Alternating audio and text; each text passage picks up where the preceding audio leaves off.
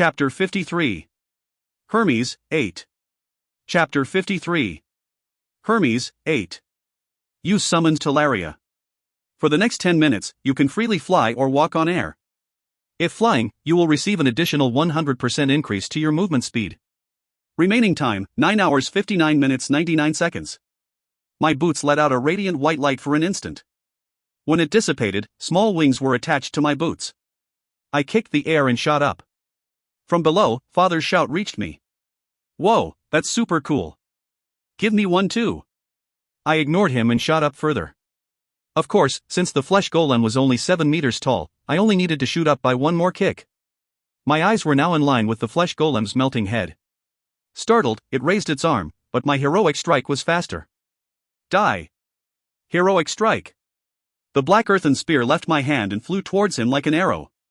Like lightning, it was radiating a brilliant light. Even if the boss monster was now a flesh golem, it could not dodge heroic strike, which even the fast ghouls could not avoid. Goo! The moment my black earthen spear penetrated the flesh golem's head, it exploded out, scattering its bones, flesh, and blood in all directions. I hurriedly flew up and maintained my balance. As it was my first time using Talaria, I couldn't stop myself from staggering when doing the same movements I was used to doing. Cool. Phew, as I thought, you won't die from just that. How great would it have been if a single heroic strike was enough to kill it? Even with its exploded head, the flesh golem seemed perfectly fine, as it tried to capture me with its 2 arms. Of course, with me flying in the air, there was no chance for it to succeed. Father, it looks like we need to pummel him after we make him fall. Yeah, I'm starting. After telling Father my plan, I took out my silver spear and shot Tempest out toward its arms. Every time the small storm of mana struck, its flesh exploded out, causing it to stagger. Annoyed, it went wild trying to catch me. It even shot pieces of its body at me. I had to work diligently to dodge the flying lumps of flesh. Dirty. So dirty. Master, calm down. I shouldn't have come into an event dungeon like this. Regretting my actions, I continued to attack. While the flesh golem was completely focused on me, Father used his skill. Take this. I call it the wave web shock. Web? When I looked down, something was tying down its 2 thick legs. Curious, I examined what it was and realized it was silk. Silk threads to be exact. It was connected to the bracelet Father had on his wrist. Is that? Kwahaya. The moment Father flexed his arm, the silk threads tied to the flesh golem's legs reverberated violently. The next moment, I was utterly shocked. His thick legs had been severed. I understood that Father transmitted shockwaves through the silk threads, but I didn't understand why it was so strong. The flesh golem was just as shocked as it let out a flustered roar and fell backwards. When its huge body hit the ground, a booming sound rang out. Watching this happen as I floated midair, I loudly shouted. That's a cheat, Father. It goes really well with my ability, doesn't it? Damn, that was even more powerful than the spider webs Arachne shot out. I should have picked that. The black earthen spear I loved so much suddenly felt like a mortal enemy. However, I knew my priorities. I had to take care of the flesh golem first. With that, I hurriedly landed and picked up the black earthen spear that had fallen on the ground. Seeing Talaria, Father's eyes sparkled. Son, do you really not have another one? The winged boots. How can there be another one of something so rare? What about you, Father? How about gifting that accessory to your precious son? I'll trade it for the winged boots. If he wasn't my father, I would have thrown ramen in his face. How unfortunate. Let's just hurry and wrap this up. It was my dream to fly when I was young. How cheap, son. My dream is to not be involved with you. I'd believe you more if you said your dream was to shoot down a flying pterodactyl with your spear. You defeated the event dungeon boss monster, Flesh Golem. 50,000 gold is distributed evenly among participants. You obtained 25,000 gold. After losing its legs, the Flesh Golem struggled, trying to regenerate them, but Father and I didn't let that happen. In the end, it was burned, exploded, sliced, or stabbed until it was finally dead. The dungeon determined that Father had the highest contribution. I suspected cutting its legs off was what did it. This was the first time anyone had stolen the first place in contribution from me. Of course, that time when I watched over Rin soloing the Lizard Knight didn't count. In any case, not knowing the full list of rewards didn't feel so bad. It gave a refreshing feeling of anticipation. What would come about? Since we completed a subquest, maybe a really good accessory would come out. While I was eagerly waiting in anticipation, Father spoke. Son, between a finger and a toe, what do you want? Neither. Don't tell me that's what we got. Even though we cleared that subquest? Father, answer me. Alright, I'll take the toe then. Father. Choose your reward. 1. Flesh Golem's second finger. Damn it. I was curious which toe Father got, but that wasn't important right now. Still unable to believe that this was the reward, I picked the finger with an empty smile on my face. I mean, what was the point of killing the black magicians, collecting the cursed items, and eradicating the zombies? Don't tell me we would have gotten something else if we didn't clear the subquest? However, when the item appeared, my puffed-up cheeks simmered down. It was called finger, but it was really a black metallic ring that gave off a slightly eerie aura. My spirit of the collector worked. Feeling relieved, I checked the item description. Flesh Golem's second finger, unique. Durability, 60-60. Equipment limit, 1 who defeated the Flesh Golem. Option, strength +7, constitution +7. Skill, regeneration, usable once per week. Completely regenerates all damaged areas. Nice, good options. In truth, the words damaged areas were a little vague. For dungeon explorers, if they were involved in battles where their limbs were cut off, they would die. It was because no matter how much one limb was focused, it would not get severed unless the explorer's HP was extremely low. That said, it was a bit different in the outside world. It seemed the ring would be perfect for when my limbs were damaged outside the dungeon. It would become a reliable insurance of sorts. Even without the regenerative ability, the ring was excellent. 7 strength and 7 constitution. That was almost 3 levels worth of stat bonuses. I was happy at the unexpected fortune. What about you, Fath? Hook. Like I said, it's a toe. Father took out Flesh Golem's gigantic toe from his inventory and looked at me. It really was a toe. Apparently it's an install weapon. I can apparently install it near allies to raise their overall stats by 2%. That's a very subtle amount. I can also install it near enemies and make it explode. It says it does great damage. That's a one-time use item, then. If Father had been the one to pick the finger, that toe would have been mine. I thanked my luck. Now that I thought about it, the black earthen spear and this ring too. The items I needed seemed to be falling into my possession. Perhaps it was thanks to Skill Collector's passive skill, Spirit of the Collector. Son, let's switch. What's done is done, Father. You cleared the event dungeon and gained 1 bonus stat point. You will now return.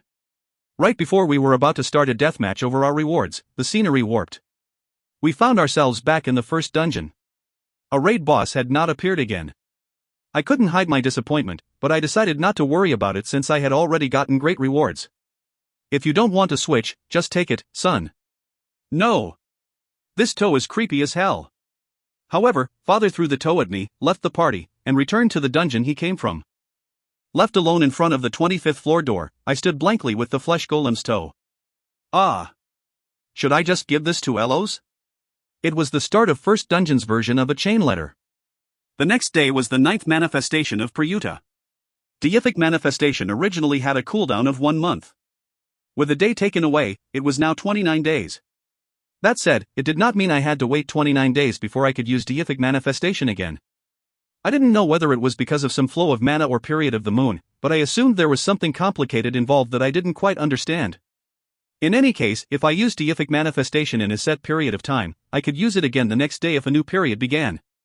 Simply put, I could save deific manifestation in case a dangerous situation occurred, and use it on the 29th day if nothing happened. And of course, nothing dangerous had ever happened to me.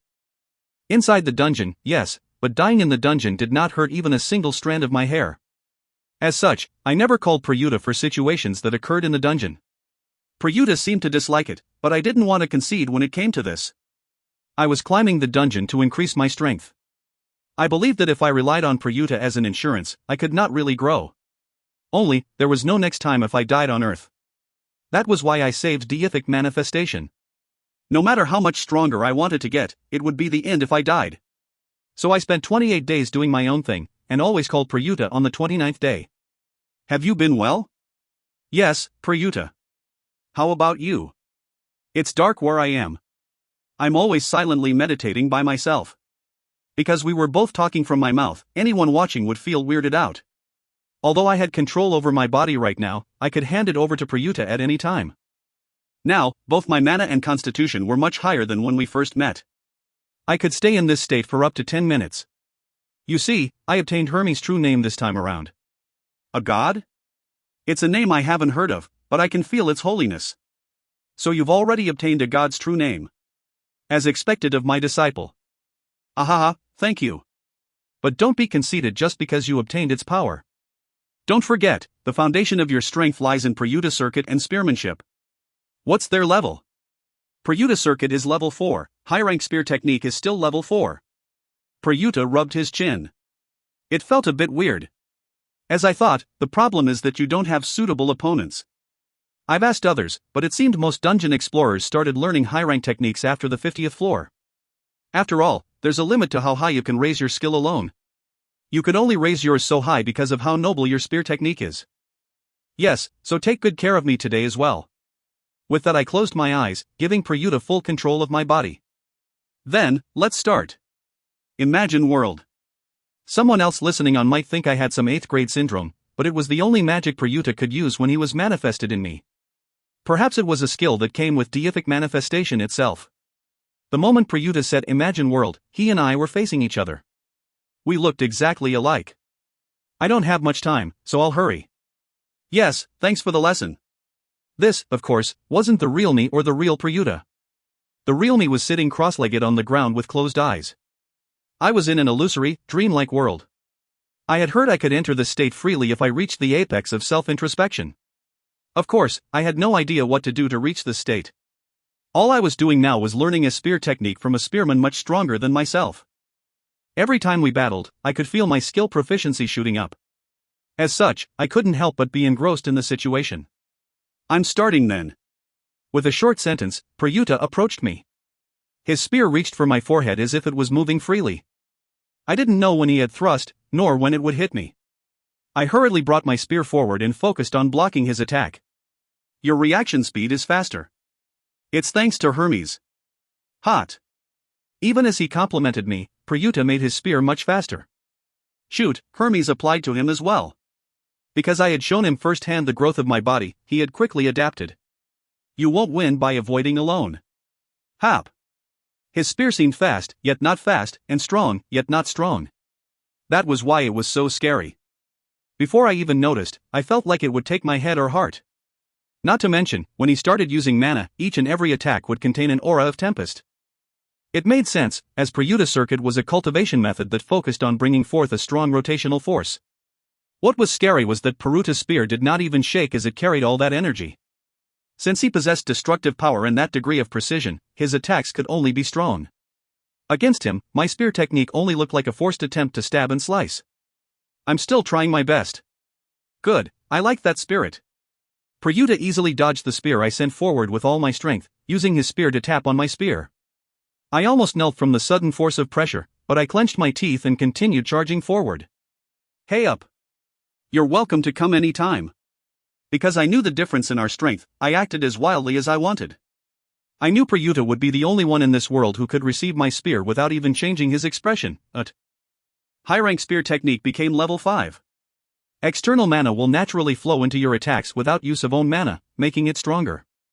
You are walking towards the peak of spearmanship. More force is added to your thrusts. Let's stop here.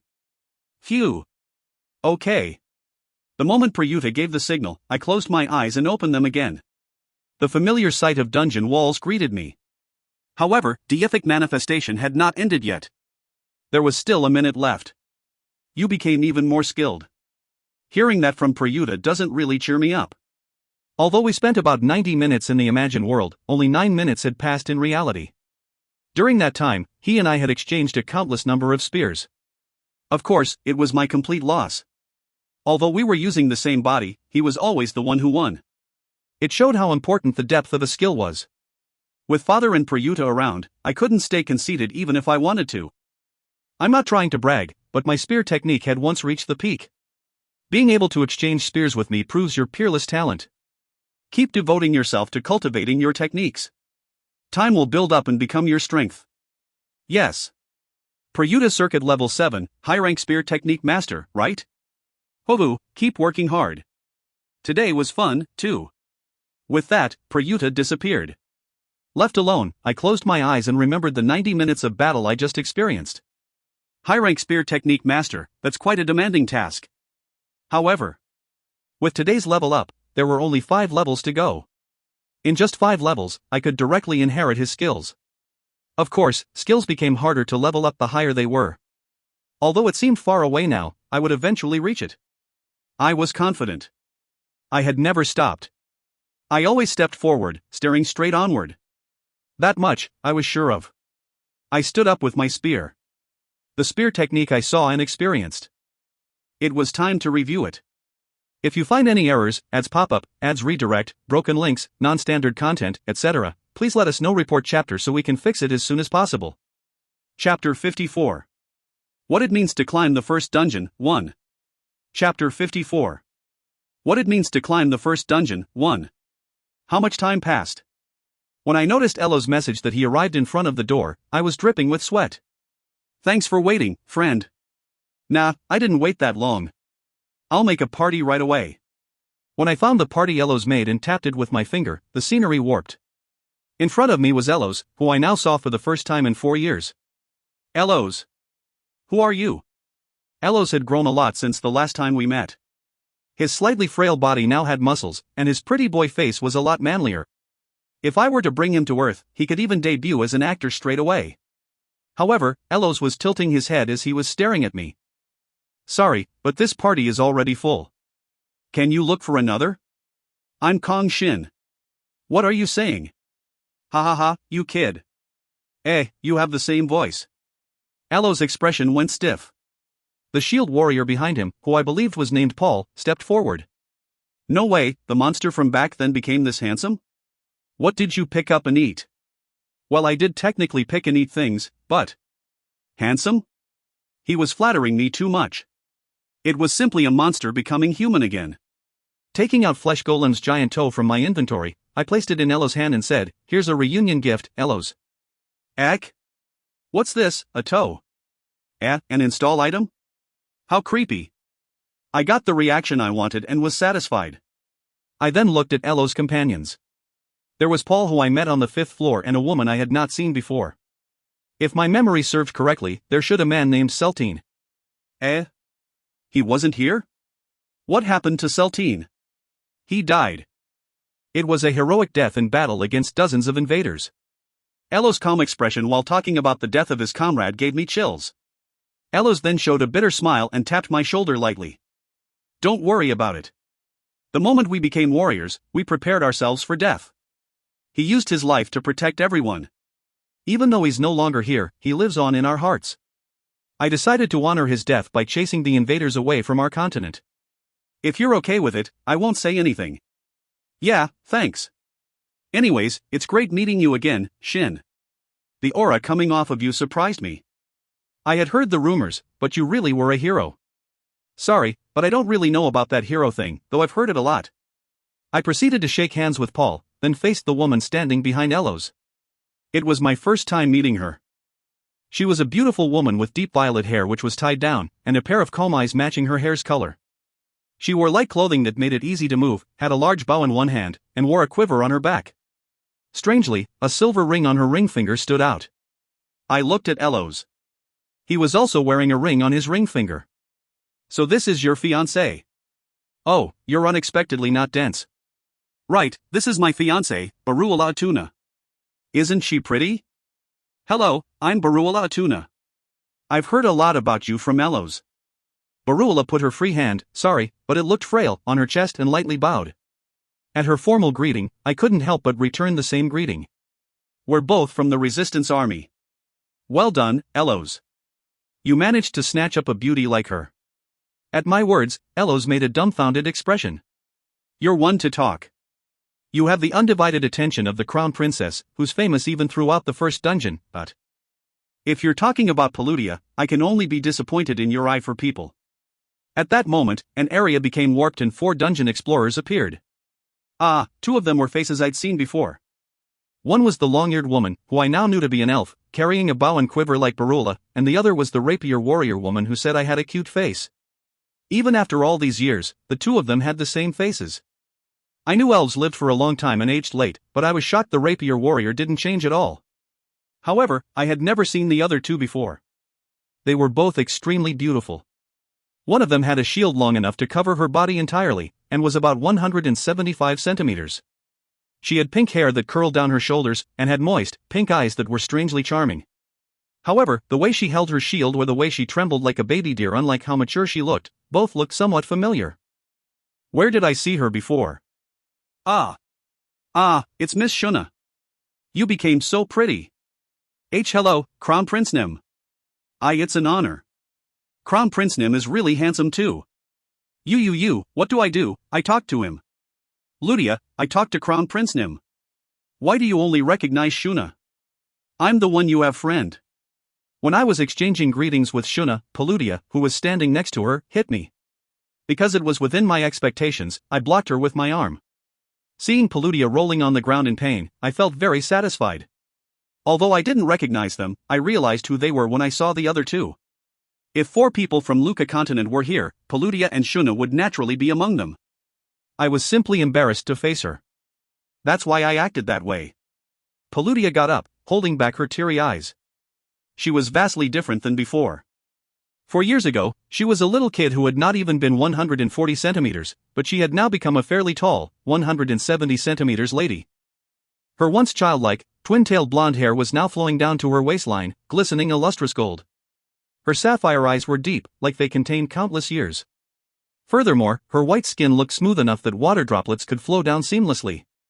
She had a not too large and not too small nose, which a sculptor seemed to have devoted his heart and soul to creating.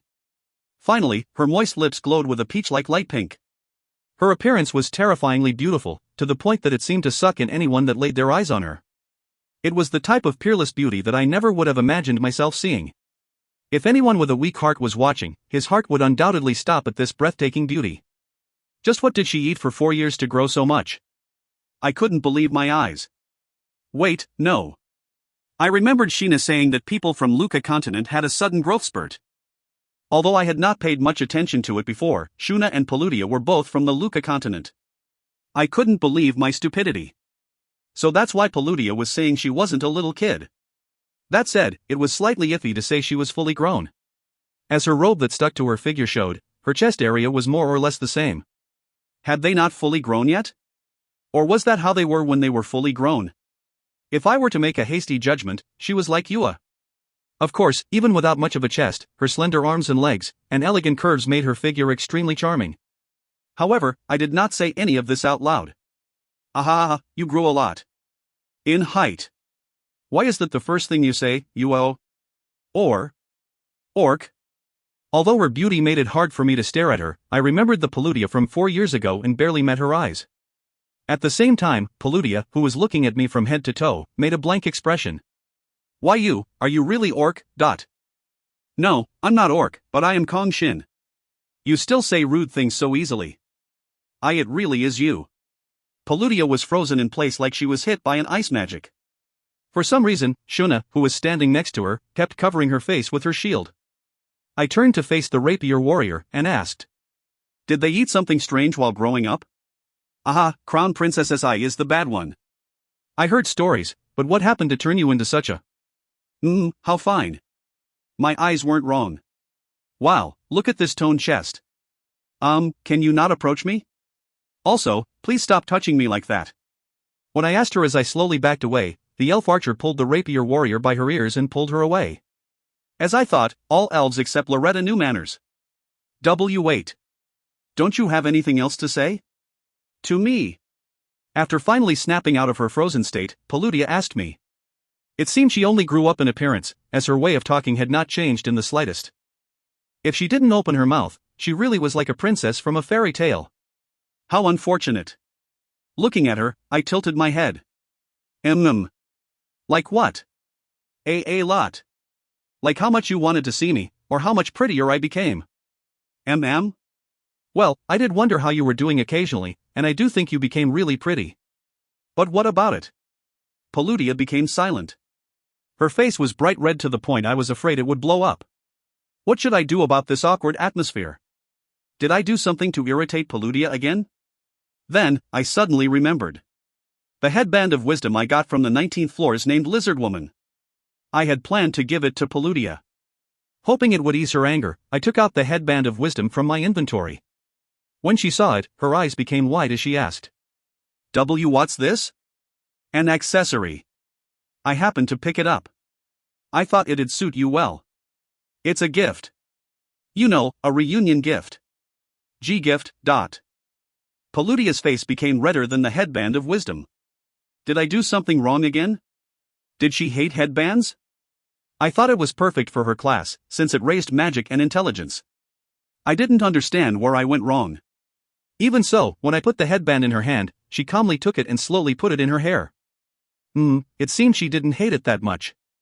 When I smiled with satisfaction, Paludia covered her face with her hands. Why you're just, orc. Elos, he. Don't say it, Paul. Don't say it. This was different from the reunion I imagined. Looking at Elos and Paul shaking their heads as they looked at me and silent Paludia, who was still looking down while covering up her bright red face, my mind fell into chaos.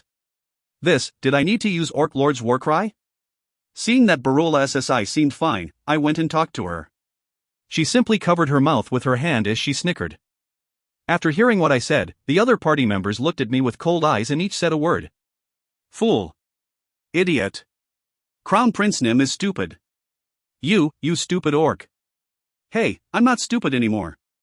My intelligence is above 20 now. I'm not an orc either. Unable to figure out just what I did wrong, my mind fell into chaos yet again. Edia's continent, Luca continent, and 2 more from Pylos continent.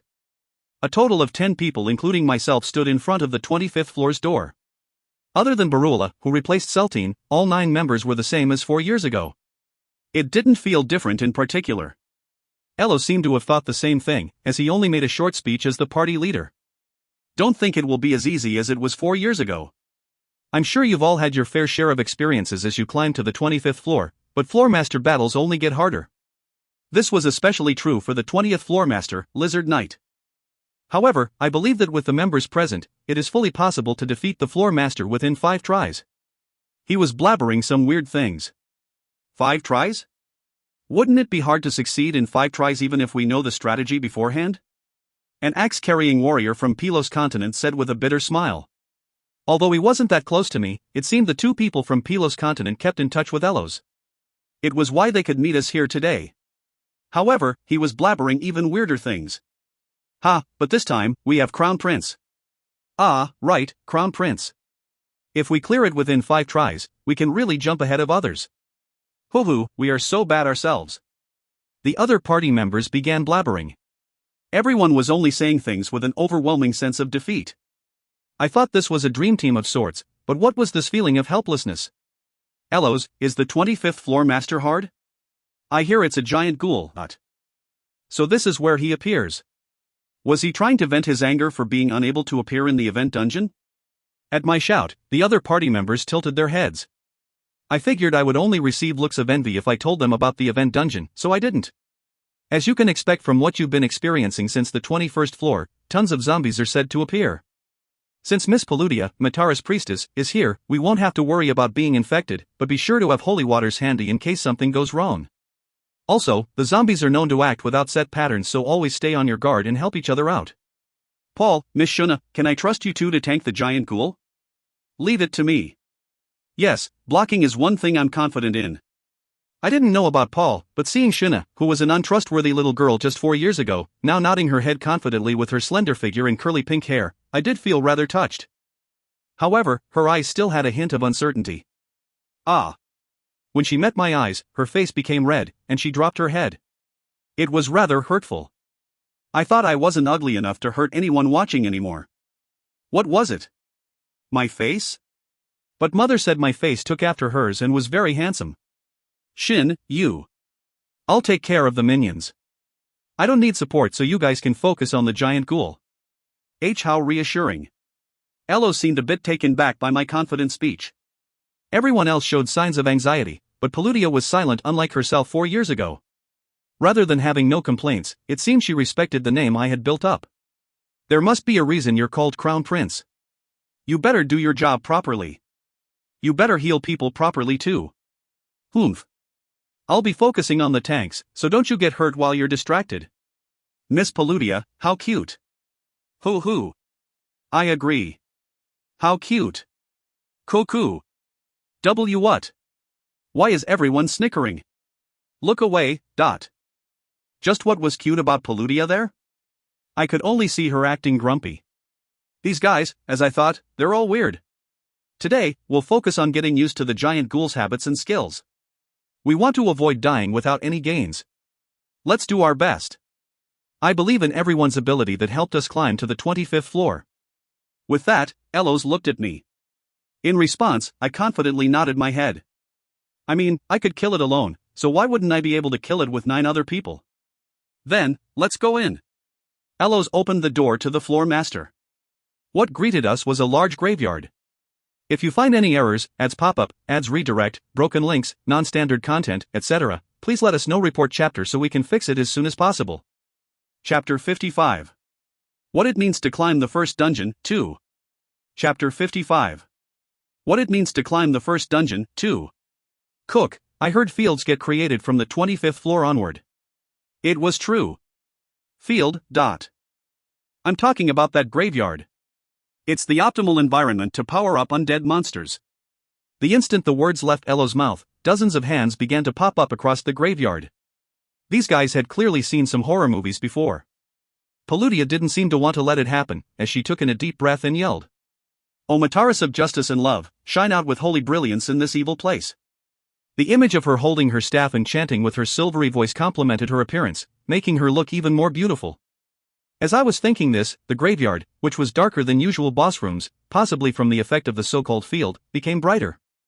The majority of the zombies popping up from the ground screamed like vampires that just saw sunlight and returned to the ground. Paludia looked at me and shrugged her shoulders. Hoo-hoo, how was it? I don't know how to describe it, but it was cool. Dot. Paludia flinched at my compliment. Wasn't that what she expected? Girls were really complicated. The giant ghoul is appearing. Paul, Miss Shuna, please. We're going. Why yes. Paludia and the other magicians struggled to keep up with the dozens of zombies popping out of the ground like daisies, while a gurgling roar rang out from deep inside the graveyard. I first called Pika. Pika, we're going to take care of all the zombies. Can you do it? Leave it to me, master. I'm going to need a little mana, is that okay? Take it. Okay, chain lightning. Immediately afterwards, Pika's body shone and a nearby zombie was swept up in lightning. The lightning then bounced to another zombie near it, then bounced again to other zombies in its surroundings. Strangely, although the lightning was changing its target continuously, it was not losing energy, but gaining it. The chain of lightning continued endlessly. It finished off each zombie in just a few seconds and bounced to the next one, expanding further outward. It was like a huge net had been cast over the graveyard. It went without saying that it caught the party members' attention. What's this? Is it lightning magic? But we don't have a lightning magician in our party. No, this is elemental magic. Crown Prince Nim has a lightning elemental. Oh right, the archer from Luca continent was an elf. When I glanced at her, she gave me a courteous bow in return. Wasn't she acting differently than before? She was courteous before, but I could feel awe and respect from her this time. Master, this won't harm allies. Allies won't be harmed, so charge at the ghoul. Ah, everyone, the zombies' feet are tied. Now is our chance. At my shout, Elos directed the party members. Paul and Shuna were already heading towards the ghoul with their shields. Elos and the other damage dealers followed soon after. The giant ghoul that was slowly making his appearance seemed to have become angry at his minions being slaughtered, as he let out another roar and fully revealed himself. Unlike the zombies, he had an entirely hardened body. His steel claws shone with a malicious gleam, and his 2 large eyes showed clear hostility. Slightly over 4 meters tall, the giant ghoul came off as incredibly intimidating. In truth, I only remembered ghouls as being frail crybabies. I hoped the floor master giant ghoul would be a bit different. Eite. You stupid monster, come attack me. It wasn't a line from a cartoon for little kids. It was Shuna using provoke. Ite. The sight of Shuna pushing on the giant ghoul's legs with her large shield was slightly mismatched with her mature appearance. It was cute. However, the giant ghoul seemed to have thought differently, as he lifted his leg and tried to stomp on Shuna. In that instant, Shuna's eyes sparkled as she tilted her shield slightly. It looked like she had her own way of dealing with it. I then turned to face the zombies. Pika's lightning net had already killed several hundred of them, but more were coming out. Master, these guys keep popping up. I'm annoyed. They're really like cockroaches. Let's split the work, Pika. You protect the long-range damage dealers and healers. I playfully spun the spear in my hand twice, then aimed it forward. I'll protect the guys facing the ghoul. Tempest. Cool. Crown Prince Nim, do you not need any assistance? After I had turned dozens of zombies into pieces of flesh, the elf archer asked me respectfully. Behind her, Barula was also looking at me. I also saw Paludia glancing at me. You focus on healing Miss Shuna. I took out a low-grade mana potion and put it in my mouth. You can focus on the giant ghoul. Pika will protect you perfectly, and I won't let the zombies near the other party members. I understand. After asking Pika to protect them, I shot forward. Seeing the newly popped-up zombies heading toward the damage dealers and tanks, I shouted. You half-rotten corpse bastards, come fight me. You used provoke. You draw nearby enemies toward you. Goo. Human, arrogant, human. Goo. Living, human. My mid-rank provoke succeeded in drawing the zombies' attention instantly. These cockroaches were crawling out of the ground even now. Letting out a deep breath, I charged straight forward. Hey up! The zombies that collided with my spear and armor exploded and flew back. The unintelligent zombies continued to flock to me like moths to a flame, and subsequently were blasted into pieces. After I cleared the zombies in a straight line to the giant ghoul, the number of zombies seemed a lot lower. Amazing. It's not just his elemental. Crown Prince. So that's why they call him Crown Prince. Oh Mataris. The two archers were talking about me instead of shooting out their arrows, but when Paludia chanted her spell, they snapped out of it and began attacking the giant ghoul. Of course, I didn't really mind no matter what they did. The giant ghoul is attacking with his claws. I heard Elo's voice echo across the graveyard. At the same time, an air-severing swoosh rang out. When I turned to face the direction it was coming from, the giant ghoul was swiping in across with both his arms. Poison seeped out from the tips of his claws and tried to envelope the party members. With shocked expressions, they quickly ran around to dodge it. Nice, we dodged it. Hey, don't be so proud after dodging such an easy attack. I'll follow up. Paul. Cough, I'll be going first. Saying the same thing he said 4 years ago, Paul disappeared. He was the first to die 4 years ago, too. What was this feeling of déjà vu? That guy, wasn't he just weak? How could a tank be so slow? Also, why be a tank if you're going to die in one hit? Countless questions and annoyed screams resounded in my mind. Miss Shuna, will you be fine on your own? Don't, Kayak, worry. Although the scream worried me, Shuna was holding her ground, possibly thanks to that blessing by her family's guardian god. Since I couldn't run to help her at the moment, I set my worries aside. I decided to first focus on taking care of all the zombies. I'm using a lot of potions today. That said, the 300 gold double potions were truly delicious. While I was at it, I put one hand on my waist and made a refreshing expression like I was filming a sports drink ad. While I was having my fun, the nearby zombies jumped at me with their claws and teeth. The result was as expected. Their claws and teeth shattered without even leaving a scratch on me. Even so, I couldn't just forgive the perverted zombies for trying to bite my neck. I kicked the zombies here and there. Even my kicks could instantly kill these weaklings. Was Crown Prince Nim a tank? He's so strong. He can fill all roles and even wields an elemental. He really is. It's because he's my master. Isn't he cool? Isn't he awesome? Pika had joined the party members before I noticed and was bragging about me. There was no problem since she turned the zombies around them into ashes, but it was embarrassing, so I hoped she'd stop. Oh benign Mataris, become one with my allies. Paludia's holy chants were especially effective against undead monsters, and had the effect of weakening them. More importantly, it healed Shuna, who was blocking the giant ghoul's attacks with difficulty, and even recovered her stamina. Thanks, Ludia. Focus on your opponent. Reinforcements are coming. Warriors, attack. The ghoul's attacks are blocked. Now's our chance. Cool. Being in a party raid felt refreshing. Warriors shouted, healers chanted, and party leaders endlessly gave orders. I even felt a bit nostalgic as I remembered our raid from the 5th floor. Of course, that was the past, and this was reality. Before I even noticed, 2 more people had died. It was the rapier warrior from Luca continent and a swordsman from Pylos continent. It was just shameful. Kook, the ghoul is too strong. We can't even let him scratch us. Miss Shuna, Miss Shuna. Yes, I'm blocking it. The surviving warriors dodged the ghoul's attacks with their lives on the line, and Shuna was running around, trying to block the attacks with her large shield. Although she tried her best to draw his aggro, the giant ghoul became enraged and changed his target once a damage dealer hit him even once. In that sense, it was more intelligent than any of the floor masters from before. He made it much harder for the tank to keep his aggro. I reached the conclusion that everyone except Shuna would die if this continued. Elos, switch. Yeah, switch. Switch. I held up my black earthen spear and swung it horizontally with great force. With extending spear, the spear's range instantly reached 5 meters, and the zombies in the radius of 5 meters all died in a single swing. Everyone, go protect the long-range damage dealers. I'll handle the giant ghoul. What? Wait, Shin. Make use of what you can. Level up takes priority over your pride, right? At my words, Elos shut his mouth. He must have realized that I was extremely disappointed in my party members. If you find any errors, ads pop-up, ads redirect, broken links, non-standard content, etc., please let us know. Report chapter so we can fix it as soon as possible. Chapter 56. What it means to climb the first dungeon, 3. Chapter 56. What it means to climb the first dungeon, 3.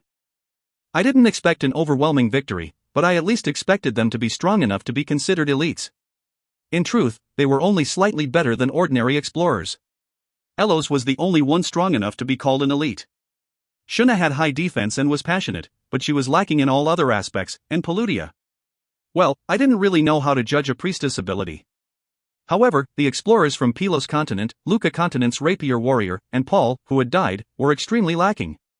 They acted like they were playing a game, waiting for the right time to strike, and backing out right after to avoid danger.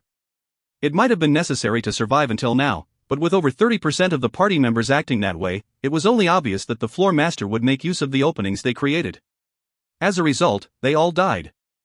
If I remembered correctly, didn't they say they were fighting the demon race that invaded their continent? How could they be so full of leisure? Why weren't they more desperate to survive? Not to mention, they were explorers of the first dungeon, not the 3rd or 4th. They should be their continent's best in terms of potential. I really could not understand. It was one thing to be lacking in ability, but they were also lacking in their mindset. At least Paul was a bit more fierce. Although he died right away from being overzealous, he was much better than the ones attacking occasionally, or the ones only using skills when their mana allowed it. Another thing I didn't like was that everyone expected defeat before we even challenged the floor master. However, I let that one slide. What was important was that it annoyed me and made me want to vent this frustration with action. This is what a real warrior would do. Pika, make a path for me. Okay, master. Aight. Over 20% of my mana drained out of me in an instant, as Pika put her hands out and let out a cute shout. Immediately afterwards, a laser like lightning thicker than her own body shot out toward the ghoul, destroying all zombies in its path. Numerous messages of me receiving gold rang out, but I ignored them. I made the path, so everyone take care. Pika, you come to me. Okay. We'll follow Shin's orders. Miss Shuna, let's go. But, if we just leave everything to Crown Prince Nim, it won't be a raid. This isn't a raid, Miss Shuna. Elos said with a hint of bitterness. It's a fight for our continent's survival. After absorbing Pika, my black earthen spear flickered with threatening sparks. I ignored the zombies running towards me. I knew they wouldn't hinder me in the slightest. Guh. Hey, giant ghoul. It's a great day to die, isn't it? When I stopped the giant ghoul from chasing after Elos and the others, who were running back, he glared at me as if he was extremely annoyed. However, he wasn't scary in the slightest. While taking care of the zombies, I had already learned its movement patterns. I'm starting. I didn't plan on using Talaria. I didn't need to use it. The spear in my hand and Pika. Just the 2 of them would be enough. Goo. Hot. I jumped to the side and dodged his claws easily. At the same time, I stabbed my spear into the back of his hand. He was certainly different from the ordinary ghouls, as his defense was overwhelmingly stronger. My spear could only stab into his skin lightly. It was within my expectations. I stabbed with my spear a few more times. As a result, the spear broke through his skin and blood spurted out. Hiya. Ha! It's going to sting a little. In truth, stabbing consecutively was hard to do with a spear, and would have been hard even if I had a sword. I didn't know about others, but my stabbing movement concentrated my body's energy into one point and thrust out. If an ordinary person did such movements consecutively, their muscles and bones would shatter. However, it was a different story for explorers like myself, whose bodies could grow endlessly. We could protect and strengthen our bodies with the power of mana. Even among dungeon explorers, I, who compressed my bones, muscles, and skin, could easily perform consecutive stabs. I could even do it as I cooked myself some pork belly to eat. This was what it meant to truly become strong. It was not using the same techniques as always, just with increased strength and dexterity. It was using techniques that could only be done with increased strength and dexterity. Quah! The enraged giant ghoul failed in trying to kick me. Then, he swung his claws at me. The attack swiped up from below and even had a wide range, making it hard to avoid. However, it also served as a good chance. A good chance for me to dig into his chest. Because of his swiping movement, his face and chest were both lowered to the point where they were within my reach without me having to jump. Hop! Another consecutive stabbing. Using the time it would take for his claws to reach me, I stabbed my spear into his face multiple times. Every time my spear collided with his face, it burned with a frightening sound from my spirit aura. After receiving a huge injury, the giant ghoul became startled and stepped backwards, trying to stomp on me. Quahaya! I'm not done yet. I concentrated my energy on the black earthen spear. Mana flowed into it following Prayuta Circuit's pathway. In addition, the body's pure strength that I could control also flowed into it. Gathering in the tip of black earthen spear, they both became concentrated at a single point. This process, which would have taken a longer time without the blessing of a skill, only took an instant to complete, as if a god's power had guided it. As always, a radiant white light spiraled out. Together with spirit aura, it became a spiral of white lightning. My black earthen spear took the form of Zeus lightning, as it radiated out with a brilliant white light. The giant ghoul was clearly uncomfortable. Undead monsters were naturally weak to light. It wanted to stomp and kill me, but heroic strike only took a moment to complete. Heroic strike. Quahaya! I shot my spear out with all my strength. It pierced the same area on his face that I had attacked before. At the same time, his wild thrashing stopped. All the zombies stopped their movements as well. In that instant, a cold silence hung in the graveyard. Is he dead? Elos whispered quietly. I believed he was dead, but Elos' words made me raise my guard. As if to answer my suspicion, the giant ghoul got up after a bit of struggle. Ba-dum. The sound of a heartbeat rang out from a place I couldn't point out. In the next moment, the injuries he received on his face and in other places were disappearing. It was as if time was flowing backwards. Giant ghoul uses Die Hard. He completely recovers from all injuries, and regains 50% of his max HP. Goo! You sure sound excited. Damn it, I thought we won. So even with Crown Prince, this is how far we go. Cook, but it was still a good experience. Who knew we'd go so far on our first try? Just knowing that skill exists is a great help. We'll have to find a way to stop it from being used next time. The party members started talking helplessly again. It made me depressed just listening to them. However, I still had some moves left in me. I didn't plan on giving up in the slightest. Paludia, do you have attack chance, too? I do. Orc. Are you going for it? Don't call me Orc. Lightly answering her, I tapped on my chest where my pocket watch was always hanging. Have you seen an orc this strong and cool? Although it was embarrassing, I had to exaggerate a bit to lighten up this depressing mood of death and defeat. Confirming that the cooldown time on my double potion had ended, I gulped down another double potion. The black earthen spear had pierced through his head and flown to some unknown area of the graveyard, but I didn't necessarily need black earthen spear right now. Paludia, attack him however you can. This goes for the archers too. Close-range damage dealers, stay back and protect them. At my command, Paludia nodded her head and began to chant. Barula and the elf archer both seemed to be using a skill as they mumbled something and aimed their bows at the giant ghoul. Meanwhile, the fully recovered giant ghoul charged towards me as he glared angrily. How annoying. If he was smaller, I would have smacked him away. It was truly a shame. Don't think you're the only one with skills. I was going to end it with a bang, but you ruined my plan with that cheaty skill. I won't forgive you for that. I could use my spear again like an adult, but I wanted to let this ghoul understand the depressing feeling I had. With a deep breath, I shouted. Yuwa Aok. You used Orc Lord's war cry. All party members are cleansed of negative status effects. All party members' attack power increases by 50% for the duration. All party members become super armored, unfazed by enemy attacks. What? This is Orc Lord's war cry. I've heard of it before. That Crown Prince uses Floor Master's skills. Goo! The giant ghoul roared as it faced me, then swung his claws at me. I shouted before he could reach me. Dragon skin! Cack! The giant ghoul howled. His claws had hit my chest and shattered. As expected, dragon skin worked even against floor masters. I lifted my hand, which was slower because of dragon skin, and tightly gripped the giant ghoul's arm. Now that it was within my grasp, I would not let go. Cool. You're dead. You ever hear of pay to win? This is skill to win. Everyone, he can't move, so attack. Oh, Mataris. Use your subject's body and bring down the iron mace on thy enemy who disrupts the world's justice. Sniping shot. Arrow bomb. The three girls' attacks bombarded the giant ghoul.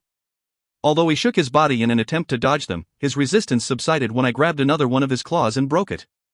Immediately afterwards, a silver mace appeared in the air.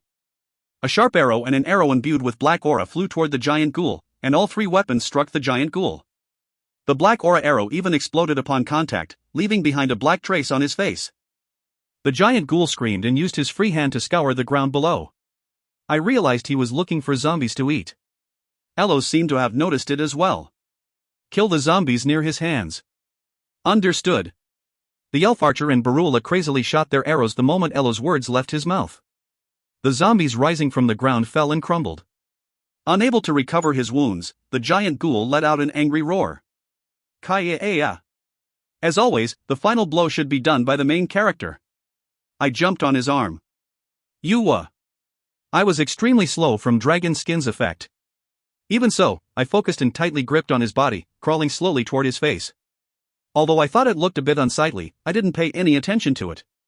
After the short, yet long, climb, I stood on the giant ghoul's shoulder. Although it struggled, trying to make me fall, I tightly grabbed onto his ear. Then, I shouted. Dark Thunder Explosion. If you find any errors, ads pop-up, ads redirect, broken links, non-standard content, etc., please let us know. Report chapter so we can fix it as soon as possible. Chapter 57. What it means to climb the first dungeon, 4. Chapter 57. What it means to climb the first dungeon, 4. Hook, he can even use that skill. Just what is a hero? Look, the ghoul. Dark Thunder Explosion attacked all targets in its area of effect. Even though the giant ghoul was huge, his entire body was within Dark Thunder Explosion's range. He had essentially received the entire force of the attack, which would usually be spread out across dozens of enemies. Plus, at the same time I used the skill, I punched my fist in his head. Die. Die. Die. Quawak. By the time Dark Thunder Explosion came to an end, the giant ghoul looked no different than before he used Die Hard. I wasn't done yet. I called Pika. Since I had cancelled Spirit Aura after throwing the spear, she answered immediately to my call. Pika, come inside my gauntlet. You're using that again? Please, Pika. Okay. But you have to listen to one wish, Master. With a bit of complaint, Pika infused herself into my gauntlet. Thinking that her wish was probably for me to play with her later, I shouted. Thunder Beast. Seeing lightning shoot out from my body, Elos seemed exhausted as he said, I'm too tired to even be surprised. Of course, I didn't pay him any attention. I simply put my fist through the giant ghoul's uselessly large head. Not long afterwards, he collapsed. He was burnt to a crisp, but let out a disgusting smell that anyone would run away from. You became level 26 and obtained the qualification to climb to the 26th floor. You obtained 5 bonus stats. 30,000 gold is distributed evenly among party members. You received 4,286 gold. Rewards will be distributed in order of contribution. Kang Shin Nim's contribution is the highest. Choose your reward. 1. Giant Ghoul's Pants. 2. Double Potion. 3. 10,000 gold. 4. Skin Strengthening Elixir. 5. Giant Ghoul's Boots. 6. Rotten Ebony Staff. 7. Giant Ghoul's Shoulder Blade. Hoping that Giant Ghoul's Shoulder Blade wasn't part of the set equipment, I chose the Skin Strengthening Elixir. I was glad it wasn't like the Muscle Strengthening Elixir, or it would only appear with 2 people. Since the Skin Strengthening Elixir came out this time, I suspected one of the floor masters would soon have Bone Strengthening Elixirs. While I was picking my reward, the party members were going crazy. We did it! I can't believe we cleared it on our first try. This is a miracle. Crown Prince Nim, you really are amazing, you single-handedly brought us victory. I can't help but be jealous. Just 4 years ago, he couldn't even advance to the 6th floor as he lacked mana, but he's a hero. This is his destiny. I got annoyed, as it felt like she was saying I got stronger only because I was a hero. I didn't even know what a hero was. When I snapped my head at them, they all looked away, pretending not to have said anything. I smirked and swallowed the Skin Strengthening Elixir. I wasn't planning on continuing with them anyways, and I only knew them through Elos and Paludia. I wasn't motivated to argue with them in the slightest. By consuming the Skin Strengthening Elixir, your skin becomes tougher and more resilient. Constitution and Charm both increase by 1. Since my defense went up, it made sense that Constitution went up, but why did Charm go up as well? Could this Skin Strengthening Elixir be used as a beauty product? Mother would go crazy if she knew. Alright, I'll let Father grind them. It was his wife becoming more beautiful, so I'm sure he'd do it on his own. Yua? My Yua's skin was and would always be perfect. I turned around. Perhaps it was coincidental, but all the party members were staring at me. It seemed they already finished choosing their rewards. Crown Prince Nim, thank you. I'll be going ahead. With just that, the surviving member from the Pelos Continent's party left.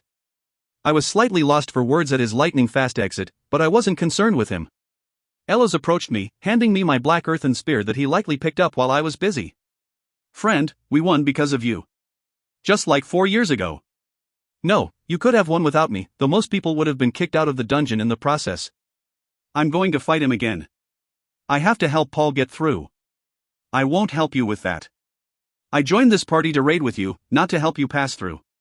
I only helped today because I didn't want to see people dying in front of me for no reason. Of course. Elos smiled bitterly. He'd made only one miscalculation, and that was my strength. He must be thinking our difference in ability made this laughable result.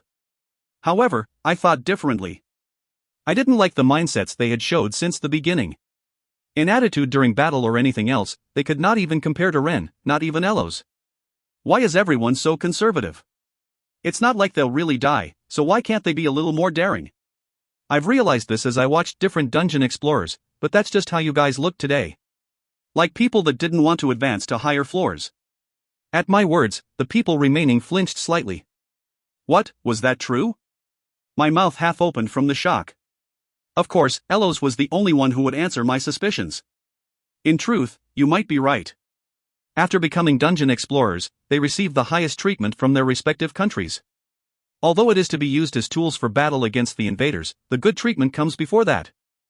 After reaching a certain level, that is, after becoming silver rank, they're treated almost like royalty. Until they're sent to the battlefield, that is. So, when their level goes up, their countries would treat them better, but they would also be sent to more dangerous places. All dungeon explorers want to avoid that to a certain extent, and this sentiment might have been reflected as being conservative in floor master battles. If they died in the process, they would be safer and they can use the excuse that they did their best, while fully enjoying the benefits of being a dungeon explorer. It's probably the same in other worlds. For dungeon explorers, their initial ambition of wanting to protect their worlds becomes fainter as they climb. After hearing this, I remembered. At the 5th and 10th floors, the explorers were happy and excited at the prospect of advancing forward. But starting from the 15th floor, people were more surprised and shocked than happy. Perhaps that party leader from my first Dark Ratman raid wanted to lead the party to its death on purpose. In the one raid party I had on the 20th floor, the party members became angry at Ren for making their friends die. They should have been happy first, or thanked me for my work. In other words, they might not have been happy to advance past the 20th floor. Of course, that wasn't to say they weren't happy in the slightest, but they must have felt equal or greater pressure from having to advance onward. It was absurd. Stupid. That weakness of theirs is going to lead to their deaths one day. That's simply in the present. I know. I know full well. Why dungeon explorers didn't adventure. I finally understood a bit of what Loretta and I talked about. These so-called first dungeon explorers. Even if they were chosen by other explorers and not by the dungeon itself, how could they be so shameful? But not everyone is like that, Shin. I hope you aren't too disillusioned about dungeon explorers. I know. If the dungeon only had people like them, their worlds would have been ruined already. And I don't think you're someone like that either. Thanks, but in truth, I'm not that different. Both in terms of ability and bravery, I'm no match for you. I learned a lot from you today. 4 years ago, I came to admire you and aspired to become like you. I remembered that feeling today. I hesitated. Elo's eyes were sincere. At least in my eyes, his willpower was there. Orc. Kang Shin. I'm the same. Don't misunderstand. I'm only trying to grow stronger so I can fight the demon race. Yeah, Paludia, I know. You were a lot different than 4 years ago. Your performance today was dazzling. Hike. I meant to compliment her, but Paludia let out a strange squeal and shrunk back with a bright red face. She really was weird. Shuna was standing next to her, stealing glances at me from behind her shield. I didn't know why, so I just let her be. Instead, I looked at Elos. Elos, how about you come with me for a little while? Climb the dungeon with me. Of course, I didn't mean I'd continue with him forever. It was just temporary, until he learned something from me. However, in a way, I already knew how he would respond. It was better to say I was going out of my way to sever the lingering attachment he would have. As expected, Elos shook his head. Sorry, Shin. But I have to lead my party members. I see. Well, you are a leader before you are a warrior. That was enough. Elos didn't need to change drastically. Rather, it was his party members that had to change. Both Paul and Barula had the right mindset. It was their skills that were lacking. But there wasn't much they could do about it. They could only keep working hard. If that wasn't enough, although it was a bit cruel, that was the extent of their talent. You're not going to change your party, right? Yeah. I want to keep going with them until the end. I believe I can. Then that's good enough. Good luck. You'll all need to change a lot. I'm off. Yeah, thanks. I'll contact you again. Today was a great experience. Kongshin, wait. After saying my goodbye to Elos and even turning to Barula and bowing goodbye to her, I wanted to return to the dungeon I came from, but Paludia grabbed onto me. When I looked at her, she seemed to be lost for words as her lips trembled without making a sound. When I urged her on with my gaze, she finally managed to open her mouth. Resi. Residential area, have you been there? Not yet. If you come, contact me. HM? Why? Just do it. For some reason, Paludia looked like she was about to cry.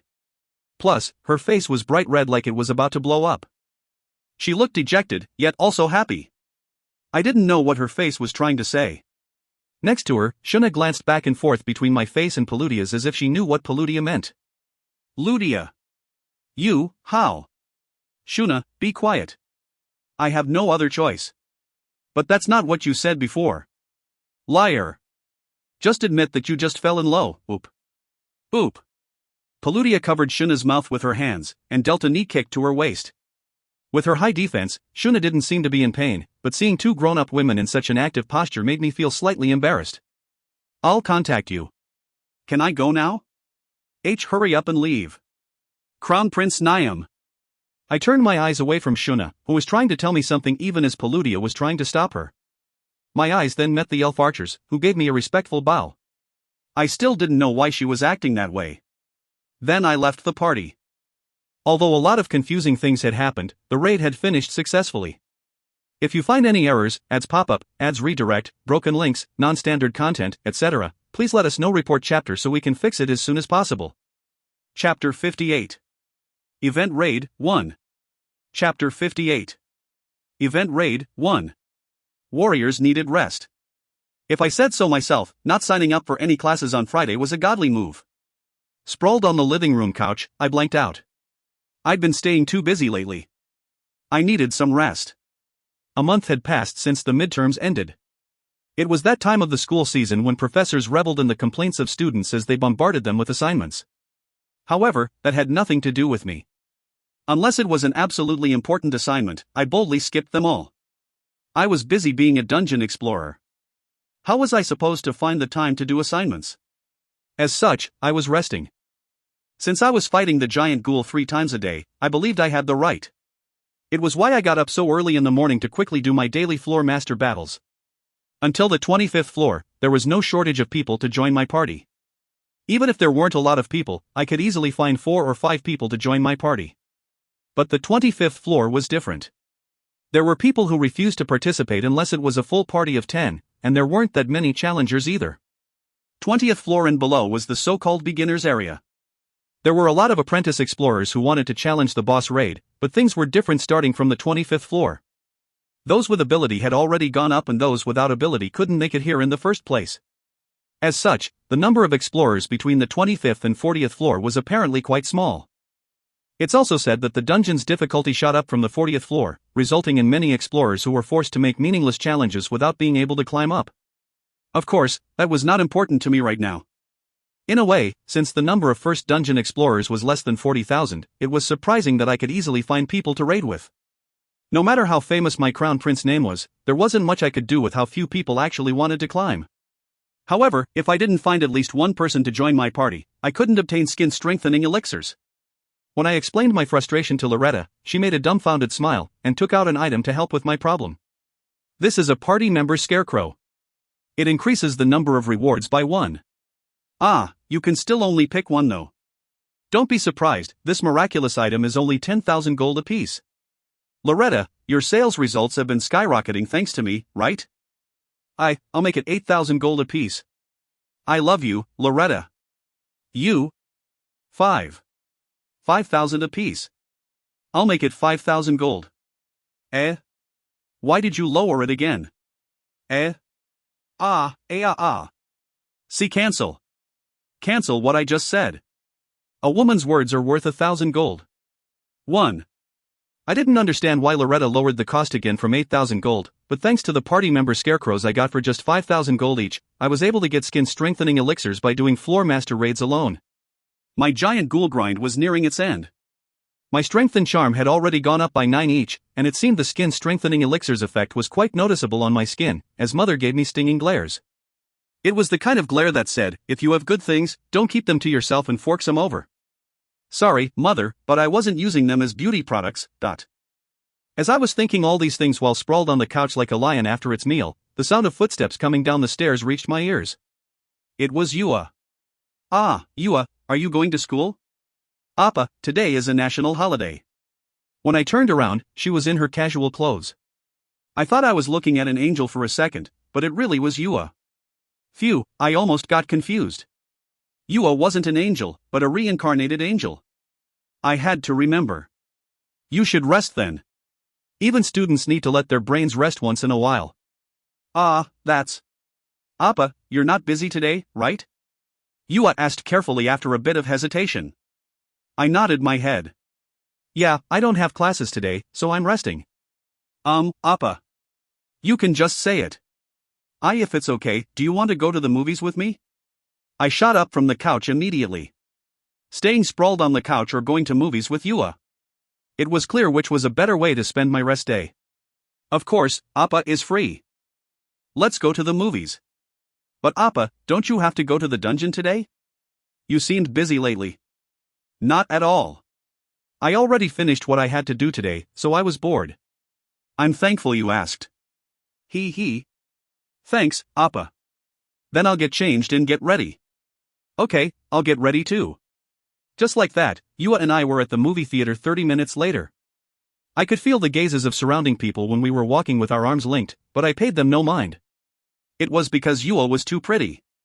What movie are we watching? This one here. My friends said it was fun, but I didn't have anyone to watch it with since they already watched it. I see. But Yua, if a boy ever invites you to the movies, I'd like you to discuss it with me first. I can't leave just anyone to escort Yua. My eyes were genuine and serious.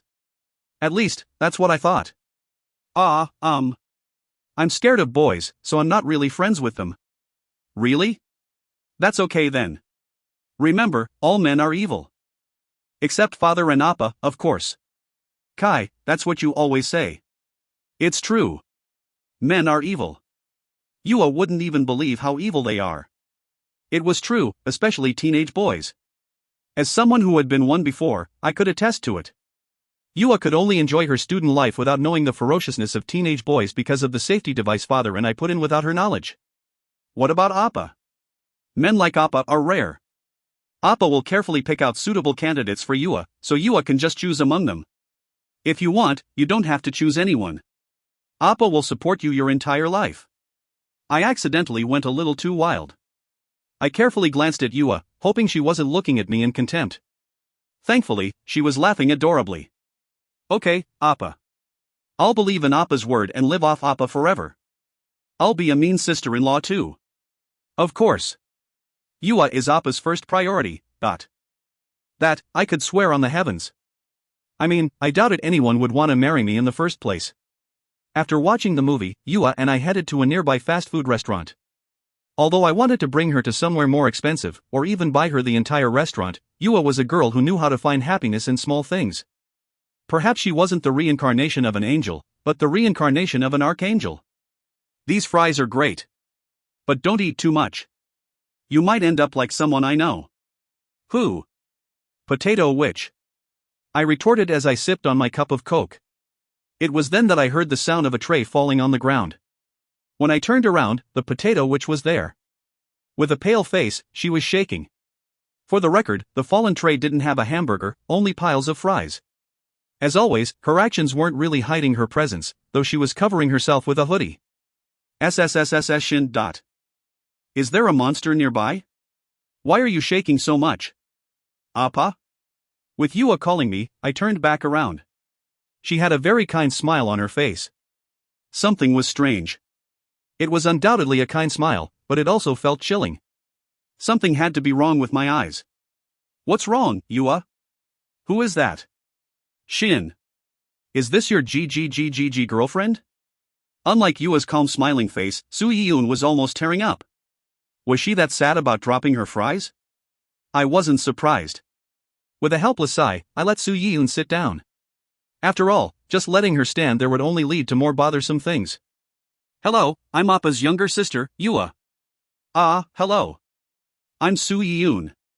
After I introduced them to each other, the chill I was getting from Yua disappeared. Su Yiyun stopped crying, but was still noticeably tense. At the same time, I felt a bit uneasy. Something always happened when I met Su Yiyun outside school. Was today going to be the same? You said you were Appa's college classmate? Yes. My relationship with Shin has been healthy without anything for you to worry about, yet. Yet? Relationship? Hike. Yua made a beaming smile, but for some reason, Su Yiyun started to sweat and was unable to meet Yua's eyes. You're his college classmate, right? Why yes. You're not dating him, but just classmates. Why yes, that's right. Then relationship wasn't the right word, hoo-hoo. I worried for nothing. Dimples appeared on Yua's face. A chill swept over me again. Did Yua awaken? When I was seriously contemplating the possibility that Yua became an ability user, Yua interrupted. Take good care of Appa, Yiyununi. As you can see, Appa is very pure and unwavering. If a bad woman approaches him, he'll easily get entangled. I hope you can take care of Appa, purely as a friend. Why yes. And I'm younger, so you don't have to talk so politely. Why ye? Okay. While Yua and Su Yiyun exchanged words I couldn't comprehend, I simply ate my hamburger. Girls really talked in some secret code. I couldn't understand a thing. However, I did understand two things. One was that Su Yiyun was powerless against Yua for some reason, and another was that Yua might have an ability to control cold. By the time their conversation ended, I was crumpling up my hamburger wrapper. Do you want to go back, Yua? Is there anything you want to buy? Appa, can we go window shopping for clothes? Sure, of course we can. When we left the restaurant after throwing away our trash, Su Yiyun was silently following us. With her stealth ability that would make even government top-secret agencies want to scout her, it was no surprise. Yua gave her a glance, but only made a small smile. Soon after, the uneasy feeling I had from seeing Su Yiyun came true. When we were passing by a store with a TV by the window, a breaking news came on. Breaking news! The gate located in China's Guangzhou City shopping mall disappeared, and a giant boar over 50 meters tall appeared. The Chinese government has already deployed guardians to stop the boar's rampage, but there have already been over 1,000 confirmed casualties. Giant monsters likewise appeared at the gates in Shanghai and Beijing, causing massive civilian casualties. The Chinese government has explained that this incident was caused by rogues who sneaked into the gate without their permission. However, given that all 5 gates located in China disappeared within a short period of time, and that large number of guardians were gathered at the gate locations, their words are likely untrue. I stopped walking. On TV, I saw a giant boar the size of a building running around in Guangzhou City. Several buildings had already fallen, making the scene look like something from the movies. The giant boar's relentless running was causing buildings to collapse and the asphalt road to tremor. In front of it were small dots, which I assumed were Chinese guardians. Of course, they weren't a match for the giant boar. Civilian casualties? It would probably be easier to count the number of people that survived. Immediately afterwards, 3 messages rang in my ear. An event raid has broken out. C+ rank 500 man raid, giant boar. Any dungeon explorers from Earth may participate. Would you like to participate? The moment you express your desire to participate, you will be teleported to the corresponding location. You will return to your original location after clearing the event raid. An event raid has broken out. C rank 1000 man raid, mini Kraken wave. Any dungeon explorers from Earth may participate. Would you like to participate? The moment you express your desire to participate, you will be teleported to the corresponding location. You will return to your original location after clearing the event raid. An event raid has broken out. C+ rank 300 man, giant sword tiger. Any dungeon explorers from Earth may participate. Would you like to participate? The moment you express your desire to participate, you will be teleported to the corresponding location. You will return to your original location after clearing the event raid. 1. A modified version of the Korean proverb, a man's words are worth 1,000 gold. If you find any errors, ads pop up, ads redirect, broken links, non-standard content, etc., please let us know. Report chapter so we can fix it as soon as possible. Chapter 59. Event Raid 2. Chapter 59. Event Raid 2. China really was unlucky. Of the 5 dungeons they had, boss monsters appeared in 2 of the C+ ranked ones. Not to mention, all of them were large-scale raids with over 300 people. Just who gave the orders to clear all 5 dungeons at once? Even after Masterford warned them about the danger. Did they look down on raid bosses? Of course, if they cleared the dungeons one by one, the international community would have given them stinging glares. Even so, they cleared all 5 at once? I almost wanted to knock their heads to check if their brains were there. Did they need a giant don't touch sign? Did they want to serve as an example for other countries? Did they really want to kill a raid boss? Did they want monster corpses and bluestones that badly? What about all the civilians and tourists that were swept up? Countless questions swam through my head as I felt enraged. I opened the Dungeon Explorer's communication channel. As always, Masterford was the first to step up and talk. With the situation being as it is, she was rather serious. You guys heard, right? Heard and saw. Walker answered Masterford. At the same time, all 5 of us let out a deep sigh. I really want to burn up all those government bastards. Uni. Masterford SSI, calm down. China is too big for Masterford SSI to take on alone. I'm sure the Chinese government will be content with this situation. When those giant monsters die, they will naturally leave huge rewards. Imagine if a bluestone appeared. If they were aiming for the raid bosses in the first place, they should have prepared for it properly. Why didn't they evacuate the civilians? Other countries would have found out if they did. They probably didn't explain things fully to the ability users either. I doubt even they expected such huge monsters to appear. I mean, even I'm surprised by their size. The mini Krakens are small, but look at the sheer number of them. What a bunch of human trash. What do they think human lives are? But Masterford, isn't what you did in Yeongdongpo the same? What if a raid monster as big as China's appeared? Not to mention, if a raid boss from an A-rank dungeon appeared in the middle of Seoul, the damage would have been much more too. Please, I'm an SS rank ability user and dungeon explorer. Even if an A-rank 500-man raid broke out and a giant monster appeared, I could have taken care of it without any civilian casualties. I wouldn't have suggested it otherwise. If this was the first time I talked to Mastaford, I would have snorted at her claim, calling it absurd. Now that I had partied with her, I could nod my head and agree. Her animal kingdom. Anyone that saw her army of flames would agree. I didn't think that was her full power either. Appa, what's wrong? Do you have someone you know in China? Shin, are you okay? At that moment, I realized my friend and younger sister were looking at me with worried eyes. I replied with a bitter smile. Sorry, let's go back for today. I'm a bit worried now after hearing that news about China. Okay, Appa. Let's go home.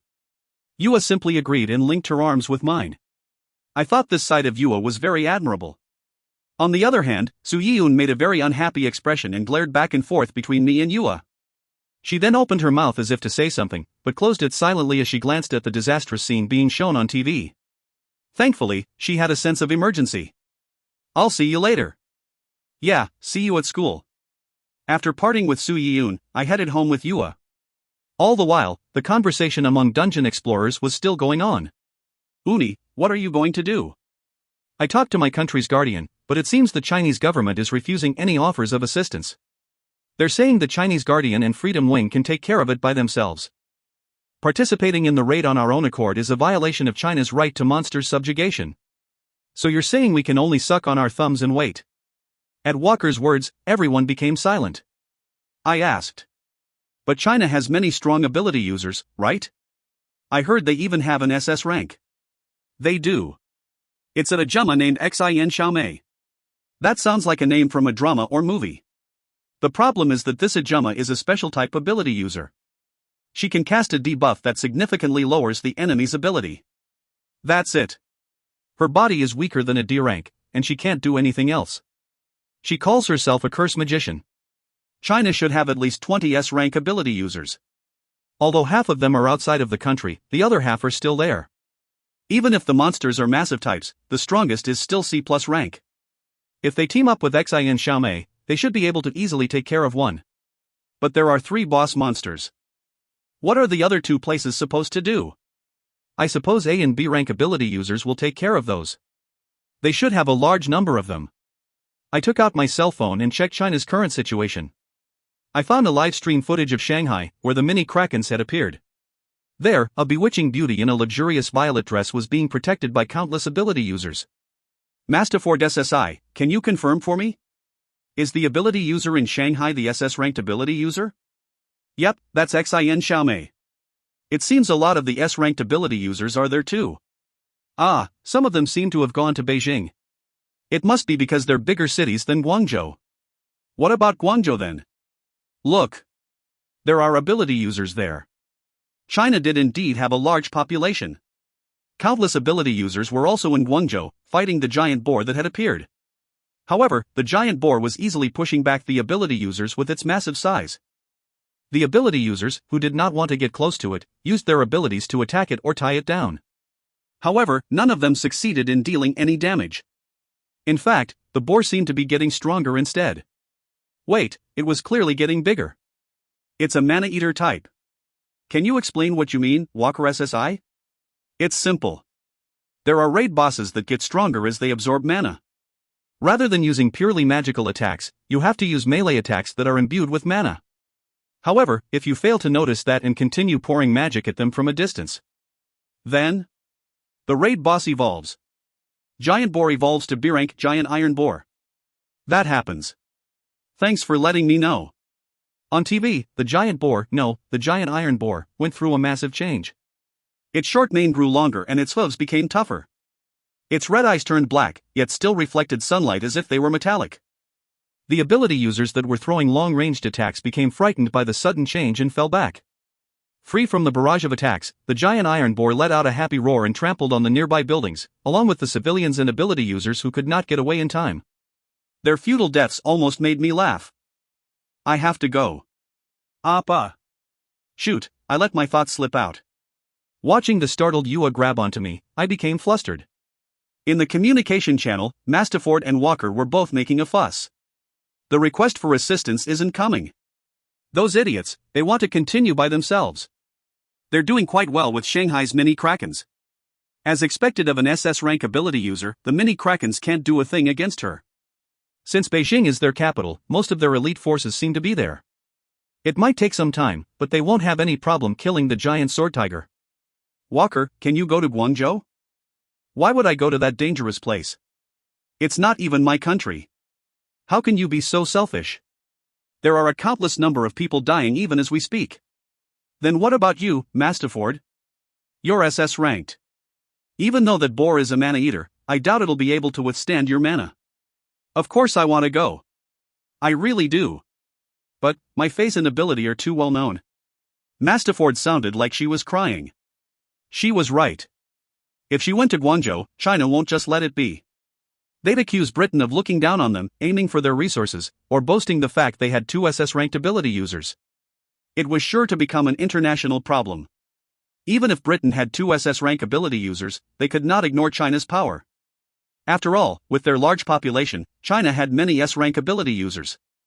Although they only had 1 SS rank ability users, with her debuff ability, they wouldn't be afraid of 2 SS rank ability users. Appa, you're kidding, right? Tell me you didn't mean it. You see, Appa is actually really strong. Appa. The people around us looked our way. Yua was surprised by her own shout as she covered her mouth. With a bitter smile, I placed my hands on Yua's shoulders. Yua, I'm not kidding. Appa really is strong. I'll take care of it in a jiff and come back. But Appa, if something goes wrong, I'll escape right away if it becomes too dangerous. Don't worry. I had the return skill. No matter what situation I was in, I could run away if it became too dangerous.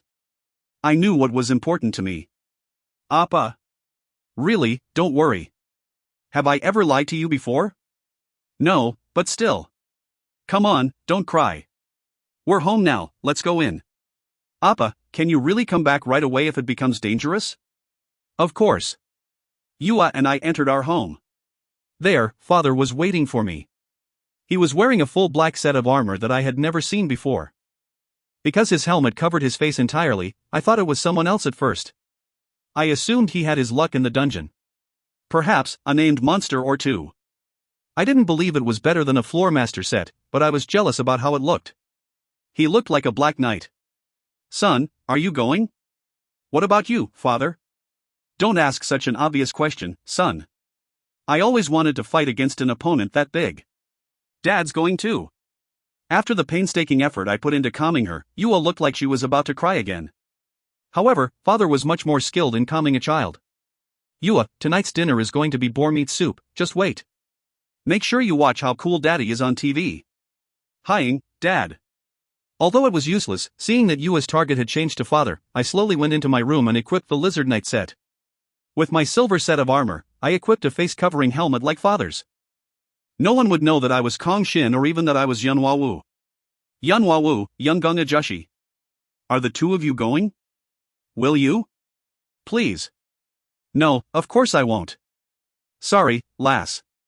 My family is my priority. UK, but. Although I found it slightly creepy, it seemed Father and I had an invisible connection between us. Even without saying anything, our coordination was perfect. Of course, even as I said that, I sent Masterford a private message. I'm going to Guangzhou. Yungung Ajushi said he'd come too. We just don't want to let Walker know. Yunhua Wu. Thanks, you really are a nice guy. Yeah. Keep it a secret in the communication channel. You can tell me Nami SSI privately. Leave it to me. When I went outside my room, Yua was hanging on Father with teary eyes and Father seemed to be at a loss for what to do. With my armor fully equipped, I opened my phone to confirm the current situation. I was calm to the point where I could leisurely think about how supernatural I'd look with my armor. I think we're done then. The Chinese Awakened will take care of this problem, though at the cost of civilian casualties. I understood, so shut up, Walker. Whoa, don't be so sensitive, Flame Witch. I'll be leaving then. Uni, I can go in your place. I can do it. No, Sumair. That won't change the fact that I can't go to China. I know how strong Sumair's defense is, but Sumair's still lacking in offensive power. Although I don't want to admit it, we'll have to listen to Walker. Let's just be patient. Soon, I'll make an organization strong enough that things like this won't happen. Uni. Sorry, if only I was stronger. Sue Marie. Master Ford, excellent acting skills. I'll leave it to you to explain things to Minami. In truth, it would have been better for them to not know, but no matter how dense they were, they would find out once they saw our abilities or equipment. It would be impossible to prevent them from finding out. Since the scene of us going wild will undoubtedly be caught on camera, I let Master Ford know beforehand. Not to mention, they were both quite trustworthy. I didn't know about Walker yet.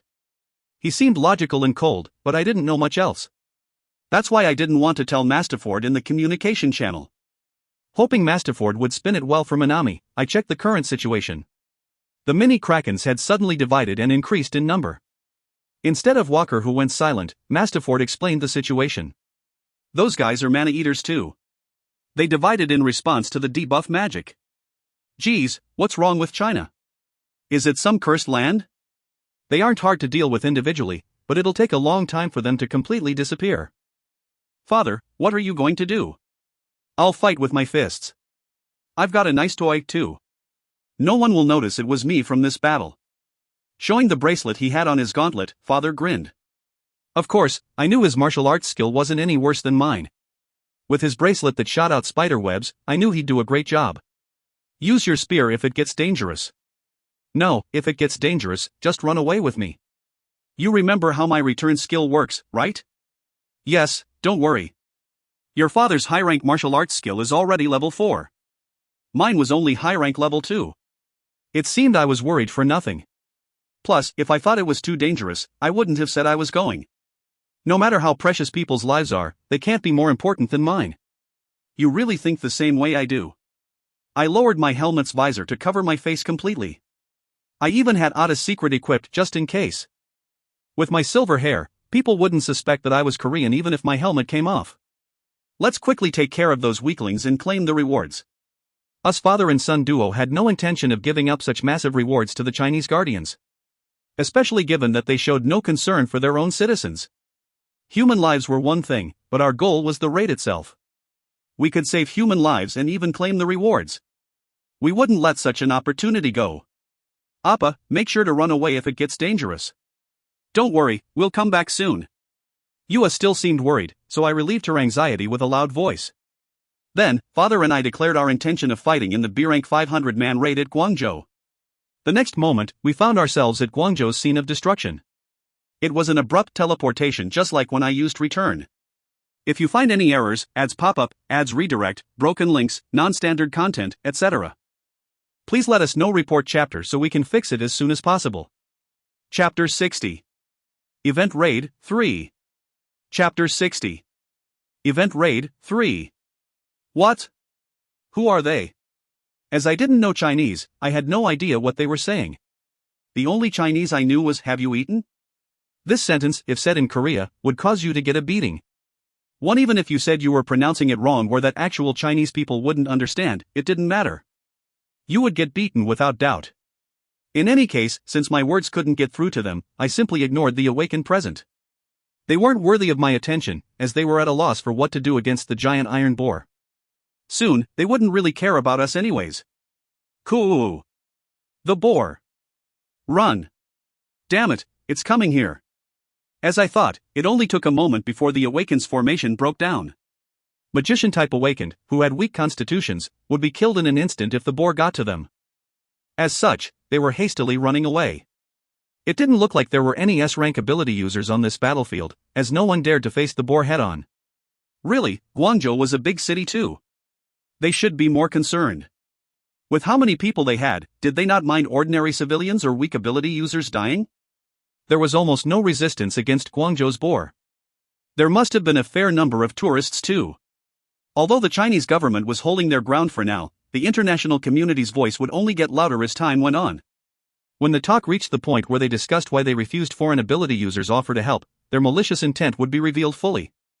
I didn't understand why they did something they couldn't handle. Sometimes, adults were surprisingly immature and simple. Yet, they were also cruel. Son, it's coming. I'm ready, Father. The boar roaring out happily as it received magical attacks from all sides was finally about to reach us. As it charged forward, it felled all buildings and trees, and destroyed roads. It was almost as if an earthquake had struck. However, Father cast his spider web between all the debris and grabbed on to the one end.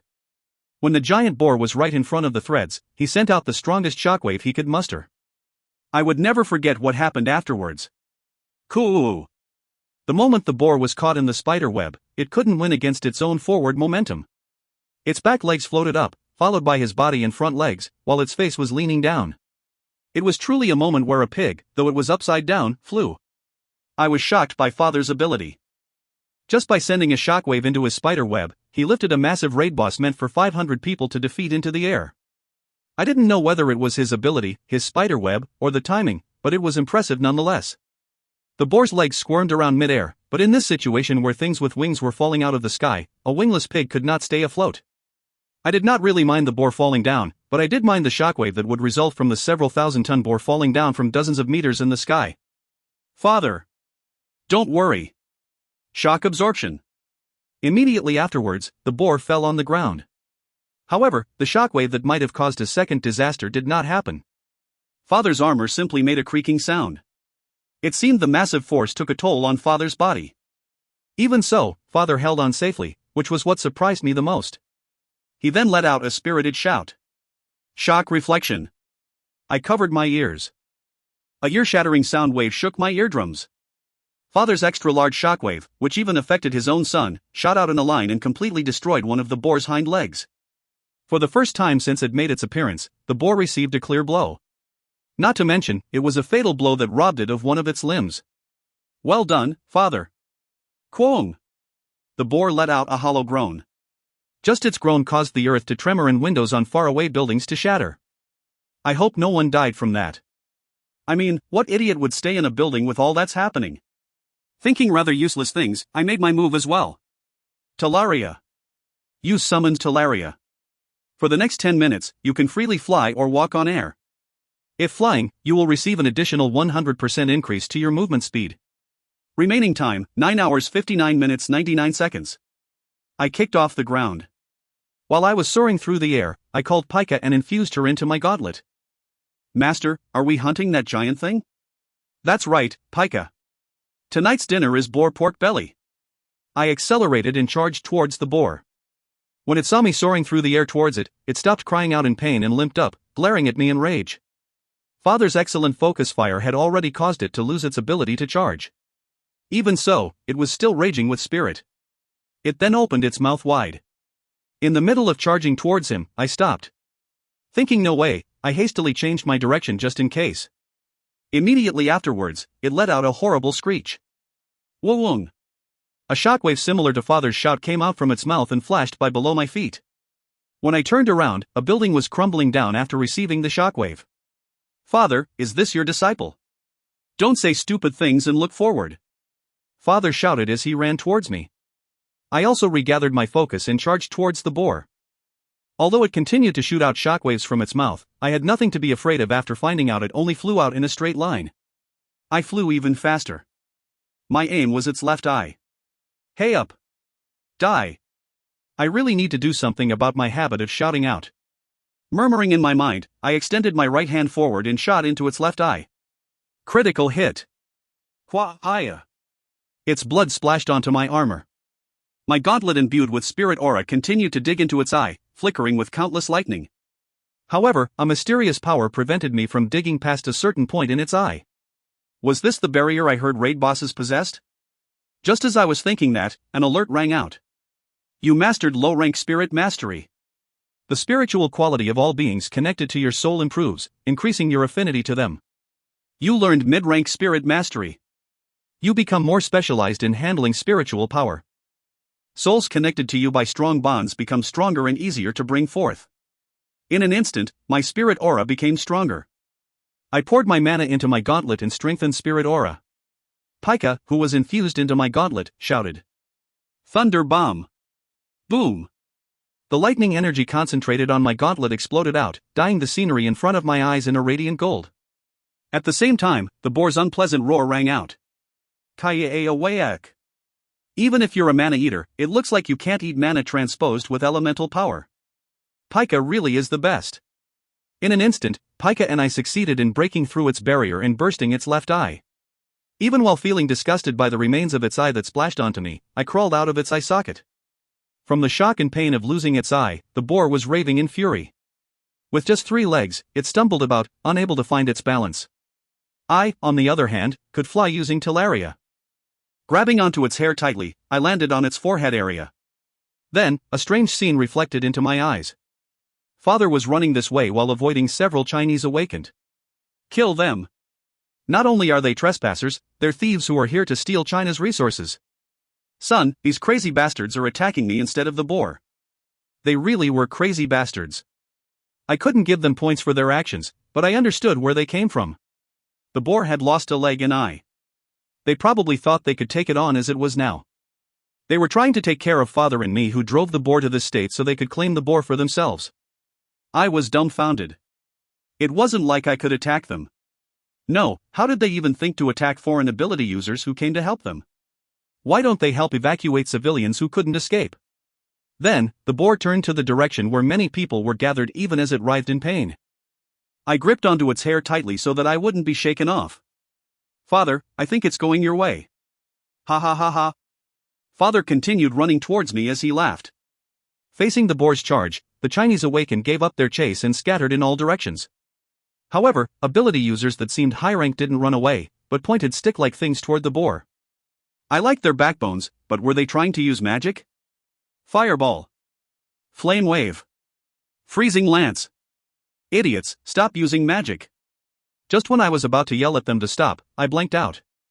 No matter how I looked at it, that magic, they were targeting me. My back was stinging. They were targeting me for sure. I was so dumbfounded, I couldn't help but laugh. These idiots. They didn't think to help us who saved them from brink of death, and instead tried to kill us. They weren't even human. Dragon skin. My armor shone red. Although I didn't get faster by 3 times, my defense went up by over 3 times. However, even after I took the trouble to strengthen my defense, their attacks didn't even glaze me as they exploded near the boar's nose. The enraged boar opened its mouth and threw out a shockwave. Kuwung. Kwayak. Kook. The magicians weren't able to dodge its shockwave, which traveled faster than bullets. Without even keeping their human appearance, they shattered into pieces and died. They had to be at least B-rank ability users. I suspected they were more likely A-rank ability users, considered high-ranked amongst all ability users. They died such futile deaths. Even so, I didn't pity them in the slightest. It was the result of them trying to kill another human being. That said, I did feel slightly unpleasant. That's enough from you. I grabbed onto its hair one by one, using them like ice picks as I climbed its head like a mountain. When I reached the top of its head, I lay down. The boar was going completely wild, charging through the streets of Guangzhou, which no longer even had anything to be broken. Even as it staggered about without a leg, it did not fall and shook its body as it tried to send me flying. The scenery around me constantly changed. Were there still civilians who couldn't escape? Was Father fine? Then, I caught sight of the scenery below. While awakened gathered in one place were escaping in all directions like scattering ants, Father shot out spider webs from his bracelet and stuck it to the boar's back. He then used it like a rope to climb the boar. Oh, Father, your rope climbing skills are excellent. But sorry, your chance to shine is over. With that, I shouted. Kwang. You used Orc Lord's war cry. All party members are cleansed of negative status effects. All party members' attack power increases by 50% for the duration. All party members become super armored, unfazed by enemy attacks. Then, I continued. Dark Thunder Explosion. 1. Have you eaten? Is Ni Fan Loma, which in a Korean Chinese accent, sounds like you fucker. It's a well-known joke in Korea. If you find any errors, ads pop up, ads redirect, broken links, non-standard content, etc., please let us know. Report chapter so we can fix it as soon as possible. Chapter 61. Event Raid 4. Chapter 61. Event Raid 4. Spirit aura subsided for an instant, and black lightning flashed from my body. Dark Thunder Explosion's initial lightning struck the boar's body just as I had planned. It was then that I noticed that its body seemed to have a metallic property, just like the name Iron Boar suggested. Its whole body flinched as it was hit by the first hint of lightning energy. This was a big deal. A giant monster that was over 70 meters in length and 50 meters in height flinched from just a weak lightning energy coming from a 2-meter-tall human? It should have felt like a mosquito bite for most monsters of this size. Dark Thunder Explosion's initial lightning had little meaning. Even humans didn't take much damage from it. Wait, what about the magician from before that used lightning magic? If it absorbed that magic with its mana-eater property, then was there something special about Dark Thunder Explosion? Then again, floor masters wouldn't use ordinary magic. After reasoning up to that point, I closed my eyes as the black lightning started exploding out from my body. I loved this skill, but because the lightning exploded out from my body, it hurt to look at it. Go wild. PZZZZT. Hwa-hiya. Dark Thunder Explosion seemed to be much more potent than usual. Was it because I was against Iron Boar? The giant Iron Boar stopped charging for an instant. However, the Dark Thunder Explosion was only now starting. BB boom. Kwaong. The boar couldn't withstand the pain and rolled on the ground. Rolled. This crazy bastard. Thankfully, I was safe as its head was still hanging in the air. Still, I was almost crushed to death by its weight of several thousand tons. I wouldn't even have had time to escape using Talaria. No matter how great Dragon's skin was as a defensive skill, it would not have mattered. I would not have just been hit by the force of several thousand tons, but I also would have been crushed between it and the ground. I would have ended up exactly like the lizard knight who faced my jujitsu skills. Swallowing my spit, I felt relieved knowing that I had just escaped certain death. Kwong! Opening my eyes as I still tightly held onto its hair, I gasped. Its hair, which was once shining with a black luster, was now dyed gray and losing strength. When I pulled on it with a bit of strength, it came out. It wasn't only the hair in Dark Thunder Explosion's range. The hair on its entire body was the same. His body really had a metallic property, and had conducted Dark Thunder Explosion's shock throughout its body. With that, it was understandable that even the 500-man rate-scaled massive boss monster could not withstand the shock and rolled on the ground.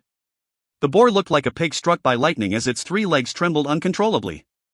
The melee ranged awakened, who had only been watching, finally started to approach the boar. From what I could see, there were quite a few A-ranked ones as well. The A-ranked ones could have helped out previously, but it seemed they just let the boar be so that they could avoid danger. They really were selfish. You people won't get a chance. Thunder Beast. Master, you can do it. With Pika cheering me on, my body became enveloped in golden lightning. Surprisingly, my mana was almost entirely full. Because Dark Thunder Explosion didn't use up my mana, it had filled up in the meantime. Even so, Thunder Beast would only last 100 seconds max. I lifted my hands up and struck down at the boar's head. Die. Die. Die. Die. Boom. Boom. Boom. Boom. Every time I struck down at its head, the lightning in my fists flowed freely down from its head to toes. I didn't know why, but each of my lightning attacks damaged its entire body. Son, I'm being electrocuted too. Just run. Die. Die. Of course, father was joking. My lightning would not damage my party members. However, the awakened, who were picking on the boar with their swords or spears, weren't so fortunate. Shocked by the lightning, they trembled and fainted while standing. It served them right. Boom. Boom.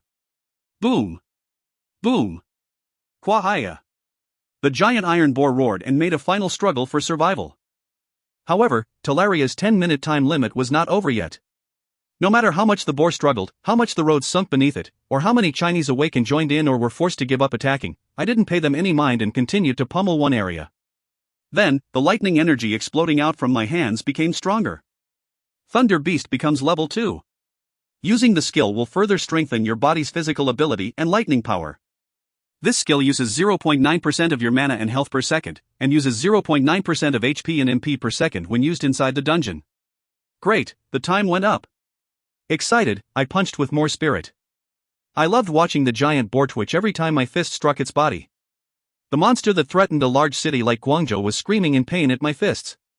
This fact acted as a huge catharsis and boost for my spirit. Boom. Boom. Boom. Crack. A cracking sound rang out for a moment. I would be finished soon. I accelerated my attacks and struck down incessantly. I could feel the boar's resistance growing fainter. Eventually, its whole body convulsed one last time. Coo. After what clearly was its death throes, the boar went limp, the weight crushing the ground even further. It seemed the repair work would take some effort. I quickly deactivated Thunder Beast. Immediately afterwards, a fanfare rang out. Event raid complete. With just 2 members, you succeeded in the event raid.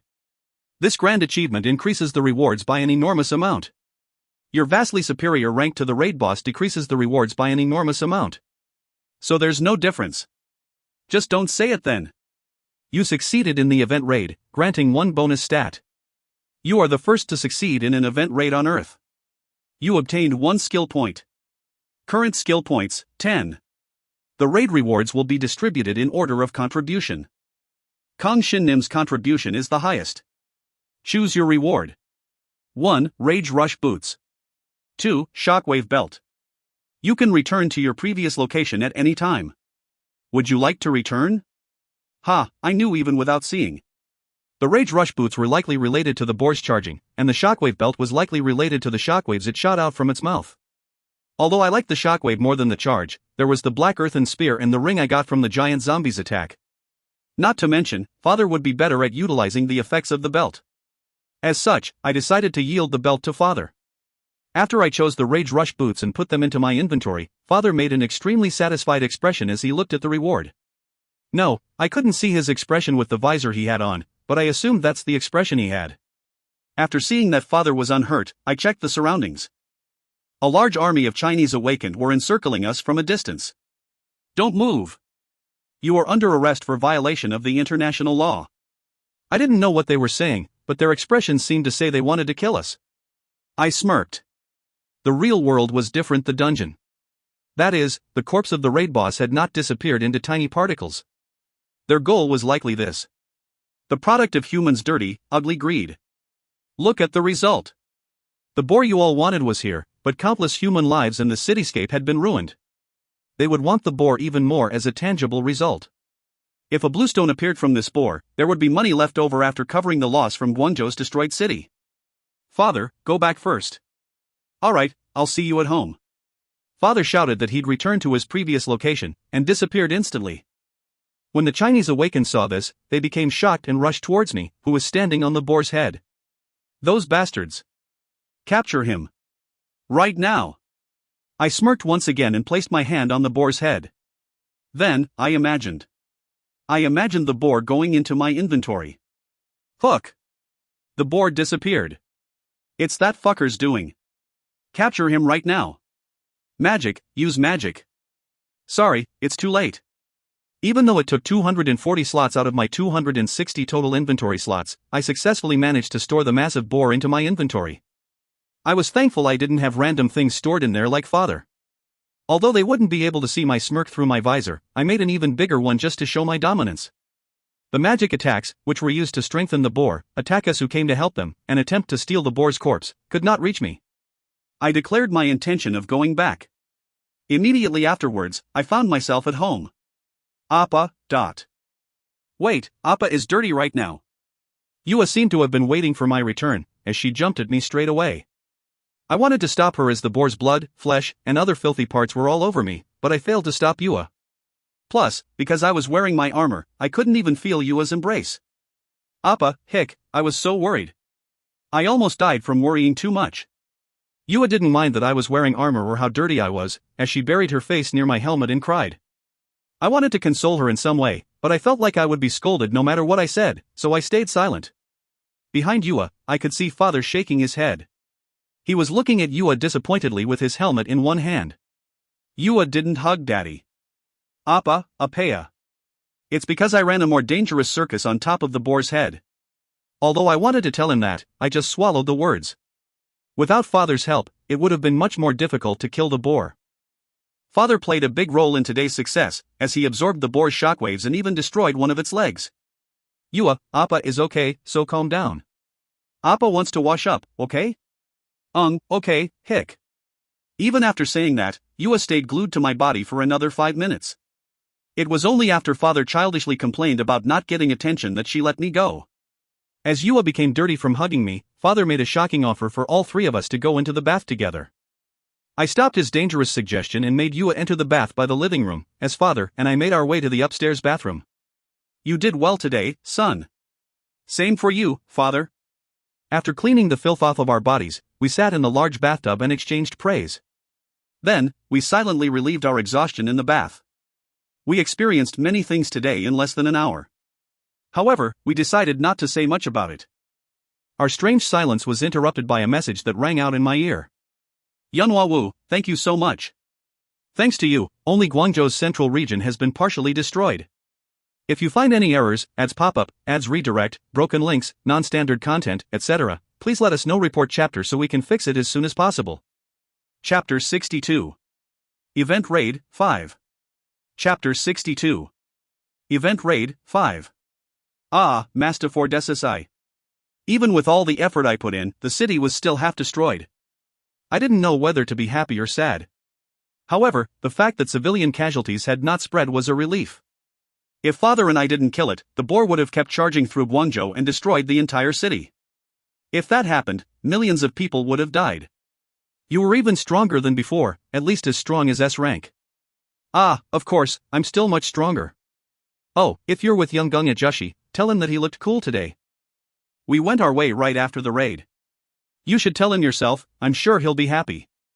Yeah, I will. Thanks. I was touched. I thought you were selfish and mean, but you're really a good guy. A cool guy. Masterford, can guarantee it. I didn't go just to save people. I went because I knew I could win. Even so. Masterford's good mood was clear from the excitement in her voice. Then, she suddenly became quieter. Sorry for putting you through all that danger. I hope something like this doesn't happen again, but if it does, I'll be sure to go with you. I wasn't alone. Young Gung Ajushi was there too. Why yeah. Masterford's voice shook a little. I shook my head at father, who was asking what was up. Then, I returned to my conversation with her. But yes, we should come up with a plan to deal with something like this. We can't let another event raid break out and have a country greedily say they'll take care of it on their own. Guangzhou had tourists from other countries too. We should leverage that fact and create a guideline or procedure for foreign ability user assistance in dealing with giant monster appearances. Don't worry, I'll take care of it. This time, I'll show you the weight that an SS rank's words have. I'm done sitting still and shaking my legs while I fully know others are dying. Masterford's voice was filled with rage and confidence. Thinking how she was fiery like flames, I laughed. What about Beijing and Shanghai? The monsters there were successfully suppressed. Because the Chinese government deployed high-ranking ability users to both Shanghai and Beijing, their civilian casualties and materialistic damage were lower than Guangzhou's. 2 S-rank ability users died in the process, though. Died? S-ranks? Yep. It was from the mini Kraken's poison. Perhaps because the cursed magician was there, they didn't send any healers above A rank. Stupid.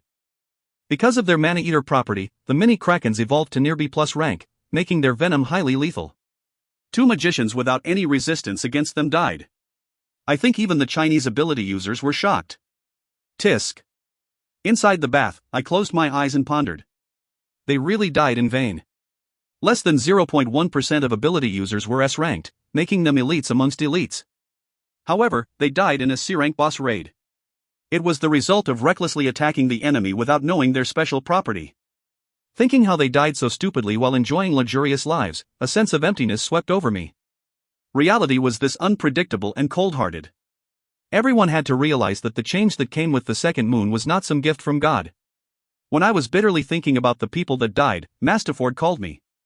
Yanhua Wu. Yeah? When are you going to stop calling me Masterford SSI? It feels stiff. You don't talk so formally otherwise. When it's just the two of us talking, call me Waya. That's easier and simpler, right? Okay, that's that. Thanks for today. With that, she disappeared. I forgot the serious things I was pondering and became flustered. Is she saying we should be friends? What do you mean, son? It's nothing. It felt a bit weird to tell father about it. I didn't know why, but I found my heart pounding slightly. Why was it pounding? Was something wrong with me? It must be because I made a new friend. I was satisfied with the answer I came up with. I had finally obtained the qualification to face Waya Eleni Masterford eye to eye. From herself, no less. She didn't ask me to work under her either. She thanked me, and said she'd join me in the future. It meant no one would be under anyone's orders, and that we would stand on equal footing. As friends. I thought my heart was pounding at the excitement of being acknowledged as a friend by an SS rank ability user like herself. That was probably it. Yep, probably. That day, what happened at Guangzhou was broadcasted to the whole world. A knight in a black suit of armor and a knight in a silver suit of armor suddenly appeared out of nowhere and disappeared along with the giant iron boar after defeating it. The Chinese government treated them as international criminals and declared that they'd capture them as they gritted their teeth. On the other hand, almost all other nations publicly denounced China, saying that they attacked this era's true knights. Not to mention, they attacked China for ignoring the safety of their citizens and foreign citizens that were there for tourism and business, all in their greed for monster remains. Countless international lawsuits barraged them. The Chinese government sweated to take care of them all. In the end, through a joint public negotiation between Guardian and Freedom Wing, an international law was created to outline the procedure of Guardian, Freedom Wing, and rogue ability users when another massive monster outbreak occurred. Although a similar law already existed, what happened with China today emphasized the importance of such laws, repealing and reinstituting a completely new, strengthened law. In the case that civilian evacuation was not prioritized, or the monsters were not taken care of within a fixed amount of time, there would be no problem even if foreign countries' ability users appeared to help out. There was already a law that said any ability users counterattacking in self-defense in case of a monster outbreak would not be held responsible for damages. As such, the ability users that were in the area would automatically be eligible to fight any monsters. This new law allowed combat units of each country's Guardians and Freedom Wings to act more freely. When an event raid occurred in a country, these combat units of neighboring countries could be deployed as soon as a fixed amount of time passed. Of course, the law worked differently for dungeon explorers. We could teleport to target locations as soon as the fixed time passed. Rather interesting rumors are going around.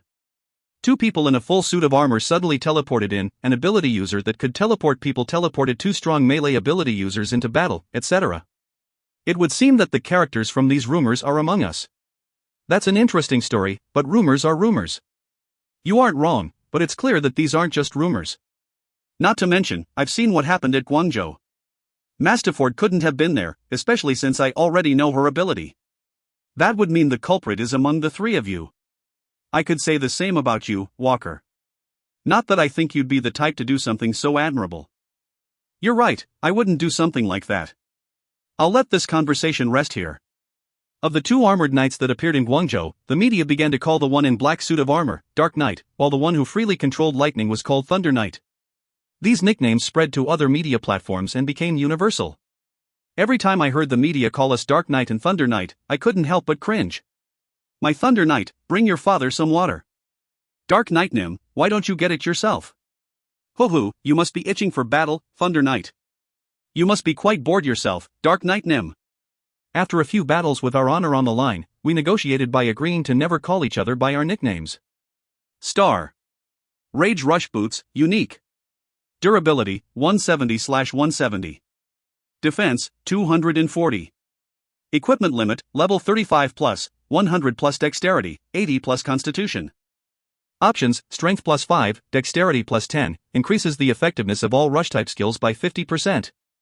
The boots I got from the giant iron boar was incomparably stronger than the lizard knight set in terms of defense. Not to mention, the boots looked extremely fancy as it let out a black luster. Unfortunately, my level and stats weren't high enough to equip it. Plus, equipping it would break my set effect, though it would technically be made up for by Rage Rush Boots options. As I didn't have any rush-type skills, the boots didn't have much effect on me either. As such, it was trapped in my inventory for now. Of course, not having these boots didn't mean I couldn't hunt the giant ghoul by myself. Even today, I easily hunted a giant ghoul and consumed skin-strengthening elixirs. Your skin becomes strengthened to the limit, becoming tough enough to withstand spears and swords without armor. All blemishes on your skin disappear, making it even smoother and clear. Your constitution and charm both increase by 3. It seems consuming more of this item will have no further effect. Nice, this was the last one. As expected, the skin-strengthening elixir increased my constitution and charm by 12 each. Looking at myself in the mirror, I noticed that my skin was much smoother and cleaner than before. Even I thought I looked good. I felt how important having good skin was. Are you close to completely conquering the 25th floor? Yes, there's only one equipment part one didn't get. I hope it appears next time, and not some other part her skin strengthening elixir. I used another party member scarecrow as I answered Loretta. Nodding her head, Loretta calmly replied. In that case, Shin, I'll see you after your next raid. Don't forget to visit me afterwards. Understood. After casually answering Loretta, I turned my back from her. I could hear her letting out a light sigh from behind, but I didn't look back. Who knew if she'd try to sell something to me again? Goo! All of you, come at me. You used the skill, provoke. You draw nearby enemies towards you. Giant Ghoul solo raid was extremely simple. First, I just had to repeatedly use provoke to gather the zombies towards me. Then, I didn't even need to use Elemental Tempest, as just a few normal tempests were enough to completely wipe out most of the zombies, opening a path to the Giant Ghoul. Tempest. Tempest. Human. Back, to, darkness. As zombies continued rising from the ground, I just ignored them after I opened up the path. I ran towards the Giant Ghoul, at the same time the Giant Ghoul ran towards me, enraged by the fact that I killed so many zombies. Goo. Phew, hap. Raids in real life were good, but the dungeon's raids also had their charm. Being able to fight against opponents this strong and feeling myself getting stronger in the process, there was no better feeling. Ha, dot. I leaped up diagonally and extended Black Earthen Spear's reach with my mana. Slashing through the back of Giant Ghoul's hand, I lightly landed while breaking a few tombstones on my way. With luck, the Giant Ghoul was immediately poisoned. Blood was flowing down from his mouth. I loved Black Earthen Spear's poison. Not only did it deal continuous damage over time, it also slowed the enemy's movements and made him more vulnerable to fatal attacks. Goo, Humayan. I swear, I'll change my race one day. Then I won't have to listen to that line again. Hot. The Giant Ghoul reached toward me on all fours. Dodging his steel claws, I swung my spear at his face and shot out a thunder bomb. After my spirit mastery became mid-ranked, it became easier to use Pika's elemental magic while maintaining spirit aura state. Cool. Being sturdy is your strong point. Come on, be more aggressive, Floormaster battles were so difficult because of the boss's cheat-like skills, strong attacks, and boundless health and defense. In other words, if you could avoid their attacks and pierce through their defense and deal damage, you could easily kill the Floormaster alone. Of course, most people would not even have a chance as they would be kicked out after taking a blow. The Floormaster's attacks had a wide reach and could easily be fatal to anyone that was hit. To shave down their boundless health while fighting them alone, the challenger would need to stay tense and alert the entire fight. If you find any errors, ads pop up, ads redirect, broken links, non-standard content, etc., please let us know. Report chapter so we can fix it as soon as possible. Chapter 63. Draconian Lin 1. Chapter 63. Draconian Lin 1. The Giant Ghoul was big even among Floormasters. His claws were imbued with a mana of death, and when he rampaged, you took mild damage just from being in contact with the ground. Not to mention, he endlessly spawned hordes of zombies, forcing you to stay wary at all times. However, I could already easily dodge its attacks, had immense attack power, and had defensive power that mere zombies could not break through. When I obtained a certain skill on top of all that, the Giant Ghoul raid simply became too easy. It was the reward I received from solo clearing the Giant Ghoul raid. Death counter, passive, you will not get intimidated against the undead. Against the undead, all attack skills become 50% stronger and you cannot become an undead. This skill has no skill level. I found it quite ironic that a skill perfect for fighting against the undead only appeared after defeating the Giant Ghoul solo, but there wasn't much I could do about it. The part about not being intimidated by the undead was a strong effect. It was only after I obtained the skill that I realized my attacks were unnatural when fighting the undead compared to when I was fighting other monsters. Not only were my attacks unnatural, my defensive or evasive maneuvers all had strange, unnecessary movements mixed into them. When I asked Loretta about it, she said living beings instinctively became weaker in face of the undead, who defied death and desired the living. I felt that skills really were amazing, being able to defy something instinctive. Plus, the 50% attack boost when using attack skills was the main charm. Goo! I'll return you to hell soon. I slowly disabled the Giant Ghoul. When a target was this big, it was best to gradually make parts of its body incapable of fighting. First, I worked on the Giant Ghoul's left arm. Starting from the back of the hand to the wrist, forearm, and shoulder, I precisely pierced target locations with my spear. The Giant Ghoul then became unable to move his arm. Hop. I then continued to his left leg. It only took about 10 minutes to completely render half of his body useless. At this point, the giant ghoul began to look for zombies to consume in order to recover his injuries. The problem was that since he could only use half of his body, only his right hand could help him in this task. The giant ghoul was truly too predictable. The giant ghoul quickly dragged his body to where the zombies were. Before he could grab any, I shot a tempest forward. Cool. And take this. When the giant ghoul missed his targets and let out an annoyed roar, I shot forward and stabbed my black earthen spear into its right forearm. Then, I exploded my spirit aura. Critical hit. Hwa-hiya. Perfect. The giant ghoul screamed and tried to shake me off of his right arm. Before I could fall on the ground, I pulled out my black earthen spear and jumped off. I had grown too used to fighting large monsters lately. I found myself getting on and off their bodies with familiarity. What are you going to do now without your arms? Want to try using your mouth directly? Kaya. It went without saying that he tried to do exactly that. However, his target was no longer the zombies, but me. As if to devour me along with all the zombies slowly approaching me, the giant ghoul opened his mouth wide and shot forward. This was also the moment I was waiting for. Eat this. Heroic strike. I threw my black earthen spear imbued with a generous amount of spirit aura. It shot forward like lightning and accurately hit the giant ghoul's face, piercing through his skull. The giant ghoul's head exploded, scattering rotten blood and other substances into the air. With his defense being so easily broken, I didn't understand all the complaining other explorers did about it having impenetrable skin. The giant ghoul eked out a cry with its possibly broken vocal cords as it thrashed about. His health was likely reaching its bottom. He would soon use Die Hard and try to recover his health and restore his injuries. Of course, I wouldn't just sit still and let it happen. I took out my silver spear and aimed at his heart. Here's another one. Divine Speed, Heroic Strike. The silver spear combined with spirit aura and let out a dazzling light. In truth, I thought that the silver spear looked cooler than the black earthen spear.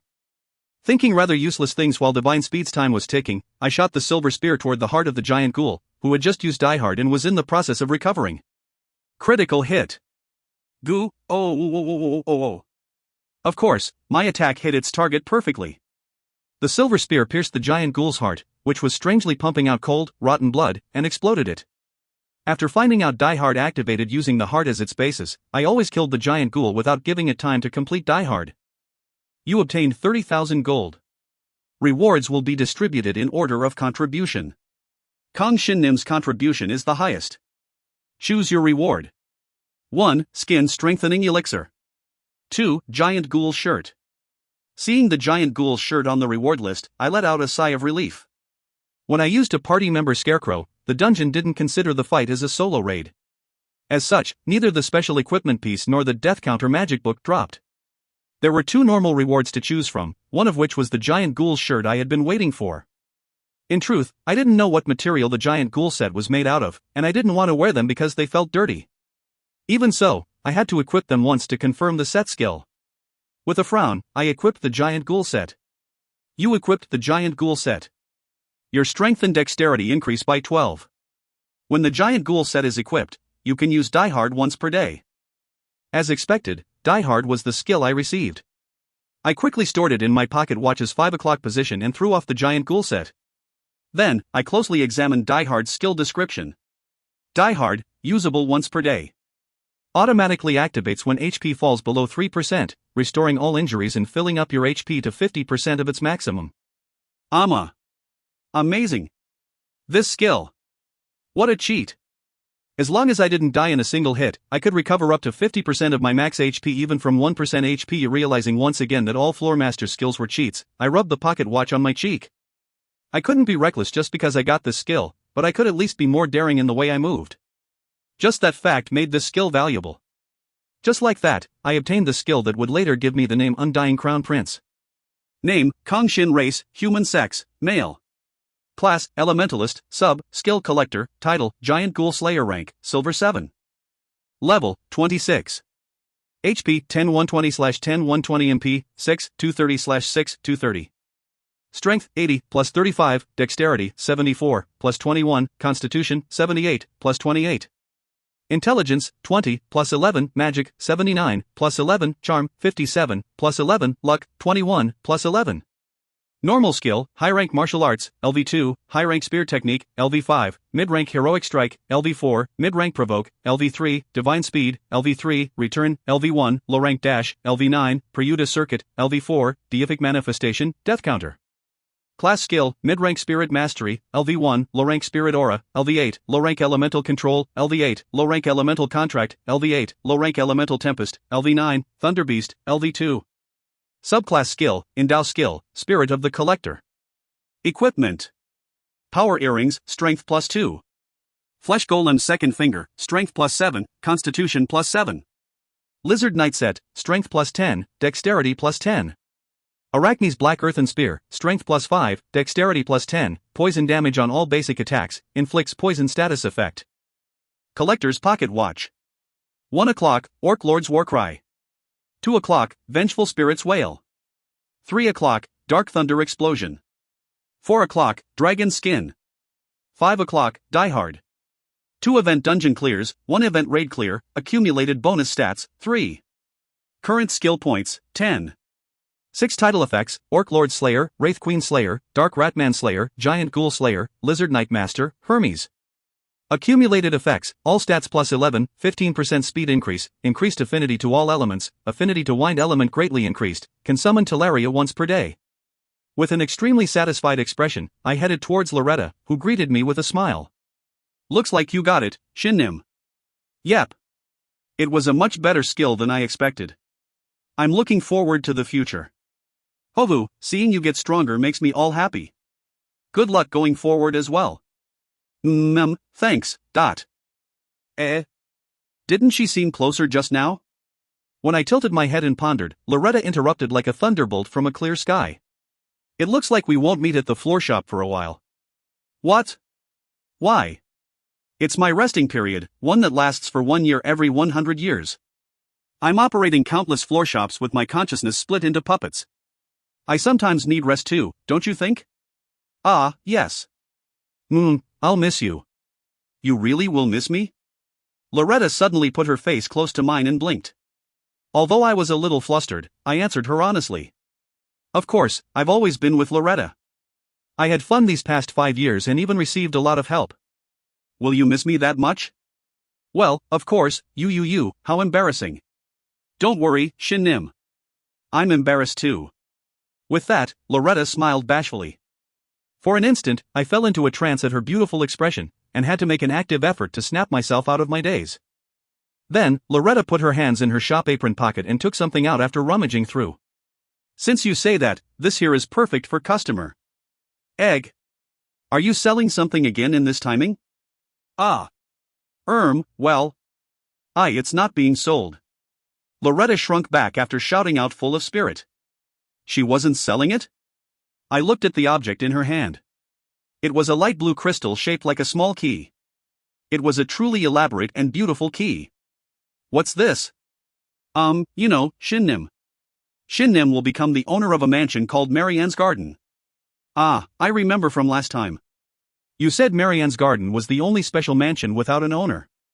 Loretta nodded her head silently and seriously. Special mansions aren't something you can buy with money. They're a sort of special reward given out to explorers who made important achievements in the dungeon. When people realize Shin is the owner of Marianne's Garden, all other dungeon explorers will come to look at Shin with admiration. Not that I think someone would go out of their way make trouble, but it's best that you don't go around telling everyone you meet that you're an owner of a special mansion. Claim it silently and enter it silently. The residential area has marketplaces and even adult entertainment districts, but residents have to use a special method to enter their houses. Unless they reveal where they live and lead others to it, no one can find out. That makes me even more curious. You'll receive something that looks like this key. You can use it to enter Marianne's Garden. I see. Then what about this key? Loretta became silent. Her cheeks flushed red. Just like its name suggests, Marianne's Garden comes with a beautiful garden. In the center of that garden, there is a spring called Fairy Spring. It's not only Marianne's Garden. Other special mansions also have special devices like the Fairy Spring. This key reacts to those devices and operates. Operates? You'll find out when you bring this key to Fairy Spring. Take it as a goodbye present.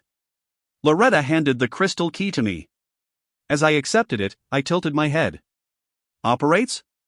Will a giant robot pop out from the spring or something? Or will a door to a new world open? Although I wanted to ask Loretta, it didn't look like she would answer. Make sure you do it. Okay, Shin Nim? I got it. I got it, so don't look at me with those teary eyes. Loretta was a bit strange today. When I looked at her, I felt stuffy and my heart pounded faster. I felt a bit hot, but I didn't think anything was different than usual. Did I catch a cold? Then you should head up. I also have to get ready and scrap the puppets. I understand. Thank you for everything until now, Loretta. I'll see you in a year. It might not take a full year. Really? That'd be great. When I gave her my wholehearted smile, Loretta smiled wholeheartedly in return. It was a beautiful smile without a single blemish. She then said, "How about you buy 100 bottles of holy water to say goodbye? If you buy all 100 bottles now, I'll give you a one-time 15% discount. That's only 1,275 gold. The 26th floor is undead too, huh?" With that, I parted with Loretta. Because I felt like I lost a friend of 5 years, I felt extremely sad. Of course, at this point, I did not know where and how I would come to reunite with her. If you find any errors, ads pop up, ads redirect, broken links, non-standard content, etc., please let us know. Report chapter so we can fix it as soon as possible. Chapter 64. Draconian Lin, 2. Chapter 64. Draconian Lin, 2. When someone heard the word undead, what were the monsters people would usually think of? Right, first were the zombies. The wraiths that appeared on the dungeon's 6th floor also counted as undead. The ones people would think of second were, of course, human. Human with juicy ribs. Splint bone is mine. Screw off, I can't even make beef bone soup with you guys. Skeletons. They were undead creatures without a single bit of flesh and were made of white or black bones.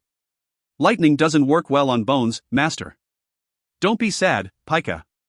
We just have to thoroughly crush them to make up for it. Using my spear like a club, I shattered the incoming skeletons. They were much tougher and had much stronger attacks compared to the zombies or the ghouls. Even so, they were much weaker than me. Their attacks were only strong to the point that they could scratch my armor if I just let them freely attack. In other words, they could just barely break through my defense to deal a tiny bit of damage. Of course, they were embarrassingly weak. However, their defensive power was quite good, and they were more troublesome than zombies or ghouls in terms of their regenerative powers. If I broke them without pouring mana into my spear, they regenerated, so I had to go through the trouble of destroying them with my spear imbued with a mix of lightning elemental power and mana. Although they didn't smell as bad without rotting flesh, they were still extremely dirty and annoying to deal with. Just the way they moved irked me. For mere skeletons, they moved with dance steps as they tried to attack me with their swords. It really wanted to make me crush them. Plus, these guys loved bones too much. His skull looks good. I like his third cervical vertebrae. Every time they saw me, they charged towards me as they complimented my bone structure. I wondered if this floor was designed to irritate me. Perhaps it was a common feature of undead-type monsters, but their attainment in martial arts was pitifully low. I simply put one spear in each hand and flowed spirit aura into them to use them as electric beating clubs. Just like that, I crushed the skeleton skulls as I made my way forward. The bones I spent my entire life polishing up. He breaks skulls. Skull breaker. Run away, it's the skull breaker. Shut it. These guys. For monsters without brains, they sure were smarter than the zombies. I should have known when they said something like third cervical vertebrae. Thunder bomb. It's the skull breaker. The skull breaker is coming. Now you're calling me skull breaker no matter where I attack you. They called me skull breaker when I broke their ribs. They called me skull breaker when I crushed their arms. I didn't understand. I couldn't just charge forward like I did in the 21st floor. Thus, I took a fast walking pace, swinging my two spears and shooting out thunder bombs until I reached the 26th floor. The time it took to accomplish that was about 7 hours. After confirming that my level had gone up to level 27 and confirming that there were no more skeletons nearby, I put away the spears inside. Loretta, I'm he. On the 26th floor shop, I couldn't find Loretta. Instead, there was a young man resting his chin on the shop desk as he smoked a cigarette. Discovering me, he looked around and muttered as he chewed on his cigarette. Oh, right. It was from today. Welcome. Hello, are you Loretta's replacement? You really do look like Noonim as one taste. What, a hero? Noonim's quite skilled. The young man glanced over me with sparkling crimson eyes. Although he sounded mumbly as he was still chewing on his cigarette, his voice was still extremely pleasant to listen to. He had snow-white skin and was pretty enough to be mistaken for a girl. However, there was something else that caught my attention. On your head, there are horns. Yeah, I'm a draconian, but. After answering me casually, he puffed out the cigarette smoke. Then, he put the cigarette back in his mouth. Don't tell me he thought that was enough of an explanation? Dumbfounded, I stared at him smoking his cigarette. His hair was black just like mine. However, his hair was extremely long, which was tied at the top of his head in a ponytail. On each of his temples, a curly silver horn was protruding out, forming a symmetry. Finally, his eyes were a bit dirty. He had a black garment draped over his body, which didn't seem to have any muscles. I then noticed the area behind his butt, where a scaled tail dozens of times larger than a lizard's tail swayed gently. It was then that I remembered something. Are you perhaps a beastman? Beastman? No. Beastmen are beings blessed by God to take animals' traits. On the other hand, draconians get their traits from their draconic bloodline. Dragons? That's all you need to know. It's nothing important. He seemed too lazy to explain further as he waved the smoke away with his hands. Although there was a mountain load of questions I wanted to ask, I decided to just let it go. However, he seemed to have his own questions. After finishing his cigarette, he glanced at me and asked. So, you're Kang Shin, right? Earth's hero. I don't really like being called hero. Really? Then just Kang Shin. Know this. Noonim pestered me quite a bit to take good care of you. She pestered you? Loretta Noonim was in charge of almost 4,000 explorers. Don't think my real body will be at all those places. Oh, so you aren't a puppet, but the real one? What, she even told you about the puppets? She fell deep, that person. What did he mean Loretta fell deep? This new floor shop owner was unfriendly and liked to talk to himself. When I was already starting to miss Loretta, he blurted out as if he had just remembered something. Lynn. You can call me Lynn. Okay, Lynn. Take good care of me for a while. Yeah. I'm curious as to how many floors you can climb during this 1 year. According to Noonim, you're a real one that hasn't been seen for a while. I can expect at least 5 floors, right? He glanced over me with narrow eyes as he spoke arrogantly. Oh, you're provoking me? I, Kang Shin, manliest of men, will take on that challenge. Lynn, do you like betting? Kukuku, I love it. Lynn and I exchanged smiles. As expected of Loretta's replacement. He was walking the same path Loretta once walked. I had to rein in my laughter from bursting out. Lynn, on the other hand, was looking at me like I was a naive child. I was already looking forward to the day his expression would change. Kang Shin, let's decide on our bet. There's what Noonim said, so I doubt you won't make it to the 30th floor in 1 year. Right, if you defeat the 35th floor master by yourself within 1 year, I will make a gauntlet suitable for you. If you even defeat the 40th floor master by yourself within 1 year, I will make you a weapon that contains my essence. Lynn, you're a blacksmith? Yep. I'm the Red Dragon's descendant, so I have close affinity to fire. In any case, if you can't break through the 35th floor within 1 year, I will take the pocket watch back from you. Along with your subclass, of course. I'll also take away the pocket watch if you party with other people to clear the 35th floor master, though I doubt you have many skills in there anyways. I already had 5. Not that I'd tell him, of course. Is it possible to take away someone's class? I wouldn't have said it otherwise. Though, not anyone can do it. Indeed, it was a scary penalty. The pocket watch was a treasure that made up quite a bit of my overall strength. That said, this person was too soft. Did he think I couldn't climb 14 floors in 1 year? I asked with a bashful smile. Then, what if I break through the 40th floor even earlier? What? Earlier than 1 year? Pooh hot. The draconian snorted. There's no record of such a thing happening. Don't look down on the 40th floor master. He forced countless first dungeon challengers to their knees. The legend says that he's even stronger than the 45th floor master. You think you can reach the 40th floor and defeat him within 1 year? Don't kid. But a man should dream big. If there's a bigger reward, wouldn't I be more motivated to try? You aren't wrong. Right, explorers these days really lack that sort of attitude. Lin started a second cigarette. He didn't take out a lighter, but the cigarette was set on fire on its own. It seemed the power of the red dragon was used to set cigarettes on fire. While I nodded my head in appreciation of gaining new knowledge, Lin murmured with the cigarette in his mouth. If you can do it within 9 months, I'll make you a helmet along with the weapon. If you do it within 8 months, I'll add in the gauntlet. 7 months, I'll add in boots. I already have boots to wear though. If you manage to succeed, you can give me your boots. I'll do some work on them. Got it. Finally, though I think it's completely impossible, if you succeed within 6 months, I can't even say it with a straight face. Anyways, if you succeed in breaking through the 40th floor within 6 months, I'll make you a full plate armor set. Along with a weapon, of course. Wow, you really are generous. Pohahaha. Climbing 14 floors in half a year, I think you're a lot more generous than I am. Kukuk. I know you're a hero, but your liver is so big that it's hanging outside your belly too. My sides. I understand a little bit why Loretta Noonan likes you so much. But I'm into women. I'm into women too, you bastard. Because he suddenly emphasized his words with sharp eyes, I flinched a little. Well, do your best, Kang Shin. Don't give up in the middle. I hate people that give up the most. What a coincidence. After getting ample rest, I stretched and loosened my body.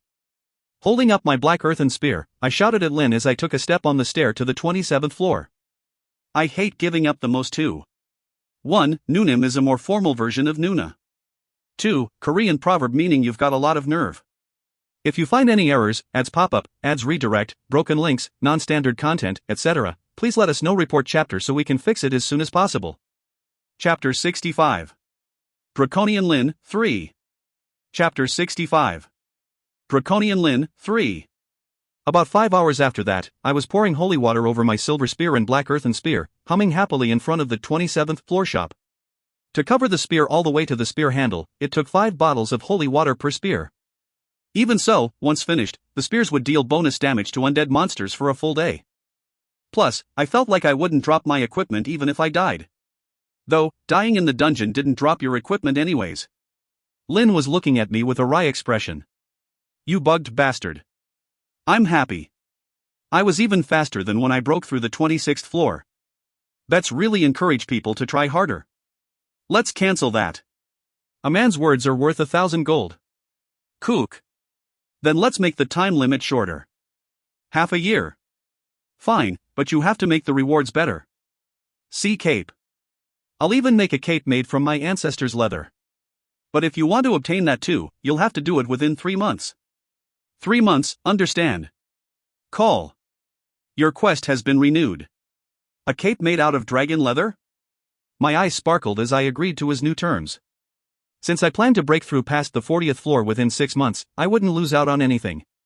If I succeeded within 3 months, I would obtain an even greater treasure. Now that things had come to this, I had to try even harder. Then I'm going to run a bit faster. What, how have you been running until now? But I wonder, why didn't I get a title for clearing the 26th floor quickly? Was it because I already have Hermes? Hermes. You bastard, you even have a god's true name. UK, my back. Though a bit ridiculous, the skeletons' classes became a bit more diverse from the 28th floor on. There were the skeleton warriors who attacked with swords or iron maces, skeleton archers who shot out arrows made of bones, and the skeleton magicians who incessantly shot out trivial and annoying magic attacks. Without Pika, it would have been impossible. Gel, make sure not to hurt his bones. I'll shoot arrows. I pierced my spear through the wrist of a skeleton striking down at me with its iron mace. The skeleton then dropped its iron mace along with its wrist. I grabbed it by its skull and threw it at the skeleton archer. When they collided, they both shattered. The other skeletons flinched upon seeing it and began to back away. Skull Breaker. It's the Skull Breaker. How do you guys even know about that? Tempest. Skull Breaker. After being swept up by Tempest, the skeletons all shattered together, creating a pleasant clicking sound. With the 50% attack power boost from Death Counter, just a single Tempest was enough to destroy the skeletons. I broke all the skeletons trying to use magic. Good job, Pika. Then let's run. Okay. While Pika soared through the air, taking care of magic using skeletons with thunder bombs and thunder spears, I cleanly took care of the skeleton warriors in front of me as I ran. At first, I used and maintained spirit aura, but I soon realized it was unnecessary. It was better to let Pika to do her own thing. Pika, 11 o'clock, skeleton magicians. Thunder bomb. I circulated Prayuta circuit as I ran and always had mana potions in my mouth to make up for the huge drain on my mana. In my hands were my 2 spears, which I swung around like baseball bats. I may have seemed a bit unsightly, but I didn't care. Although I thought drinking mana potions was wasting money, upon thinking about it, I realized it was the same thing as investing money to raise my skill proficiency. After I realized that, I no longer hesitated to use them. In truth, I was overflowing with gold. I didn't need to use gold outside of purchasing floor master battle tickets and party member scarecrows. Thus, I started buying mana potions. I didn't need health potions. While going through normal floors, I had never been gravely injured. When I was just about to break through the 28th floor, messages that always made me happy rang out. Mid-rank spirit mastery becomes level 2. Your eyesight for souls strengthens and you will gain a favorable impression from spiritual beings more easily. Low-rank spirit aura becomes level 9. You can more strongly draw out elementals' potential. Low-rank elemental control becomes level 9. Elementals will more actively listen to your plea for help. Low-rank elemental contract becomes level 9. You can feel your soul's container growing more mature. The bond of contract to your elemental becomes firmer. Oh. I got a little stronger again. Pika and I both yelled out in happiness. Soon, my skills as an elementalist would reach mid-rank. I was starting to worry because my elementalist skills were much lower rank than my spear technique skill and martial arts skill, but it seems my worry was for nothing. Once the skills became mid-rank, I would be able to grow much stronger. Once I obtained mid-rank elemental contract, not only would Pika's strength grow, but I could also form a contract with another elemental. Lin was watching me with rotten eyes. 3.5 hours, crazy. See you later. Just like always, I put 2 points into strength and dexterity, and 1 into constitution. Then, I ran up to the 29th floor. Update? It was a waste of time to wait around for my body to finish updating. That was something that would automatically happen as I fought. Skullbreaker. Skullbreaker crushes us skeletons.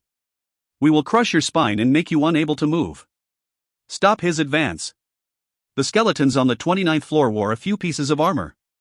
There were also some skeletons mixed in that weren't wearing any armor. Regardless, the moment I yelled commence exploration on the 29th floor, the skeletons had me surrounded, as if they were waiting for me to appear. I knew instinctively that I couldn't kill them with Tempest. Although just 1 or 2 might have been fine, what I saw seemed to be the 29th floor's elite skeletons, as they wore proper armor and carried swords and shields. They slowly tightened the encirclement, and I pondered as I took a step back. How was something like this possible? These guys really were much more intelligent than the zombies. Plus, I could feel a strong presence from behind them. It seemed there was a named monster controlling them. Taking another step back, I put a mana potion in my mouth. Then, I shouted while thrusting forward with my black earthen spear. Elemental Tempest.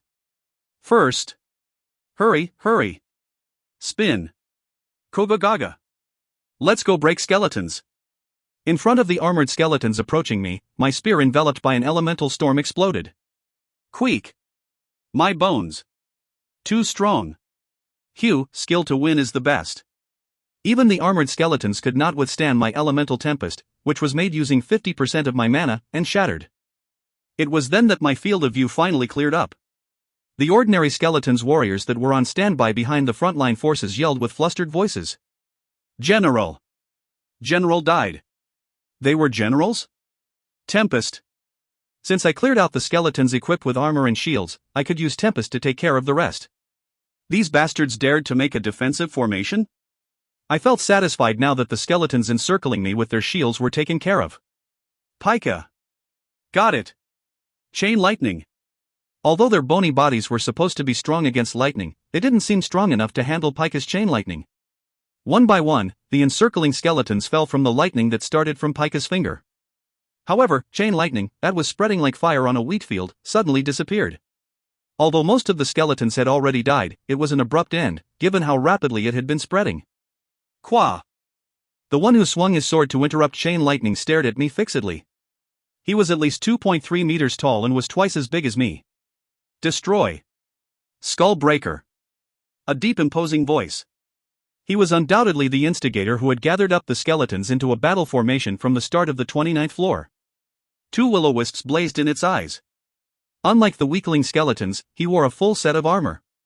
On one hand was a shield, and on the other was a large sword made of bones. I gulped down a mouthful of saliva and asked, "Are you the skeleton knight? The one who's said to be the strongest among skeletons?" "I am a skeleton champion." "Ah, never mind then." I got nervous for nothing. He was just a weakling after all. "Skullbreaker, I will kill you." "Ha, you?" "You." Just like that, I successfully provoked the skeleton champion without even using the provoke skill. The 2 will-o-wisps in his eyes showed his rage by burning even more fiercely. At the same time, he charged towards me. He lightly leaped off the ground and struck down at me with his bone sword. I dodged his attack and made him stumble backwards by tackling the part of his body unprotected by his shield. As I had even used skin-strengthening elixirs to strengthen my constitution, my HP didn't decrease for just tackling a named monster's body. Even I had to admit that my body was incredibly tough. "Kook. Your lower body is weak. That's why just tackling can make you fall." As I gave him advice, I stabbed my spear into his head consecutively. After allowing 3 strong blows to hit him, he got up. By then, there was already a huge crack in his helmet. As expected of Skullbreaker. However, I, Eidos, will not lose. Don't call me Skullbreaker. Also, a mere undead shouldn't appeal his name.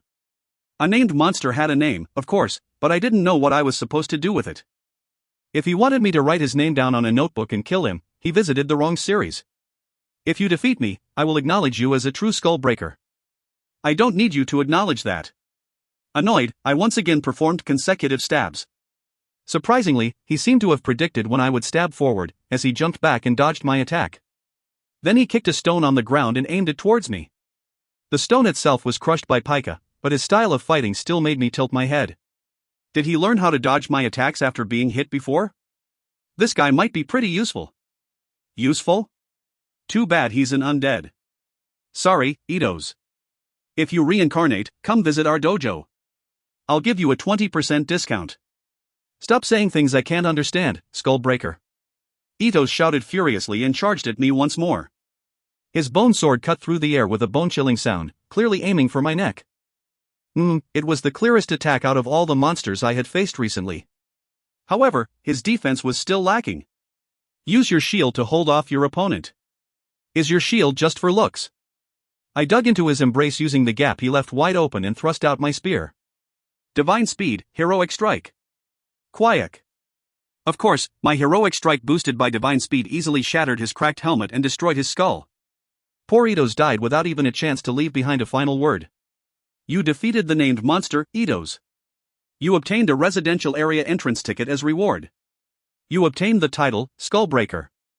When fighting skeleton-type undead, your critical hit chance doubles and you can more quickly intimidate your enemy.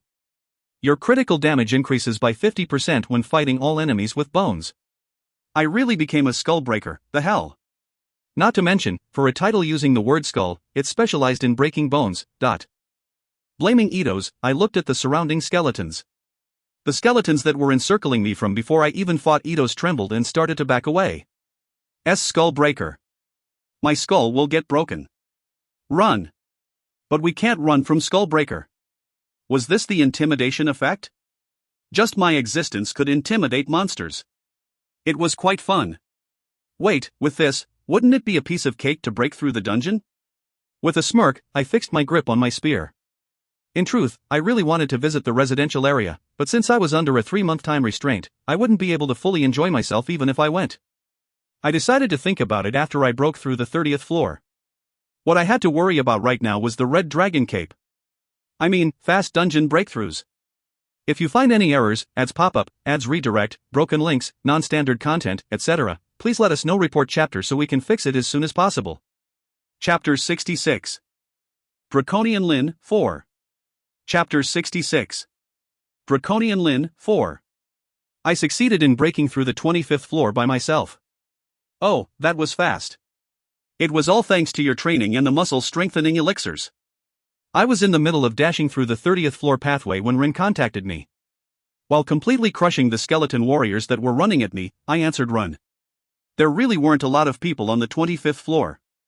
If you're having trouble finding party members, ask the floor shop owner for an item called Party Member Scarecrow. You can start grinding with them. I'm not doing it with Crown Prince? I already finished grinding. Cook, so fast, as expected of my master. Ren is fast too. The giant ghoul was easy, right? If there's one thing I learned from sparring with you, it's dodging attacks.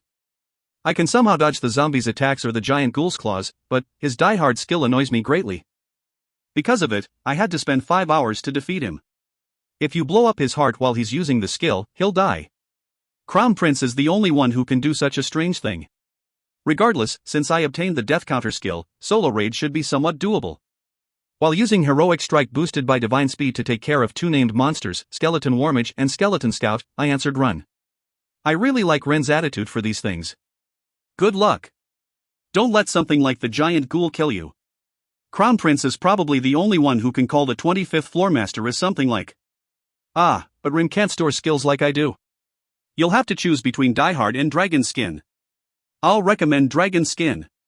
The giant ghoul set isn't something a person should wear. Can I buy Crown Prince's pocket watch from somewhere? You can try asking your floor shop owner, but I already did, but he only asked how I heard about such an ancient artifact. That Loretta woman, just who is she? While cursing at the Skeleton Warmage for only dropping 5,000 gold and curiously examining that silver bone crossbow the Skeleton Scout dropped, I answered run. A kind and pretty shop Nuna. She's only kind to Crown Prince. Oh, this crossbow was pretty good. If there were crossbow bolts in my inventory, it reloaded automatically and shot out consecutively. Wasn't this a machine gun? For a completely plain-looking crossbow other than the fact that it was made of silver bones, it sure had excellent functions. Oh. It even dealt bonus damage if the bolts were made from ground skeleton bones. I had finally found a better use for the bone skeletons occasionally dropped other than selling them to Lin. Although it didn't seem usable against boss monsters, it seemed useful for cleaning up trash mobs. I was greatly satisfied by the unexpected lucky drop. Regardless, good luck, Ren. We can raid together around the 50th floor. There are people who can't ever climb to that 50th floor. Ren can do it. I retorted as I hung the crossbow by my waist. Because Ren is my disciple. Are you acknowledging me? To tell you the truth, I want to train you for at least a year more. I won't be your disciple. I'm kidding. You're doing great.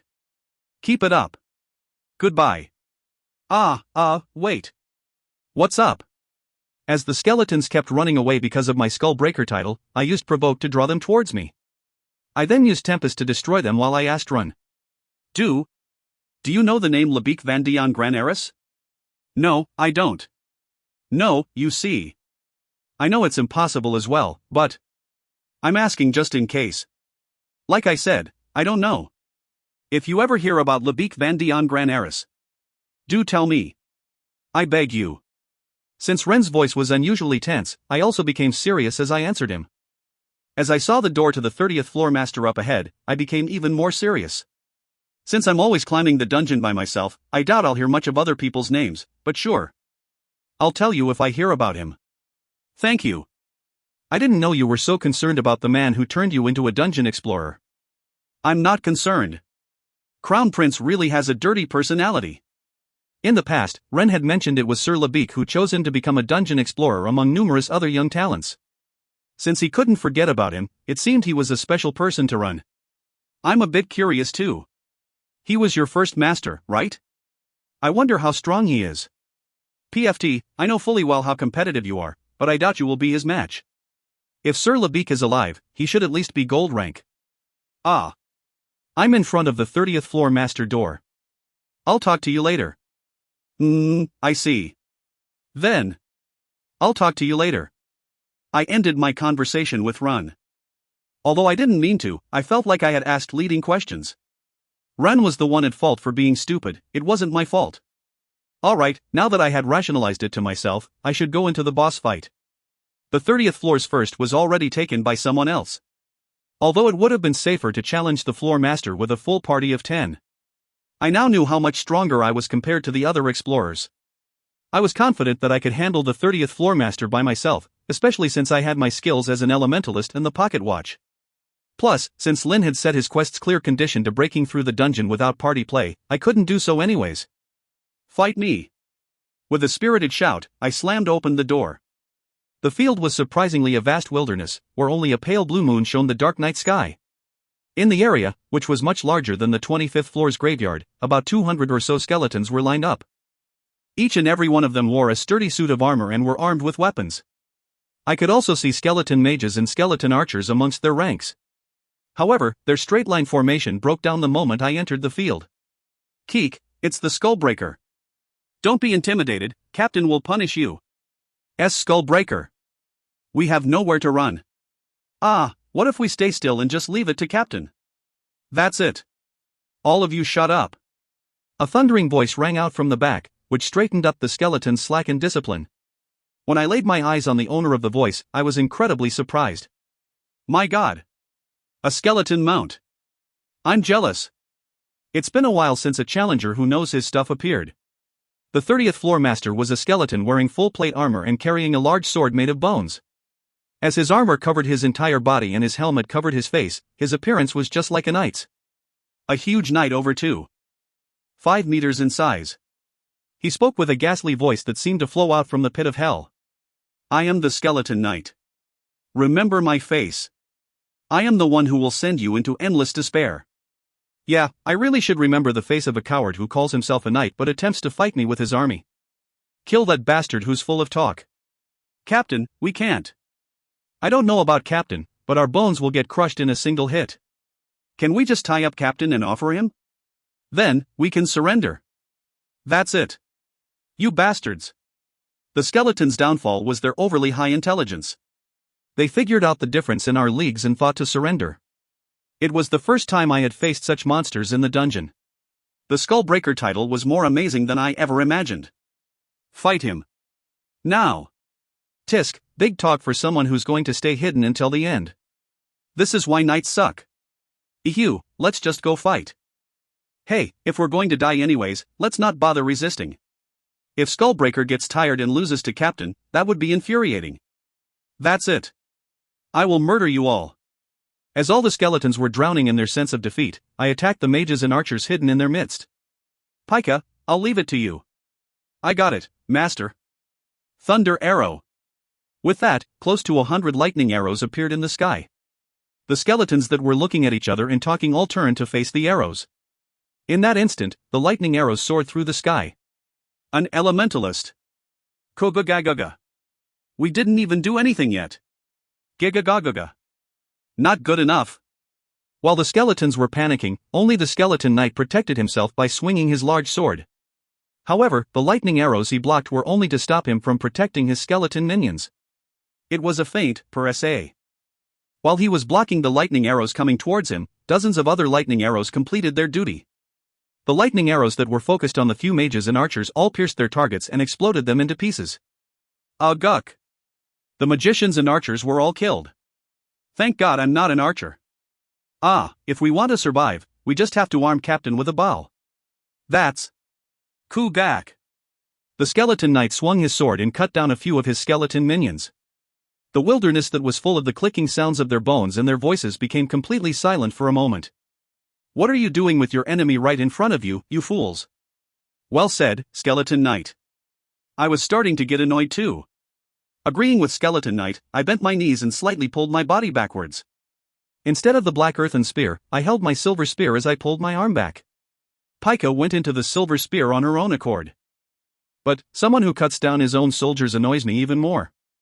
Everyone charge. Crush him. Those that refuse will have their bones crushed by my sword. Bujuljul, follow Captain's command. We are only alive because of this cursed body. Let's go set it ablaze. Our lives already ended a long time ago.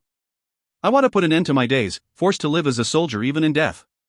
I pulled my arms back as much as I could and concentrated my strength into it. The silver spear in my grip radiated a brilliant white light and flickered with lightning. My eyes were fixed, not at the skeletons running towards me, but the skeleton knight sitting on his skeleton mount. Block his attack. Destroy him. Try it if you can.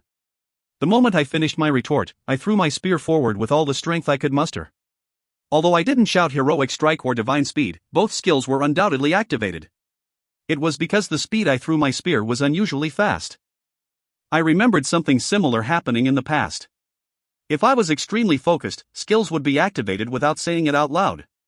If you find any errors, ads pop up, ads redirect, broken links, non-standard content, etc., please let us know. Report chapter so we can fix it as soon as possible.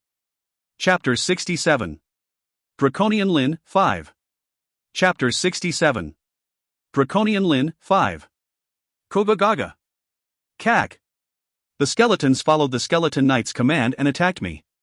However, my spear had already left my hand, and the skeletons in its path could not even die meaningful deaths, as their blows scattered in all directions without slowing down the spear in the slightest. Naturally, the skeleton knight didn't have the time to dodge it. He hurriedly raised his sword, but the spear was already at his face. His sword bounced off into the air, while my spear pierced through his helmet perfectly and exploded with lightning. Critical hit. Kahak. Phew man. The skeleton knight let out a short scream. His helmet broke into pieces and his skeleton skull was revealed. The silver spear was still stuck in along the crack in his forehead as it flickered with lightning. Then, the will-o-wisps in the skeleton knight's eyes burned more violently. He let out an enraged roar, pulling out the silver spear and slamming it down on the ground. He then shook his head vehemently and brushed off the pieces of his helmet. At the same time, Pika came out of the silver spear and yelled angrily. Kayak. Treating a lady like this, you're the worst. Pika, come back. Okay. Gulping down a middle potion, I took out the black earthen spear. You cowardly skeletons. Stop being scared and come fight me. You used provoke. Almost all nearby enemies become hostile toward you. Kuguljul. Kill Skull Breaker. I'll show him how hard my bones are. Understanding danger and withdrawing is not cowardice, but bravery.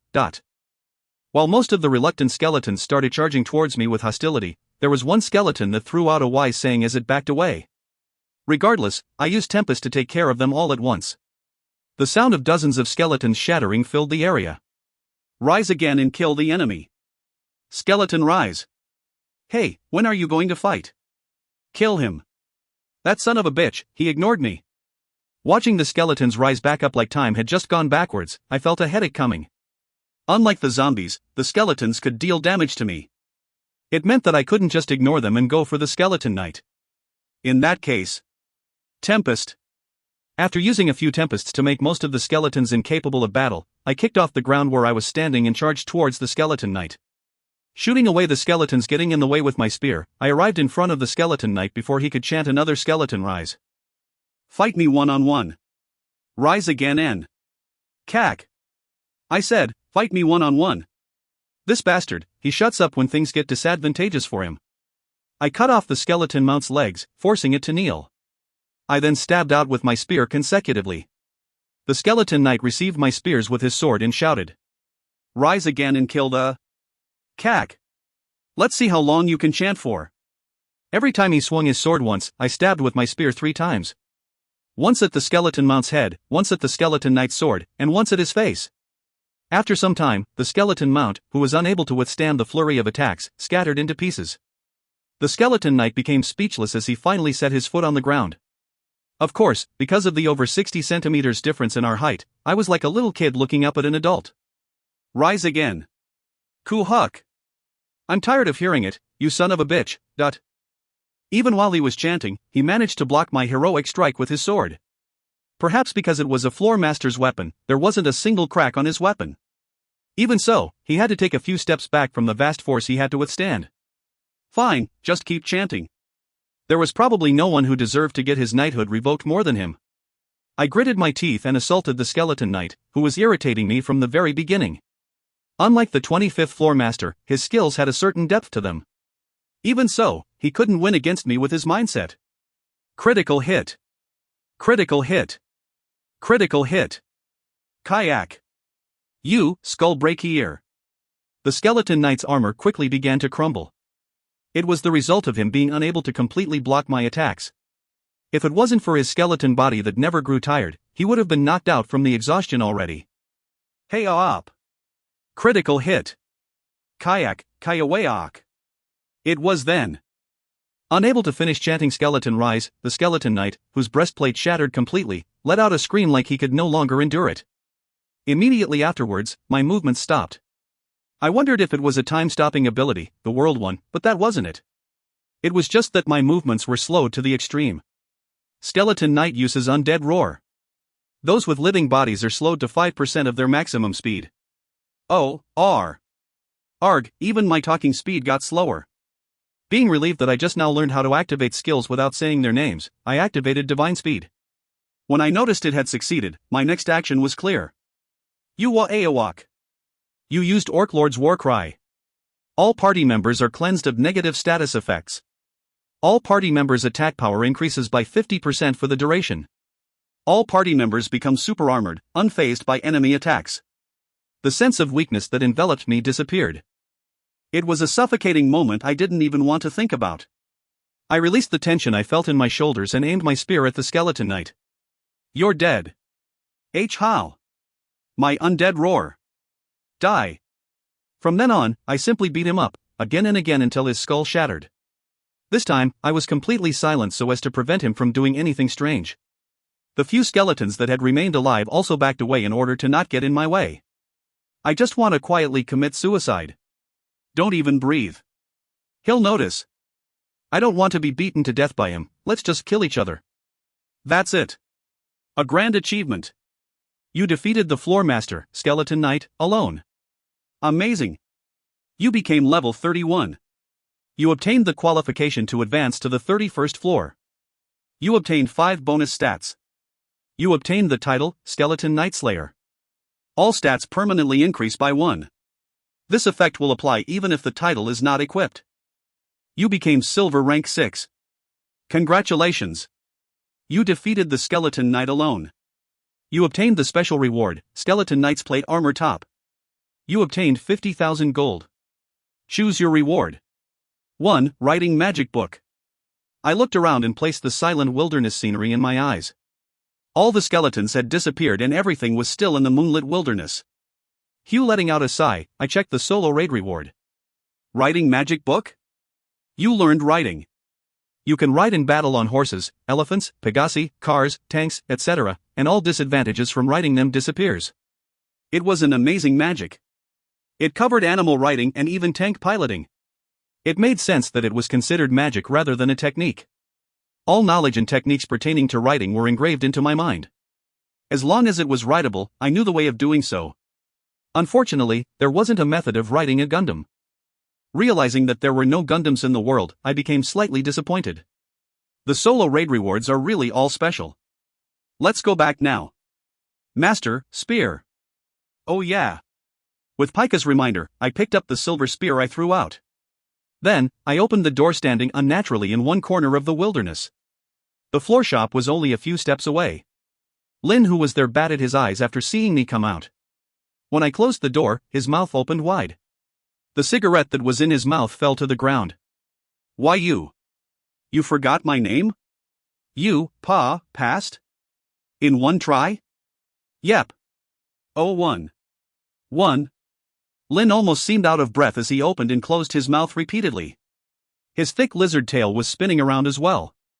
How many? How many people passed? No, it must have been 10. How did you gather a full party in just one day? It usually takes 4 days for 10 people to gather. What are you talking about? I really did wonder what he was talking about. You said to clear the dungeon alone. Don't you remember?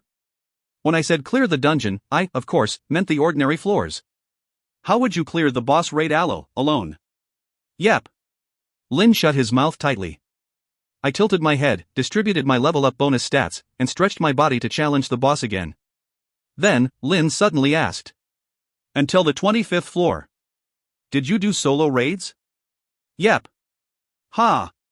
That means the number of skills in your pocket watches? 5. Lin took out a new cigarette and put it in his mouth.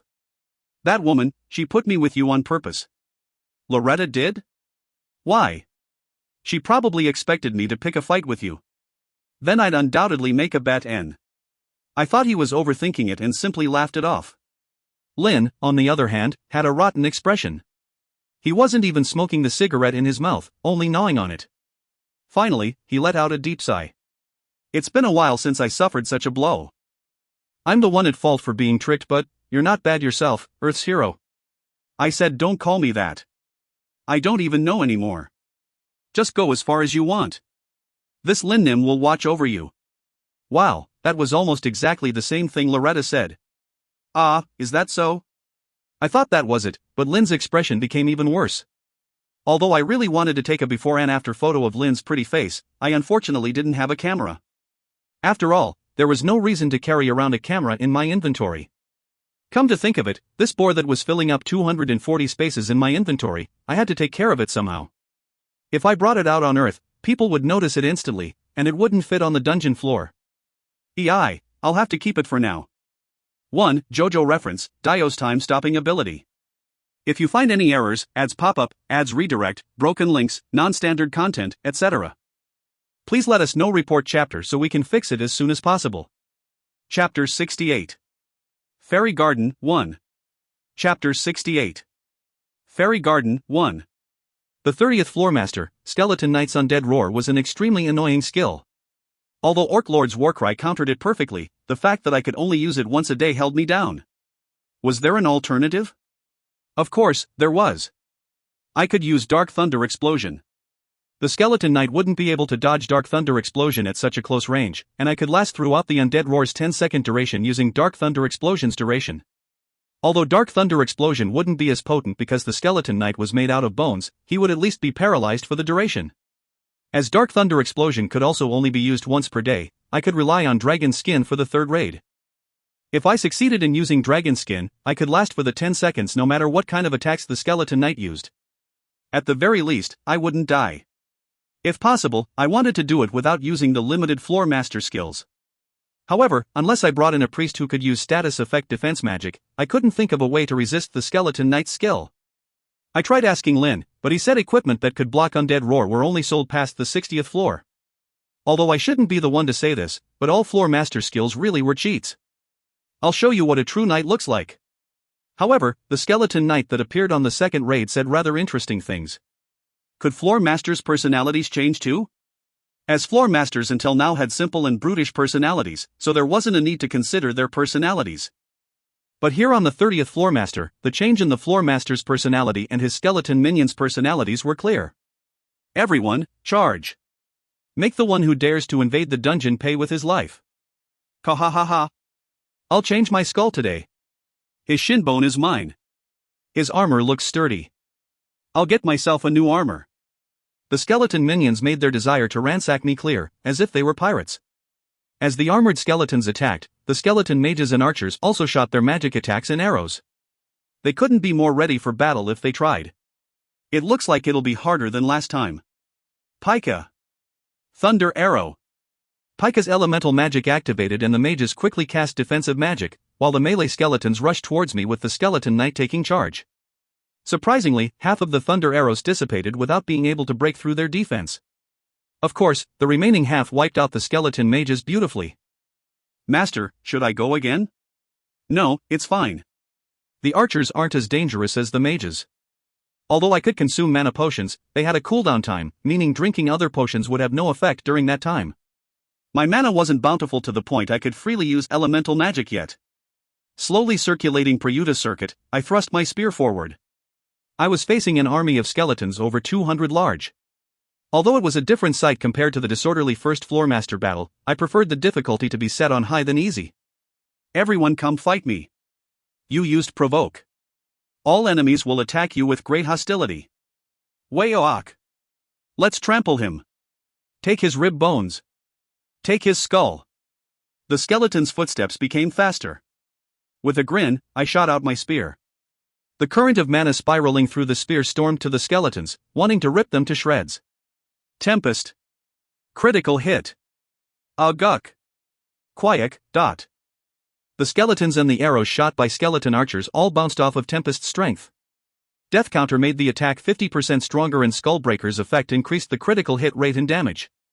All the skeletons that were struck by critical hits had no other choice but to die. Skullbreaker, you wield elementals. The Skeleton Knight became enraged and charged towards me on his skeleton mount. His terrifying appearance and large sword gave off an imposing aura. Very satisfied at his appearance, I shouted as I ran to meet him. Sorry, but that wasn't an elemental magic. Cool, oh. His sword came from an odd direction and aimed for my neck.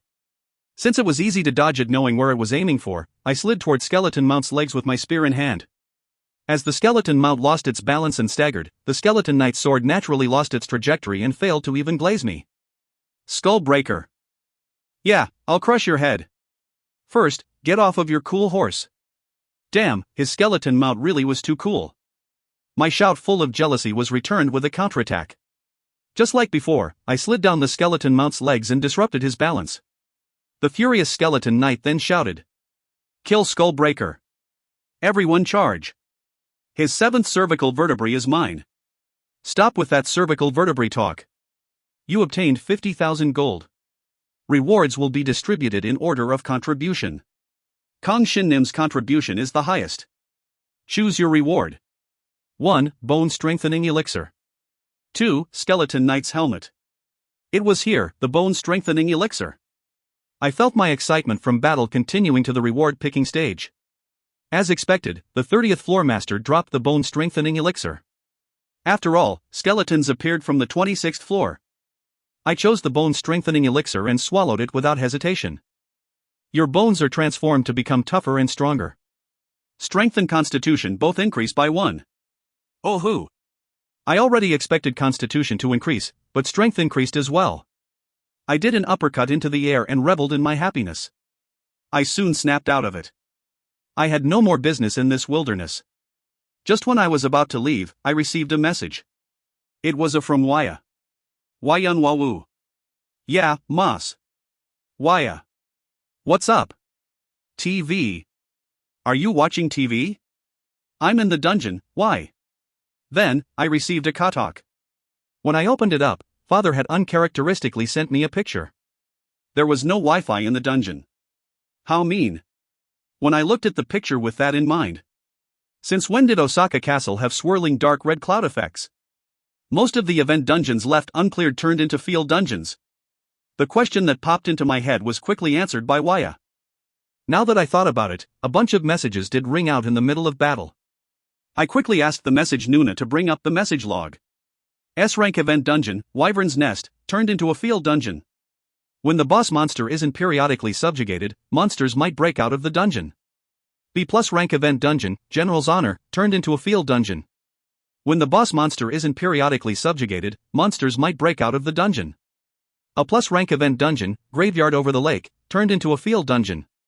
When the boss monster isn't periodically subjugated, monsters might break out of the dungeon. B-rank event dungeon, Ghoul's Resting Place, turned into a field dungeon. When the boss monster isn't periodically subjugated, monsters might break out of the dungeon. D-rank event dungeon, Goblin's Den, turned into a field dungeon. When the boss monster isn't periodically subjugated, monsters might break out of the dungeon. C+ rank event dungeon. Waya, do you know what a field dungeon is? I'm not sure, but the dungeons that were only accessible through the gate seem to have moved to Earth. Not to mention. It looks like these dungeons won't go away even if you clear them. I'm sure some people will be happy about that. Of course, the world was already overflowing with monsters. There were places where entire countries were felled by monsters and turned into their nests, and places that were specifically given to monsters. Even small village-side mountains were now off limits. For anyone looking to hunt monsters, there were more than enough of them. However, monster group colonies were extremely dangerous. No one knew where they would pop out from. Not even satellites could determine their location. Monsters constantly moved, transformed, and became fully grown at the most unexpected times. It really made one angry. It was also the reason Guardians and Freedom Wings traveled in large units. This fact also caused the high death rate of rogues. On the other hand, dungeons had many of the same type of monsters. Once the initial exploration was finished, it was possible to estimate the monster's level of danger. Plus, as they were limited areas, it was possible to optimize the explorers that went in. Overall, it was much easier to hunt in the dungeons than in the wild. Yep, for dungeons with moderate difficulty, hunters would gather, so there would be no problem subjugating them. However, for dungeons that had a rank or above difficulty, Guardians, who are obligated to go protect the citizens, would die. Guardian will surely ask Freedom Wing for help. They wouldn't be able to ignore the public outcry. Waya, will you be fine? You're Britain's Guardian. I'm not. You know about it, right? The A+ rank event dungeon turned into AA+ rank field dungeon. All Guardians S rank and above were summoned to assess its danger. You have it rough. Well, if it's you, you'll be fine.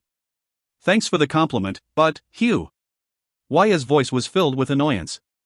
I first got out of the wilderness and left the dungeon as well. I had to see what was happening on Earth with my own eyes. You're here, son. You're not changing the channel, right? Let me see. Go ahead. It's a good thing we took care of young Dungpo's dungeon so quickly. Really? Father was sitting on the couch in a casual clothing, while eating popcorn and watching TV. It seemed he didn't care much about other countries' problems.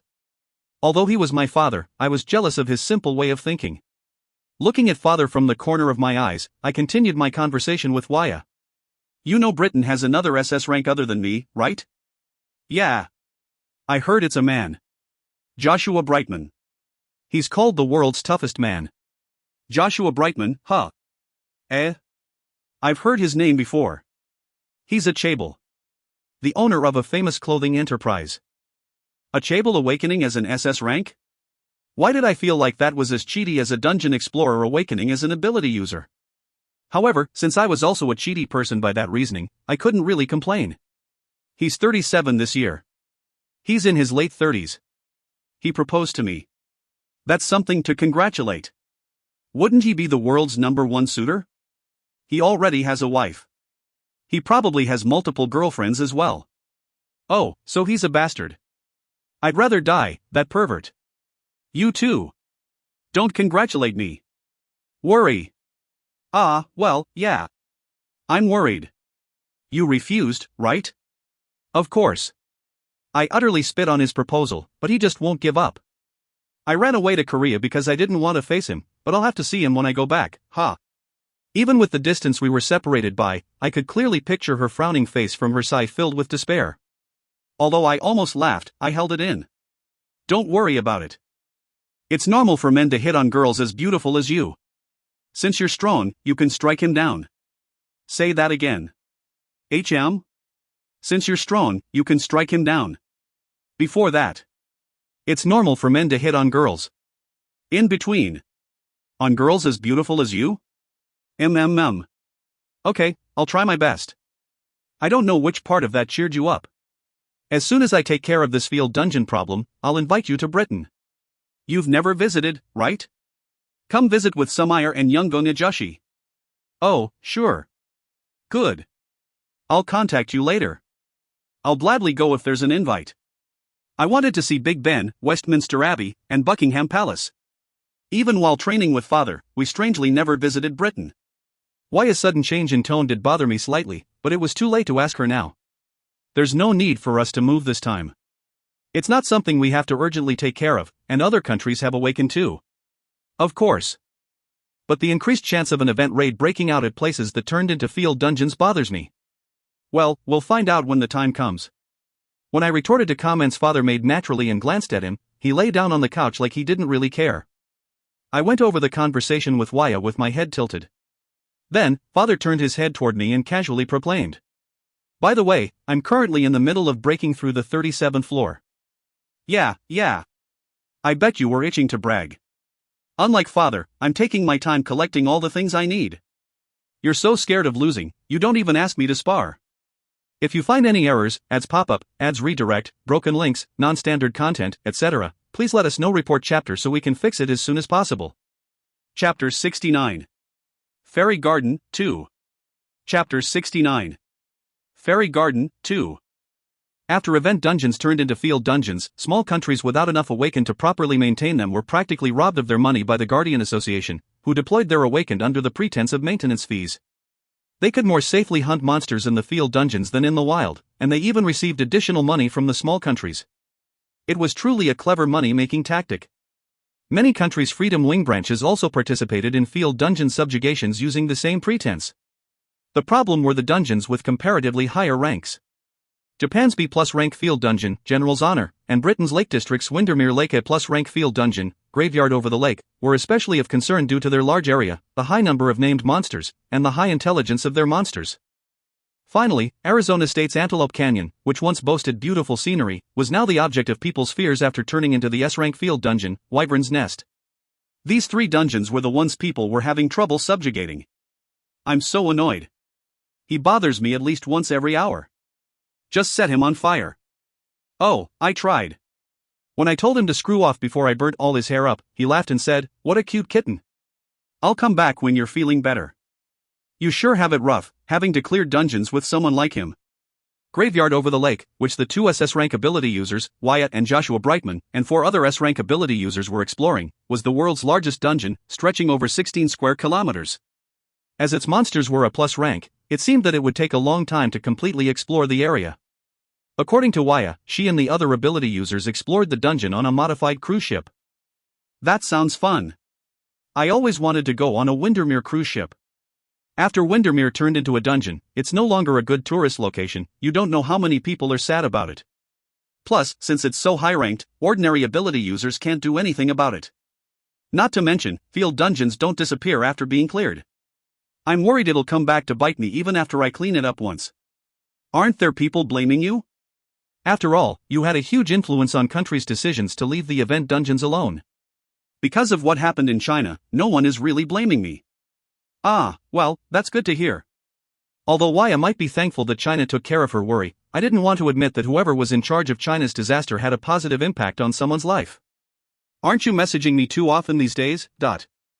It's because I'm stressed. If you had to talk to that self-proclaimed gentleman, you'd want to relieve your stress too. Look at the beautiful Windermere Lake and cheer up. Ah, that tuna came out again. Good luck. Being inwardly happy that Gyeongbokgung Palace 1 didn't turn into an event dungeon, I ended my conversation with her. In front of my eyes was Lin, who was smoking on his cigarette as always. Are doing boss raids and talking with your friend the only things you do? Can't you think about my scorching heart after being tricked into betting with you? Lin, does the residential area entrance ticket disappear once you use it? If a draconian is talking to you, listen to him. Lin flicked his cigarette ash towards me as he fretted. I swung my spear and returned the ashes back to him. I'm asking Lin so I could find better things to do. Don't just skip out on parts of the conversation. Alright, what? Residential area? You got a ticket? Yes. Puffing out cigarette smoke, Lin thought for a brief moment, then gave an exclamation of surprise. Obviously, the entrance ticket will disappear once you use it. But if you somehow manage to buy a residence at the residential area, you'll be able to travel back and forth whenever you want. You just have to install a mana stone and get authorized. Wait, can you repeat that part about the mana stone? Don't you know what a mana stone is? You know, the thing that comes out from monsters' heads? It's the reason for the monsters' strong and strange biology. The reason they're distinguished from humans. The difference is being able to control mana or being controlled by mana. Hearing this, I remembered something. A story from long time ago, when I first heard about dungeon explorers from Father. In the dungeon, there are lots of precious things. Mana stones, magical weapons, heck, even orc skin would be treated as new material never before seen on Earth. That's right, mana stones. I remembered now. But now that I thought about it, I had never even seen a mana stone even though I was on the 30th floor. As for magical weapons, the automatic silver crossbow in my inventory could count as one. I had only gotten one when I was on the 30th floor. Not to mention, the orc skins were just trash items rather than a new material. If I sold it anywhere, I would have had to talk to the police. I couldn't help but tremble as I was reminiscing about the past. I became a dungeon explorer after being tricked by Father's words. Of course, I didn't regret it in the slightest now, but I did resent Father for tricking me when he had never owned mana stones or magical weapons. I vowed to get my revenge. I've never seen a mana stone. Ha! Well, that's a given. Monsters that appear below the 20th floor of the first dungeon are weaklings who don't have mana stones, and since the 21st through 40th floors all have undead monsters, they don't have mana stones. You'll have to get to the 41st floor to see some. Kook. Don't worry. If you go to the residential area's market, you'll meet other explorers selling some. Just buy one randomly and buy a house randomly too. Once you can install the mana stone at the house and go through the authorization process, you can freely go back and forth between your house and the dungeon. Just like how you can go back and forth between the dungeon and Earth. That sounds like I can live in the dungeon without ever having to go back to Earth. When I said what I was thinking aloud, Lin sneered for a moment. When I noticed it, he changed his expression to a big smile. For a man, he had a very womanly charm, which made me take a step back. It was undoubtedly charming, but it was the kind of charm that made a chill run down one's spine. Of course. That's possible, Earth's hero. You'll find out when you get there, but I'll tell you in advance. The word escapee is forbidden. If you don't want to become a common enemy at the residential area, don't say that word. Escapee. I said it's forbidden. Understood? Why, yes. Phew. He took out another cigarette and put it in his mouth while lighting it up. When I looked at him cautiously, he grinned and advised me.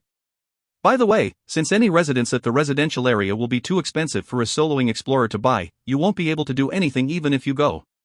You'll only end up wasting the entrance ticket you worked so hard to get. Since he kindly advised me, I decided to tell him the truth.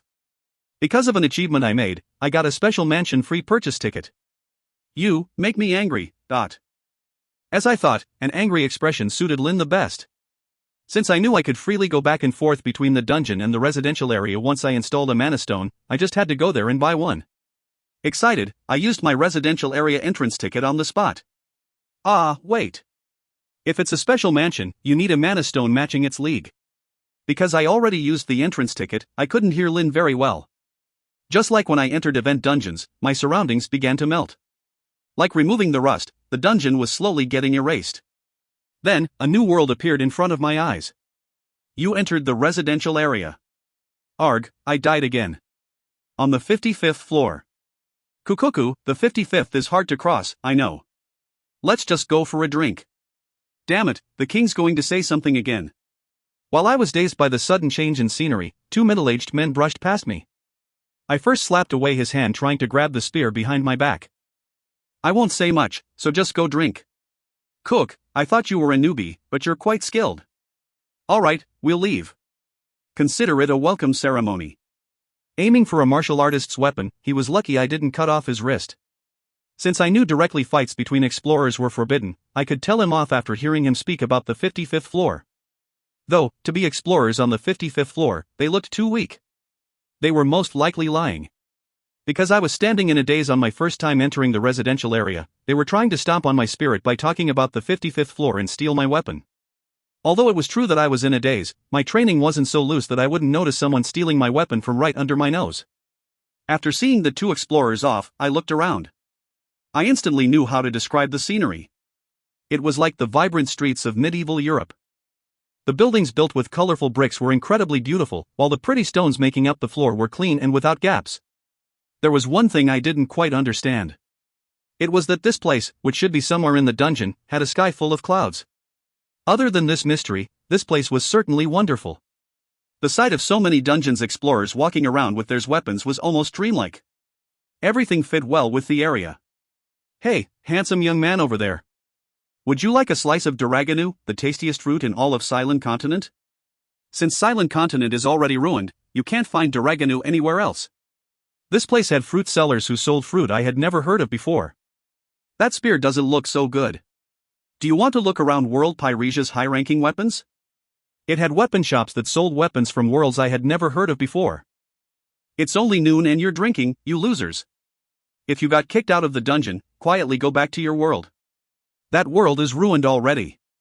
There was even a foul-mouthed beauty serving alcohol and curses at her customers. It's not that big. It's probably about the size of a small town. The city didn't have any residences belonging to explorers. To be exact, this place wasn't the residential area, but an intermediate area to get to the residential area. It was a public space created for the residential area's explorers to interact. Since just the intermediate area was this size, it was perhaps a little rude of me to call it small. However, since I was used to living in Korea's capital, this place could only be small in comparison. That said, I didn't dislike this place filled with lively explorers. It was fun looking at each of the shops the explorers were running, and the fountain plaza I was summoned to was also incredibly beautiful. Alright then, the place where I could buy the special mansion is. No, wait. Someone had told me to contact her when I came to the residential area. Paludia, are you in the dungeon? Kang Shin? Yeah, you told me to contact you when I came to the residential area, remember? Wah! Wait. Jay, just one moment. Then, in the 3 hours that I was looking around the residential area, I didn't receive any messages from Paludia. A girl's words really weren't something you could trust.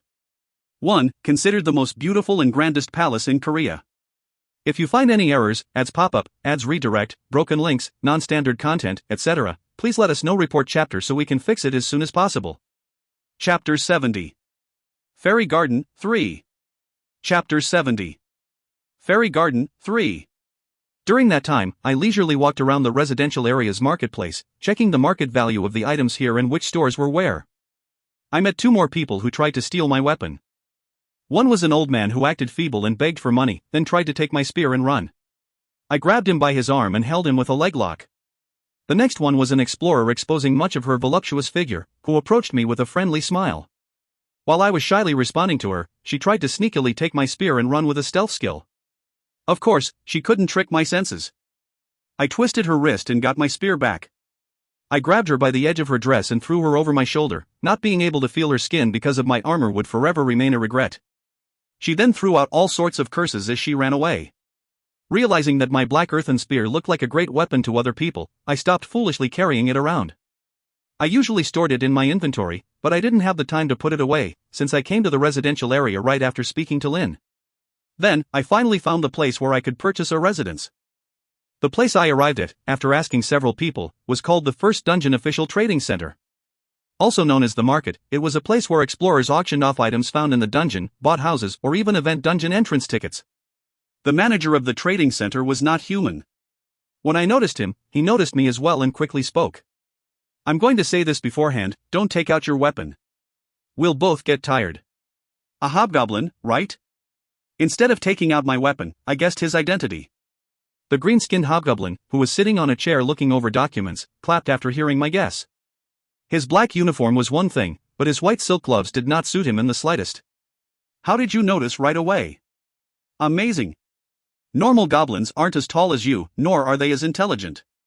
At my words, a smile bloomed on the hobgoblin's wrinkly face. In truth, he looked quite silly. Elves, hobgoblins, and fairies were all the same race, but how could there be such an unfortunate difference? Good. It's been a while since I've seen a newcomer with some common sense. What business do you have? Are you trying to auction an item? Alright, although there's usually a 10% fee, we'll make it 5% since this is your first time.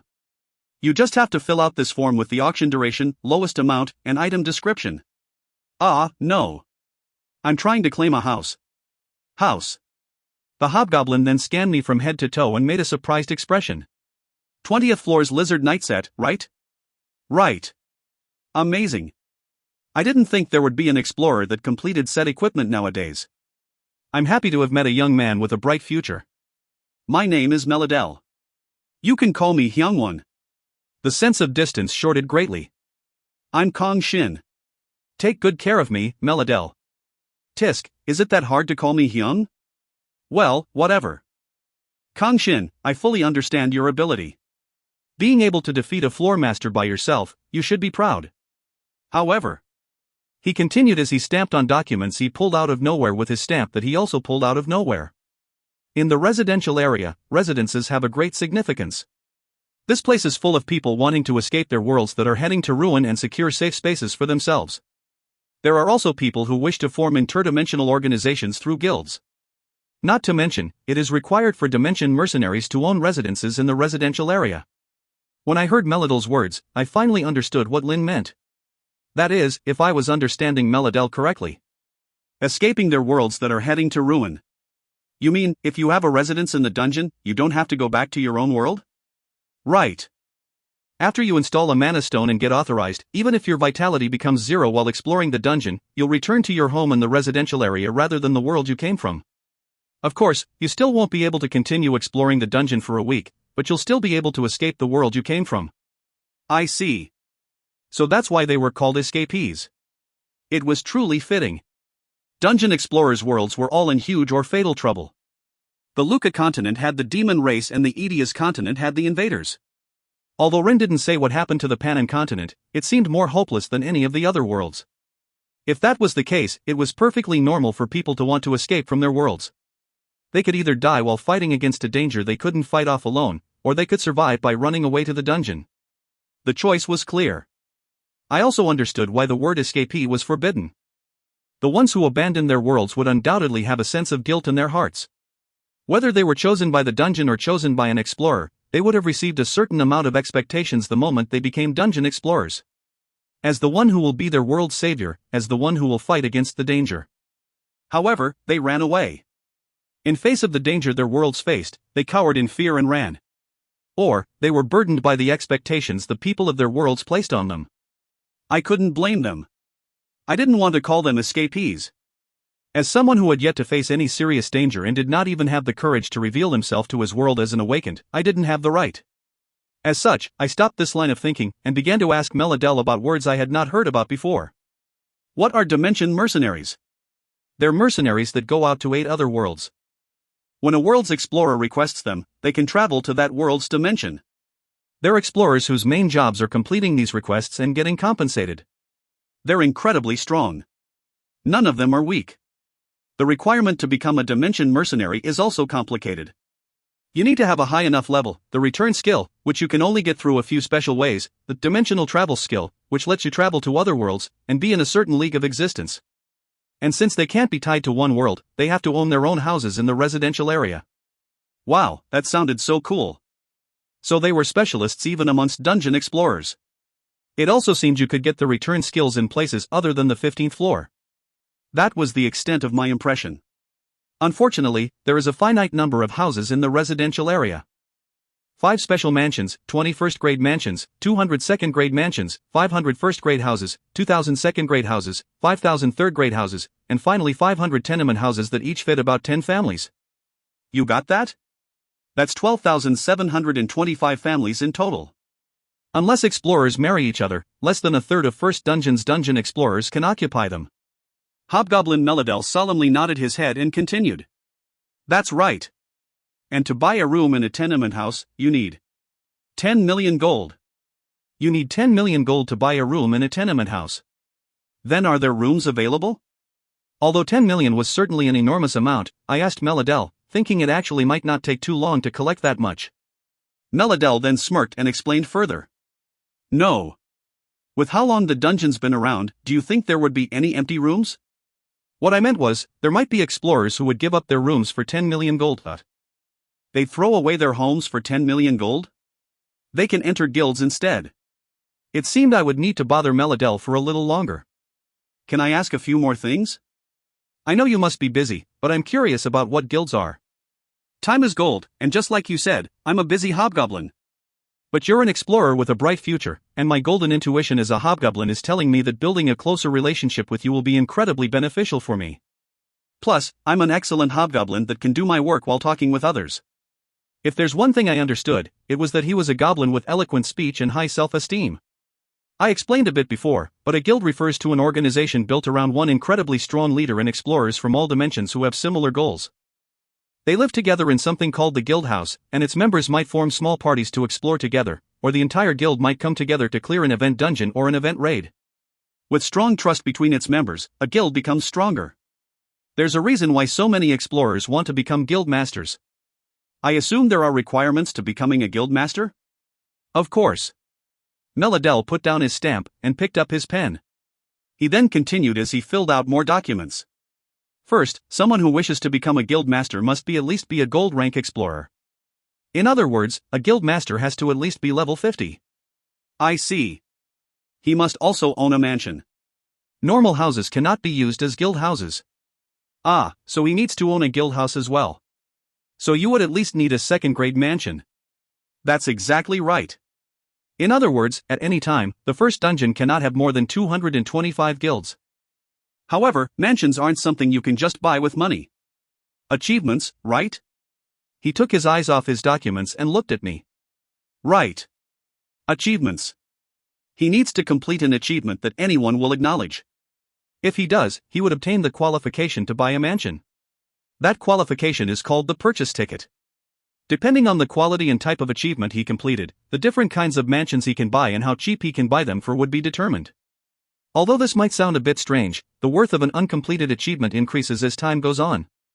The highest level of achievements are the first achievements. In other words, the way to complete a great achievement right now would be to become the first to complete an achievement that has never been completed before. An achievement that has never been completed in the long history of the dungeon. You understand how valuable that would be, right? When I heard his explanation, I finally understood why succeeding in the Lizard Knight solo raid in my first challenge was such an amazing achievement. An achievement never before completed in the long history of the dungeon. I had succeeded in exactly that. Succeeding in the Lizard Knight first challenge solo raid. That's why the mansions are a bit more open compared to the houses. There are still several ownerless second-grade mansions and 3 ownerless first-grade mansions. One of the only 5 special mansions in the entire residential area, Marianne's Garden, is also awaiting its owner, which has never appeared since the founding of the dungeon. There are quite a lot of explorers that are curious about the one that will become the owner of Marianne's Garden. With that, he looked at me. But it seems that curiosity won't last long. Don't you agree, owner? As I thought, you noticed. I noticed it when you said you would claim a house rather than purchase. Although I didn't think it would be the special mansion. He really was smart. With a smile, I took out the special mansion free purchase ticket and gave it to him. He put his reading glasses and carefully examined the ticket. Then, he let out a deep sigh. Lord, made a big decision. All right, congratulations. Kang Shin, from today, you are the owner of the special mansion, Marianne's Garden. I, Hobgoblin Melodel, Elder of the Fairy Garden, acknowledge it with my name. You became the owner of the special mansion, Marianne's Garden. The key to the mansion is vested upon you. You can find it in your inventory. I opened my inventory and examined the key. It was slightly different than the light blue crystal key Loretta gave me, as it seemed to be carved from a jewel radiating a 5-colored brilliance. Although it had less cuts than the crystal key, it was bigger and more beautiful. When I reached inside my inventory to grab it, I received a message. Your friend, Paludia Grenawir, has invited you to her residence.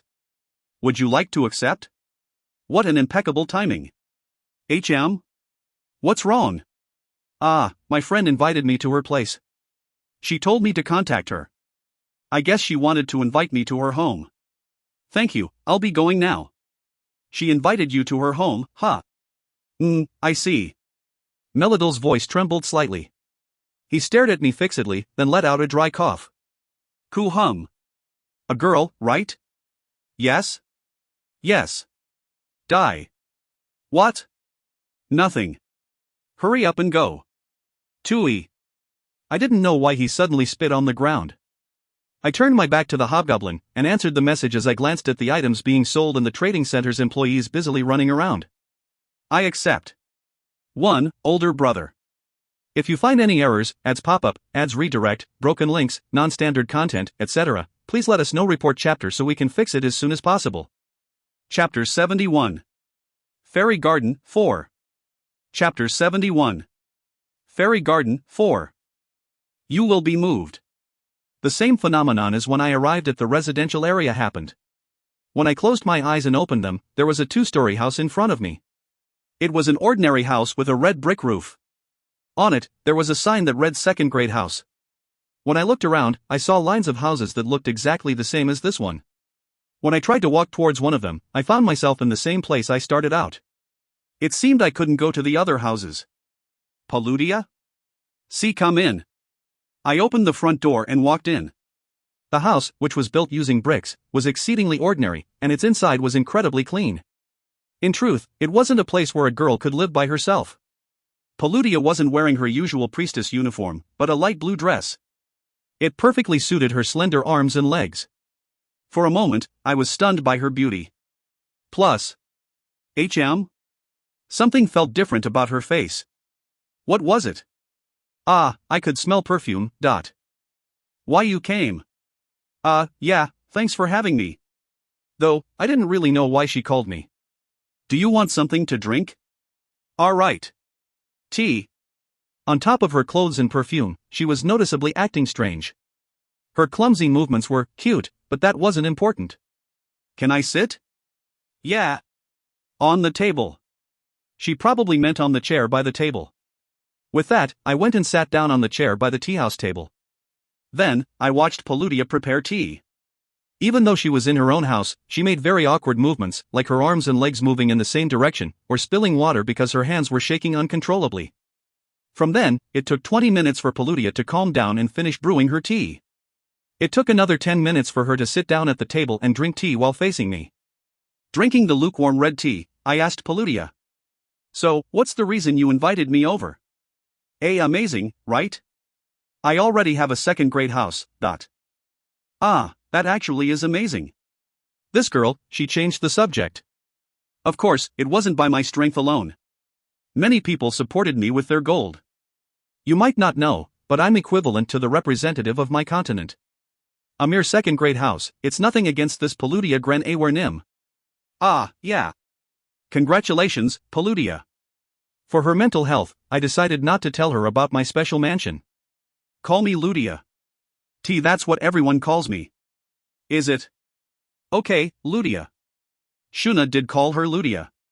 I thought it was a nickname between close friends. When did Paludia start considering me her friend? Because I didn't think we'd had a chance to become such close friends, I was quite bewildered. However, the real bewilderment had yet to happen. So you see, the reason I called you. Paludia, no, Ludia's face was incredibly red. After taking a sip of red tea, she barely managed to continue her words. There's something I need to explain to you, . Okay? My family. It's our royal family. Yeah. I would never forget her words that followed for the rest of my life. We're born with eyes that can discern our fated partners. I mean, if I marry this person and have children, the royal family would be destined to prosper. Yeah. A chill suddenly ran down my back. Apparently it's because of my bloodline, my ancestors' blood has a divine race's blood mixed in, or so they say. When we first met. For some reason, I didn't want to hear what she had to say. Remember when I was mean to you? Why, yeah. I hoped it wasn't true. I knew it the moment I saw you. Really? A girl this pretty, with me? Although I wanted to tell her not to joke around and laugh it off, Ludia's expression was too serious. In truth, I didn't like it. Why did I have to marry a man I didn't even know, who even came from another world? That's why I was so mean to you. I didn't even think you were an orc. I thought you had an admirable body of a martial artist. I didn't hate you. As she spoke, her voice was getting calmer. She was getting more and more collected. I hated my eyes. I hated my royal bloodline. I hated that I had to marry someone that was chosen without my knowledge. I hated that I was connected to someone that couldn't even live with me in my world. That's why I stayed silent. But I didn't hate you. You saved me twice. You helped me, even when I wasn't kind to you. In fact, I treated you harshly. When I said I didn't like you as a person, that was a lie. I see. Is that why you added me to your friend list? Yeah. I didn't think about marriage, but I didn't want the connection between us to be severed. Maybe, back then, I was already. And no. I'll continue, . She caught her breath, then asked with a quiet voice. Sheena Gren Awer. Do you know her? I did. I know Sheena. Ah, Sheena Gren Awer. I see, she's your younger sister. Yeah, she's the second royal princess. Even as a princess, she bravely fights on the front lines as a knight. But it's the same for you. And me. I'm a priestess. So it's not as dangerous. Why, yeah. I can't, this girl. I had to do something. Although she looked calm, she wasn't calm at all. She got startled whenever I said something, and the tone of her voice randomly changed as she spoke. It was clear she was incredibly nervous. I understood. I was incredibly nervous too. She said she'd marry you, so I got scared. Huh? This was the first time I heard about it. Today, there were many things I was hearing for the first time. She also said her fated partner was you. She kept bragging about how close she was with you, almost as if to taunt me. My eyebrows trembled. Scary. Even though we exchanged greetings from time to time, I never even imagined Sheena was thinking like that. Even if I die, I won't let Sheena have. I mean, I thought I should meet you because of this problem. I didn't have any ulterior motives. I just thought it was weird that both sisters picked the same person as their fated partner. I just wanted to confirm, but Mom found out and... Found out? As she found out you were another world's hero. Her face reddened as she drooped her head and waved her hand in the air. Although she looked extremely adorable, I understood what she meant in an instant. Ludia, this house. Yeah. Mom and Dad arranged it. The Emperor and Empress did. As a wedding gift. Thanks for the tea. Hey! When I tried to get up from my seat, Ludia hastily grabbed my arm. I'm just saying. Don't jump to conclusions. What, were you worried that I was going to propose to you? You're not that narcissistic, are you? I understand, so calm down, Paludia. I said call me Ludia. Okay, Ludia. Breathe in. Breathe out. Hoo-ha. She obediently followed my words and inhaled in and out. Even as she was being feisty, doing what I told her made her look extremely lova. Hook. I needed to calm down too. After recomposing herself, she glared at me with teary eyes and spoke. I calmed down. So. I'm just letting you know. Got it? Yeah, I got it. Well, here's my thought. Marriage should be done between two people that love each other, right? Being able to tell one's fated partner, there's no guarantee it's 100% right. So you don't have to worry, Ludia. Stupid. You're so dense. It's nothing. I wondered why. She seemed calmer, but she also looked angrier. Unable to figure out why, I panicked. I was also feeling fluttery. In truth, Ludia was the most beautiful of all the girls I'd met. Although I was doing my best to lower my evaluation of her looks by thinking about her younger self, I couldn't deny that she was beautiful. But to think her fated partner was me. My heart had no other choice but to pound. Of course, Ludia didn't like me at all and was angry about that. Even so, I couldn't help myself from thinking what if? But this wasn't right. Something like fate, there was no need to consider it. Anyone that would try to do something with Ludia because of it would be the lowest scum. Ludia trusted me and told me about it honestly. Even if I couldn't act dignified, I had to at least lessen her burden. I'd like you to meet the person you like and be happy with him. You don't have to worry about something like a fated partner. How about you? You don't care at all? Not even a little? Ludia, who was listening to me, returned with a question. Her eyes were teary like she was about to burst into tears. I felt like I couldn't lie in front of such eyes and said with a bitter smile. Sorry. I shouldn't mind, but I actually do. A lot. You're incredibly beautiful, and even if you don't act like it, I know you're kind. If a girl like that tells me that I'm her fated partner, of course my heart would race. Sorry, I know I shouldn't, but... Yes. Like I said, it's nothing. Ludia hastily flapped her hands, but for some reason, her mood seemed to have become much brighter. With a face that was barely holding in a smile, she seemed to be pulling back the corners of her mouth. I didn't know why, but I felt it was a good thing. So, men don't listen to Sheena no matter what she says, okay? Engrave it in your mind. It seemed that was all she planned to say for today. While sipping on the red tea that went cold, I answered. Yeah, sure. Even if Sheena says you have to marry her because you're her fated partner, don't listen to her. That girl only likes you because you're strong, so don't think she really likes you. Got it, Kang Shin. Yeah, I got it.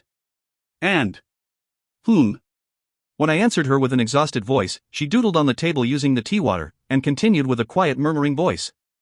Contact me more often. I'll forget your voice. Oh, okay. You can come by again whenever, too. I'm usually bored. Okay. You can go now. I'm going to rest. Alright, it was fun today.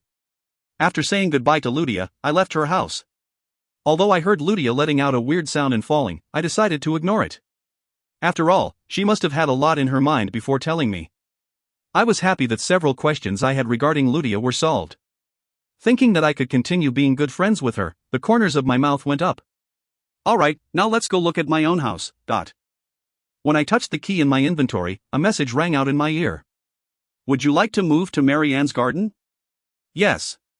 When I closed my eyes and opened them, I was in front of a huge mansion. It's too big.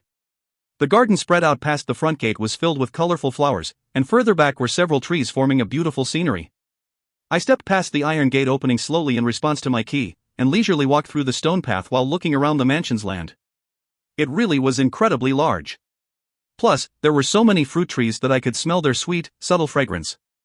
When I plucked one off and took a bite, an overwhelming sweetness and coolness danced in my mouth. A bit away from the stone path, amongst the trees, I saw what seemed like a spring, but I ignored it for now. The mansion. Ah, I see it now. The mansion was also enormous. It had a blue roof and was made of ivory-colored bricks. Without exaggeration, it was as big as a few giant iron boars. Its sheer size almost felt exhausting. Right in front of the mansion was a fountain, and a wide, open space around it. Right. I could leave the giant iron boar here. In the future, when I needed to dismantle the giant iron boar, I could do it by the fountain. Not to mention, the water would be close by for me to drink. After looking around the fountain and the open area, I turned my attention to the inside of the mansion. I climbed the stairs, and another door appeared, which reacted to the key I had and opened. You entered Marianne's garden. The mana stone required for authorization has been confirmed. Would you like to be authorized as the mansion's owner? While I was overwhelmed by the sight of the wide hall that appeared past the door, the messages rang out. I couldn't help but be confused. Mana stone? When did I get a mana stone? But since it said it would authorize me, there was no reason for me to decline. When I accepted the message's offer, my inventory suddenly opened in midair. What? When did I open my inventory? While I was confused, something was falling out of my inventory. It was the giant iron boar's nose. If you find any errors, ads pop up, ads redirect, broken links, non-standard content, etc., please let us know. Report chapter so we can fix it as soon as possible. Chapter 72. Fairy Garden, 5. Chapter 72. Fairy Garden, 5. Hook. Even while I stepped back, almost frightened out of my mind, my inventory was slowly, but surely, sending the giant iron boar out of it. The inventory freely soared through the air, hovering over a spot in the open area I had just walked by as it spewed out the giant iron boar. Along with a thud, its massive body made the mansion's open ground its home. Although I had expected it to a certain degree, it really ruined the mansion's mystical atmosphere. After it finished spitting out the entire giant iron boar, my inventory automatically closed itself, as if to say it never acted on its own accord. Hopefully, something so surprising would not happen again. While I was pondering why the boar even popped out, the boar's head began to crack with a thunderous sound. Ah, that's it. The answer was obvious. Bluestone. The mana stone I had was the boar's bluestone. I watched the scene with a dumbfounded expression. Soon, a bluestone, mana stone, bigger than my own body, popped out from its head. This boar really did have one, a mana stone. If China found out about this, they were sure to be painfully jealous. Just how expensive would that thing be if it were sold? Such a thought was useless, as the mana stone flew towards me while becoming smaller. The light it radiated also became stronger. When it arrived in front of my eyes, it had become the size of my thumb, while it shone with a dazzling light. It was almost as if it had compressed itself to increase its purity. Place a drop of your blood. Kook. After making a light cut on my finger with my spear, I let a drop of blood fall onto the mana stone. Then, the mana stone let out an almost blinding light and flew into the mansion. I tried to follow its trajectory, but it had disappeared into the hall's central area in the blink of an eye. Own. Immediately afterwards, the entire mansion rumbled. You were successfully authorized as the mansion's owner. You can return to the dungeon using your key at any time, and likewise, you can return to the mansion from the dungeon. When your vitality becomes 0, you can return to the mansion, in which case you will still not be able to re-enter the dungeon for a week. When my vitality became 0. It meant when I was kicked out of the dungeon after my HP became 0. Although I hadn't died lately, I was glad I could return to the mansion if I did, since I wouldn't want Father to find out. Plus, the fact that I could go back and forth between the dungeon and the residential area was the real benefit. I was looking forward to selling things in the residential area as well. Not to mention, there were street vendors and bars that were only available here. Just like that, I became the owner of a mansion I had never even dreamed about. All hail the dungeon. In truth, it had not sunken in yet. With the mana stone installed in the mansion, ventilation, temperature management, cleaning, and other maintenance will be automatically done. However, it is recommended that you appoint another mansion administrator.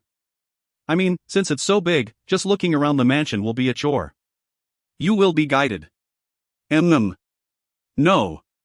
Before that, Holding off on the message Nuna's unusually generous service, I turned around and stared at the boar, which had its head cracked open.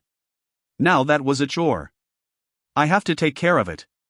I gave up after 2 hours. He was too big. There should be a limit to how big a monster could be. If I wanted to dismantle him completely by myself, even 4 full days would not be enough. Should I put it back in my inventory? Wait, if I just leave it like this, will it rot? I murmured as I stood on his head and knocked on it a few times. Then, a semi-transparent window that explained its status automatically appeared in front of my eyes. Giant iron boar's corpse, unique. The corpse of a B-rank massive raid boss. Its meat is in a class of its own compared to the taste of other monster meats. If handled well and used in medicine, it can permanently increase your stats. Its bones and leather can be used to craft up to A-rank items. It might be better used as a sacrifice for black magic. Even as a corpse, because of the bountiful mana it holds, it will not rot, even if left alone. I learned a few things. First, eating raid boss meat increased stats. Second, raid boss corpses could be used to craft defensive equipment or weapons that were a rank higher than the boss. Third, I wanted to see the boar become an undead one day. Most importantly, the fourth, it would not rot even if I left it alone like this. Alright, that's its home for now. I nodded my head imperiously and jumped down from its back. Since it wouldn't rot even if I left it here, there was no need to put it back in my inventory. When I examined it from below, it really was enormous. However, even if I used it to make defensive equipment or weapons, they would only be A rank at the highest. Judging by the black earthen spear, which was a reward from an A rank event dungeon, even the best crafted item would only be comparable to the black earthen spear. That said, I would be able to make quite a lot of them. Although it would be perfect to sell them to other awakened, there was no need to go to that extent to earn money. Not to mention, China might take notice. Now, what should I do? Since I finished being authorized as the mansion's owner, I felt relaxed. Should I look around the mansion first? Or should I look for the spring Loretta talked about? Although I pondered for a long time, the decision was made in an instant. Since it was on my mind, I decided to just visit the spring first. I left the garden and walked into the forested area, while thinking just how absurd it was that a mansion had a forest in its boundaries. After about 15 minutes, I heard the sound of water. When I hastened my steps towards where the direction of the sound was coming from with joy, the fairy spring was there. Ooh! It was truly a picturesque scene. In the spring that wasn't big or small, a stream of water was shooting out. Inside, small fish were swimming in the almost transparent water. In addition, numerous flowers surrounded the spring, as if to envelope it in their embrace, and a small tree cast its shadow next to it, creating the perfect resting spot. Although the small area didn't quite fit in with the enormity of the mansion, it was just my style. Just like the name Loretta called it, I felt like fairies would pop out of the spring at any time. You have the key to the fairy garden's entrance. Would you like to use the key? What? What did it say? I took out the light blue crystal key from my inventory. What? Fairy garden? Didn't I hear that name somewhere? It shouldn't have been too long ago, but I couldn't remember. After thinking about it for a bit, I gave up. Since there was no chance that Loretta would get angry, I decided to open the entrance. Yes. The gate opens. Something like the spring splitting in half didn't happen. Instead, the spring's water shot up into the sky and spun in a donut shape. The donut became bigger as more and more water shot up, until it became big enough for a person to fit through. I wouldn't end up underwater after jumping through it, right? Deciding to trust Loretta, I jumped into the gate. The scenery warped and a strong headache swept over me. For a moment, I couldn't withstand the dizziness and closed my eyes. When I awoke, I was already in the fairy garden. Look, it's the prince. Elemental Tempest. I loved that. Spin. I want to form a contract with him. His lightning elemental was so beautiful. Voices of elementals were something I always heard, both in the dungeon and on Earth. However, there was an overwhelming number of elementals in this place. My surroundings were full of their colorful lights. If an elf was here to see them, it would be like an amusement park. Plus, this place didn't just have elementals. There were also fairies, which, unlike elementals, even ordinary people could see. They were spinning around me along with the elementals. In truth, they were quite distracting. Queen Nim wanted to see him. I was beaten by the guild master for saying it. Beaten. Beaten. Queen Nim got beaten. Thieving cat. Pika. You called, master? I called Pika, who I had unsummoned after entering the residential area. When Pika appeared, even more elementals and fairies gathered. Pretty elemental. Come play with us. W8, go away. Looking at Pika acting flustered, I lightly smiled and spoke. Go play with the elementals for a little bit. Though, if you don't want to, it can't be helped. If it's Master's request. Okay, what do you guys want to play? Let's play tag. Tag. I like spin. You probably can't spin without me, probably. With that, I left the elementals and fairies to Pika, then walked forward to the inside of the garden, which seemed to be an enlarged version of my mansion's garden. Fairies and balls of light were floating about the area. There I found a pavilion where a few members of the fairy race were gathered. There was water flowing around the pavilion, and they sat in the pavilion in a circle, drinking tea. As there was a stack of papers next to them, they didn't look like they were just playing around. Amongst them was a hobgoblin, an elf, and a beastman with cat ears and tail. Wait, a beastman shouldn't be part of the fairy race, right? There was also a short human-like man. He was most likely a dwarf, which was a member of the fairy race. Who are you, Nyan? Amongst them, the cat-eared beastman girl was the first to notice me. She didn't try to hide the furry triangular ears that protruded out of her brown bobbed hair. Her eyes shone with a yellow light similar to gold, while cat-like vertical pupils glared at me. Because of her excellent figure that contrasted with her baby face, I was instantly reminded of Yua. Why are you even asking, you Nyan cat? Master said a human will come by soon, remember? The hobgoblin that was drinking tea next to her noticed me in response to the beastman girl's words, and spoke as he smacked her head with the teacup plate. The beastman girl growled and threatened the hobgoblin, but went quiet after more teacup plates struck her head. The dwarf then turned to face me. I, who was expecting a bearded face like the dwarves described in novels, was surprised after seeing the dwarf was a handsome young man. Humans, really? You thought I'd have scraggly beard and muscular body, right? Cook, you're right. Sorry. I'm Kang Shin. You are? Lot on de Flama. As you know, I'm a dwarf. Nice to meet you, human. I'm the hobgoblin Iladel.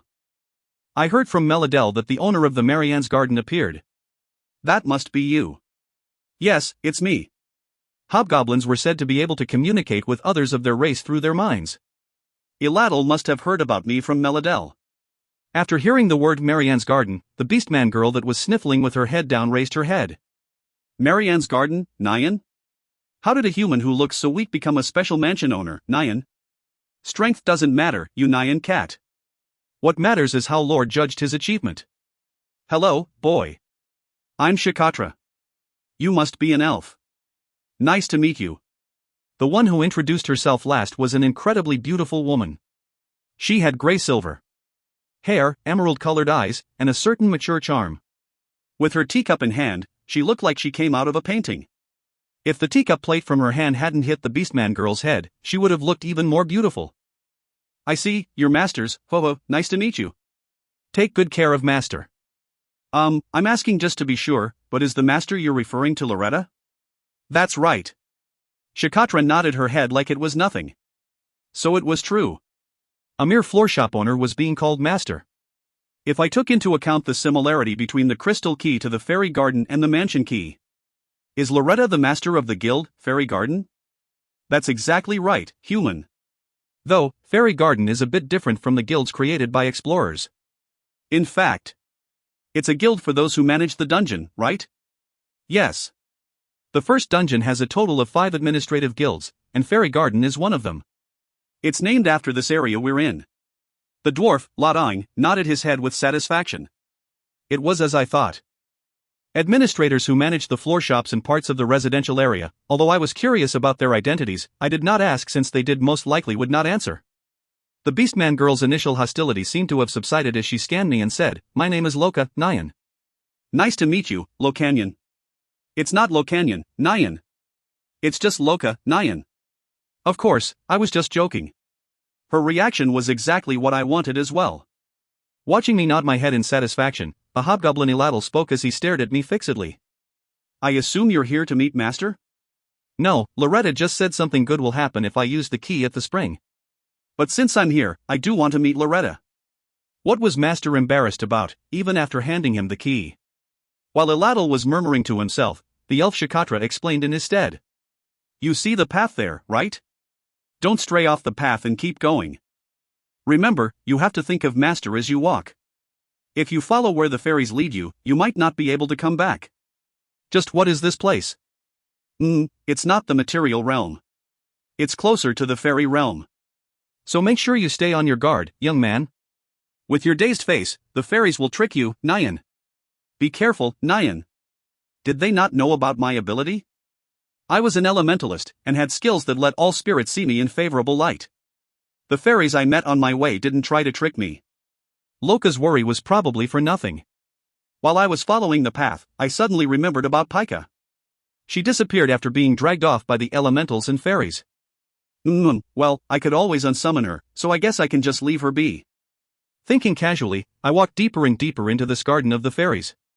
If you find any errors, ads pop up, ads redirect, broken links, non-standard content, etc., please let us know. Report chapter so we can fix it as soon as possible. Chapter 73. Fairy Garden, 6. Chapter 73. Fairy Garden, 6. As I walked onward thinking about Loretta, the trees became denser and the number of elementals decreased. The sound of birds chirping rang out along with the cries of other animals. It was truly a mystical place. In an instant, the forest's atmosphere changed again. The warm, peaceful atmosphere became more uneasy. I'm here. Thinking like that instinctively and pushing myself through the trees, I found a small log cabin in the woods. It was almost as if it popped out of a fairy tale. I approached the cabin and knocked on its door. Loretta's answer was swift and concise. Not working. I'm resting. Go away, and don't come back. Loretta? Kayak. Crashing and clattering sounds rang out from the inside, followed by an absolute silence. I was lost for words as the silence continued, before the door quietly and slowly opened. From inside, 2 golden eyes peeked out. So Loretta had golden eyes. They were truly big and beautiful. Shin. Hello, Loretta. You. Pretend you didn't hear what I said. That would depend on Loretta's reception. Come in. The inside of the cabin was exceedingly normal. Although the living room was too small to even be called a living room, it was extremely clean. Other than a teacup on a table, there was nothing inside that seemed like decorations. I could see 2 rooms, but they couldn't have been big considering the size of the cabin from the outside.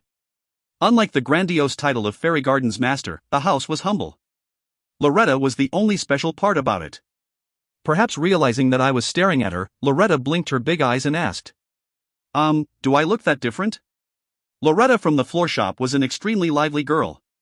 However, other than her voice, Loretta's real self did not share any similarities with the Loretta I knew.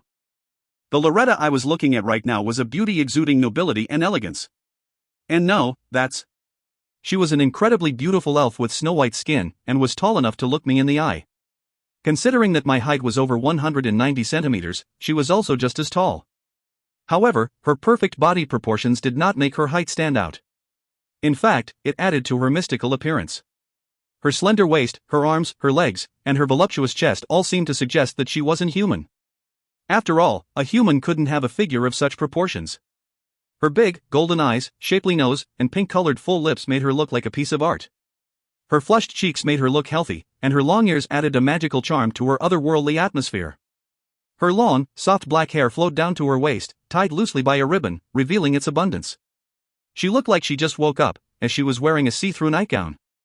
Because of it, I didn't know where to direct my gaze. Her figure was shown fully, and her half-open gown revealed her. El Loretta, can you wear some proper clothes?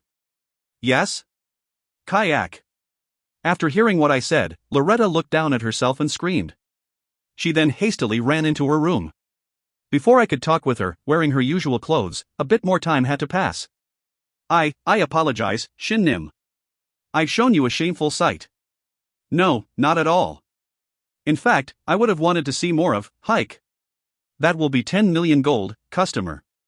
Sorry. Because she had an incredibly embarrassed expression, I had no choice but to apologize. The reason I invited Shin to this place is...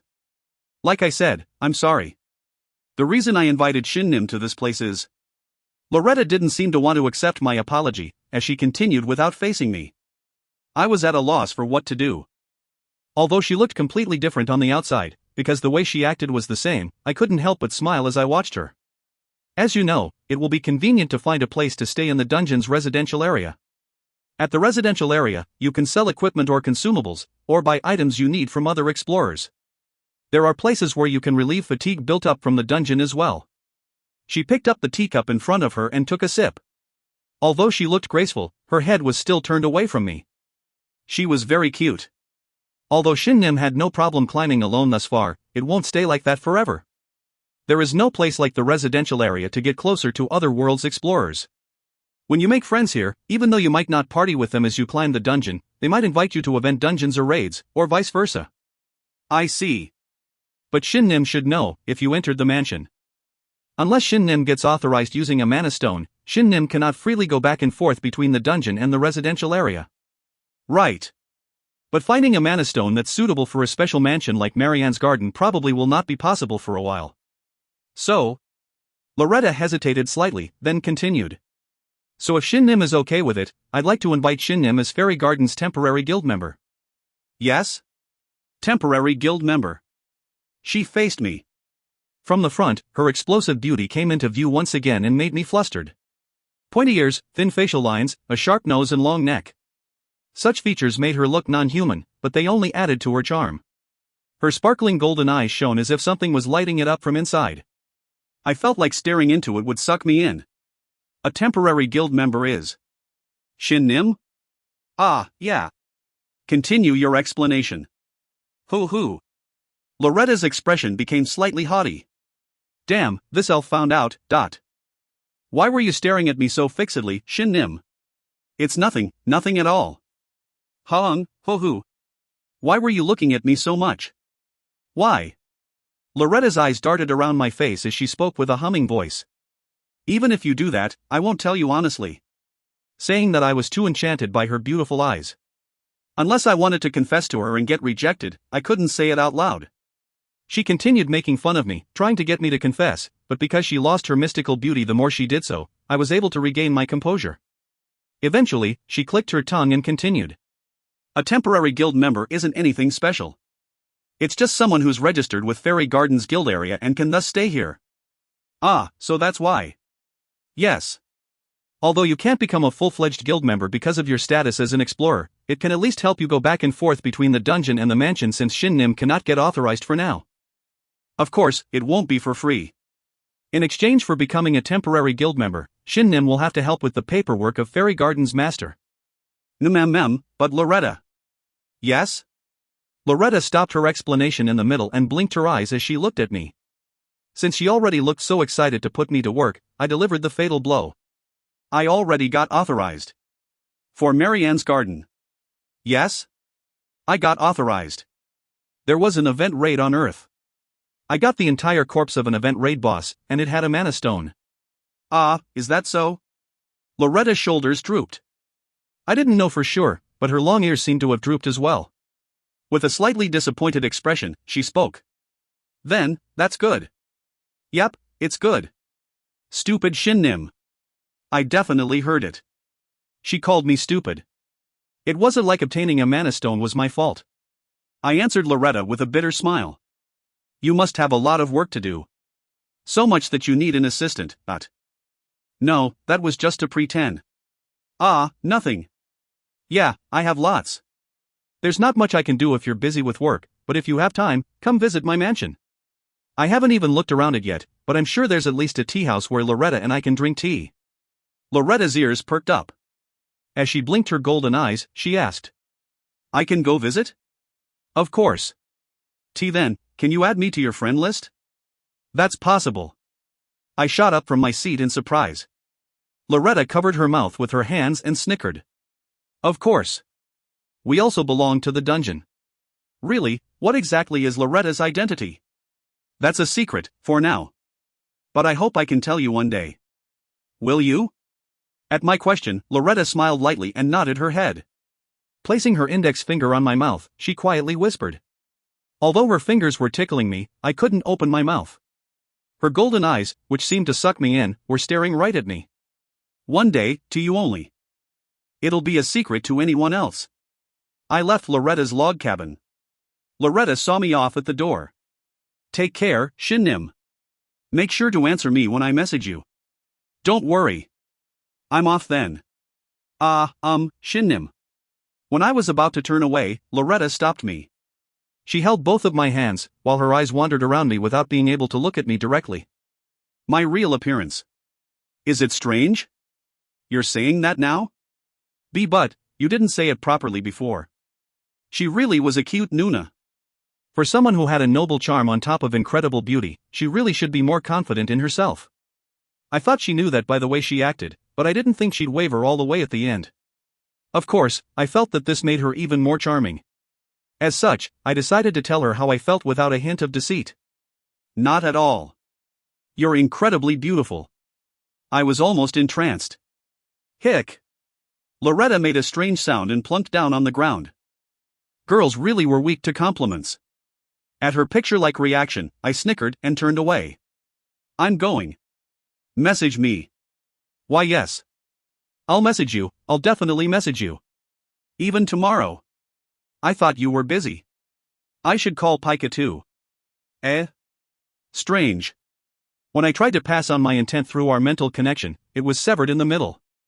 Thinking our contract had been severed, my heart skipped a beat, but that wasn't it. The contract was still there. What was wrong? Why couldn't I communicate with her? When I tried to unsummon her in confusion, a series of messages rang out in my ear.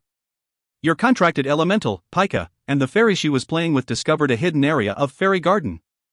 An event dungeon, Frozen Elemental's Prison, has been created.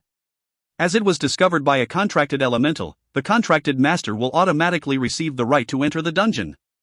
Would you like to enter the dungeon? This dungeon can only be entered by you. A quest has appeared. Quest: save the contracted elemental. Description: while playing with the fairies and elementals at your request, your contracted elemental opened the entrance to Fairy Garden's sealed hidden area, almost as if guided by fate. The moment the hidden area was opened, the contracted elemental was sucked into the hidden area along with other fairies and elementals. Quickly save her. Otherwise, the Mad Ice Elemental may freeze your elemental along with the other elementals and fairies. What?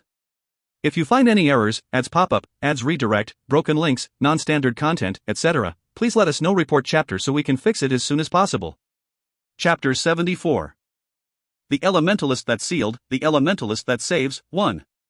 Chapter 74. The Elementalist That Sealed, the Elementalist That Saves, 1. Cold Protection Robe, Return Magic Scroll, Flame Enchant Magic Scroll. No, I don't need a Return Magic Scroll. I already have the return skill. Loretta, who began to take out all sorts of items seemingly out of nowhere, put away the Return Magic Scroll after hearing what I said. Although I was watching her with my own eyes, I couldn't see where she put away the scroll. Looking over the items she picked out, she nodded her head, then shook it again.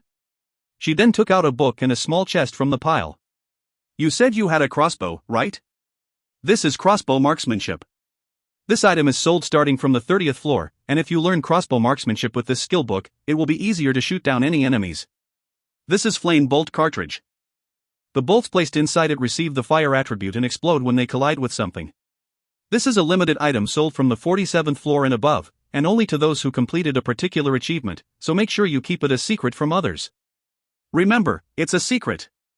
It turns out that floor master battle vouchers and party member scarecrows that I'd been buying were also items only those who completed a particular achievement could buy.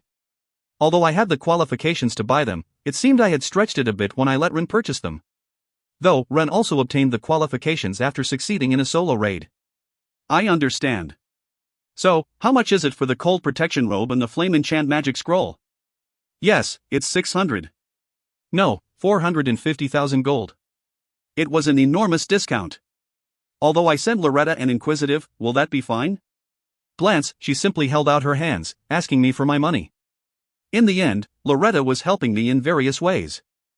Here, 450,000 gold. Yes, thank you for the purchase, customer. Loretta, can you really sell them for this price? Shin, this place is my area, where no prying eyes can reach. Plus, if the hidden area that just opened is what I think it really is a dangerous place that I'd love to prevent you from going to. If it's just this much, I'm sure the Lord, would allow it too. Although I felt a little uneasy, I decided to accept her help. Pika was in danger. I didn't have time to loiter around. I first learned the crossbow marksmanship skill. You learned crossbow marksmanship. You can properly handle crossbows to damage the enemy. As the skill level increases, your aim and critical hit rate will increase.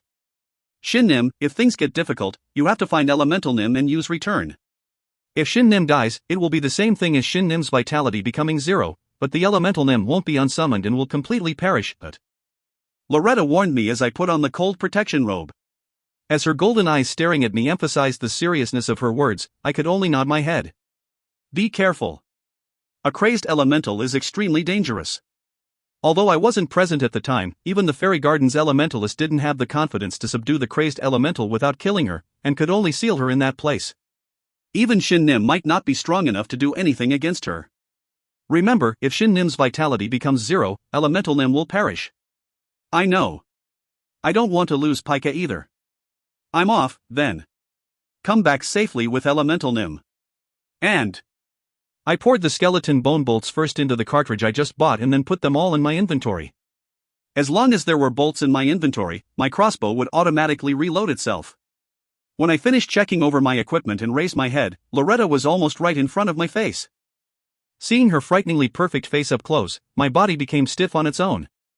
A pathetic sound came out of my mouth. Hook. Don't misunderstand, okay? Don't misunderstand. With that, she placed her hand on my left cheek and pressed her lips against my other cheek. You received the Queen Elf's blessing. For the next 5 hours, you receive the following effects. You are protected against all low-rank and mid-rank status effects. You can maintain your consciousness for 5 minutes after falling into a half-dead state. Your luck increases by 100. All members of the fairy race will see you favorably. www. Be blessing, it's a blessing. I gave you a blessing to wish you safe return. So don't misunderstand. Loretta's cheeks became bright red. However, she couldn't be redder than me who had just gotten kissed. I could feel my cheeks burning, and I was frozen stiff as if Loretta's silvery fragrance consumed my body. Just when I was thinking I might suffocate from being unable to let out my breath, I barely managed to exhale. Queen Elf, it said. You were married? Second bullet of destruction. Kahak. With a burning sensation in my stomach, I collapsed. I'm still a young maiden. Queen just refers to my status. How can Shin Nim say that to me? Why, you could have just said that. Shin Nim? Shin Nim. Shin Nim. My vitality almost became 0 before I could even go to Pika's rescue. You entered an event dungeon. The moment I entered the event dungeon, a tremendous cold swept over me. Even with the cold protection robe, the chill that reached my skin seemed to want to rip me to pieces. Koo, it's so cold here. Is this a snowfield? How could the warm fairy garden have an area this cold? I took out my spear and gasped as I felt the metallic handle of my spear turn cold. I could feel the chill even through my gauntlet. I should use Flame Enchant first. When I brought the Flame Enchant scroll I bought from Loretta to the black earthen spear, the scroll instantly burned up, and, at the same time, made my spear glow with a reddish aura. I could feel the heat emanating off from it. With the warmth coming from the spear, I felt much better. By rubbing my cheeks on the spear shaft, I could forget the cold for a moment. With my improved condition from Flame Enchant, I tightly grabbed the spear with my hands and looked around. There was snow as far as my eyes could see, and the trees that I saw here and there had snowflowers instead of leaves. Although I was worried about Pika and wanted to hurry, I knew rushing things would only make it worse. I closed my eyes and focused. Thankfully, after I came into this space, the connection between Pika and me had re-established itself. However, I still couldn't unsummon her or recall her. Pika, can you hear me? Master. You came to find me. Phew. It seemed she was okay. Feeling relieved, I asked. How's the situation? Are you in danger? It's so cold. I'm fine, but the kids I came with might freeze to death. Master, hurry up. You didn't meet any other elementals? No, but I found lots of strange monsters. Be careful, Master. Strange monsters? When I opened my mouth to ask her for more details, I felt a bone-chilling feeling and rolled forward. Tui. Arg, snow. Kuhung. As I complained while spitting out the snow that had gotten in my mouth, someone, or something, had replied. To secure my safety, I first rolled forward once more before I got up and turned around. There, an almost 3-meter-tall humanoid monster was looking down on me. Its entire body was covered with white fur, while a small horn protruded from its head. Cow. You're quite big. I casually complimented it and strengthened my grip on my spear. If it was a sociable creature, I hoped it would become bashful and compliment my helmet or spear. Unfortunately, it swung its black claws, the only non-white part of its body, towards me. Kook. Kuhung. Kawang. Although I had expected as much, there really was another one. At the same time the one facing me attacked me, the other monster suddenly popped up behind me, aiming for my back. Without a shred of hesitation, I charged towards the one I was facing. Although I normally would have spent more time to feel it out, I was currently facing two mysterious enemies. I had to take care of one first. Ha! Kuhak! The heroic strike, which I thrust out with a spirited shout, drew a trajectory of white light as it pierced through the monster's neck. Because of flame enchant, the moment the spear went into its neck, its whole body burned up in flames. As they were monsters living in the snowy fields, it seemed fire damage was especially effective against them. The heroic strike just now took about 15% of my HP and MP, but managed to finish the monster off. If that was the case, I could fight the remaining monster without having to use heroic strike. Kohuung. Hugh. Hap. Right now, I didn't have Pika, nor could I call upon other elementals. In short, I couldn't use my power as an elementalist. I had to rely on my spearmanship and martial arts techniques. However, I became more spirited the more dangerous the situation was. A few strands of my hair left unprotected by the cover of my robe froze. With this, I found out the monster's attacks had the power to freeze its opponent. I lowered my posture and charged towards it. It seemed to be wary of my spear, as it backed away, but it was too slow. By the time it found a weakness in its defense, my spear was already cutting off its left arm. Ka-aya. About a third of its arm became severed, dripping blue blood on the snowy field, which instantly froze. For an instant, I doubted my eyes. It wasn't because the snow was cold. It was its blood's low temperature that caused it to crystallize. In other words, I had to be wary of its blood as well. Just what are these things? Hap. In my eyes, the damage I might take from the cold was more dangerous than direct attacks. Especially its left arm that kept spewing out blue blood, it was the most annoying thing to deal with. I had to completely sever it and use the flame energy in my spear to scorch it. So that's exactly what I did. Kaya-aya. The spear I thrust out with an ample amount of mana made its left arm drop on the ground, which then disappeared into particles. I held my spear a bit closer to the tip and charged towards it, hitting away the fluttering droplets of blood.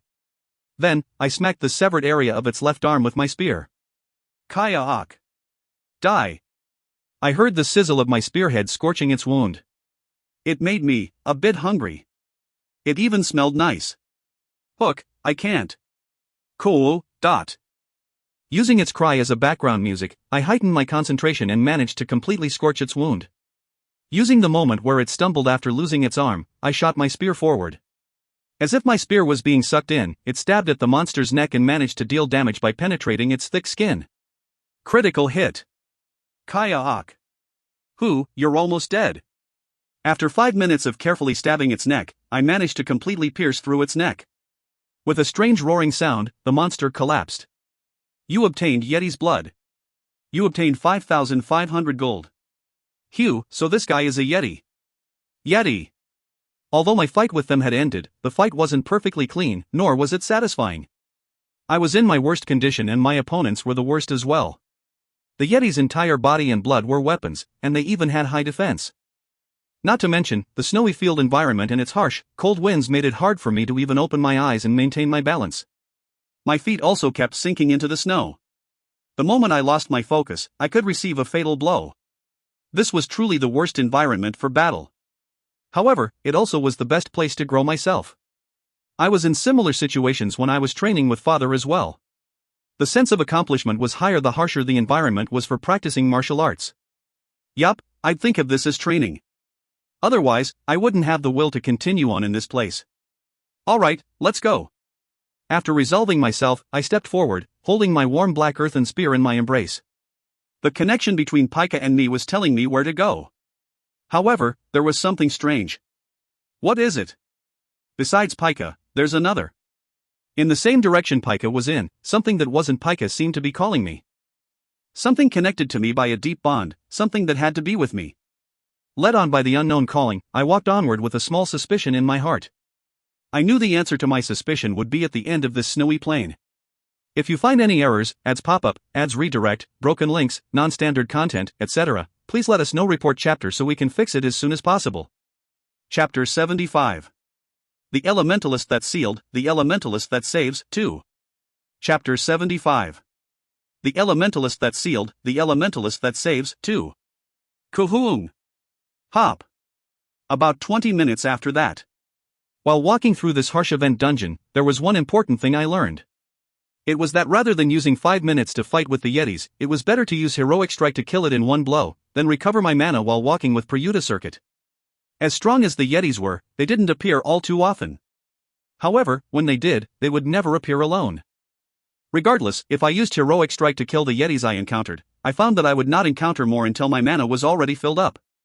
In addition, as Prayuta Circuit took in mana from the atmosphere and circulated it inside me, I was less affected by the surrounding temperature.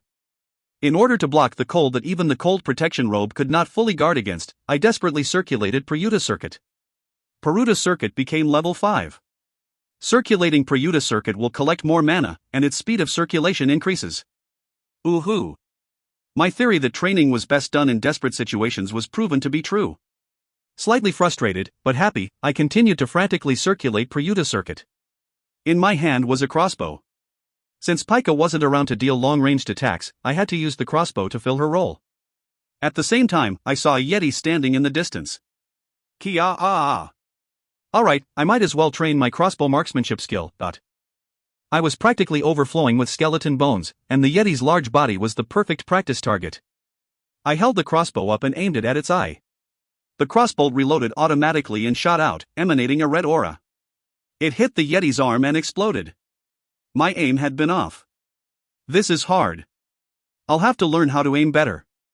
That said, as the weapon, dropped by a 30th floor named monster, and the flame bolt cartridge were both the highest ranked items I owned, the damage they dealt was certainly higher than the swing of my spears. Although the damage couldn't compare to when I focused and stabbed with my spear, the Yeti would undoubtedly hit me if I tried. After finding out that the bolt worked on the Yetis, I opened my inventory and counted the number of bolts in the cartridge. It seemed the cartridge had a space expansion magic as it fit all 1,577 of the bone bolts. Eat this and die. I instantly started to infinitely shoot with my silver bone crossbow. The bone bolts flew out with close to no delay in between each shot, and exploded on the Yeti, who was unable to dodge them. Feeling the continuous recoil as the bolts flew out, I felt like I was using a machine gun. This weapon was even better than I thought. Low-rank crossbow marksmanship became level 2. Your precision and critical hit chance increase. Ooh, skill level rose too. Dangerous. I was about to forget about my original goal and just keep shooting arrows. The Yeti, whose fur was scorched and bled profusely, let out an enraged roar as it charged at me. On its way, it woke up 2 more Yetis. These Yetis really were never alone. I don't think I can kill you with just the crossbow yet, but your friends can take some bolts too. I held up my crossbow. No matter how strong they were or how they had the power to freeze their opponents, that didn't change the fact that they were still living creatures. It seemed easy to take care of the one bleeding profusely, especially since the bolt's fire attribute scorched its leather, making it easy for arrows to pierce through. This must have been why Loretta sold me the flame bolt cartridge. You obtained Yeti's horn. You obtained 5,800 gold. These guys sure drop various items. Yeti's blood, Yeti's leather, Yeti's horn. These were the 3 items the Yetis dropped after they were killed. Thinking they couldn't be just trash items, I checked their descriptions, which only labeled them as Material S. For now, I decided to hold on to them. Master, it's getting colder. I feel like something is getting closer. I'm almost there, Pika. Wait just a bit more. I quickened my pace. With my crossbow in hand, I stayed ready to attack. Not to brag, but I was a quick learner when it came to things that used my body. After a few battles with the crossbow, I was beginning to understand how to aim to properly hit my targets. The skill level also easily rose to low rank level 3. Cool, it really is getting colder. Damn, and this strange feeling is getting stronger too. Something was calling me, looking for me desperately. But almost as if something was blocking our communication, the link between us was cut. Even I was getting more and more annoyed. Guawang. Shut it. Critical hit. Just when I wanted to cry, a Yeti popped up and attacked me with its claws. I shot 2 bolts, hitting its left eye and mouth perfectly. The Yeti fell and twitched in pain. I didn't understand. My attacks with level 3 low-rank crossbow marksmanship were this strong, but why were the archers I met all so weak? Was it the difference in the quality of our weapons? Silver bone crossbow. It was a much better weapon than I initially thought. The fact that it reloaded automatically made it no different than an automatic rifle. Go back. I hear it. It was the voice of an elemental. I quickened my pace. The wind got harsher, and less yetis appeared. Before I noticed, 2 hours had passed since I entered the dungeon. I wanted to find Pika and quickly go home. Master, it's an elemental. An elemental appeared. Damn it. Talaria. You summoned Talaria. For the next 10 minutes, you can freely fly or walk on air. If flying, you will receive an additional 100% increase to your movement speed. Remaining time, 9 hours 59 minutes 99 seconds. Although I didn't want to use it because it might freeze me to death, I had no choice now that Pika was in danger. After using Talaria and flying into the air, I flew as fast as possible in the direction of Pika. The wind blew against my face and tried to pick apart my nose and ears, but I withstood it and went on. I had the cold protection robe and was embracing the black earthen spear. With the added warmth from Queen Elf's blessing, I could somewhat manage. Shuia. Not only elementals, but even a human has come in. This place is the frozen elementals' prison. It's not a place a human can enter. How far did I fly? Crystals of ice that had started appearing in the air talked to me as they crashed into me. Although my HP didn't go down by much, the places in my cold protection robe where the ice crystals crashed became white and frozen. Elementals, these crystals were elementals. Listen to me. I have to save my elemental. Elementalist? Don't listen to him. His words are too sweet. Don't listen, don't listen. Don't attack me. I have no intention of attacking elementals. Don't listen, don't listen. I like him. I said don't listen. Thankfully, Loretta's blessing helped one of the elementals quickly come to my side. I carefully touched the ice crystal that came near my hand. Perhaps because it was no longer hostile towards me, I didn't feel cold from touching it. He's warm. I feel like I'm melting. He's from the outside. The traitor's bloodline. I don't know what you mean by traitor, but I'm not him. Please, everyone, stop attacking. If I don't attack you, will you get me out of here? Yes, I will. As long as you don't hurt others. I won't. I won't hurt anyone. He's going to betray us. Just like everyone else has in the past. But he isn't them. I didn't really care. Even as they talked amongst themselves, I was flying through the air as fast as I could. Before I noticed, another ice crystal came next to me. Although more ice crystals appeared in my surroundings, none of them blindly attacked me like before. This person is an elementalist, a person who cares for elementals. The person who trapped the child was also an elementalist. He had no qualification. He had no qualification. He was the one at fault, but he trapped the child here with the rest of us. He locked the door so no one can come in. But why did the door open? I found her. Pika. Master. Master. After seeing me, Pika let out shouts of joy. However, I couldn't be entirely happy. Although Pika was unhurt, there were fairies and elementals hiding behind her, who were shaking because of the harsh environment. Not to mention, Pika was currently fighting something. Because my mana wasn't being drained, it had taken me a while to notice. So that was it. This place was the spirit realm, a place where Pika could freely use mana without having to rely on my own. Although Pika's lightning ripped apart the freezing winds, a breath mixed with ice equally blocked her lightning from continuing. The enemy was strong. I can't do it alone, master. Wait. I instantly descended to her location. At the same time, the thing that was attacking Pika with its breath looked back at me. My heart dropped for a moment. A body bigger than humans, mane that let out silver light, a face that frowned as if it was in pain, and crimson madness that ruled its eyes. A crazed elemental. That silver wolf was the owner of this space and the core of the ceiling, a crazed elemental. It was an elemental that had developed enough to materialize. Even Pika couldn't materialize yet. Pika, come here. No, I have to protect these children. Guys, can you help me? They're elementals just like you, and fairies who are also of the same race. Can you protect them? The fairies only watched us as we were sealed. The elementals thoughtlessly flew around the fairy garden. But they're still our kind. I don't like you, but I will help them. While a few of the ice crystals sparkled and flew toward the fairies and elementals, I landed next to Pika. As Talaria was still active, my feet weren't buried under the snow. Rather, they were standing on the air above the snow. Krrrrr. I see, you're a special elemental. Just like Pika. There were elementals with special powers, elementals who were acknowledged as unique, permitted eternal life, and given the ability to grow. Although elementalists wanted to form contracts with such elementals, the rule that they could only form contracts with elementals their souls were connected to was always valid. Just because they discovered a special elemental, it didn't mean they could form contracts with them. Even so, there were elementalists that employed all sorts of different methods to try and form contracts with them. Not one of them managed to succeed throughout long history of elementalists, and everyone knew what would happen to the elementals when they failed. They would always go mad. Although it was the elementalists that were at fault, the elementals paid the price. It was unfair. Krrrr. Looking at the wolf crouching as it revealed its silver teeth, I pulled out my spear. The ice crystals then flew toward me. Will you kill this poor child? Don't. You can't kill this child. It's dangerous. I'll protect you. Don't worry. I'm just going to play with it until it regains its sanity. I confidently proclaimed my intention to the ice crystals and aimed my spear at the wolf. I didn't like punishment. It was the same for my father. Although he had thrown me into all sorts of dangerous situations, he had never beaten in mercilessly.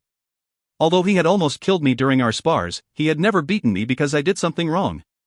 As such, I never forgot father's teaching method, because I vowed to get my revenge on him the same way. That said, it was true that beating was the best medicine for the crazy. Krrrr. Kwang. Alright, come. I'll play with you until you're satisfied. Pika, assist me. Ice elementals, you guys help me too. Okay, master. I'm going to trust him. If you kill that child, I will kill you. At the same time the elementals gathered around me, Pika floated into the air and shot out lightning with her body. She opened her folding fan and covered her mouth. Her black hair fluttering in the wind was incredibly beautiful. You better get ready, you mutt. What should we do? Simple. Just protect me from the freezing energy. We aren't strong enough. I'll give you strength. I popped open a mana potion. Because the liquid inside started to freeze, I quickly gulped it down. I ended up drinking a slushy. It was actually quite tasty. I closed my eyes and shared my mana with the elementals around me. Elemental control. It was the skill necessary for me to use Elemental Tempest, and also allowed an elementalist without his contracted elemental to use an elementalist's abilities. It allowed me to employ free elementals that existed in the world in exchange for my mana. I'm getting stronger. How mystical, he's an amazing elementalist. He's a hero. He's a hero. Goo! Master, it's coming. I'm ready. I gripped my spear tightly. Thanks to flame enchant, the flame energy coming from the black earthen spear seemed to be heating up my entire body. I continued with this vigor, and shouted out. Let's start by beating you once. If you find any errors, ads pop up, ads redirect, broken links, non-standard content, etc., please let us know. Report chapter so we can fix it as soon as possible. Chapter 76. The Elementalist That Sealed, The Elementalist That Saves, 3. Chapter 76. The Elementalist That Sealed, The Elementalist That Saves, 3. The spear I thrust out vigorously missed its mark rather simply. I could only confirm that the elemental was extremely fast. After dodging my spear thrust, the elemental opened its mouth and exhaled freezing energy. I'll leave it to you guys. We can block it. It's possible now. It seemed to want to make me back off, but with the protection of dozens of ice elementals, I charged forward. Then, I thrust my spear at the elemental's open mouth. Kaya-ia. Kook. Block. Even if it was materialized, as it was a spiritual being, it seemed it had no problem using its ability with a mouth injury. Even though blue blood flowed down from its mouth, the freezing energy from its breath got stronger and swept over me, past the protection of the ice elementals. However, Pika came to help before I was turned into an ice statue. Thunder Arrow. Kia-ya. Pika's lightning arrow struck the elemental wolf's body. The crazed elemental was an ice elemental, which had a base property of water. Pika, who controlled lightning, was naturally stronger against its element. Even if her strength was weaker than a crazed elemental, she could still deal a great amount of damage. Meanwhile, I took out my crossbow and shot my bolts out consecutively. When they hit its mouth, they exploded, causing it to stagger backwards. Strong. Lightning elemental is so pretty. I want to make her my bride. Stop chattering and protect me properly. With my low-rank crossbow marksmanship, I couldn't deal a fatal blow. After shooting out a round of bolts, I hung the crossbow back on my waist, and pouring bountiful mana into my black earthen spear, I thrust forward with its extended spear blade. Receiving Pika's endless lightning arrows and my spear thrust at the same time, the crazed elemental's eyes burned even redder. Human. Elemental. Eh? The sudden voice made my heart thump. In the brief moment that my attack became loose, the elemental pounced on me. Its sharp teeth shone with a silver light. Ah, it's dangerous. We can't block physical attacks. Run. Kook. Dragon skin. Ah, I already used it. Something was wrong. I couldn't move my body properly. My body wouldn't listen to my commands.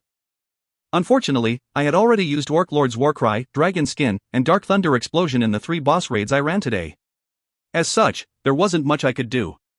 I urgently poured as much mana as I could into the elementals protecting me, strengthening them. The light shining from the elementals became brighter and an armor of ice covered the armor I was already wearing. You mastered low-rank spirit aura.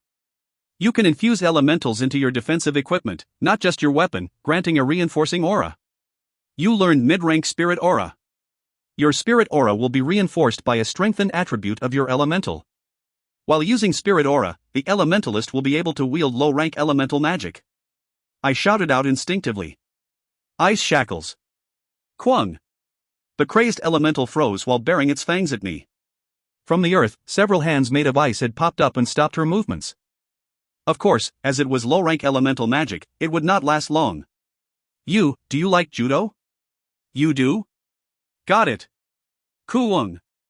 Helmet, boots, armor, gauntlet.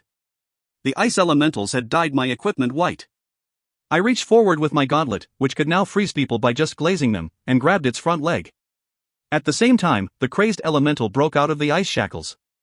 I jumped toward it and threw it on the ground. Kwaong. Now, Thunder Spear. Pika's sharp scream created a 2-meter-long thick lightning. Without a shred of hesitation, Pika threw the lightning at the elemental that I had thrown down. Critical hit. Kuwang. With a roar, it let out an enormous amount of freezing energy from its body. The ice elementals that were infused in my armor screamed. Too cold. I feel like I'll perish. I gritted my teeth and poured more mana into them. However, my mana had reached its limit as well. Damn, did I have to run away using Talaria? However, just when I was thinking that, Talaria had become unsummoned. I was in danger. Since it's come to this, I can use Diehard and. Bracing myself for my HP falling below 3%, I tightly gripped my spear and circulated Prayuta Circuit to give the elementals some mana. It was then that the lights emitted by the ice elementals became brighter and my HP, which was falling from the freezing energy, stopped. You mastered low-rank elemental control. All elementals in existence will see you in favorable light and will listen to you well. You learned mid-rank elemental control. It becomes easier to draw out the potential of your contracted elemental. You can more easily control free elementals. Pika. Leave it to me, Master. Above my head, Pika let out a radiant light. I could feel her presence growing, and even the crazed elemental stopped attacking for a moment. A change I had not expected was happening. Unable to resist, I looked up. As my heart beat faster, I could tell she had gone through a qualitative change. Golden crystals floated down from the sky like snow, while Pika slowly floated above the earth. Pika had succeeded in materializing. You mastered low-rank elemental contract. You can draw out more of your contracted elemental's original power. You learned mid-rank elemental contract. Your contracted elementals with the ability to materialize can do so, but use more mana while materialized. The strength of all skills that use elementals increases greatly. The number of elementals you can form a contract with increases by 1. You dare try to make my master into an ice statue, you're going to get a beating, you doggy. The folding fan she always held in her hand had transformed into a lightning whip. Pika, who had materialized as a girl about 10 years old, swung the whip down at the elemental.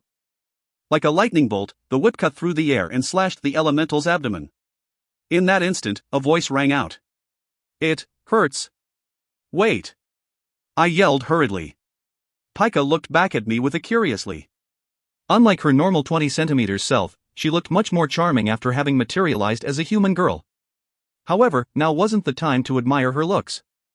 I urgently ran in front of Pika and checked the elemental's appearance. Its eyes were still dyed red, but I had not misheard it. That was a young girl's voice. Did you say that? It hurts. It hurts, it hurts. The elemental shot up and pounced on me. I raised my hand and stopped Pika from lashing out with her whip again. With our strengthened contract, Pika understood what I was thinking. I concentrated the ice elementals in my gauntlet and reached forward to the elemental. The elemental then opened its mouth and chomped down on my gauntlet. Kayak, it hurts. What are you doing? We protected you. Why are you trying to kill us, elementalist? Calm down, no one is going to die. Alright, look at me. It hurts. I'll make it stop hurting, so look at me. At first, I wanted to beat the elemental until it snapped out of its madness. If it didn't, I would have had no choice but to kill it. But now, things were a bit different. I had finally found the answer. After Pika materialized and I obtained mid-rank elemental contract, things became much clearer. This child was an elemental that could form a contract with me. I had felt it. When I had first entered this place, a feeling like something was calling out to me. The voice of an elemental before I reached Pika. Above all, this strong link connecting me with this elemental. You won't hurt me anymore? I won't. Calm down, and look at me. Queen Elf's blessing was extremely effective. With just my strength alone, I doubted I could calm this elemental. Now that it was exhausted, my power as an elementalist and Loretta's blessing could suppress its madness. Everyone is a liar. You're a liar, too. I'm not lying. The wolf's mouth slowly opened up, and I took out my gauntlet from inside. It was crushed, making me want to take it to be repaired, but I ignored it for now. Instead, I slowly placed my hand on her head. Although the elemental growled as if she would go berserk again, her red eyes were slowly getting lighter. He tried to tie me against my will. I won't. I don't need to do it forcefully. He abandoned me and sealed me. I won't. You don't have to be sealed anymore. I slowly rubbed her head, and the elemental became calmer. The ice elementals, on the other hand, chattered loudly. Is this elementalist her partner? Wow. That's why he could enter this place. Their wavelengths matched. It's been a while since I've seen an elementalist, but it's one that can form contracts with two elementals, amazing. I want to beat her more. I ignored the ice elementals, along with Pika who was murmuring disappointedly. Worm, are you my contractor? Sorry for making you wait so long. My consciousness is coming back. Letting out a low growl, she approached me. Although Pika stepped forward slightly tensely, I didn't think it would be necessary. The red aura in her eyes had disappeared, and was replaced with light blue eyes like the color of the winter sky. I remembered my name. I'm Ruyue. Daughter of Ice and Snow, Ruyue. You got your name back. That's great. When elementals went mad, they would first lose their names. Then, no one would be able to remember their names. The moment they strayed off the spirit realm's order, they would lose the guide that ascertained their identities. However, she had just recovered her name. By meeting me, her contractor, she had escaped the madness. I spoke, relieved. I'm Kang Shin. Ruyue, will you form a contract with me? We can get out of here together. Really? You'll form a contract with me? Of course. I want to get out. I want to be with warmth. I want to be with Kang Shin. Come with me. We can be together, forever. Let's form a contract. Okay. Let's form a contract. Then, just like always, a fanfare rang out. You formed a contract with the ice elemental Ruyue. Your affinity and resistance to the ice element greatly increases. List of contracted elementals. 1. Pika, lightning elemental. Unique elemental. Materialized. Locked. First awakening. 2. Ruyue, ice elemental. Unique elemental. Materialized. Locked. First awakening. Mid-rank elemental contract became level 2. The amount of mana required to maintain 2 elemental summons decreases. Mid-rank spirit mastery became level 4. The abilities of all souls connected to you grow stronger. Quest success. You obtained 1 skill point. Current skill points, 11. Event dungeon clear. You satisfied and even shocked the fairy garden's fairies who hate hurting elementals by completely resolving their conflict. You obtained 3 bonus stat points. I completed the quest and also cleared the event dungeon. Although I didn't receive a reward for killing the boss, it was fine. After all, I obtained the boss herself. Looking at the scenery melting down around me, I tightly hugged Ryue in my embrace. Ryue also closed her eyes and buried her face in my embrace. I slowly rubbed her fur, and suddenly realized something. The freezing energy that seemed to want to devour me was no longer cold. If you find any errors, ads pop up, ads redirect, broken links, non-standard content, etc., please let us know. Report chapter so we can fix it as soon as possible. Chapter 77. The Elementalist That Sealed, The Elementalist That Saves, 4. Chapter 77. The Elementalist That Sealed, The Elementalist That Saves, 4. PFT. Did you climb the Himalayas or something? As soon as I returned, Loretta's snickering greeted me. Setting aside how Loretta knew about the Himalayas, I sullenly turned my back to her. I'm going. Wait. I'm sorry, wait. I'll wipe your hair. Loretta quickly took out a towel, took off my hood, and wiped my hair that was hanging like icicles off the eaves. In the process of her wiping my hair, her body naturally grew closer to my own. In order to ignore the flowery fragrance tickling my nose, I frantically sang the national anthem in my head. Phew. There, all done. After she finished wiping my head, Loretta backed off with a slightly flushed face. Her breathing was a bit rough too. Just how little did she move, that this much exercise made her gasp for breath. She seemed to hesitate in that state, then asked me carefully. Why, you'll catch a cold. Would you like to come in? You'll feel better once you take a warm bath. I can get you a change of clothes. That's... Something felt strange. Although I couldn't explain it, I felt like I shouldn't do as she suggested. Even though there couldn't be anything dangerous in her house, I felt my body was in danger. With a worrying feeling that something I had been protecting would be lost, I shook my head. No, I'm fine. I might as well take this opportunity to check out my house. I'll return to the dungeon afterwards. It can't be helped then. TSK. Loretta clicked her tongue. It was very scary.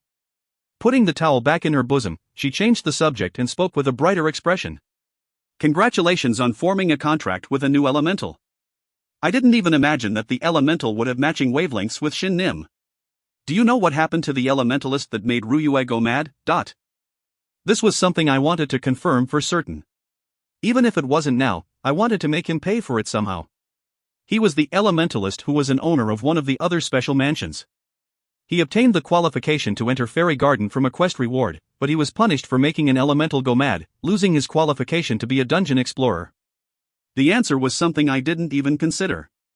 This was the first time I heard one could lose his qualification as a dungeon explorer. I asked again. Then? He died. Along with him, his world completely fell to ruin. Because Loretta's voice was too light, I felt fear from it. It was different than when Elos was talking about his lost comrade. Loretta's voice was completely emotionless, as if what she described was completely normal.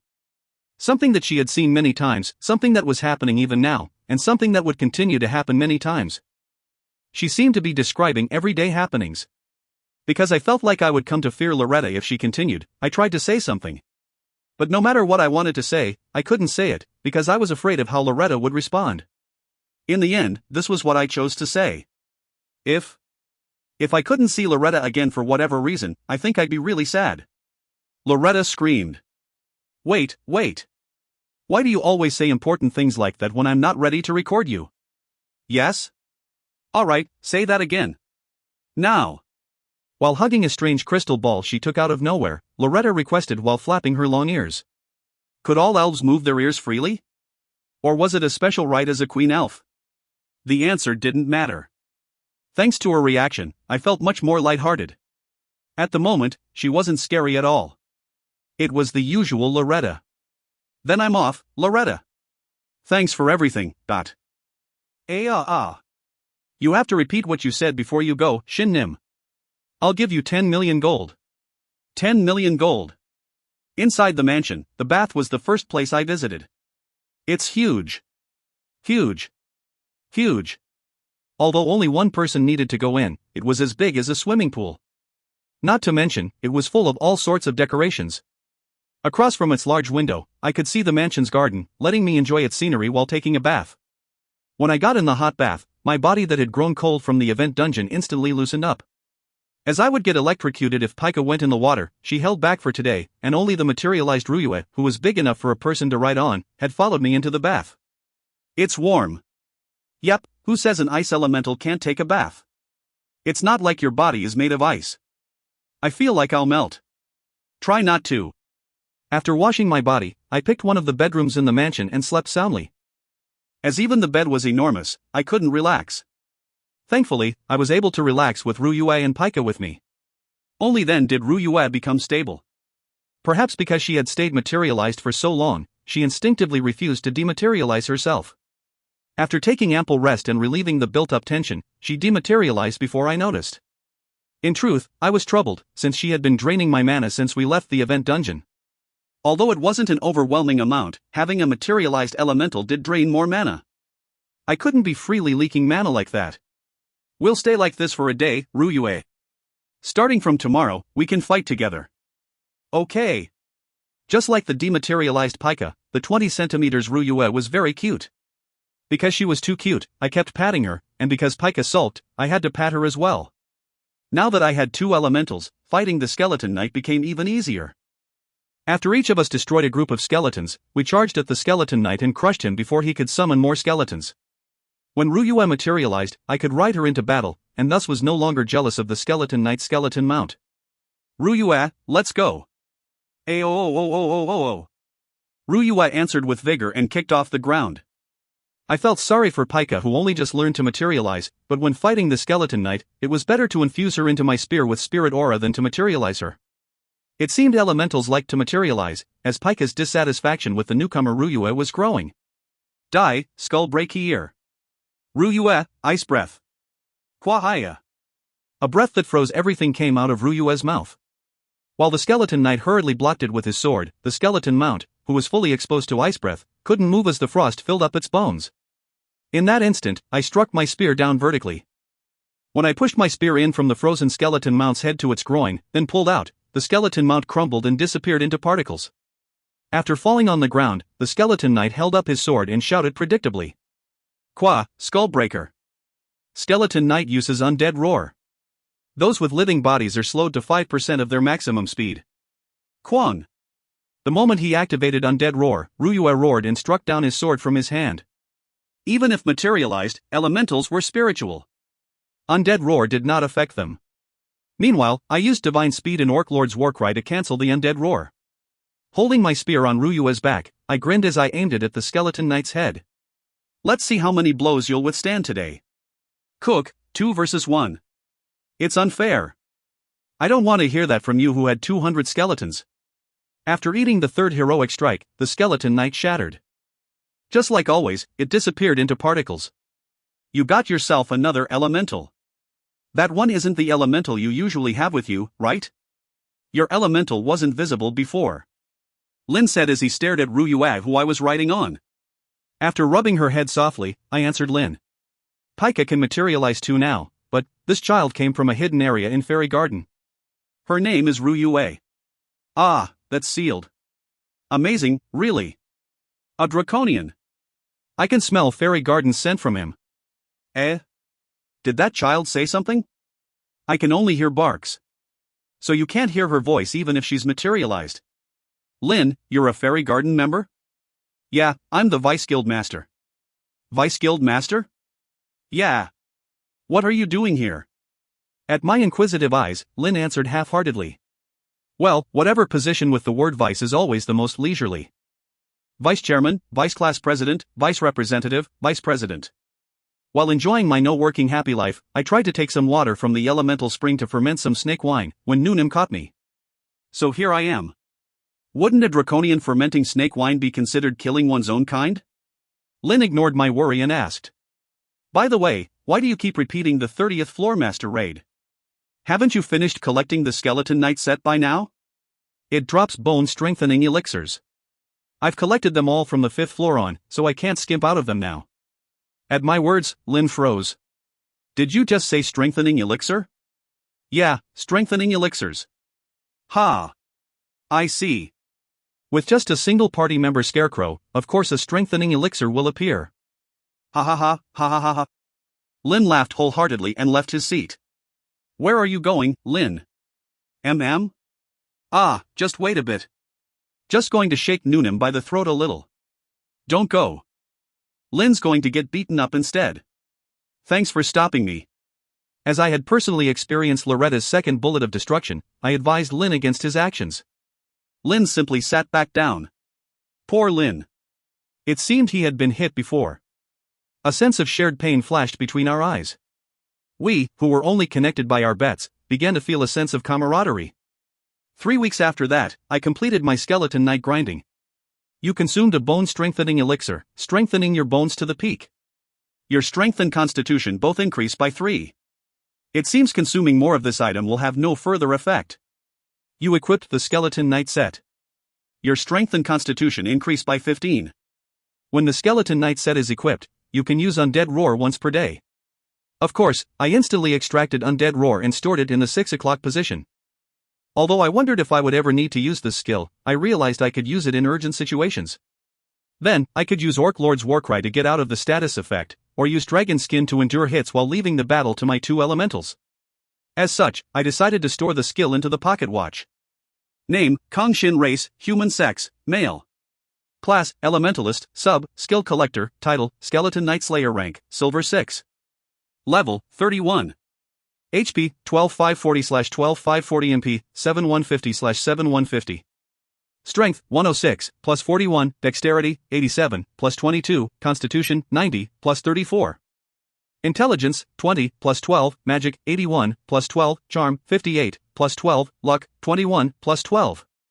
Normal skills, high-rank martial arts, LV3, high-rank spear technique, LV5, low-rank crossbow marksmanship, LV5, mid-rank heroic strike, LV5, mid-rank provoke, LV4, divine speed, LV3, return, LV2, mid-rank dash, LV2, Preyuta circuit, LV5, deific manifestation, death counter, writing. Class skills, mid-rank spirit mastery, LV4, mid-rank spirit aura, LV2, mid-rank elemental control, LV2, mid-rank elemental contract, LV2, mid-rank elemental tempest, LV1, thunderbeast, LV2. Subclass skill, endow skill, spirit of the collector. Equipment. Power earrings, strength plus 2. Flesh golem second finger, strength plus 7, constitution plus 7. Skeleton Knight set, strength plus 15, constitution plus 15. Arachne's Black Earthen Spear, strength plus 5, dexterity plus 10, poison damage on all basic attacks, inflicts poison status effect. Collector's Pocket Watch.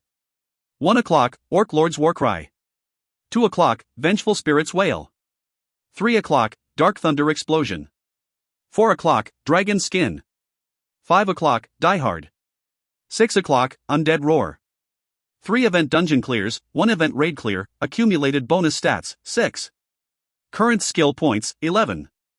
7 title effects, Orc Lord Slayer, Wraith Queen Slayer, Dark Ratman Slayer, Giant Ghoul Slayer, Skeleton Knight Slayer, Lizard Knight Master, Hermes. Accumulated effects, all stats plus 12, 15% speed increase, increased affinity to all elements, affinity to wind element greatly increased, can summon Teleria once per day. Contracted elementals. 1. Lightning Elemental Pika. 2. Ice Elemental Ruyue. While I was grinning as I looked at my stats, Lin severed the cigarette in his mouth as if his appetite had fallen. You tenacious dog, this is the first time in 900 years that I've seen someone consume strengthening elixirs to the limit. You're a lot older than I thought, Lin. What? If you look at Loretta Noonan. No. Forget I said that. When I stared at Lin fixedly, he dodged my gaze and spoke. Hey, don't tell her I said something about her age. Noonan will kill me. Really?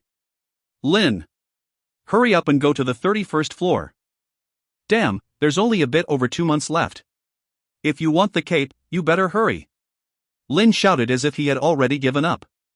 I smiled lightly and answered him. If someone was watching, he'd think you really wanted to give it to me. Regardless, I'm not going to the 31st floor right now. I have dinner soon, so I'll come back tonight. You aren't going to the 31st floor now? Ah, you see. Putting my spear back in my inventory, I continued with a trembling voice. Today, I would have to face someone more fearsome than the Skeleton Knight. Today's the day my tests end. My friend will probably ask me to go out for fries and beer. Please wish me a safe return, Lin. You said friend just now, didn't you? The only friend I made in college, Soo Yi-yoon. I was scared of what would happen when I met her this time. If you find any errors, ads pop up, ads redirect, broken links, non-standard content, etc., please let us know. Report chapter so we can fix it as soon as possible. Chapter 78. Under the Two Moons, 1. Chapter 78. Under the Two Moons, 1. It didn't feel like a long time had passed since the midterms, but the finals had ended today. Resolved to score at least a B+, I crammed with my textbooks the day before the test. My base intelligence was 20, which became 32 after receiving 12 bonus stats from various effects. Although I suspected that it was still updating, my memorization and comprehension abilities were noticeably high. In other words, it wasn't hard to get the questions right on my tests. Phew, I feel like I'm not really a college student, just pretending to be one. A lot of college students feel that way. When I murmured, watching the teaching assistant leave after collecting the tests, Soo Yi-yoon replied as sprawled on her desk. Her face showed how happy she was to be finally free. Even though she must have less work than me, her grades weren't as good as mine. It was probably the result of me raising my intelligence to 20. With today's test, the finals were over. It seemed there wouldn't be any more tests in this lecture room for the day, as groups of students stayed after the teaching assistant left and chatted. Shin. Yeah? Absently watching the trajectory of the camera following the students loitering in the front of the lecture room, I replied to Soo Yi-yoon. She then asked. It's winter break now. What are your plans? I'll be in the dungeon. Kai. You? In my room, playing games. I think I'm better off than you. In any case, I was now done with my tests. I stretched and started packing my bags. Soo Yi-yoon tried to say something, but hesitated. There was only one situation where she couldn't get her words out. I turned around. There were 3 people, 2 girls and 1 guy. They were all pretty or handsome. Hey, you're Kang Shin, right? Yes. Ah, we're freshmen too, so you don't have to be polite. You came straight from high school, right? Yeah. Soo Yi-yoon, did you fail your entrance exam and have to take a gap year? Do you want me to hit you? They asked with more relaxed expressions. There's a department MT1. All the freshmen are coming. All of them? The entire business department? There's over 400 of us. Yep. It's to celebrate the end of finals for first semester. We're all going from this Friday to Saturday. That's tomorrow. Pass. I shouldered my bag. Then, the guy stepped forward and stopped me. Neither of you guys really hang out with others. From what I hear, you guys didn't come to the freshman opening party nor to the MT in the beginning of the semester. No one even knows your phone numbers. Because I didn't tell anyone. I don't really know why you want a loner like me to come to the MT. I really was curious. My social circle? I was content with the one I built with the people from the dungeon. As for college, I had my hands full with just Soo Yi-yoon. Because I didn't want to get involved with others, I didn't talk to anyone and only politely responded to whoever talked to me first. As for group projects, I just skipped them. Who had time for that? I had to run the dungeon. This time, one of the girls stepped forward. There are a lot of people who want to get close to you guys. You're both famous. Soo Yi-yoon, she says you're famous. Good for you. She said you are too. Anyways, you guys have to come to this MT. We're leaving from school at 3 p.m., so be there. The other girl looked at me and emphasized. Then, she even managed to get my phone number. She was undoubtedly going to call me if I didn't come.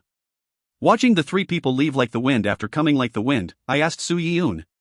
Don't people usually leave outsiders alone? They don't go this far, right? Let's go. Soo Yi-yoon completely ignored what I said and kept going, her eyes sparkling. It sounds fun.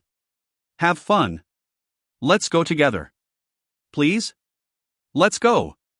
Phew. I became immersed in thought. If I could get to the 35th floor by the end of today then, yeah, if I finished my 3 floor master battles tomorrow morning, then I could go to the MT without losing out on much. Plus, going to the MT didn't sound all that bad. Since they went through the trouble of inviting me, I would feel bad if I didn't go. Alright, sure, I'll go. Who? Just the 2 of us. I mean, the MT's going to be fun. Are you saying it'll be fun because it won't be just the 2 of us? No. I punished Soo Yi-yoon by flicking her forehead. Just think about all the times you made me get fries with you. I'm not going with you for fries today. Why? You wanted me to go to the MT. I have to go to the dungeon if I want to go to the MT. Kai, you always say dungeon this dungeon that, what's so fun about fighting scary monsters? Isn't it more fun hanging out with me? I poked Su Yiyun's puffed up cheeks and advised her. If you don't fix your attitude, you're going to be in danger one day. But if you want to fix it, tell me. I'll help you. Su Yiyun had monster phobia, but monster phobia could be fixed. You just had to drive the fear out of your heart. It wasn't incurable, and if she didn't fix it, Su Yiyun will undoubtedly come to regret it. At my serious advice, Su Yiyun nodded her head meekly. Yeah, one day. Alright, I'm off. I said my goodbye to Su Yiyun and turned my back to her. For some reason, however, I felt the gazes of other students on my back. As I left, I tried my best to ignore their gazes and their whispers. Are they really not going out? They said they aren't. In any case, he said he's going to the MT. Arg, I want to make him mine. Yeah, keep dreaming. Star dot. The 31st floor was extremely quiet. Even when I yelled commence exploration, no monsters appeared. Thinking something strange was going on, I walked onward. The pathway was the same as always. The only difference was that there were sets of medieval armor here and there. They each held their own weapons like cleavers, claymores, and rapiers up into the air. Although they weren't moving at all, their appearances were very solemn and suspicious. They must be it, right? You guys weren't here until now. You thought I wouldn't notice if you stood still. I charged at the nearest armor. When I got close, the armor creaked and began to move. Although the cleaver in its hand looked heavy and sharp, it didn't matter as long as I wasn't hit. Ru-yu-eh. A-u-u-u-u-u-u-u. With me riding her, Ru-yu-eh let out a lively howl and collided with the armor with her body. The part of the armor she contacted froze up and fell on the ground. Using the spear giving off golden lightning from Pika, I stabbed the frozen part of the armor. At that moment, a blinding light exploded. Critical hit. The armor shattered. The ownerless cleaver struck the ground with a thud, and soon disappeared into particles. I was quite surprised by how well Pika and Ru-yu-eh worked together. The armor could not have had bones, meaning my skullbreaker effect didn't apply. Even so, the armor shattered in a single critical hit. No, were these guys just weak to begin with? For testing purposes, I put Ru-yu-eh on standby for the next armor and only used my spear clad with spirit aura. I had to stab 4 times for the armor to break. Oh, amazing, Ru-yu-eh. Did I do well? Did I do well? Yeah, you did very well. It seemed having Ru-yu-eh did more than just give me one more elemental, as she showed synergistic effects. Master doesn't praise me. No. Of course, Pika is doing well too. We wouldn't be doing so well without you either. Really? Of course. Thanks Master. Although I didn't really feel it when I only had 1 elemental, but now that I had 2, it felt like I was traveling with 2 children. Not that I minded with how cute they were.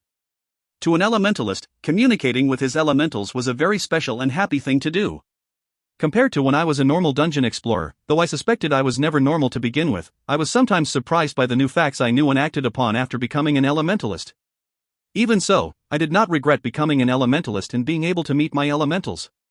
After I finished praising my elementals and looked up, the armors that were lined up along the pathway like decorations were closing in on me with their weapons in hand. Those guys, would Tempest send them flying? I immediately gave it a go, but they didn't budge. As I thought, they were heavy. I corrected my posture on Ru-yu-eh's back, leaning forward slightly and aiming my spear to the front. I lessened the amount of mana I put into spirit aura and transferred the focus to Ru-yu-eh. As a result, the amount of freezing energy coming from Ru-yu-eh's body increased. It was as if dry ice was placed all around Ru-yu-eh's feet. I patted Ru-yu-eh's head and spoke. Ru-yu-eh, let's run. Okay. Go. A-u-u-u-u-u-u-u-u. Ru-yu-eh howled at the top of her voice and kicked off the ground. The moment she began to run, her incredibly fast speed made the scenery flash by like movie films. The armors, the so-called living armors, each swung their weapons at Ru-yu-eh and me and blocked our path. However, Ru-yu-eh wasn't a normal wolf. Before any of the weapons could touch us, we became clad in an armor of ice, which blocked their weapons and froze the living armors. I then shattered their frozen bodies with my spear of lightning. You obtained 400 gold. You obtained 420 gold. You obtained a fragment of living armor. You obtained 430 gold. You obtained a fragment of living armor. Kohat, this is fun. Ryue, let's go faster. You. She really did speed up. Without the riding skill, I would have been knocked off her back a long time ago. Now that we were incredibly fast, the living armors from far into the 31st floor pathway woke up and swarmed us. As expected, these guys were also only strong in numbers. Whoosh! Whoosh! Hap! With more than 5 weapons attacking me from the front, I put more strength into my arms and struck them down. Ryue's freezing energy then froze them in place. The only sound the living armors made was the creaking of their armor, but now that they were frozen quiet, they really looked like ordinary armors. Even while I ran forward on Ryue's back, I fished the frozen armors with my spear and sent them crashing against the wall. Stupid armor cosplayers! You obtained 410 gold. You obtained 440 gold. At this rate, I would be able to make it to the end of 31st floor within a few hours. With a violent smile on my face, I encouraged Ryue. Ryue, run! Faster! You. Come at me all at once, you leftover canned food. How were they similar? They were both empty on the inside. Just like that, Ryue and I swept through the 31st floor. Until now, I had used my dash skill to speed up running through the floors, during which I had to watch out for my stamina and the enemy's attacks. Now that I had Ryue, who ran much faster than me and even blocked the incoming attacks, my dungeon clearing speed shortened drastically. Just like that, I could see Lin's rotten expression in just 3 hours. It was a secret that I enjoyed his expression very much.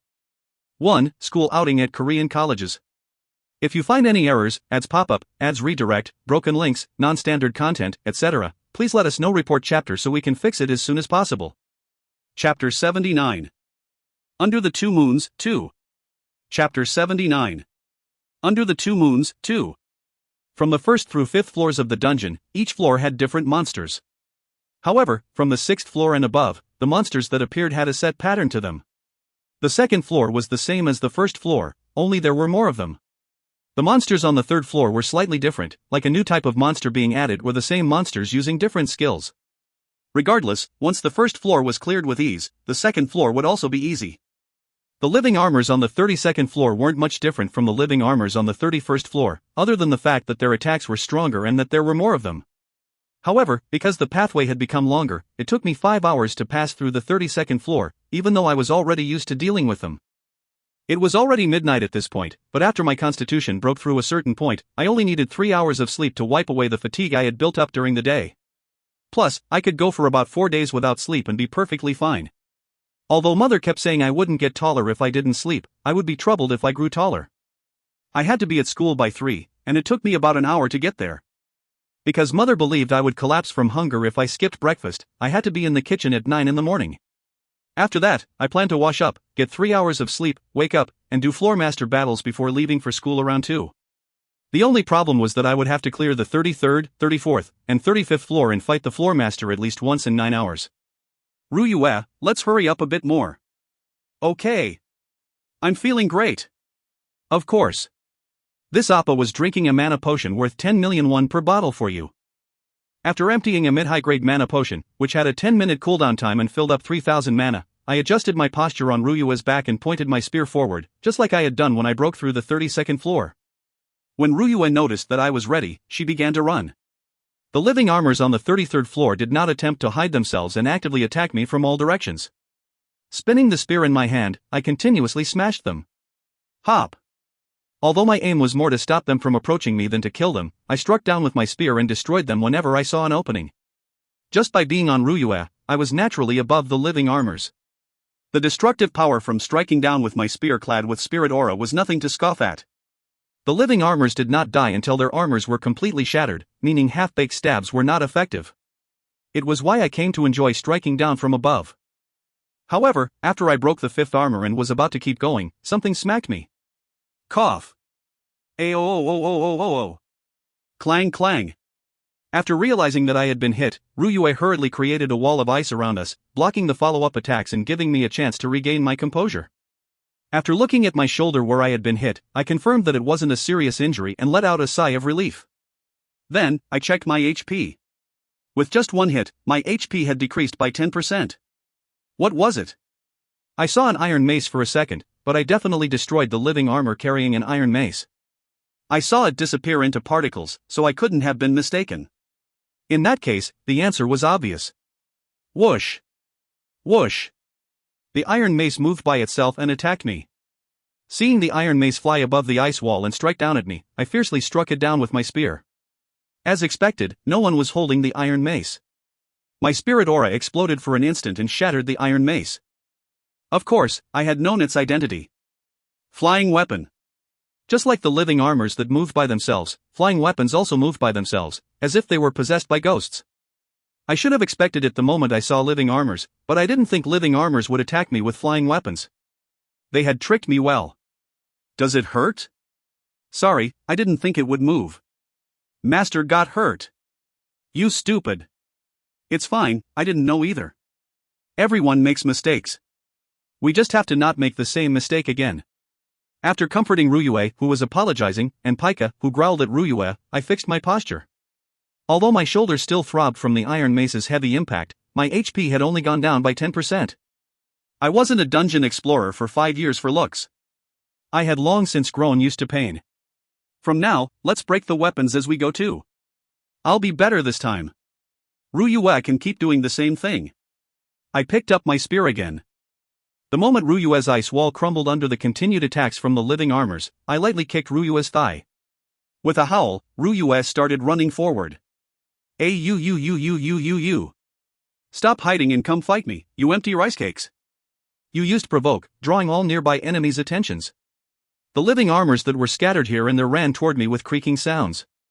Running around on Ryue's back, I went to gather them up in one spot. While running, when living armors blocked Ryue's path, she skillfully jumped over them, changing direction and gathering them all together. Although I would end up facing a large number of living armors if I continued, I stopped after a certain point and ran circles with Ryue in a wide area of the pathway. There, the living armors became confused and even accidentally attacked each other.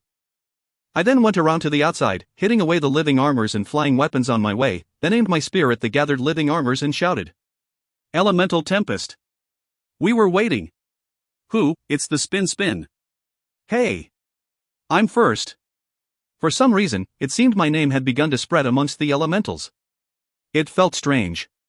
Regardless, thanks to the elemental's overflowing motivation, I could activate Elemental Tempest with a shorter charge-up time than normal. As a skill that used half of my mana, its effect was clear. A storm of elementals created by the combined effort of all types of elementals. I had never regretted using this skill. As elemental storms swept over the living armors and shattered them, the combined creaking noise seemed to make an orchestral symphony. You obtained 500 gold. You obtained 450 gold. You obtained a fragment of flying weapon. You obtained a fragment of living armor. I waved my hand and shooed away the flurry of messages. With so many monsters disappearing at once, the pathway was now wide open, making it pleasing to look at. I opened another 10,000,001 mana potion. Although it was possible to hunt without using mana potions, once someone used one, it was impossible to continue without using them. After finding out the incoming money exceeded the expenditure, there was no reason to hold back. Just like that, I became a man that used 10,000,001 every 10 minutes. However, every 2 or so living armors dropped around 500 gold, meaning just 20 of them would be enough to make up for it. Dungeon explorers rocked. Cool, that felt great. Ryue, let's go. The 33rd floor was thus cleared by the combined effort of me and other elementals in just 3 hours. Starting from the 34th floor, however, there were mummies mixed in with living armors and flying weapons. Mummies were monsters wrapped in bandages, who shot out their bandages to shackle their enemies. The living armors and flying weapons would then easily crush the shackled enemies. It was easy to understand why so many people would be troubled by their combined attack. I could understand the smile Lin had on his face, watching me advance to the 34th floor without buying anything at the 33rd floor shop. Of course, the mummies were of no danger to me whatsoever. Human. A living human. I want his body. Take this. When I ran into 3 mummies while running through the 34th floor, they each shot 3 streams of bandages toward me. Although they looked like frail pieces of cloth, their defense was quite tough, so much so that I could not cut them with my spear in one swing. The moment the 9 strands of cloth flew over me, I held up my spear in their path. The bandages wrapped around my spear, connecting the mummies to my weapon. Holding on to my spear tightly, I began to spin it around. I can't pull it away. He's too strong. My precious bandages. You shouldn't have sent them all out in the same attack. I strongly pulled on my spear wrapped by 9 strands of cloth, and the mummies closed in on me as if they couldn't elongate their bandages further. Watching this, I realized how strong I had gotten. I could win against 3 monsters my level in pure strength. I wasn't even a beastman. Pika. Chain lightning. When I poured mana into my spear and shouted Pika's name, Pika swiftly used the elemental magic I was thinking of. The lightning energy that started to flow into my spear traveled through the cloth and cooked the 3 mummies to crisp. The heaven has been enraged. I shall go back to heaven. And I shall say it was beautiful. How do you guys know that poem? 1. No, maybe there was a similar poem in the world they came from. I murmured as I took off the burnt bandages from my spear. Then, I looked at the living armors and flying weapons that were happily flying toward me thinking I was captured, and grinned. What happened next was obvious.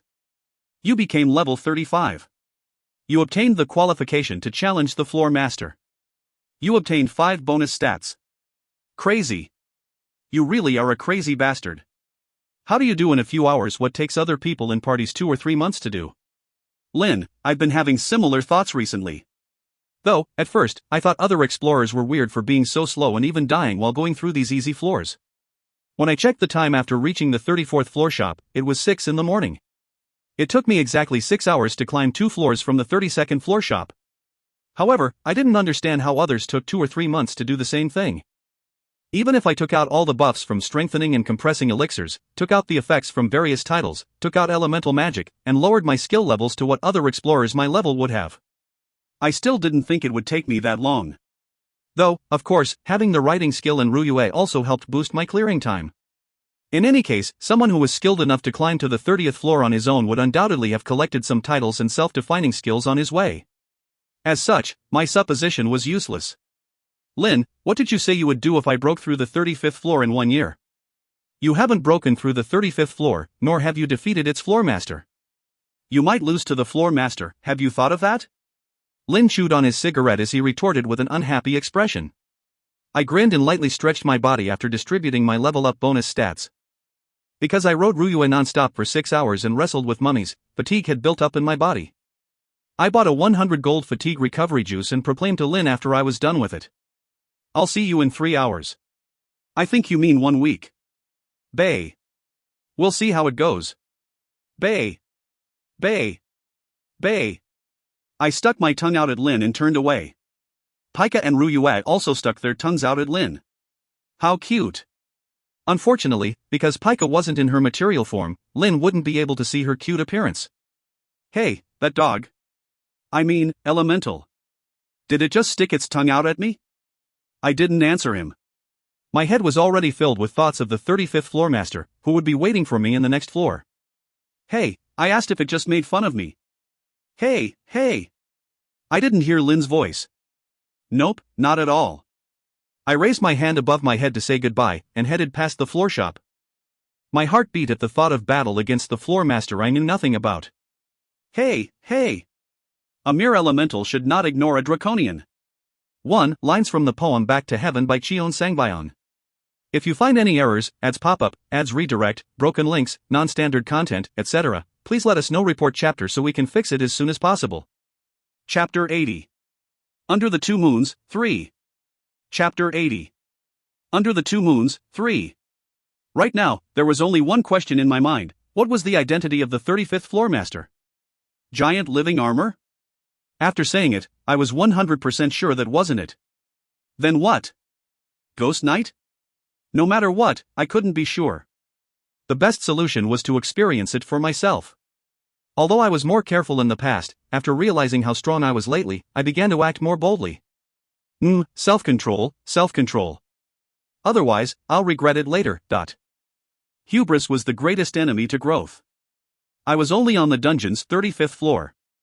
There were many monsters, humans, and other races that were stronger than me. I had to get stronger. I wanted to become the world's strongest. If I was satisfied by my current strength and became arrogant, I could stop dreaming about growing stronger. Good. Let's snap out of it and get going. Although I couldn't be arrogant, being able to objectively understand my strength was also important. Between my stats strengthened by elixirs and titles, and my 2 partner elementals, I was confident that I had enough strength to deal with the 35th floor master alone. After exhaling, I opened the door in front of me. Fight me. Yes. A deep voice rang out. I looked around the room. It was neither a wilderness nor a graveyard. I was inside a slightly dark cavern. Unlike my expectations, there were no living armors or flying weapons scattered everywhere. Inside the cavern, there was only one opponent. He was riding a black horse and his every breath expelled a blue gas. His black horse had a body that seemed big enough to swallow an ordinary horse whole, while he himself had a build large enough to suit his horse's size. A large axe leaned against his shoulder, while he carried a helmet in one hand. His black steel armor had sharp spikes coming out of its joints, looking extremely intimidating. More importantly, he did not have a head. It was then that I realized that the helmet he was carrying was his head. He was the headless undead knight, Dullahan. You are a warrior. That posture, aura. You are not lacking to be my opponent. Who?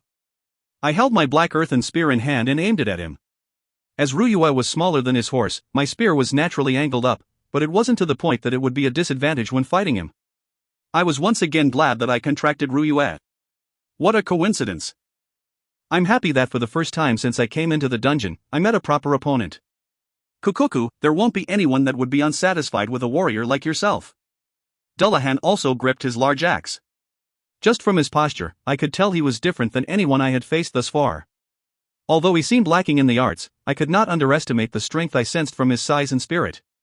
In regard to floor masters, I once wondered, if someone born with such physical ability honed his techniques, how strong would he be? I would finally have my answer today. Of course, I was confident that my physical ability and techniques had also grown a lot since then. Luckily, we're in a wide open space. Let's enjoy this battle to our heart's content. Right, let's go. Dullahan and I both charged at each other. His black horse was faster. The large axe in Dullahan's hand chopped down at my head like lightning. However, I ignored the axe and thrust my spear out at his head, which his hand was carefully holding. Dullahan quickly changed the trajectory of his axe and blocked my attack. Good, so he defended when his head was attacked. Don't be conceited with just this much. When did I act conceited? I pulled my spear back quickly and attacked his wrist. With an incredible speed unfit for someone with such large build and weapon, Dullahan pulled back his axe and defended my attack once again. The resistance I felt from his defense was like an iron wall. I realized that ordinary attacks wouldn't be able to injure him. Weak. Show me your strength. Ho. Hap. He wasn't someone I could fight while cracking jokes. I focused on the enemy in front of me, and the axe he was holding. If I received it directly, my strength unfortunately fell short. I parried his attack before his strength reached its peak. When I quickened my parrying timing, his stance was ruined. Before he even noticed, his stance was slowly broken and I delivered a blow. It was the technique I used against opponents that vastly surpassed me in raw strength. Ha! Cook, you! When the time was just right, I sent 3 consecutive stabs forward, making Dullahan fall back. At that moment, Ryue bit the neck of Dullahan's black horse. Kwang! Hying! Even though the black horse was a floormaster's mount, it was no match for the materialized Ryue. When Ryue let out her ice breath while the black horse's neck was in her mouth, the black horse screamed and jumped. Dullahan, whose stance was already ruined to a certain extent, became flustered at his black horse's wild movements.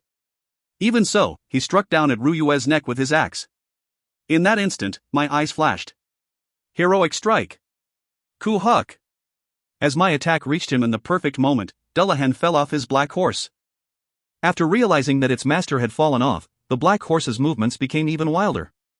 I shot my spear, clad with ample amount of spirit aura, at the black horse's half-frozen neck. I had extended my spear's reach with mana. Ku-heeing! Cook, as I thought, it was impossible to kill a floormaster's beloved mount with a single hit. Although half of the black horse's neck blew up and disappeared into black smoke, the black horse seemed fine, even with what seemed like a fatal injury. While I made Ryue fall back for a moment, Dullahan, who had fallen off his horse, also got back up and remounted. He seemed to be enraged as he swung his axe toward me. From the bottom to top, his large axe slashed up with a threatening appearance. Ryue! A-u-u-u-u-u-u-u. Ryue poured out freezing energy towards the axe as she threw herself to the side quickly. My cutie Ryue was an all-purpose wolf that could go forward, backwards, and sideways. At Dullahan's normal speed, Ryue would not be able to dodge his attack, but the ice breath she had breathed out had formed frost on his axe and slowed it down drastically. Elemental. You noticed too late. Tempest. Making Ryue charge towards him once more, I shot out a harsh spiral of mana with my spear. I didn't think a single tempest could make him falter. As such, I shot out 5 consecutive tempests. Rather than Dullahan, his black horse staggered and stepped back. Kook, then how about this? Hook. In an instant, something incredibly startling happened. Dullahan had thrown his axe. It wasn't just the axe that flew towards me. A black aura was imbued in the axe's double-edged blades. Just looking at it gave me chills. Although I fell back on Ryue, the axe even had a homing function. When Ryue created an ice wall with her elemental magic, the axe easily shattered the wall and continued forward. Behind it, Dullahan rushed forward, following his axe. I gritted my teeth and glared at the axe. I had to smack it down. Both of them. Elemental Tempest. It's the second time today. Fun. It's true. You can ride amusement park rides if you follow Crown Prince. A 5-colored whirlpool raged around the spear I held up. In the trajectory Elemental Tempest drew, I included both Dullahan and his axe, and shot it out. The axe directly clashed with Elemental Tempest, but soon lost its black aura and bounced up. Dullahan coming from behind then faced the storm head-on. Kook. Alright, it's time for counterattack. I hurriedly took out a mana potion and stuck it in my mouth. My goal was to deliver a blow before Dullahan recovered his axe. Ryue kicked off the ground with vigor. However, before I could thrust my spear into his head. You dare. UK. In an instant, I ducked on Ryue's back at the sense of unease I felt. As if to prove my decision was correct, Dullahan's axe flew past where my head was with a bone-chilling whoosh. I thought it had lost its energy, but Dullahan was controlling it the entire time. Although I then picked myself up and thrust out my spear, Dullahan easily blocked the attack with his axe. However, his black horse was bitten Ryue again. While the master couldn't do his job, the elemental was racking up contribution. Hi-eing. You horse. Endure the pain. Ku, I'll make it so that it doesn't have to. Extend spear. Critical hit. In an instant, my spear severed the black horse's head. Would it continue running without its head like Dullahan? Although I tensed up and put more strength into my grip, what I was worried about thankfully did not happen. After losing its head, the black horse disappeared into black smoke without a sound and Dullahan fell to the ground. Pika. Thunder Spear. When I shouted while thrusting my spear forward, Pika created a spear of lightning in midair and shot it in Dullahan's head. Paralyzed by the shock from Pika's lightning spear, Dullahan could not get up. Ryue then freely stepped on his body. Auuuuuuuu. Good job, Ryue. I didn't stay still either. I stabbed my spear at the bracelet on his wrist, which was protecting his head. After a moment, the bracelet exploded and his rotting bare arm revealed its appearance. Heroic strike. Critical hit. Quahawk. My mana was now dangerously low. Not even half the cooldown time of the last potion I drank passed, but my mana had fallen below 30%. As a result, I was feeling slightly dizzy. However, because the heroic strike went in successfully, the left arm protecting his head broke completely. At the same time, his head fell and rolled away from his body. With this, I thought I had ascertained my victory. What followed immediately after instantly changed my mind. Kwaong. Kook. At his roar that stunned my ears, I instantly fell back on Ryue's back. The place I was standing was then struck by his axe, creating a fissure in the ground. Without even thinking about recovering his head, Dullahan staggered as he got up. I could not understand why. With his head away from his body, I thought it would have a negative effect on him, but the aura he was emitting seemed to be getting stronger. Holding the large axe with one hand, he held it up high. Because I felt uneasy, I immediately ordered Ryue. Cancel materialization. The moment Ryue cancelled her materialization, I shot a heroic strike at his right arm.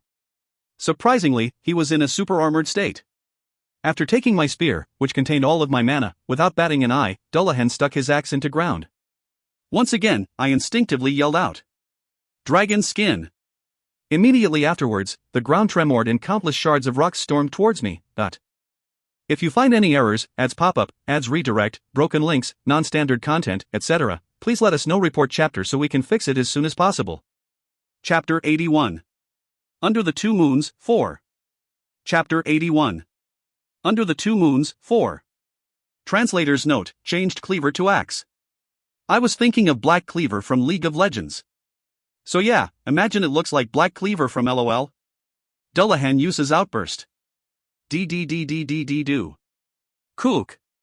Without kidding, I felt like I would die of pain. There was no way to dodge this. Shards of rocks completely surrounded me. Just because Dullahan struck his axe into the ground, the rock shards had begun to fly towards me like bombshells.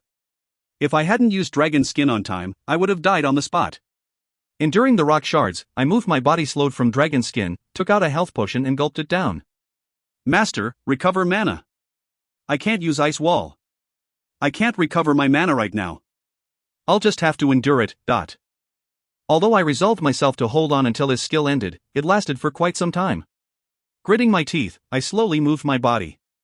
There was only one way to escape from this situation. I found it, damn it. Even as I was getting beaten with the rock shards, I found Dullahan's head that was littered on the ground. His terrifying skill seemed to be a defense mechanism, to prevent someone from taking his head when it separated from his body. Although I gritted my teeth at the actions that resulted in such an atrocity, I was certain breaking his head would end the situation.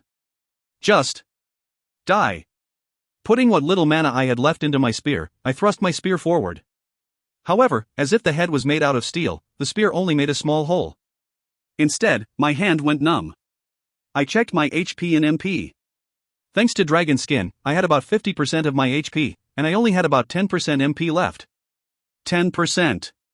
If that was the case, then. Ryua, I'm going to unsummon you for a bit. Pika, come into my gauntlet. Master. This might be better using my spear. Stabbing focused on one point. However, stabbing with just 10% of my mana, I would not be able to pierce Dullahan's head. In that case, it could be better to expand that hole by punching it for 11 seconds. Since my spear didn't work, I would be using my fists. Plus, stabbing required me to concentrate, but all the rock shards flying at me disrupted my concentration. Ryua's body became faint, then disappeared. Pika also came out of my spear and infused herself into my gauntlet. Striking down at Dullahan's head, I shouted. Thunder Beast! Kaya Hawk! Dullahan's screaming became louder, and the number of rock shards flying at me also increased. My HP began to fall at a scary rate. Clenching my fists tightly, I crazily struck down at its head. Wow Aowea! You used Orc Lord's war cry. All party members are cleansed of negative status effects. All party members' attack power increases by 50% for the duration. All party members become super armored, unfazed by enemy attacks. I'll give my all during this 11 seconds of attack. As I was in a super armored state, being hit by the rock shards did not affect my movements in the slightest. Right now, I didn't need any fancy skills. I just focused the lightning energy in my fists and struck down again and again. My HP fell below 20%. Master, we're almost out of time. Just a bit more. Wah-ia. I struck down again and again. Before I noticed, Thunder Beast was cancelled and Pika was unsummoned as well. However, Orc Lord's Warcry and Dragonskin were still in effect. Resolved to use Die Hard, I continued bashing Dullahan's head. Then, as if it were a joke, his head exploded. Kayawea Aak. A grand achievement. You defeated the floor master, Dullahan, alone. Amazing. You became level 36. You obtained the qualification to advance to the 36th floor. You obtained 5 bonus stats. You obtained the title, Dullahan Slayer. All stats permanently increase by 1. This effect will apply even if the title is not equipped. You became Silver Rank 5. Congratulations. You defeated Dullahan alone. You obtained the special reward, Dullahan's Helm. You obtained 100,000 gold. Choose your reward. 1. Heavy Armor Mastery Magic Book. As soon as Dullahan's death throes ended, the barrage of rock shards also ended. I turned around. His body was scattering into the air. In the end, I managed to win without using Die Hard. Ah, what a disaster. Sprawled on the ground, I muttered. Until the middle, I had felt great, as if we were both exchanging pointers. Of course, as we were both using our skills, it was hard to say it was a pure fight of techniques. Even so, I was having fun. I had even thought I could defeat his axe technique and make him drop his weapon. But just because I separated his head from his body, everything had changed. No matter how I thought about it, that skill was a cheat. I could see what would happen to normal parties. They'd think his head was his weakness and try their best to get it separated from the body. Then, they'd be showered by his rock shards. I then became worried for Ren, but was slightly relieved when I remembered he could endure it with dragon skin.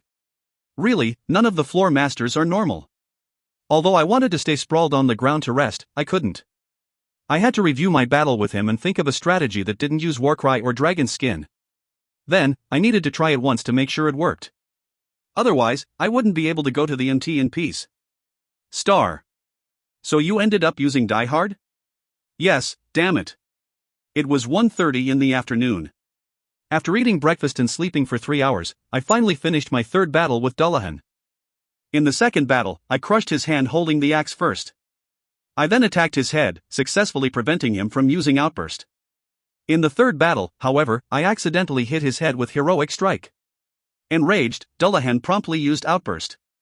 Because I didn't have Dragon Skin, I used Talaria to try to crush his head while avoiding the rock shards, but my HP fell below 3%, and Die Hard activated. The moment Die Hard activated, I hugged Dullahan's head and used Dark Thunder Explosion, exploding his head and the rock shards before my vitality reached 0. If I didn't save Dark Thunder Explosion, I might have been able to end it before he used Die Hard. It was my fault for failing to realize I could use Dark Thunder Explosion the moment I caught his head. However, Lin seemed to be thinking differently. I'm more surprised you managed to defeat the Dullahan alone. Are you really human? Tell me honestly. You're some other race I don't know about, right? Enough with the nonsense. By the way, Lin. What? You should stop playing dumb and start making that gauntlet. Within the 2 months I have left, I'll finish grinding the 35th floor and conquer the 40th floor too. The bet between Lin and me said that he would take back my pocket watch in subclass if I couldn't break through the 35th floor in half a year. If I could, he would make me a gauntlet, and if I even broke through the 40th floor, he said he'd make me a weapon and defensive equipment set. If I managed to do it in 3 months, he would even add a dragon leather cape. In other words, I had already won the bet. I just had to work towards the bonuses. Looking deathly pale, Lin took out a portable anvil. Damn it. Because of my damn guild master, I had to meet this damn rookie and do damn blacksmithing damn work. Damn it. See you tomorrow then, Lin. Screw off. While Lin said his goodbye by sticking his middle finger out at me, I said mine with a smile. Then, I left the dungeon. MTs were considered as highlights of any college student's college life. As I would finally be experiencing one after a semester, I was looking forward to it quite a bit. Though, I had a strong suspicion that I would be together with Su Yiyun even at the MT. He's here. Where's Su Yiyun? Huh? She was just here a second ago. Ooh, it seemed this MT was supported by the professors. Right, since over 400 students were going to this MT, it wouldn't make sense if the professors weren't involved. There were probably sunbays going to one. Looking at the tour buses lined up against the school's hillside road, I blanked out. Before I noticed, Su Yiyun had appeared and was glued to my side. Shin, you're late. I came just on time. You were in stealth again, weren't you? I want to get closer, but I'm scared. I'm surprised you thought about going to the freshman opening party then. I suspected that she was the same in high school and wanted to try for a fresh start at college. Unfortunately, habits were hard to kill, and one's nature was even harder to change. In the end, she ended up as a loner without a single friend. I'm your friend, Su Yiyun. What, so suddenly? Like we aren't close. I teased Su Yiyun as I waited. Suddenly, the surrounding people's murmuring became more severe. I asked Su Yiyun. What's up with them? There's apparently a goddess in our department. Really? I wonder what items a goddess would drop. It's probably not possible at my current level. My eyes had a distant look, and Su Yiyun was looking at me with an even more distant look. Ku-hum. With a dry cough, I asked her again. So that goddess just appeared? Yeah. She's apparently an international student from France. Really? There are so many international students at our college. Though, most of them are Chinese. More than 20% of our department was Chinese. When doing group projects, there was at least one Chinese international student in each group. Most of them weren't enthusiastic. There were, of course, ones that were, but because of the language barrier, it was better to think of the international students in group projects as non-existent. Though, since I didn't participate in group projects, I didn't have the qualifications to say anything about them. Other than China, there were quite a few American, Japanese, British, and French international students. For a school that bragged about cultural pride, it accepted way too many international students. We're going. Get on the buses. As expected, I could see the Sunbays leading the MT. With Su Yiyun, who grabbed onto me in order to not get lost, I got on a bus. Can I take the window seat? Sure. After leaving Su Yiyun to take the window seat, I sat up straight, circulated Prayuta Circuit, and summoned Paika and Ryue. There are lots of people. Master, what are they doing? Are we hunting them? Hoo. Please don't, Paika. Ryue, come here. I talked so only my elementals could hear me, then hugged them. Although they struggled for a little bit, they seemed to have found their comfortable spots as they sat still and looked around. We're going to rest today. It's warm. I like it. I like it too. Holding the calmed elementals in my embrace, I quietly closed my eyes and focused on Prayuta Circuit. I had withdrawn my focus to my inner self to only concentrate on my mana traveling through the pathway engraved in my body. Since I usually circulated Prayuta Circuit while I was running the dungeon, it wasn't bad to devote my time to circulating Prayuta Circuit like this. Soon, I fell into a trance observing and concentrating on my mana, to the point that I no longer heard the sounds around me. Auu, he looks like a painting even while he's asleep. Take a picture, hurry, dot. I want to hug him. Don't take a picture of Shin. When we arrived at the pension 2 where the MT was held, it was about 5:30. When I opened my eyes realizing that the bus had stopped, Su Yiyun's face was hovering in front of my own. Because of her well-defined facial features, I sometimes thought she was a foreigner. Close up, it was even more obvious. It was especially the case for her sharp-nosed bridge and big, Manhwa character-like eyes. What are you doing? I was trying to wake you up. I wasn't even sleeping. Whatever, let's go. With my 2 elementals on my shoulders, I went outside with Su Yiyun, still circulating Prayuta Circuit. The surrounding environment was clean, and there were no signs of civilization besides the pension in front of us. For a pension in the vicinity of Seoul, I was quite surprised by how nice it was. First, I looked around. We were far from the city and there was a mountain nearby. After 2 moon, the environment to watch out for the most was the mountains, followed by areas near mountains. By that standard, the place we were in was quite dangerous. This place, a monster might appear here. Not funny. Even if something happens, we can just alert Guardian, so don't worry.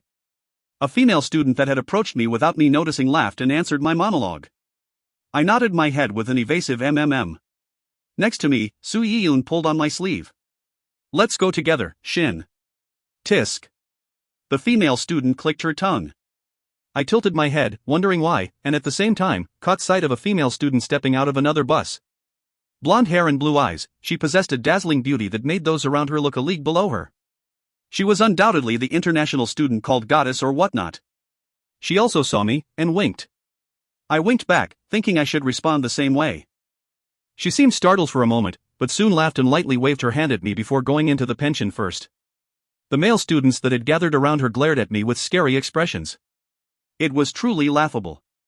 Although Su Yiyun kept pulling on my sleeve with an uneasy expression, I only shook my head, unable to understand why. The way she was shaking was making me uneasy as well. Just what was she uneasy about? I pulled Su Yiyun toward me. Let's go. Even if a monster appears, I'll protect you. Kayak. Unable to understand why other girls were happy with what I said, the curtains were raised to my first MT. Translator's note: membership training, MT, is an event held among university students in South Korea. These events last roughly 2 days and are considered a free-form training session, where students spend time socializing with peers in the same academic majors or clubs, often at a remote location. Read more here, https://en.wikipedia.org/wiki/membership_training_n_Korea. 1. Sunbae equals senpai equals senior at school/workplace/etc. 2. Pension is not meant to be mansion or a retirement plan, it's a large boarding house you can rent out. If you find any errors, ads pop up, ads redirect, broken links, non-standard content, etc., please let us know. Report chapter so we can fix it as soon as possible. Chapter 82. Under the Two Moons, 5. Chapter 82. Under the Two Moons, 5. MT aren't all that special. That was what I felt. I just listened to some board professors talk and the 400 or so people were split into 20 groups. These groups were called classes, and it seemed these classes were formed at the freshman opening party. Did you know about this? No. Damn, to think a community like this was formed from the start of school. Watching the people separate into their classes, we looked pitiful. Of course, we weren't the only ones who didn't go to the freshman opening party, so with the help of our sunbaes, we were able to join a class. Of the 20 classes, Su Yi-yoon and I were in the same class. Hee, we're in the same class. Ah, Kang Shin is in this class. Shit. Su Yi-yoon followed him even here. We then grilled some meat and watched the talent show that others in our class prepared. I, of course, kept circulating per circuit and realized that I wasn't fit for the campus life. 20 people fiddling around with just 2 grills irritated me, and watching the people's amateurish dances made me want to trip them with my feet. After that, people went to the rooms assigned to their classes for drinks. People from other rooms sometimes barged in for drinking games, but I got tired of it all in exactly 17 minutes. I didn't understand why they needed to play a game to drink alcohol. If they wanted to chug it that badly, that should just drink it by the bottle.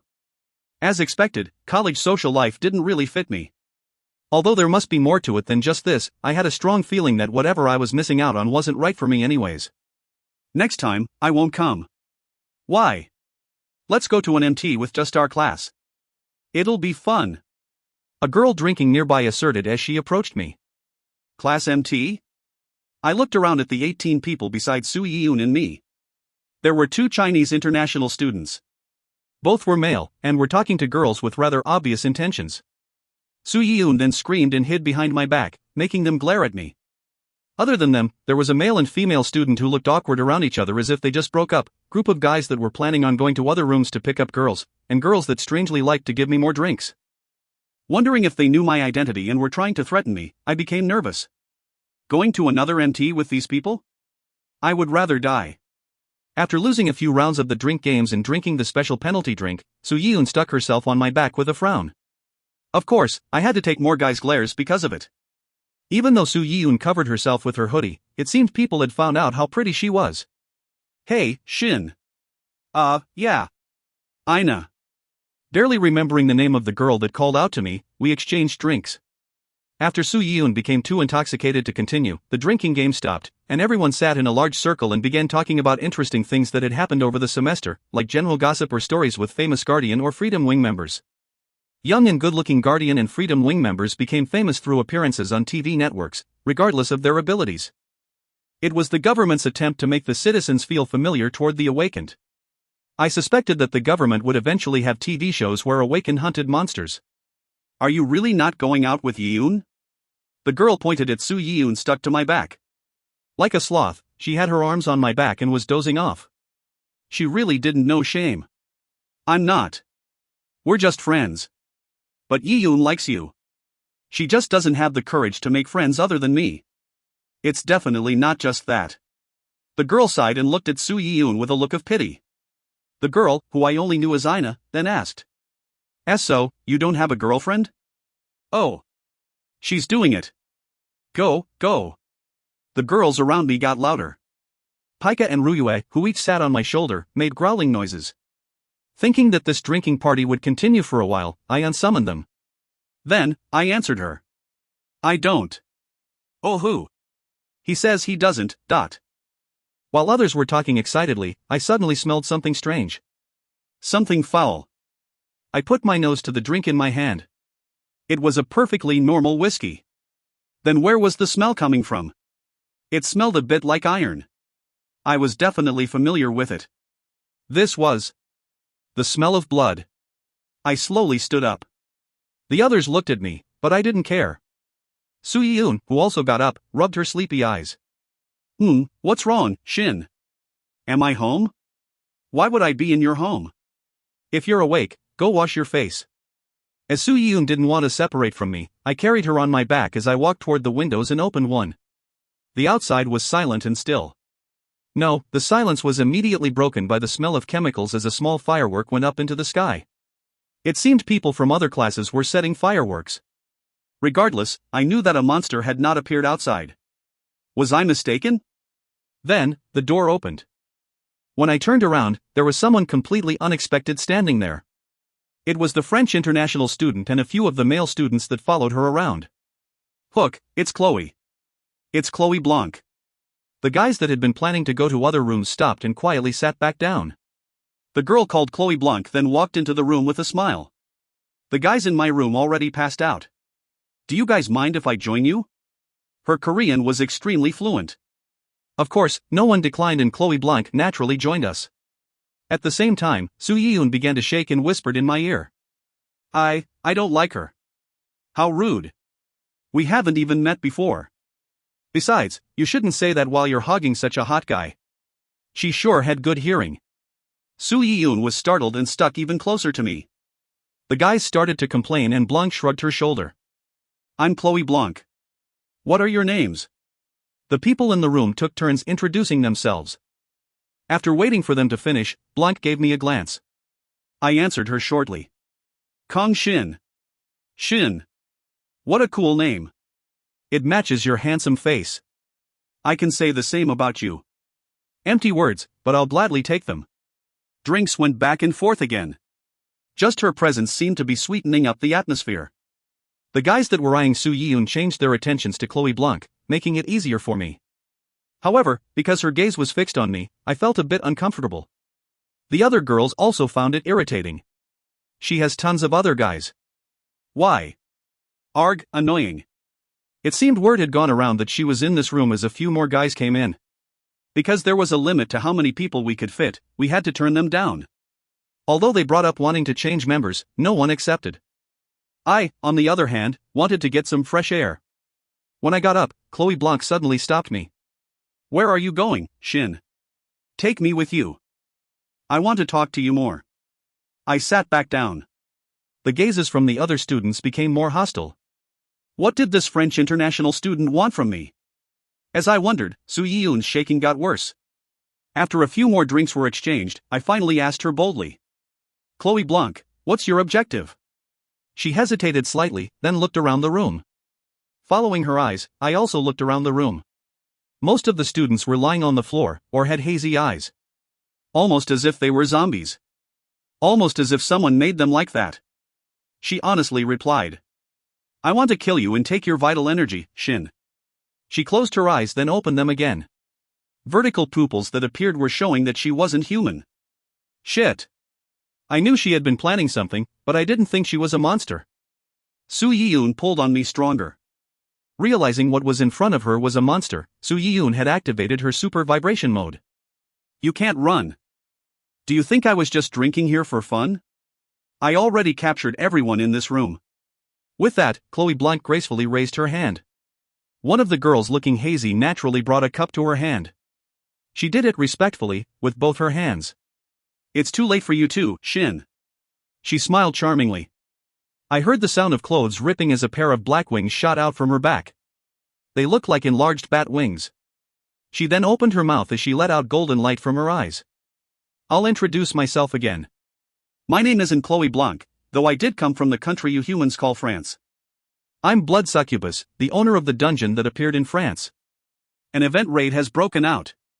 B-rank 20-man raid, Blood Succubus. Because you were at the location of the raid boss, you will be forced to participate. You hold the priority for the event raid. Unless you want to reveal its existence, other dungeon explorers will not be notified until 1 hour later. I gritted my teeth. For some reason, she looked incredibly charming. Succubus. A monster said to appear in men's dreams and devour their vital energy. The succubus in front of me had the terrifying ability to charm both men and women in reality. Although she was only a B-rank 20-man raid boss, her special ability was undoubtedly frightening. I was trapped in her status effect. Before it was too late, I had to use Orc Lord's Warcry. Kook, I already used it. I had already used Orc Lord's Warcry in my battle against Dullahan this morning. Not only that, but I had also used Dark Thunder Explosion, Dragon Skin, and Die Hard. If I couldn't solve my status effect, I could really die. I had to escape. That was the only way I could live. I tried to activate Return, but it didn't work. My instincts were refusing to let me leave. I did not want to separate from her. I did not want to be far away from her. Even though I knew I would die. With the same reasoning, I could not let the other explorers know. Return, elemental summoning, deific manifestation, and even going into the dungeon, her charm was strong enough to prevent me from doing anything. Gritting my teeth, I asked while I could still talk freely. France's gate should have disappeared. That's right, but I wonder why. When I woke up, I was in Paris. Unfortunately, a scary oldie named Michel kept chasing me, so I had to run. I managed to reach Charles de Gaulle Airport and sneaked onto a plane. It turned out that it was going to Seoul. Then, when I was wandering aimlessly, I met Chloe. She gave me her knowledge, body, and even her existence. She was such a good kid. Increased chance of an event raid happening where event dungeons disappeared. I finally understood what it meant. Currently, the world was full of bosses that had escaped their dungeons when event dungeons disappeared. It was just that their characteristics determined whether event raids broke out immediately or they hid themselves among humans, like the blood succubus I was looking at. I didn't know you were a monster. What do you mean, monster? How rude. Look at me, aren't I beautiful? Which part of me looks like a monster? The part, Kook, where you killed humans. You already killed today too, right? Oh. But humans kill other humans too. You shouldn't call me a monster because of it. What a mannerless man. But you aren't wrong. You see, I already took care of 5 rooms. After all, today will be my last day at this college. I wanted to consume as much vital energy as possible tonight. In truth, you're tonight's main dish. She stood up. Throwing the glass cup and shattering it, she slowly walked towards me. Her long, slit pupils shine with evil and charm. The pure and boundless mana you have, it's too tempting. Did you know, I'm the one who planned this MT? When my eyes met hers, I could not move at all. Without Orc Lord's warcry, I was powerless against status effects. I should have realized it sooner, so that I could have planned for it. I had relied too much on the floor master skills, and this was the result. I was too ashamed of myself. It was then that I realized Su Yiyun's trembling had stopped. She was now murmuring to herself. I'm as scared, but... You stay still. I'll eat you too, after I'm done with Shin. If I don't do it. I'll die. Shin will die. To protect Su Yiyun, I frantically tried to think of a solution. How could I escape this charm? If I could snap out of it for just a moment, I could rip that woman to shreds. However, white noise kept jamming my head. An irresistible attraction to her enveloped me. Any methods that I could use to separate from her, I myself was rejecting it. Right, she was my everything. Separating from her would have little meaning. If she wanted, I could even give my life, so why should I resist? I smiled. Blood succubus also smiled. Her eyes opened wide as they let out a radiant golden light. I felt like forgetting myself and sinking into them. At that moment, Su Yiyun stepped in front of me and raised her trembling hands. She even took off her hoodie, which I had never seen her without. Her long, beautiful, night-black hair fluttered like water. Then, the blood succubus's left eye was ripped out. If you find any errors, ads pop up, ads redirect, broken links, non-standard content, etc., please let us know. Report chapter so we can fix it as soon as possible. Chapter 83. Under the Two Moons, 6. Chapter 83. Under the Two Moons, 6. Kaya-a-wayak. Pika. Ru-yu-a. The moment the succubus screamed crazily, I regained my consciousness and yelled out Pika and Ru-yua's names. My 2 elementals immediately made their appearance. Kaya-a-wayak. Master. Are you okay? Are you okay? Before I become weird again, pull out her other eye. Taking my eyes off the succubus, I yelled at the top of my lungs. Although I also needed to request help from the other dungeon explorers, as I didn't know if they would come immediately and couldn't think straight from the fear of being completely subordinate to one being, I could only yell out my simple command. I could have also called Prayuta using deific manifestation, but I had forgotten about my reliable master from the extreme fear I felt. Pika and Ru-yua seemed to have noticed how desperate I was as they flew toward the succubus without even replying. I couldn't see it. I didn't see it. Kaya walk. You bitch, I'll kill you. Bloody raven wing. Flame cutter. Frozen arrow. Thunder spear. Things exploded and ravaged through the room. Although shards flew at me, as they were only remnant pieces of the attacks, they could not damage me by much. The students being controlled by the succubus could have been injured, but I wasn't in a position to worry about them. I then started to think about what had just happened. When I was about to give up my life to the succubus, when I stood there without being able to do anything, I could still vividly recall the sense of helplessness. But in that situation where my vital energy was about to be taken away, the succubus I was ripped out. However, all the other students should have been under succubus control, and because they were ordinary people, they could not have done anything, even if they weren't under her control. Before the succubus eye was ripped out, Su Yiyun had taken off her hoodie. It meant she had withstood the succubus charm longer than me. Not to mention, Su Yiyun wasn't next to me right now. In that case, there was only one answer. The one who ripped out succubus eye was Su Yiyun. How? She should have had monster phobia, and even if she didn't, how did she rip out the eye of a raid boss? Of course, the answer was simple. Su Yiyun didn't have monster phobia and instead had a strong ability that allowed her to rip out the eye of a B-rank raid boss. Her stealth ability didn't just hide her appearance, it hid her ability as well. Everyone rise. Kill these damn things. At the succubus' shrill voice, I snapped out of my thoughts and raised my head. The students that were watching blankly on the ground began to rise. Shit. In this place where lightning, fire, and ice flew around, their lives would be in danger just by getting up. No matter how desperate the situation was, I couldn't just stand and watch students throw themselves into a pit of fire. But what could I do? After a bit of thought, I remembered I had a way to stop them. Kaya Wayaak. You used Vengeful Spirit's wail. All enemies within its area become confused and feared. You eek. I can't see in front of me. I have to complete Master's orders. Hike, don't come here. Stop. Although they were being controlled by the succubus, they still had the physical abilities of ordinary students. After being affected by Vengeful Spirit's wail, they fought each other or rolled on the ground. One by one, I hurriedly picked them up and threw them out into the hallway. I could smell blood rising from the hallway. She really killed so many people. Damn it, had no one contacted Guardian yet? Now that I thought about it, there wasn't anyone to contact them. This damn succubus must have charmed people the moment she sneaked into the college. Since this MT was started by her, it was likely the pension security cameras weren't working either. Past the open door, a thundering sound rang out. A chill ran down my back. This woman was calling her minions. To use the Dungeon Explorer communication channel that I had been forgetting about, I put my hand on my mouth. At that moment. Kaya Hawk. My eyes. Master, that strange woman pulled out both her eyes. Her charming power disappeared. That woman is scary. Scary.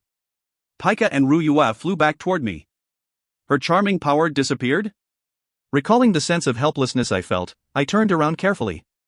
There, I saw Su Yiyun fully revealing her pretty face and fluttering black hair, and attacking the blood succubus.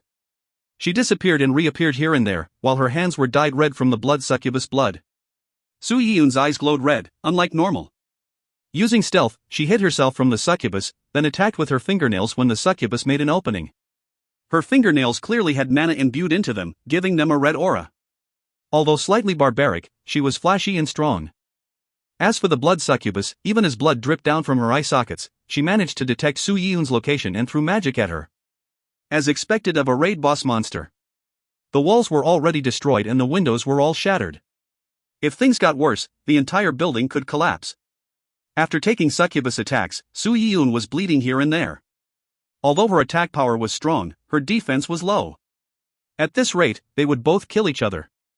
Since I knew I no longer had to worry about blood succubus charm, I couldn't just stand here and watch Su Yiyun get beaten. I took out Black Earthen Spear from my inventory. Although I considered using Deific Manifestation for a moment, I threw the thought out soon. What was I afraid of? I had to get revenge with my own hands. I shouldn't back away, especially after knowing I was strong enough. Paika. Got it. Without having to say much, Paika went into my spear. Possibly because she felt the fluctuation of energy, the blood succubus, who was still dripping blood from her two eye sockets, looked at me. It was truly a sight of horror. Thanks, Yiyun. You can rest now. Oot. Su Yiyun was startled by my voice, then obediently fell back. I was worried about her mental state from her sudden change, but it seemed she was okay. At the same time Su Yiyun fell back, I charged at the blood succubus. You. The blood succubus hesitated about who to attack between me and Su Yiyun, but in the end, she chose the one who was charging at her, me. Dozens of fireballs appeared in the air and flew toward me. Ruyua snorted. Ice wall. Although they were both B-rank raid bosses, there was a clear difference between the 20-man raid blood succubus and the 500-man raid giant iron boar. Given ample amount of mana, Ruyua's ice wall stood strong even after receiving all of the blood succubus attacks. In truth, the succubus without her charm ability was like a tiger without its claws. There was nothing to be afraid of. I used divine speed. In the blink of an eye, I was in front of the succubus. Swinging my spear, I first cut off one side of the succubus' wings. It was because her wings were exuding an aura of charm. Although she wasn't strong enough to charm me without her eyes, there was no need to leave behind a potential source of danger. Quiet. Wait. The succubus finally seemed to have noticed my strength. A dumb monster would have attacked without understanding the difference in strength and died, but the blood succubus, who was having a life or death battle with Su Yiyun just a moment ago, shrunk back like the mouse in front of a cat.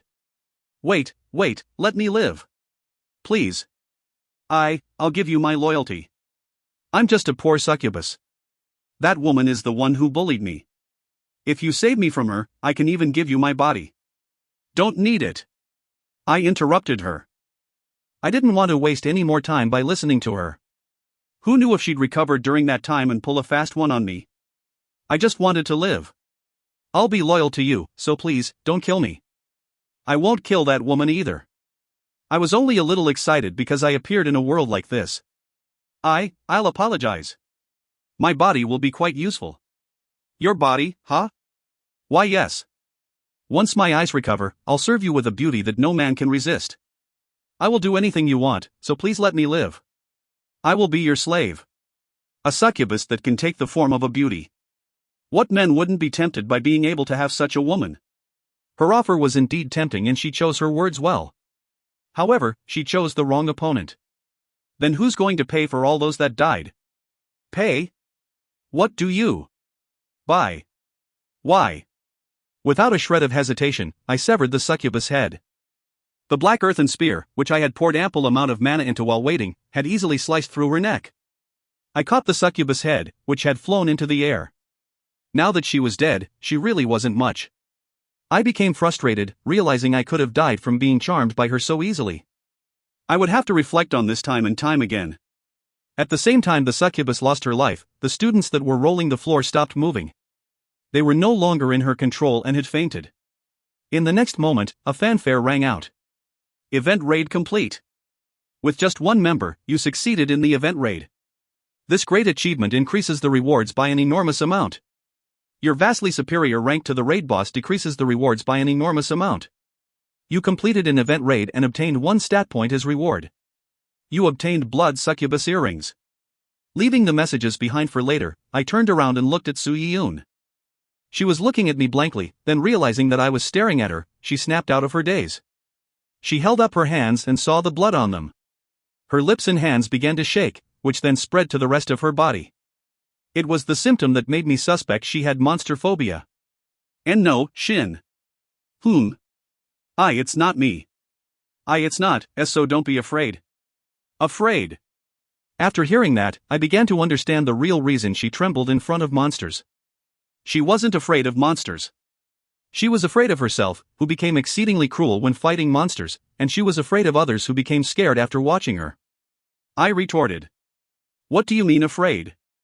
You were really cool. Plus, I'm the one who sent her head flying. Why would I be afraid of you for something like that? I was a bit sorry since my words might not have been the most comforting. However, they seemed to have worked as Su Yiyun's shaking became weaker. Her eyes, which still glowed red, grew bigger. See cool? I wasn't scary? Yeah, extremely cool, like a female warrior. I'd still recommend you use a weapon though, but you were a lot of cooler than when you shook in front of a monster. Really? I was cool. Yeah. I nodded my head without hesitation. Since I was saying what I honestly felt, there was no reason to hold back. Su Yiyun had saved me when I was about to die. If I were a girl, I would have fallen for her valiant appearance. Su Yiyun started crying. Without showing any signs of doing so, she sobbed abruptly. Hick. Hey, what, why, did I do something wrong? You. She ran to my embrace and cried her heart out. It seemed I didn't do anything wrong. In fact, it was probably the opposite. I would be glad if she could let off some of the burden in her heart, but I was still flustered, as I could do nothing to stop her from crying. Other students in the building would soon realize what had happened. If we wanted to avoid being found out, we would have to escape soon. There was no other choice. I first called out to Pika and gave her a special order and ample mana. After Pika got out of the room, I put my hand on Su Yiyun's shoulder and comforted her. There, Su Yiyun. Don't cry. I don't know what happened in the past, but let's first wash ourselves off and get rid of the damn evidence, alright? Hick, you called me intimately before as just Yiyun. British, Lucan, or Korean, why did they care so much about how their names were called? Alright, Yiyun. No more crying. Let's clean up and go rest, okay? I'll hear you out. Hick, Yuia. It seemed it would take a while before she would stop crying. I patted Su Yiyun. Yiyun, who was crying in my embrace and looked up at the night sky through the broken windows. The 2 moons were unusually bright tonight. Almost as if to signify that the world had changed. Almost as if to say there was still time before the sun would rise. If you find any errors, ads pop up, ads redirect, broken links, non-standard content, etc., please let us know. Report chapter so we can fix it as soon as possible. Chapter 84. S-Ranker Yunhua Wu 1. Chapter 84. S-Ranker Yunhua Wu 1. I had asked Pika to destroy all electronics within and around the pension. As a lightning elemental, she was skilled in detecting electricity. It was something that only she could do.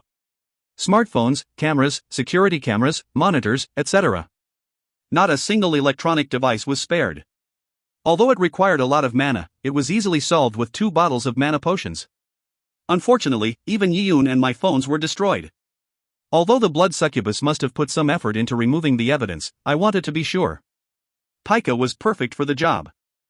As an elemental, cameras could not see her, and as a lightning elemental, she had talent in easily breaking electronic gadgets.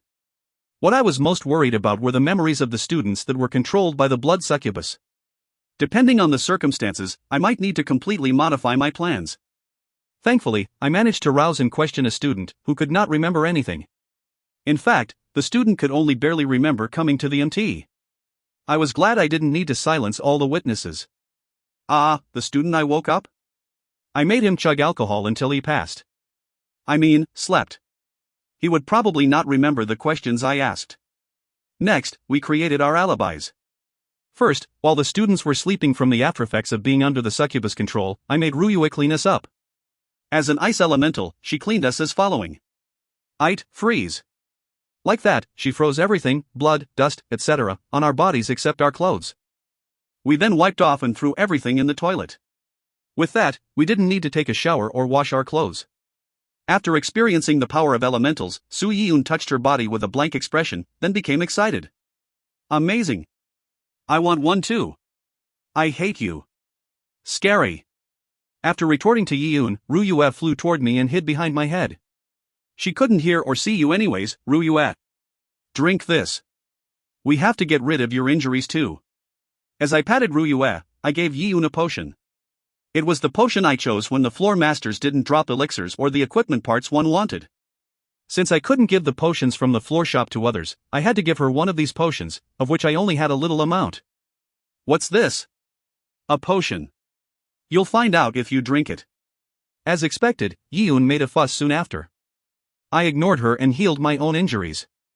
With this, we were perfectly clean. What?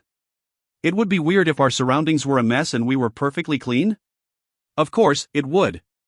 But there was a reason for us to be this clean. We had to pretend we were never here tonight. When people began to investigate, the people at the scene of crime would be questioned first. Although we might just be burying our heads in the sand, we had to try to avoid it first. People usually sleep in other rooms anyways. We should pretend we did that too. I in another room, with just us two. I'm nervous. No, we're obviously going to be with others. Hey, why were you making that clearly disappointed face? Even as I was lost for words at her expression, I cleaned the room that became a mess from the fire, ice, and lightning. Although no one would find out I did it, it was best to get rid of as much evidence as possible. I also picked up the students I threw out into the hallway and threw them back in. With that, everything was more or less done. Alright, now we just have to go to some other room, pretend to have fainted, and act surprised when we wake up in the morning. Shin, you're evil. It's for our peaceful lives, so cooperate. My plan was as followed.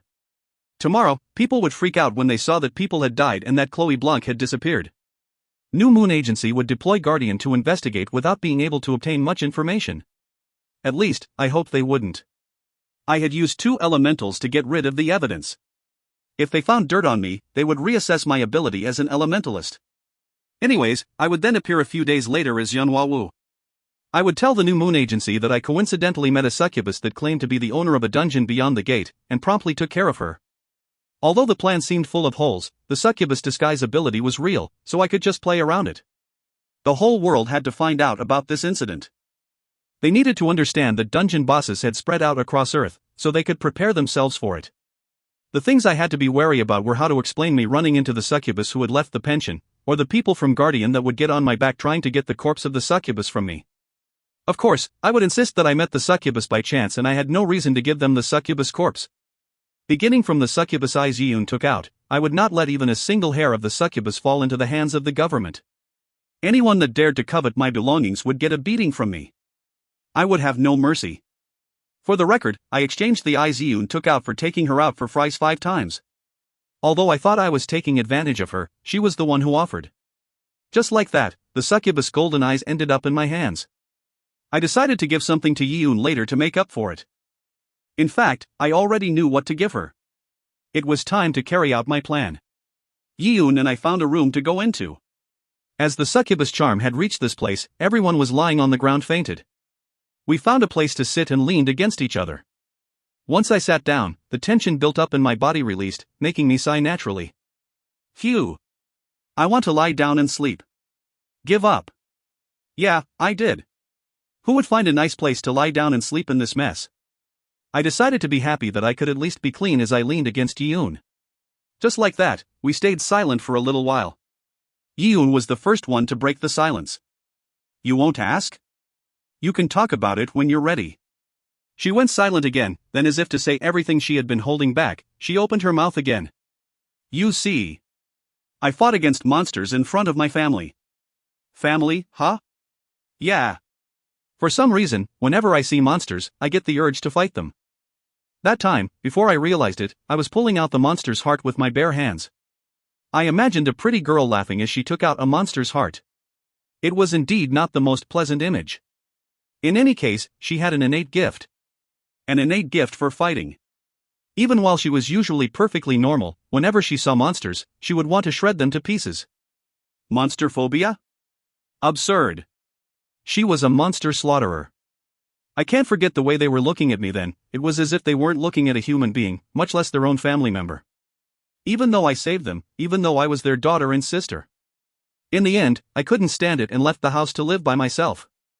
Apparently, ever since that day, she would freeze when she saw monsters because she remembered the way her family looked at her.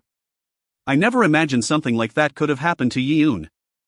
But the day I met Shin, watching you fight, I thought, wow, so you can be this cool and beautiful while fighting. What? I didn't hear that towards the end. Plus, I didn't think I was that cool. If I remembered right, I just pierced a pigeon with an iron pipe. Anyways. I thought good things would happen if I stayed with you. You should have said it earlier and asked for help. How could I? It's hard for me to say it, even now. Sorry, I was too thoughtless. Yiyun stopped talking for a moment. I waited silently. Soon, she continued. But today, because you looked like you would get killed. I would have, if not for you. I wanted to continue pretending like I had monster phobia. I didn't want to show you my ugly side.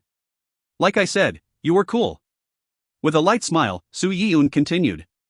When the thought of you dying crossed my mind, I forgot my parents' faces for an instant. Before I noticed, with my hands, I was digging out that woman's eye dot.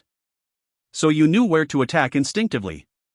I can't believe I didn't realize you had such talent before. As a martial artist, I'm ashamed. And because Shin kept saying I was cool, I forgot my parents' faces forever. Forever. You're sure you won't remember them for life? At my question, Su Yiyun nodded her head vigorously.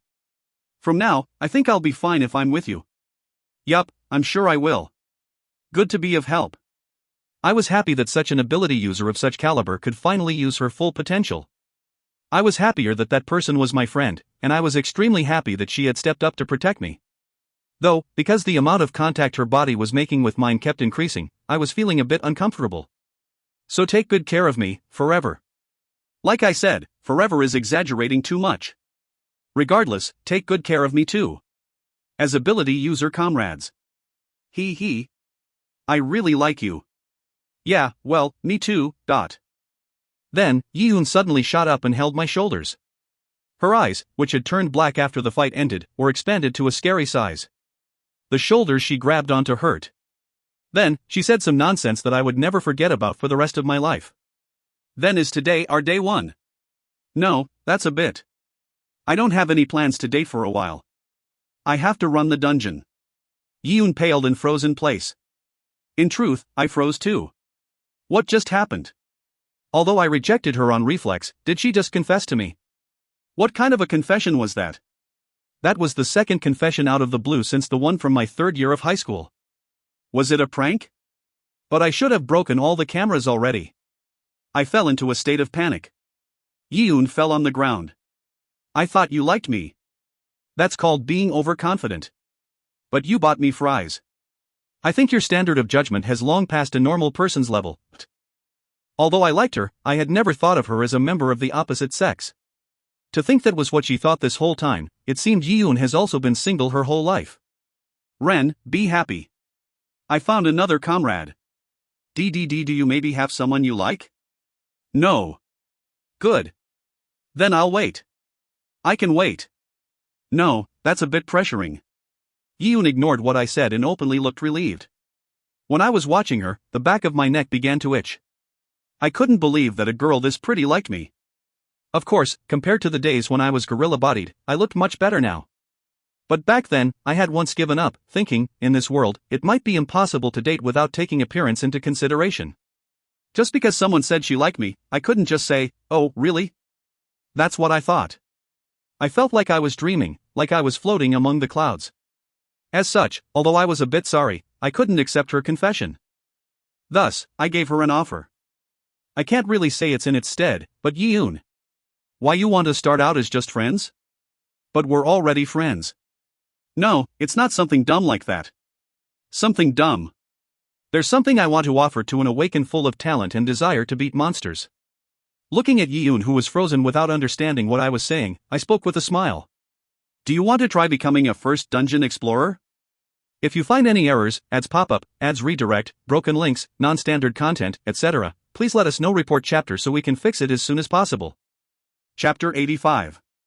S-Ranker Yunwawu, 2. Chapter 85. S-Ranker Yunwawu, 2. The next day, the entire pension flipped upside down. People found out that over 100 people had been killed. There were rooms where everyone inside was dead, leaving behind only dried-up corpses, while there were people simply sleeping in rooms the blood succubus had not gotten to. Because of it, the incident became even more of a headache. Ruling out the possibility that this was done by a person, the professors and staff immediately reported the incident to Guardian.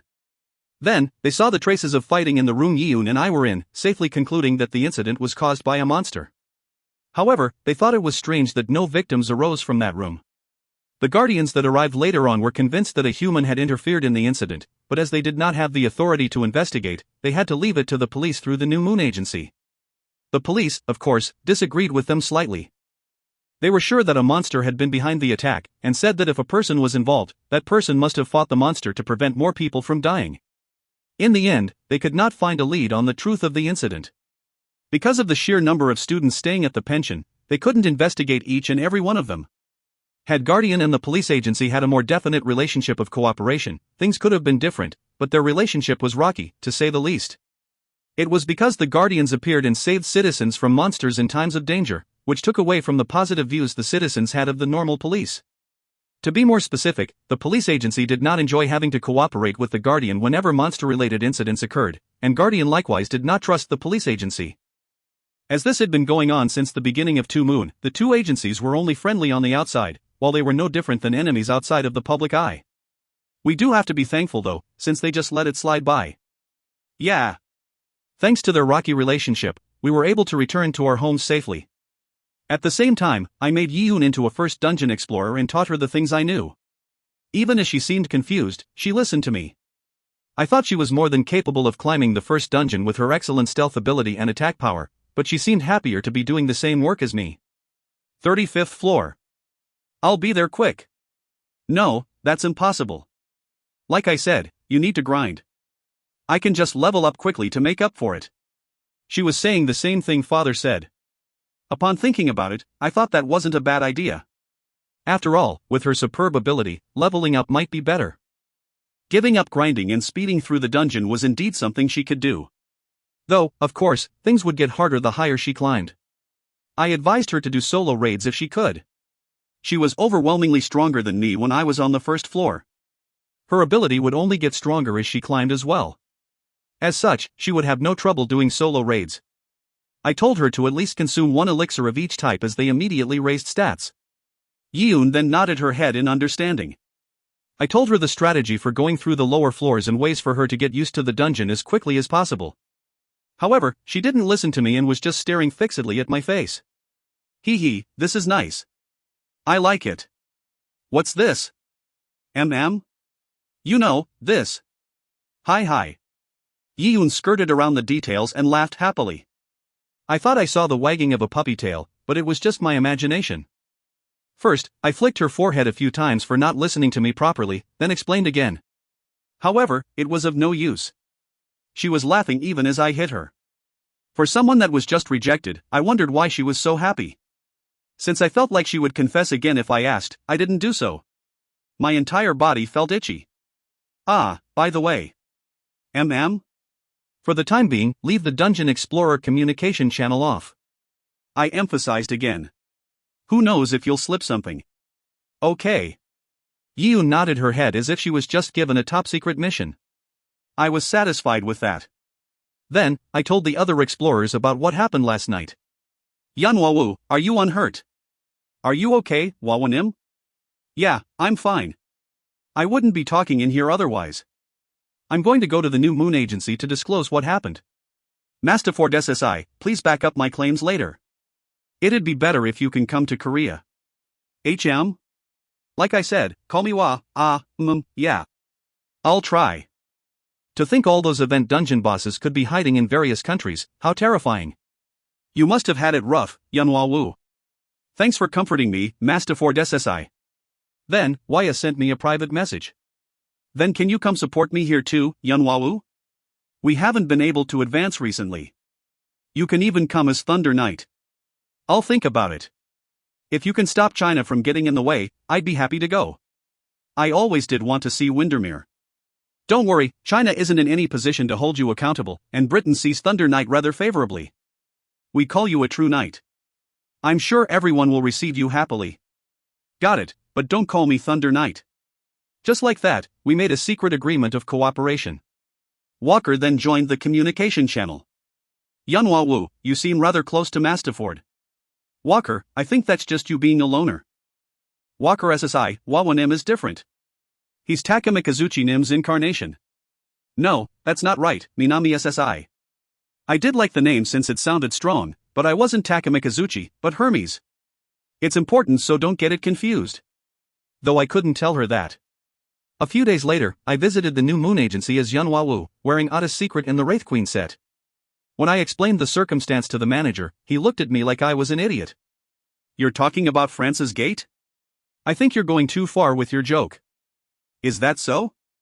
I opened the coffin I was carrying on my back, revealing the succubus corpse. I had temporarily stitched back the wing I cut off and her charming golden eyes. I looked into it, and it turns out this girl is an international student from XXX College's business department. You know, a student of the school that had that recent massacre. Indeed, this monster goes above the normal standards. Not to mention, the corpse contains a considerable amount of mana. Yunhua Wu SSI should have been A rank. Did you kill this monster alone? My ability must have gotten stronger. I claimed. She said she came from beyond Francis Gate. It's probably something to make sure of. I knew something was strange the moment those damned gates disappeared.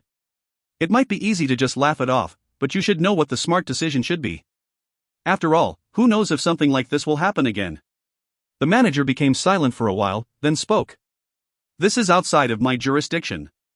I might have to bother you for a little while longer, is that fine? I hope you can pay me the proper hourly wages. I retorted with a smile. That evening, S-Ranker Yunhua Wu held a press conference that appeared on all 3 broadcast TV news channels. I thought New Moon Agency would take care of the press conference if I just reported the problem, but the so-called chief of New Moon Agency passed the baton on to me. His reasoning was that strength equaled trust. It was possible, as Korea did not have an SS ranker. Although I was a bit nervous about going on TV, the mask I was wearing helped me relax. I first introduced myself, then explained about the event raid. Of course, I didn't use the exact terminology. The moment I explained my ability was martial arts based on lightning attribute mana, I received questions asking if I was Thunder Knight. These journalists sure did their jobs well. I spoke evasively, saying I wished I could be Thunder Knight, then continued to how and when I met the succubus. When I revealed that succubus had told me she had come from beyond France's gate, a barrage of questions flew in my direction. How can we trust those words? If you don't want to believe them, you don't have to. I'm here to warn the world about a potential danger, not to argue whether I'm right or wrong. Do you have proof? There's no way to bring this succubus back to life, but I'm sure there are other monsters that can take the form of humans. I believe the world should be more alert. Do you have a girlfriend? You, follow me. Even after one of the carefully selected reporters got dragged out, the press conference continued smoothly. Just like the New Moon Agency's chief said, it was hard for them to ignore the words of one of Korea's 4S rankers. In truth, my goal wasn't to get them to take my words seriously, but to just let the world be aware of the possibility and stay alert. However, as the Korean media made a huge deal out of the press conference, the story began to spread to other countries like wildfire. The New Moon Agency also asked for my opinions a few more times, and even formed a new department with Guardian. Although they asked for my cooperation, I declined respectfully. Of course, when they asked if I could give them the succubus corpse, I declined a bit more violently. Mom, Appa is on TV. Come see. You know you can't tell your friends, right? Of course, Appa. Yua was purely happy that I appeared on TV and stared at it fixedly. Mother, on the other hand, tilted her head, seeing me disguised as Yunhwa Wu. Why does your jawline become so slender with that mask? It doesn't look good. I like it though. It's thin and nice. It's too thin. You're perfect the way you are now, son. I like the current Appa too. For now, I decided to record Yua's line. Father felt indignation that his son went on broadcast TV before him. As a well-known martial artist, he had been on cable TV before. His eyes burned as he vowed to find an event raid boss. Father, we both went on broadcast TV before, though we were both wearing armor. Waya kept her promise. After my press conference, she went on Britain's TV, supporting me and insisting that countermeasures had to be put in place. She had found the time to do so even while she was busy with Graveyard Over the Lake. Although she apologized for being unable to come to Korea, I told her it was okay. Then, I decided that I would visit Britain soon. The British government officially requested aid from other countries' SS and S rankers. The situation had become too dire for them to worry about their pride. Though, no country had sent an SS ranker outside of their own country. In truth, Japan and America were both in trouble as well. For Japan, they seemed to care about their pride as they insisted they would take care of it on their own. As they only had a B+ rank dungeon, it seemed it would not take long for them to take care of it. The real problem was with America's S-rank field dungeon, Wyvern's Nest. It was a terrifying place where the S-rank monster, Wyvern, appeared. Not to mention, as Wyverns had wings, they were constantly expanding their territory. People were worried that at this rate, other canyons near Page would become dungeons. Although America's SS rankers seemed to be holding on, they would soon have to borrow the strength of other countries like Britain. Wyverns.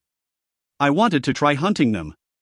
In any case, after making plans to visit Britain, my business on Earth had been taken care of. News, newspapers, and even magazines tried to focus their stories around Korea's 4th S ranker, Yunhwa Wu, but he was a rogue and they could not find any information about him. Whenever I worked as Yunhwa Wu, I used return, thus shrouding my identity in secrets. While the mass media was focused on Yunhwa Wu's identity, I focused on the dungeon. After all, in the dungeon, there was something I had to quickly take care of. If you find any errors, ads pop up, ads redirect, broken links, non-standard content, etc., please let us know. Report chapter so we can fix it as soon as possible. Chapter 86. S-Ranker Yunhwa Wu, 3. Chapter 86. S-Ranker Yunhwa Wu, 3. Blood Succubus Earring, Unique. Durability, 85-85. Equipment limits, level 35+, one who defeated the Blood Succubus. Options, Magic +10, Intelligence +5, Charm +15. When equipped, you will emit a scent that easily attracts members of the opposite sex. Although it was still great, the blood succubus earring I was excited about didn't have the ability I hoped it would have. As such, I asked Lin about what to do. What? Mental protection? Yes. As he looked at me with disappointment, I explained what had happened. When he heard I was charmed and almost killed by the blood succubus, his expression was quite the sight. Did you really get charmed by something so weak? Are you an idiot? That's why I'm trying to find a countermeasure. After all, I can't stay like this. Ku-hum. Do you know what the best method is to protect your mind? I tilted my head. With a sigh, Lin explained. Your magic is the most important factor. The higher your magic stat is, the easier it gets to overcome mental attacks. Then, it's intelligence, followed by charm. I understand why intelligence would be important, but why charm? Charm doesn't just make you look pretty. It affects how others react to your presence. It doesn't need to be explained in detail, just know that having high charm makes it easier to defend against mental status effects. Then I guess I'll have to wear these earrings. But Lin, you can't raise charm with bonus stat points, only through equipment or title effects. Though, they do go up by themselves occasionally. Lin struck down at his anvil with his hammer and retorted. So raise your intelligence. Is that the only way? Of course, there are other ways. Skill. You can learn a skill that protects you from status effects. How? I remember it being extremely tricky to learn on your own. With that, Lin made a circle with his thumb and finger. He wanted money. When I took out 5,000 gold, he smirked. When I took out 30,000 gold, he shook his head. In the end, he accepted 50,000 gold, which I took out with trembling hands. Then, he continued. Try succeeding on the 40th floor solo raid. You scammer. I just gave you an answer though? Lin hummed and continued hammering away. Although I gritted my teeth and watched him, there was nothing I could do. After all, he had not lied. At least, he had pointed out what I should do. Though, since I couldn't do anything about it now, I decided to set aside the countermeasure for mental attacks. When I was about to head out to find Dullahan, Lin stopped me. In truth, there's a third method. What? You can wear an equipment that has that effect. One that doesn't raise stats to defend against mental attacks, but one that can directly defend your mind. That's what I hoped the succubus earrings were, but they weren't. Do you perhaps sell an item like that at the floor shop? What are you talking about? You already have the material. I tilted my head, and Lin gave me an evil smirk. Have you ever heard of the phrase, poison is medicine? You mean? The succubus corpse, give it to me. With a 50,000 gold deposit, I'll work on it. Lin, so that was what the 50,000 gold was for. Thank you. I was deeply touched and did not hesitate to show him my gratitude. Lin let out a few dry coughs and nodded his head. Then, he gave a very unforgettable follow-up. It's separate from the information fee I just received, so don't misunderstand. It was the first time since I met Lin that he got me so well. I reflected on my experience with the succubus greatly. Until now, I had been too easygoing. Never expecting to meet monsters in my daily life was one thing, but what was more important was that I panicked when I couldn't use Orc Lord's Warcry when I wanted to. There were plenty of things I could have done before things had gotten too serious. Was I relying on my skill collector abilities too much? Why didn't I make use of all that I could? The biggest problem was that I did not use deific manifestation then. What was I saving it for? Wasn't it exactly for dangerous situations like that? Stupid, truly stupid. Why didn't I fully use my abilities? Was it because the enemies I faced until now were too easy? Was it because everything could be solved using Floor Master's skills? I was truly stupid. Giving my all no matter who I faced was expected of a martial artist. Father had always emphasized it. Not to mention, even though I knew the abilities I was relying on had a once-per-day restriction, I panicked and became frightened when I couldn't use them. My judgment had wavered as well. If Father found out, I would undoubtedly have to go through another thrashing phase. Luckily, I did not lose my life this time. In fact, it became a good opportunity for Yiyun to overcome her trauma and become a first dungeon explorer. Things had really turned out well. However, that didn't mean that such a loss was acceptable. Even I could not accept it. This failure was a good opportunity for me to overcome my weakness and grow. If I had realized it later, I might have regretted it a lot more. Everyone made mistakes. What was important was to not make the same mistake again. I decided to take this critical failure to heart, and to recall it whenever I found myself becoming lax. I vowed to change myself. That included changing my foolish old self that was too reliant on Orc Lord's warcry and did not pay attention to mental defense, and did not think I would run into monsters in real life. It also included becoming able to use all my abilities, not just the floor master skills, to their limit. Thankfully, I had an appropriate opponent. It was the strong enemy I had to face 3 times a day, Dullahan. He was strong and had techniques. He was a good opponent to use to push myself to my limit. The first time I fought Dullahan, I was too reliant on floor master skills. Although I won as a result, I didn't think it was a complete win. Of course, it was true that Dullahan's skill was cheaty, but what about when I first fought the Orc Lord? When I fought against the Orc Lord's cheaty warcry, did I have the pocket watch? Did I even have mana? No, the answer was no. I grasped each and every movement the Orc Lord made in his next movements, calculated the best trajectory to parry his attacks, and patiently dealt blows to his body. Although it took a long time to conquer him, I did it using pure physical ability. Although my vitality had reached 0 a few times in the process, I was a lot more of a warrior back then than I was now. I didn't mean I would go back to how I was. After all, I was both a warrior and a dungeon explorer. I meant that I would not rely on any one ability and give my all in battles. Vowing to myself, I opened the door to the 35th floor master room. Fight me, Dullahan. You already defeated a being identical to me. Without stopping his horse from pawing the ground violently, Dullahan spoke as he aimed his axe toward me. I nodded my head and patted Ryue. As the bond between an elementalist and his elementals became thicker, he could communicate his intentions without having to say it in words. He could even directly transmit his thoughts and make the elementals move accordingly. Because of the shocking way Ryue and I met, the bond one shared with Ryue was as thick, or even thicker than the bond one shared with Pika. If I wanted to fight on Ryue's back, communication between us was key. Although I didn't think it was necessary until now, I had changed my mind. Not doing it when I could was simply stupid. I feel good, like I can do anything. If you let Master get hurt again, I'm going to smack you. I won't. I like Shin more. I like him more. Elementals, I am glad that you like me, but now is not the time to fight. You're ruining my cool moment. I once again softly patted Ryue. I closed my eyes for a moment, then opened them. Be prepared, Dullahan. I'm not so thoughtless that I would let my guard down around a strong opponent like you. Come. No, but you don't even have a head. Stop. No more jokes. I passed my thoughts on to Ryue in my head. The path she should take and how fast she should do so were all outlined in my head. It also included how I would attack Dullahan. Ryue kicked off the ground without any warning and charged at Dullahan. I lowered my body on top of her and held my spear up. Dullahan also held up his axe.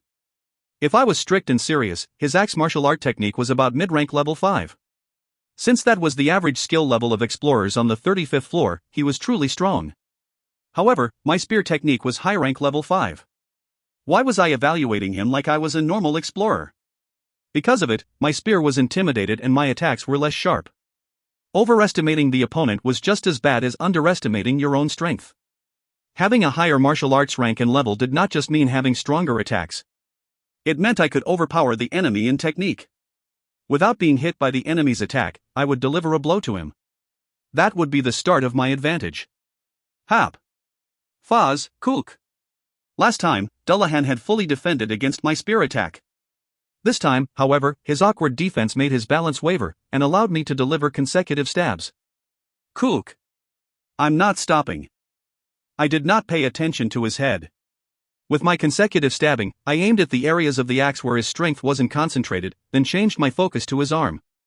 At the same time, I ordered Ryue to attack his black horse. Although Ryue fought well by herself, we had to work together to increase the synergy between us. You dare. You're going to throw it, right? As Dullahan pulled his axe back, I focused on stabbing Dullahan's wrist. At the same time, Pika used Thunder Arrow to attack the axe that was about to leave his hand. Every time her lightning arrows collided with his axe, the lightning energy traveled through the axe and caused Dullahan to twitch. While he couldn't recover his balance, I dealt more attacks. My beloved mount, Blaze the enemy. Ryue. As I thought, the black horse also had a special function. At Dullahan's shout, the black horse inhaled a deep breath. At the same time, Ryue swiftly poured ice breath on its face. After breathing in the freezing energy, the black horse coughed and fainted. Its throat must have frozen, preventing it from breathing. Dullahan, you were finished the moment you rode a living horse as an undead. Although Dullahan quickly got up and tightly gripped his axe, I delivered a great shock to his wrist using my spear. Ryue raised her front legs. Shining with snow-white light, Ryue tried to stomp on Dullahan's legs and freeze him. An elemental. I've already heard that line before. After raising my spear up on Ryue's back, I activated Heroic Strike and sent my spear, which had turned into a white lightning, into its body. Critical hit. Quiet. Dullahan had a material body, and obviously had bones. As such, he received 50% additional critical damage. Skullbreaker, what a cheaty title. I continued to stab Dullahan's body. Then, when the head he was dearly protecting with one arm blowed, I immediately made Ryue fall back. I had fallen to that once before. Sudden rise. It was a strange skill that made Dullahan's body stand up no matter what position he was in. At the same time, he let out a dark fog that paralyzed anyone it touched. If I hadn't fallen back, the tide of battle might have been overturned. Haya. As expected, the moment I made Ryue fall back, Dullahan shot up while emitting a black fog. In his hand was his ghostly axe. Although he charged at me and swung his axe down, Ryue dodged to the side while I attacked his legs, which still had some of Ryue's frost. Dullahan's body tilted and the axe hit the ground magnificently. Then, Dullahan gritted his teeth while he brought up his axe again. You aren't bad, human. If you're surprised by that much, wait until you see what's coming up. Lightly retorting to Dullahan, my eyes flashed with coldness. The spear I held up once again turned into white lightning and threatened him. Active battle skills were truly difficult to obtain. The active battle skills I obtained while climbing to the 35th floor were only Heroic Strike, Elemental Tempest, and Thunder Beast. Not to mention, Thunder Beast was more of a support skill than an attack skill, as it greatly raised my attack power. Other than these three, Dark Thunder Explosion, which was stored in my pocket watch, could count as one. As such, I had to make the best use of my attack skill to deal critical damage at the right time. Elemental Tempest was a large area of effect skill that used half of my MP, and Heroic Strike was a single target skill that used a large amount of HP and MP. Thunder Beast was comparatively better, but it had a 110-second limit, and I could not use my spear with it. It was then that I wondered. Was there a way to continuously attack like I was using Thunder Beast while still using my strong spear techniques? There, two skills had come to mind. The first was continuously using Heroic Strike. Without mana, it was impossible. There was no doubt about it. However, with mana, which endlessly strengthened and rejuvenated the body, continuously shooting out attacks that concentrated my entire body's strength wasn't so impossible. The mana that should be used to add destructive power could be used for strengthening physical recovery. Although the attacks would then be weaker than a single destructive Heroic Strike, I would be able to attack consecutively with less mana cost. Determining that it was possible, I started to put it into action. Hero.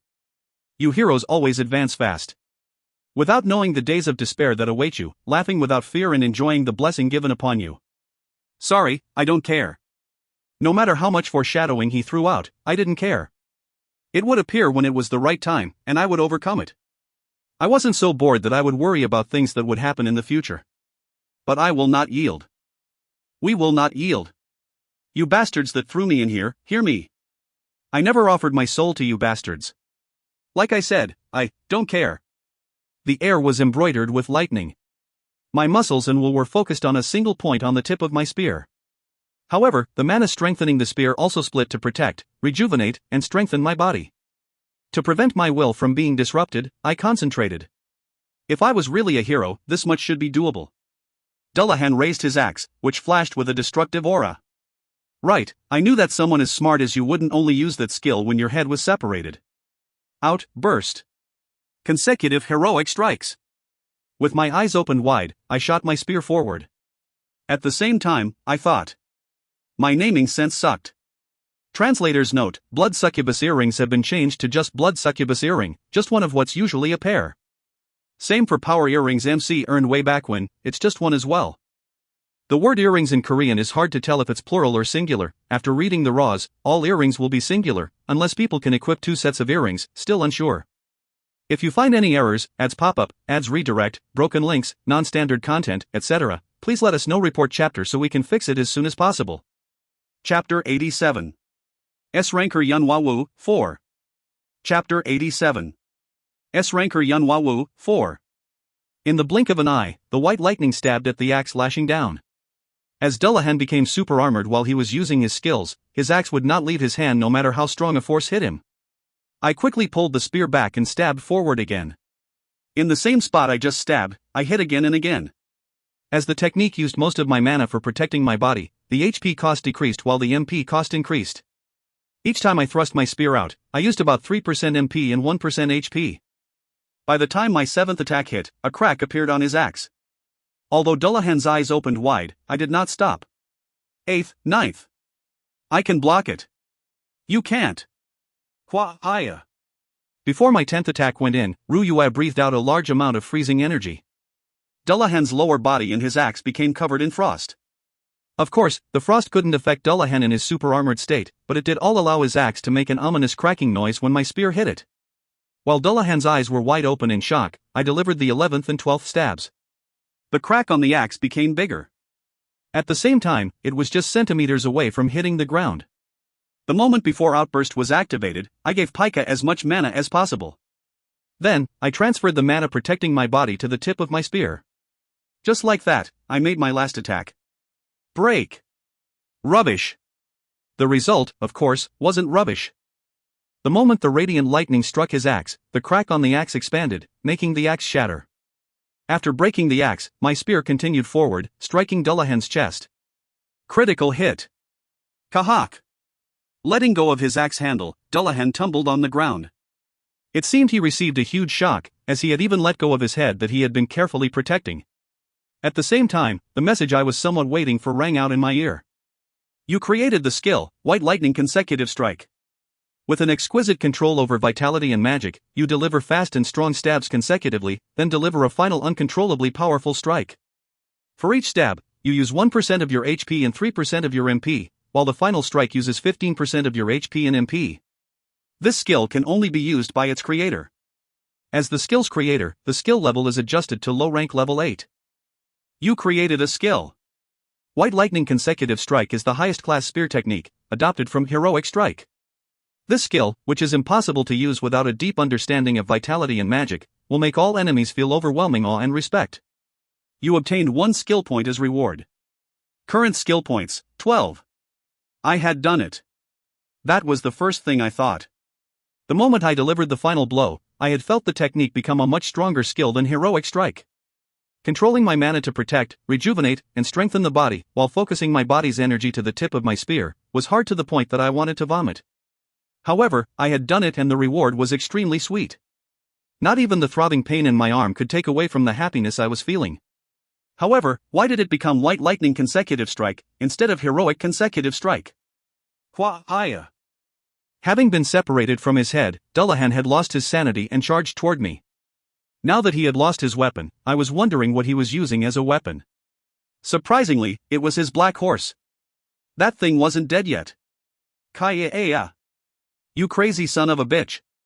Dullahan grabbed the black horse's back leg and swung the horse at me like a sword with his brute strength. Setting aside the argument of whether the black horse was suitable weapon or not, its sheer size put enormous pressure on me. I first hastily fell back, then decided to test the second skill that could be useful in this situation. The second skill wasn't anything special. It was a fancier version of the spear extending technique I had been using for a long time now. I would make a spear blade made of mana and imbue the mana blade with elementals. It was a weaker version of Elemental Tempest. Elementals, come. Spin spin?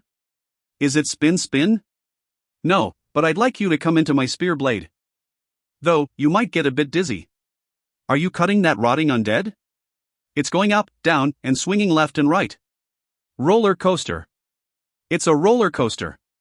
After that, the elementals crazily flocked to the mana spear blade. My spear was normally a little under 3 meters long. I had extended the spear blade by 1 meter through my mana, which extended another meter once the elementals gathered. It was like Sun Wukong's monkey wand. Using it, I slashed down at the black horse's body, closing in on me. Every time the elemental mana spear blade collided with the black horse, small explosions occurred from opposing attributes. The skill I created without much thought was incredibly effective. Fun. Explode. Yook, I'm going to puke. Going up. Going down. Ignoring the elemental's voices, I swung my spear repeatedly, meeting Dullahan's black horse swings. As I swung my spear like a lightsaber, pieces of flesh were cut out of the black horse until it died and disappeared into particles. Dullahan continued attacking me without realizing what had happened. Without his sanity and weapon, he wasn't threatening in the slightest. I dug into his embrace and thrust out my spear. Hwa-hiya. Be-boom. When the elemental spear blade touched Dullahan's body, it made consecutive explosions, unable to pierce through. The 2-meter-long mana spear blade began to shorten. At the same time, the explosions made Dullahan fall back slowly. By the time the 2-meter spear blade was entirely gone, there was a sizable injury on his chest. I continued to push my spear forward. From the repeated damage he took, Dullahan's defense had been worn down, and my spear pierced him easily. Kook. Die. After shaking my spear violently, I quickly pulled it out and kicked Dullahan. From the shock of having his chest pierced, Dullahan was completely vulnerable to the kick and flew back. I didn't miss this opportunity. Calling the elementals once again, I created a long spear blade. I then swung the spear toward Dullahan, who was far away. In the instant that my swing's trajectory lined up with Dullahan's body, I disconnected the flow of mana between my elemental spear blade and spear tip, causing the blade to fly out. I had separated the mana blade only and shot it forward. The experimental technique showed great results. The blade flew in the trajectory I aimed, colliding with Dullahan's head and causing a huge explosion. Kuhuk.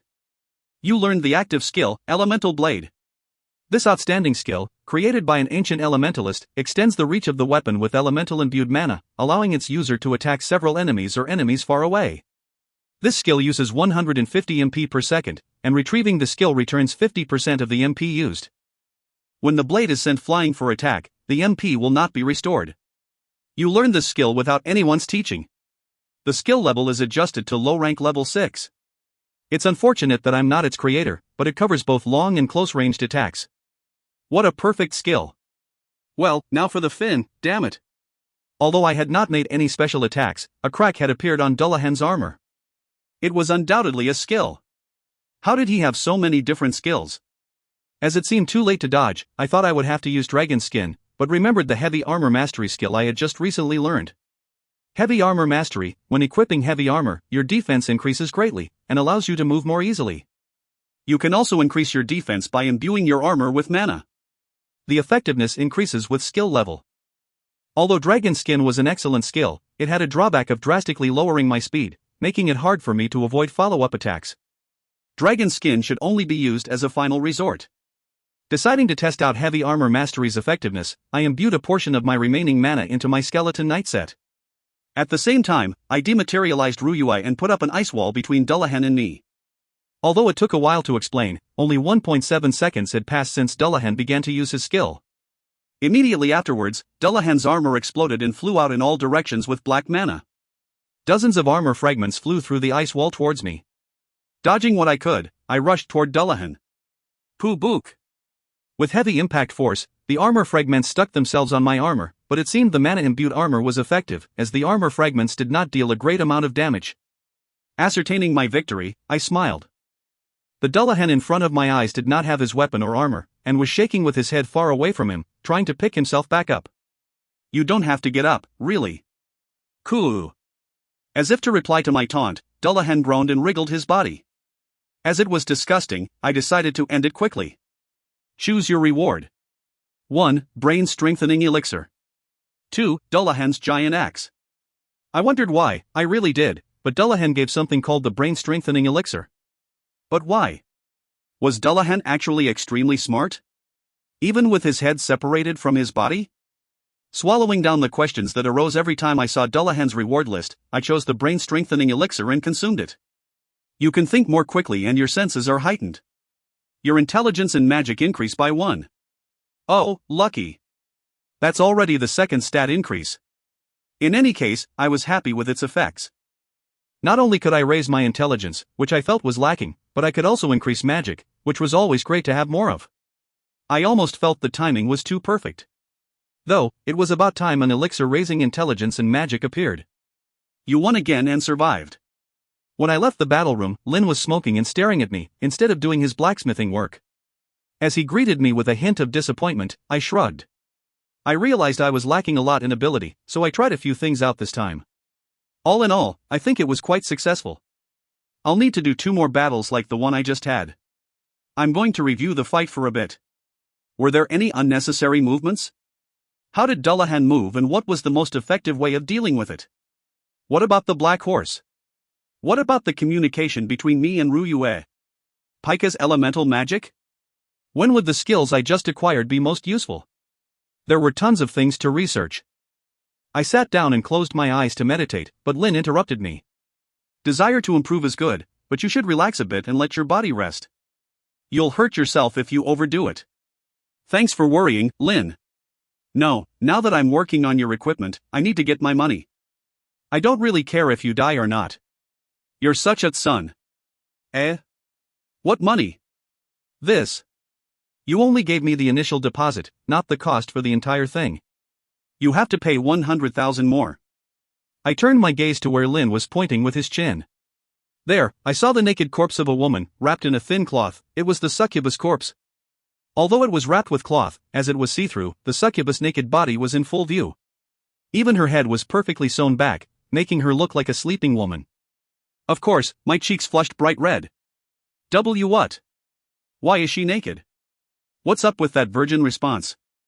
That's a common way to take the spiritual power from its physical body. I've never seen that before. I don't know about Earth's culture. In any case, that's the most basic knowledge any monster artifact blacksmith should know. The parts one want from the succubus, its eyes and wings, I already have set aside here. The eye will be the core of the artifact, and I'm going to use the same method to take the mana out of the wings. He took out a glass bottle and showed 2 golden eyes floating around in an unknown liquid. The succubus eyes really did seem to have special powers, as they continued to glow inside the glass bottle. Turns out, this guy was a boss rank monster. That's why the succubus had a special magic power. You can look forward to it. I'm not sure what you're talking about, but I'm going to meditate. This is why virgins are, well, I'm sure Noonan will be happy. 2 virgins, how fitting. I didn't hear him. I didn't hear that draconian's words. Hypnotizing myself, I fell into meditation. Of course, for the next 10 minutes, only the image of a naked woman popped up in my head. Damn it!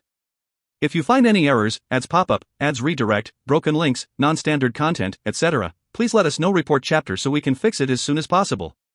Chapter 88. S-Ranker Yunwawu, 5. Chapter 88. S-Ranker Yunwawu, 5. You equipped the Dullahan set. Your strength and constitution increase by 17. When the Dullahan set is equipped, you can use Outburst once per day. Your brain is strengthened to its peak. Your intelligence and magic increase by 3. It seems consuming more of this item will have no further effect. It's over. I wondered why, but it felt like I had finished grinding in only a day. In reality, it had taken a little over a month to do so.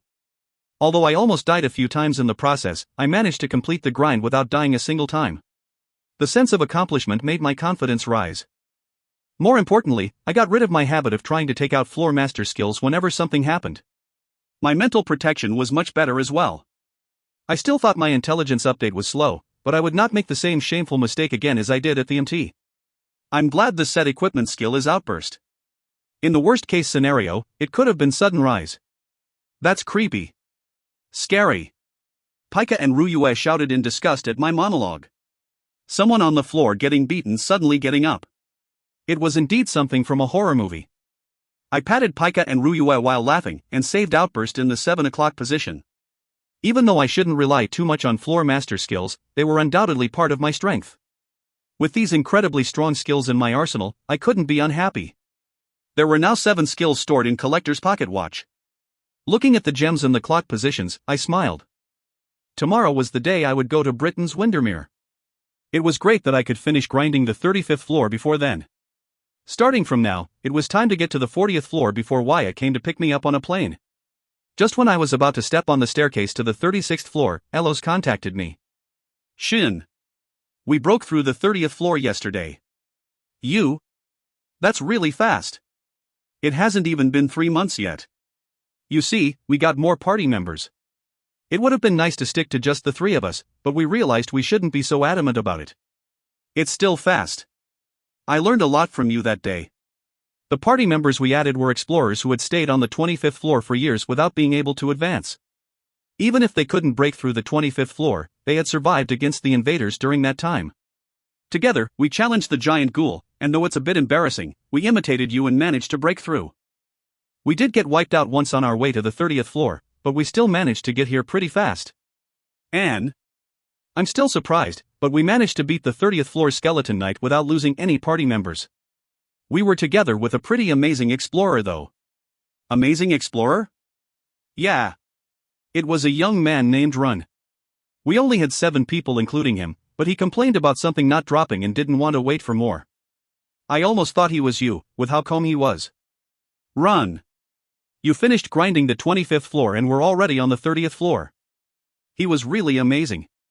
He still couldn't be compared to you, but his planning, movements, and claymore techniques were truly excellent.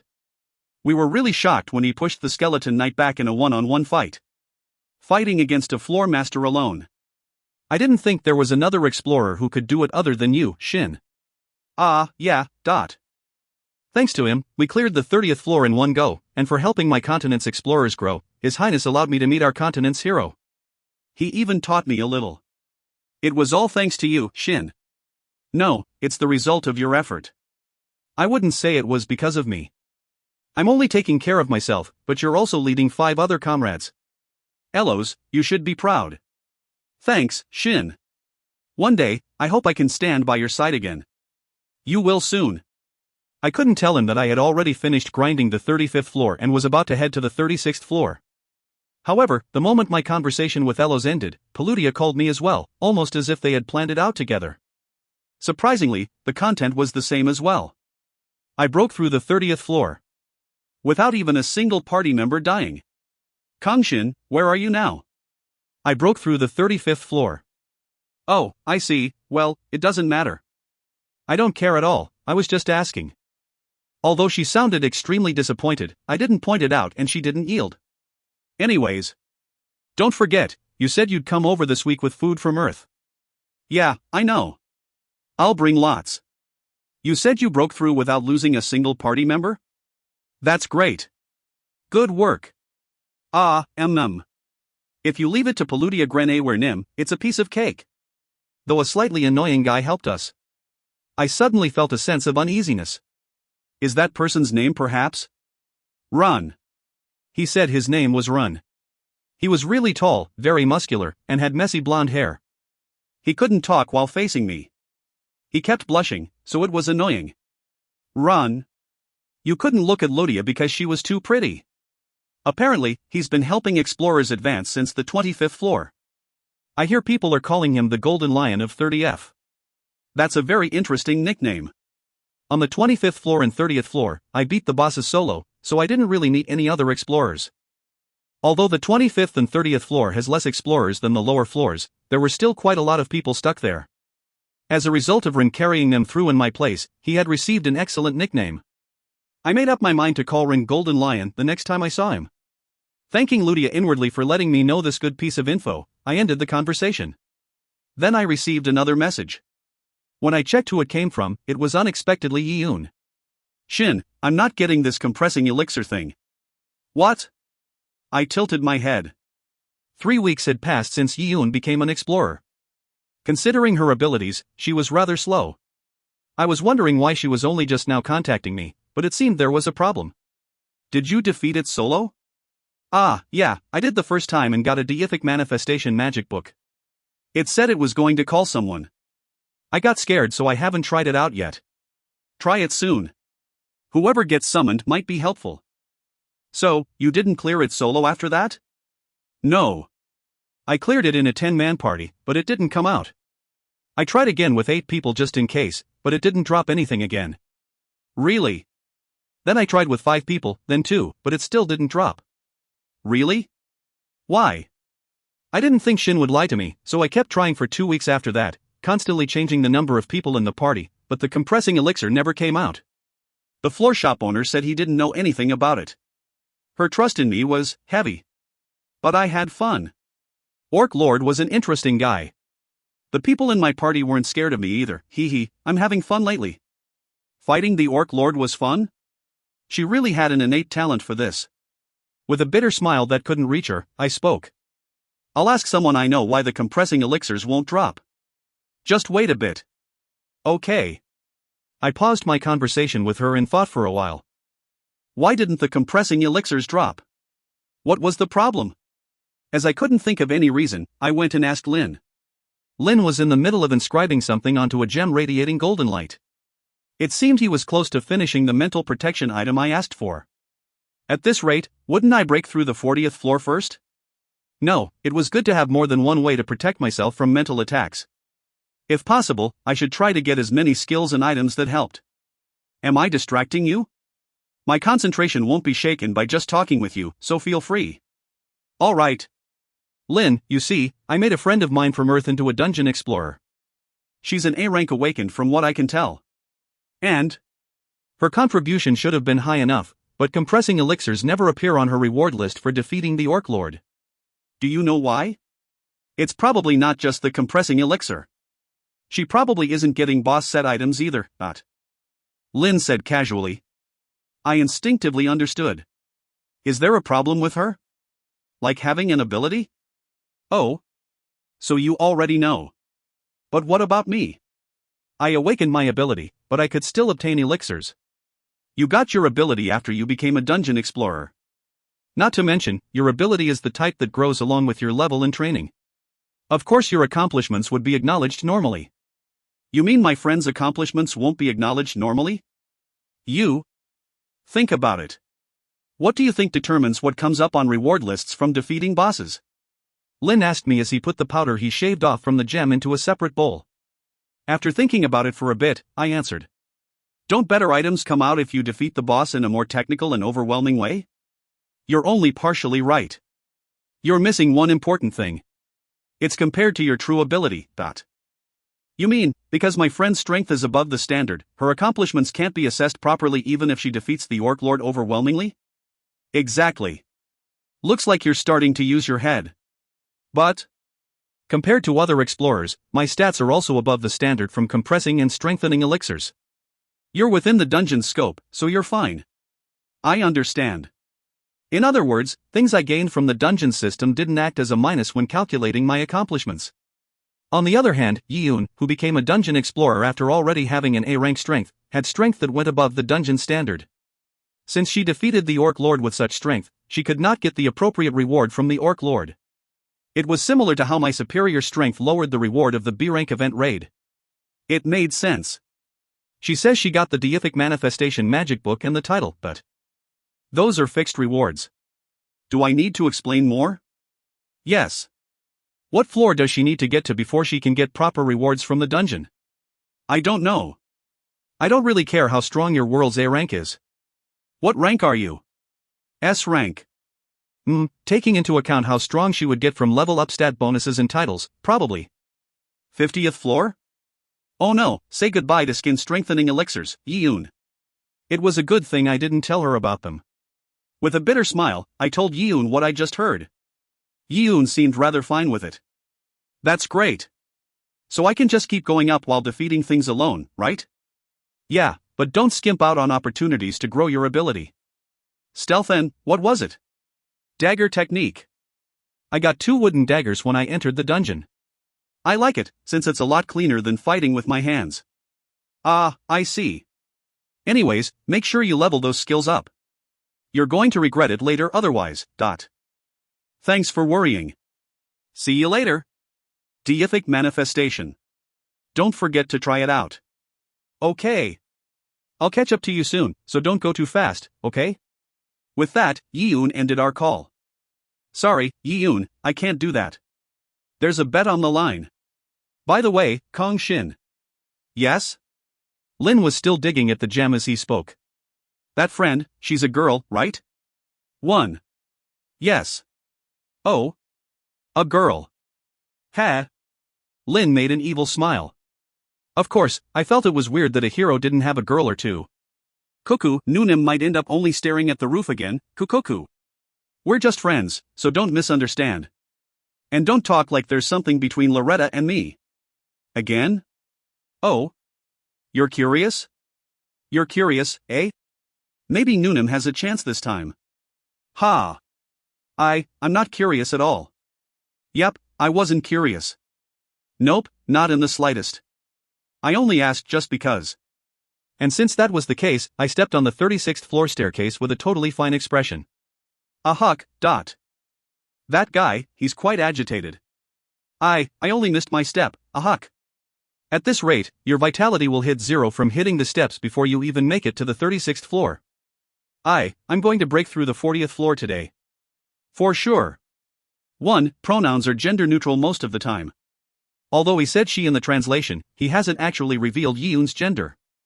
If you find any errors, ads pop up, ads redirect, broken links, non-standard content, etc., please let us know. Report chapter so we can fix it as soon as possible. Chapter 89. Crimson Roar, 1. Chapter 89.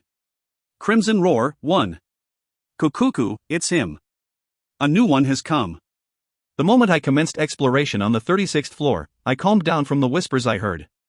The pathway was much wider than usual, and the walls even had windows, letting me see outside the dungeon. This was the first time windows had appeared in the dungeon. Furthermore, beyond the windows was a pitch-black night and a purple-colored moon. I touched the windows, curious as to what world was beyond the dungeon, but I instinctively realized I could not break the windows with my ability. Not that I would have anyways. What was more important were the voices I heard. I looked around once again. I saw something pale reflected in the windows. I closed my eyes and tried to detect any presences in the surroundings.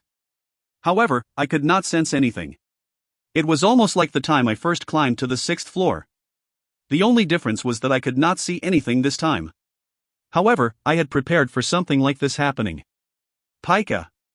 Thunder wave. Pika waved her folding fan, and along its trajectory a radiant golden wave undulated out into all directions. As I was growing as an elementalist, Pika's ability was also growing. When Pika used her skill, the surroundings became loud. Cook, an elemental. It's a stronger elemental than we thought. I opened my eyes and held my silver bone crossbow. At Pika's wide-scope attack, the monsters that were hiding made their appearance. They were human apparitions, pale white in color. I somewhat knew what they were. They were right above the apparitions that I had fought from the 6th to 10th floor, the wraiths. These guys were ghosts. They were also undead monsters. Ryue, come into my crossbow. Okay. Without hesitation, Ryue dematerialized and infused herself into the crossbow. Soon, the white silver bone crossbow began to emit a blue freezing energy. I aimed the crossbow and started shooting. Although my crossbow marksmanship was only low rank, with the addition of mid-rank spirit aura, the bolts carried formidable power. Kick! He's shooting at us. Attack him. Don't let him shoot. The ghosts created pale white balls in their hands and threw them at me. I assumed they were a stronger version of the 9th floor wraith's ectoplasm arrows. In any case, Pika did not let them attack freely. The folding fan in her hand shook, and a wave of lightning once again undulated, shooting out bolts of lightning as it expanded outward. Just from the stray bolts, the ghosts took damage and flinched. Without missing this opportunity, I shot out bolts consecutively and shot down the ghosts that had been affected by Pika's lightning. As I often felt, Pika and Ryue's attributes really complemented each other well. When I took turns using their attacks, the amount of damage I dealt increased exponentially. The ghosts frantically ran around trying to dodge my bolt attacks, but became paralyzed after being hit by the lightning wave Pika emitted periodically. Once they were paralyzed, my bolts infused with Ryue's power penetrated their foreheads. One hit was enough to take care of most of them, and those that survived surely died by the second hit. When I killed them so easily, though I had a mana potion in my mouth, the wraiths seemed to have realized the gravity of the situation. If we run, that arrogant man will kill us. Attack him together. One who disrupts our rest, become the sacrifice for our amusement. Ghosts flocked at me from all directions. Even without having to use provoke, they gathered in large numbers incredibly fast. I ordered Pika to increase the output of Thunder Wave and ran forward. Aiming my crossbow at the ghosts in front of me, I shouted. A ghost in here has 8th grade syndrome. Did you think I didn't notice, you damned ghosts? Star. Appa, why are you lying on the couch? As I was about to take a nap on the couch, I woke up naturally from the voice of an angel. Yua was in her school uniform and had her bag. It seemed she had just come back from school. Today was December 23rd. Although my college went on winter break after the finals, Yua was still in high school and thus had to go to school until the end of the month. Appa was in the dungeon until just recently. Appa is having a bit of trouble. I had wanted to advance to the 40th floor, but even after 10 hours of shooting crossbow bolts and Pika's lightning shower, I was only on the 37th floor. The sheer number of ghosts was one thing, but the difficulty also came from the fact that normal attacks could not hurt them.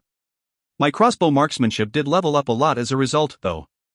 Most importantly, compared to the past, the pathway was much longer, to the point that it made me grit my teeth. Using the dash skill, I ran without rest while using elemental magic and my crossbow, but it had taken me over 10 hours to go through the 36th floor. If I was this slow, how would the other explorers fare? I could only grit my teeth. But Appa, if you're going to sleep, you should do it in your bed. Otherwise, you'll catch a cold. At Yua's question, I checked the time. It was 4 in the afternoon. It was about time to leave. Remember what Appa told father, mother, and Yua? That I'd be going outside of Korea for a few days to help a friend out. It was almost time to go, so I was just taking a nap. Ah, right. Is it really not dangerous? Of course not. I can come back immediately if it gets dangerous, so don't worry. Though that's unlikely to happen. Seeing Yua's worried frown, I patted her head a few times and got up. After contracting Ryue, I became immune to the winter weather. I put on a black suit and took out and put on Otta's secret from my inventory. With that, I was done getting ready. Hiding my identity is going to be a pain. This time, I was going to Britain, not as Yun Wawu, but as Thunder Knight. As such, I made myself look different than Yun Wawu using Otta's secret. When I was Yun Wawu, my hair had a hint of gray. This time, I made my hair platinum blonde. As I wanted to make sure I would not be compared with Yun Wawu, I even made my body look a bit more like my real self. My eyes, which could be seen from beneath the mask, were made red. When I looked at myself in the mirror, a third person that wasn't Kang Shin or Yun Wawu was in the mirror wearing a suspicious mask. Perfect. I would probably have to use this opportunity to tell Waya my real name. She thought of me as her true friend, and she would realize that I'd been lying to a certain extent once she saw my appearance. Since she's smart, she would probably realize that the appearance I showed her the first time we met was false. What about Dad? Is he not going with you? He said he quit being Dark Knight. Not that he would be able to do so easily. Although I told him about Britain, he was currently rushing through the dungeon, saying he wanted to break through the 45th floor before the end of the year. I was 100% sure he wouldn't be able to do it, but I only wished him good luck and gave up convincing him otherwise. I'm worried if it's just Appa. Appa's strong. I went on TV too, remember? By the way, who's your friend, Appa? Appa? Yua's eyes became sharp ever so slightly. Was Yua planning on asking this from the start? I tried to smile as I answered. The friend is British. I'm also going to Britain. Wow, how did you meet a British friend? Ah, you see, that person is half Korean. We met in Korea, and that person turned out to be an ability user. Appa, is that person a girl? How did she find out? There shouldn't have been any hints. Appa, you don't have to hide it or anything. The only difference is whether your friend is female or male. You're right, she's a girl. He. I knew it. Strange. I never felt cold since I contracted Ryue, but my body was slightly shaking. Was there a cold-controlling monster nearby? When I tensed and raised my guard up to the limit, Yua delivered an additional surprise attack. Appa, is the place you're going Britain's Windermere Lake? She got me. How did you know? Hoo-hoo, it's all the talk in the news right now. The dungeon that appeared in the tourist attraction known for its natural beauty, and the SS ranker Waya Mastaford who was summoned back to her country during her stay in Korea. I see. She's your friend, right? My sister might be much smarter than me, even with my now above 40 intelligence. When did you become so friendly? With someone so strong? Yua, Appa's going to be late. I'll explain later. Yua's a good girl, so I trust you'll stay at home without causing trouble. Appa. Okay, I'll be sure to buy you a present on my way back. If something happens, remember to call me, okay? Appa, that's not fair. I wanted to hear your answer. We met each other through work and became friends. I'll explain properly later, so study hard and wait. Okay, Yua? Okay. Yua pouted as she reluctantly answered. It had been a while since my obedient sister openly showed discontent, and I couldn't help but laugh. Now that I thought about it, she often showed such responses when I met with other girls, like that time with Yoon. Was she jealous that another girl would steal her appa away? No, I knew it was impossible, but that's what I wanted to think. I stroked her hair a few times and left the house, heading towards the place we promised to meet. Platinum hair, red eyes, and mask. When I arrived at the location with an appearance even I wanted to punch, there was a limousine waiting for me. Master Ford SSI sent me here. Then excuse me. Waya was an SS ranker. If that was hard to understand, I could put it this way. Waya was one of the 7 most importantly regarded people on Earth. Simply put, any nation would prepare anything she wished for, whether it was a limousine, private jet, or yacht. She could be said to hold omnipotent authority. Of course, the amount of responsibility she had to bear was equally big. Furthermore, Britain especially tried to fulfill her requests in order to cut her ties with Korea as much as possible. No matter how suspicious or irrational her requests were, they would fulfill them without objection. It was also why I was going to Gimpo International Airport in a limousine. The driver didn't say anything and neither did I. It was the same as I got on the private plane waiting for me at the airport. Only after I sat down in my seat did I finally let out a breath. This plane is going straight to Britain's Heathrow Airport. We will take off at 5:10 p.m., 10 minutes after the skunk plane takes off at UT. After 2 moon, people were desperate to clear the monsters from land, ocean, and sky, securing routes for cars, ships, and planes to travel. As the ocean was filled with large number of huge, powerful monsters, a few harbors had to be given up, but humans reclaimed the skies rather easily. We had discovered a monster that emitted an odor detested by flying monsters. We had developed a technology that scattered this substance in the air and prevented it from dissipating for a fixed period of time. Skunk planes were the planes tasked with scattering this substance in the air and securing a safe route for ordinary planes to travel. Of course, this smell did not affect all flying monsters. The odor was useless against monsters like wyverns or manticores, but otherwise, the skunk planes did their jobs fantastically. It was a monumental victory, as human wisdom had defeated the monster's rampage. It was also why I could go to Britain on a plane. We will arrive at the Heathrow Airport at 1:20 p.m., London time. Afterwards, we will take the limousine waiting at the airport and arrive at the Windermere Lake District in 4 hours. The flight that had taken 12 hours in the past only took 5 hours now. This great improvement could, of course, be credited to the source of energy found after 2 moon, the bluestones. Monster remains were also being used as materials for core parts of planes, ships, trains, etc. All this had happened within a year of the 2 moon incident. Humans' ability to adapt was really. Every time the thought crossed my mind, I couldn't help but think humans of other worlds. Although their civilizations might be different than ours, they were still humans. What could have driven them to the brink of extinction? What had driven them to a corner? No matter how much I thought about it, I could not come up with an answer. We'll be taking off soon. Nodding my head at the flight attendant's announcement, I leaned against the flight seat. Although I was generally not sleepy, because of fighting Dullahan without getting much sleep and focusing on clearing the 36th floor, fatigue had built up in my body. Even sitting here and doing nothing made my body itch to do something, but I had no other choice. Since there was extra time, I had to make use of it to get some rest. Imagining finding myself in London when I woke up, I closed my eyes.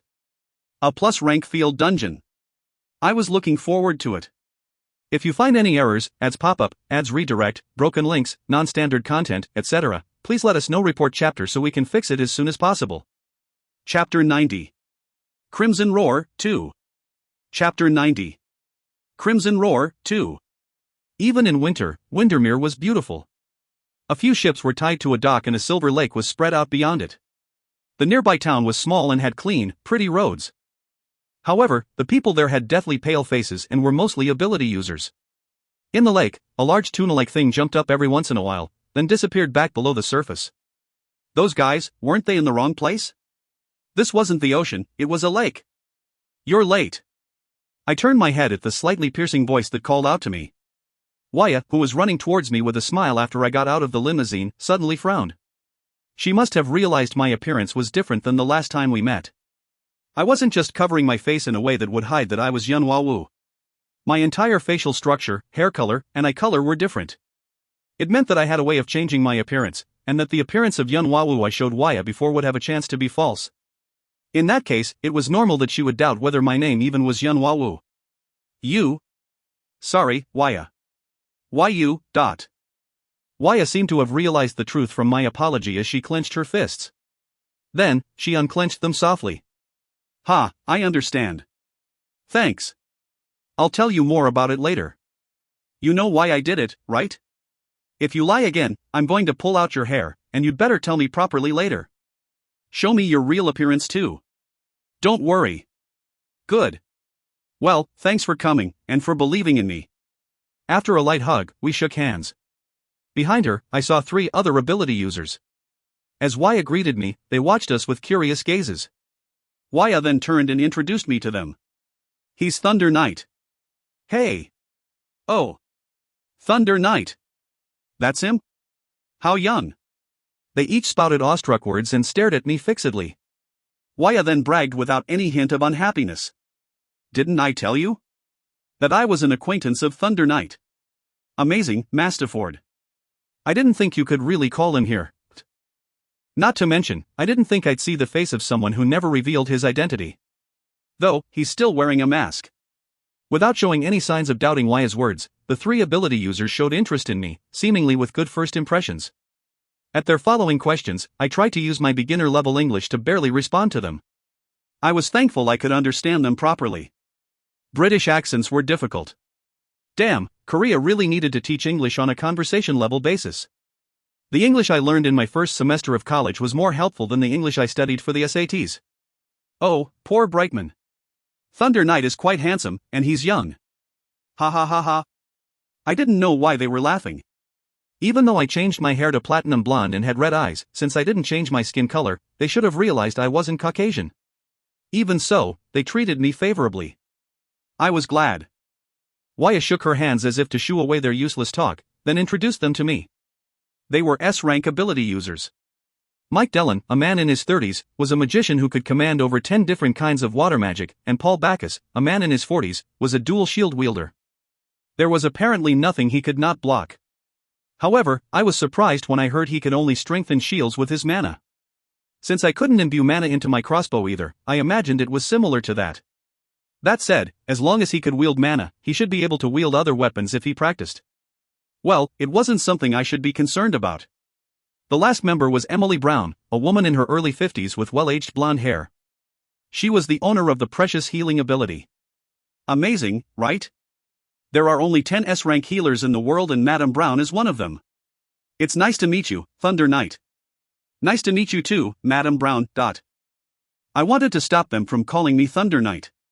What could I do? After thinking about it for a bit, I came up with a plan. You can call me John Smith. How about we call you TK, short for Thunder Knight? Please don't, Waya. Then hurry up and say your real name. Like I can say it here. Alright then, TK. This girl, she really was angry. In the end, because of Waya, my nickname became TK.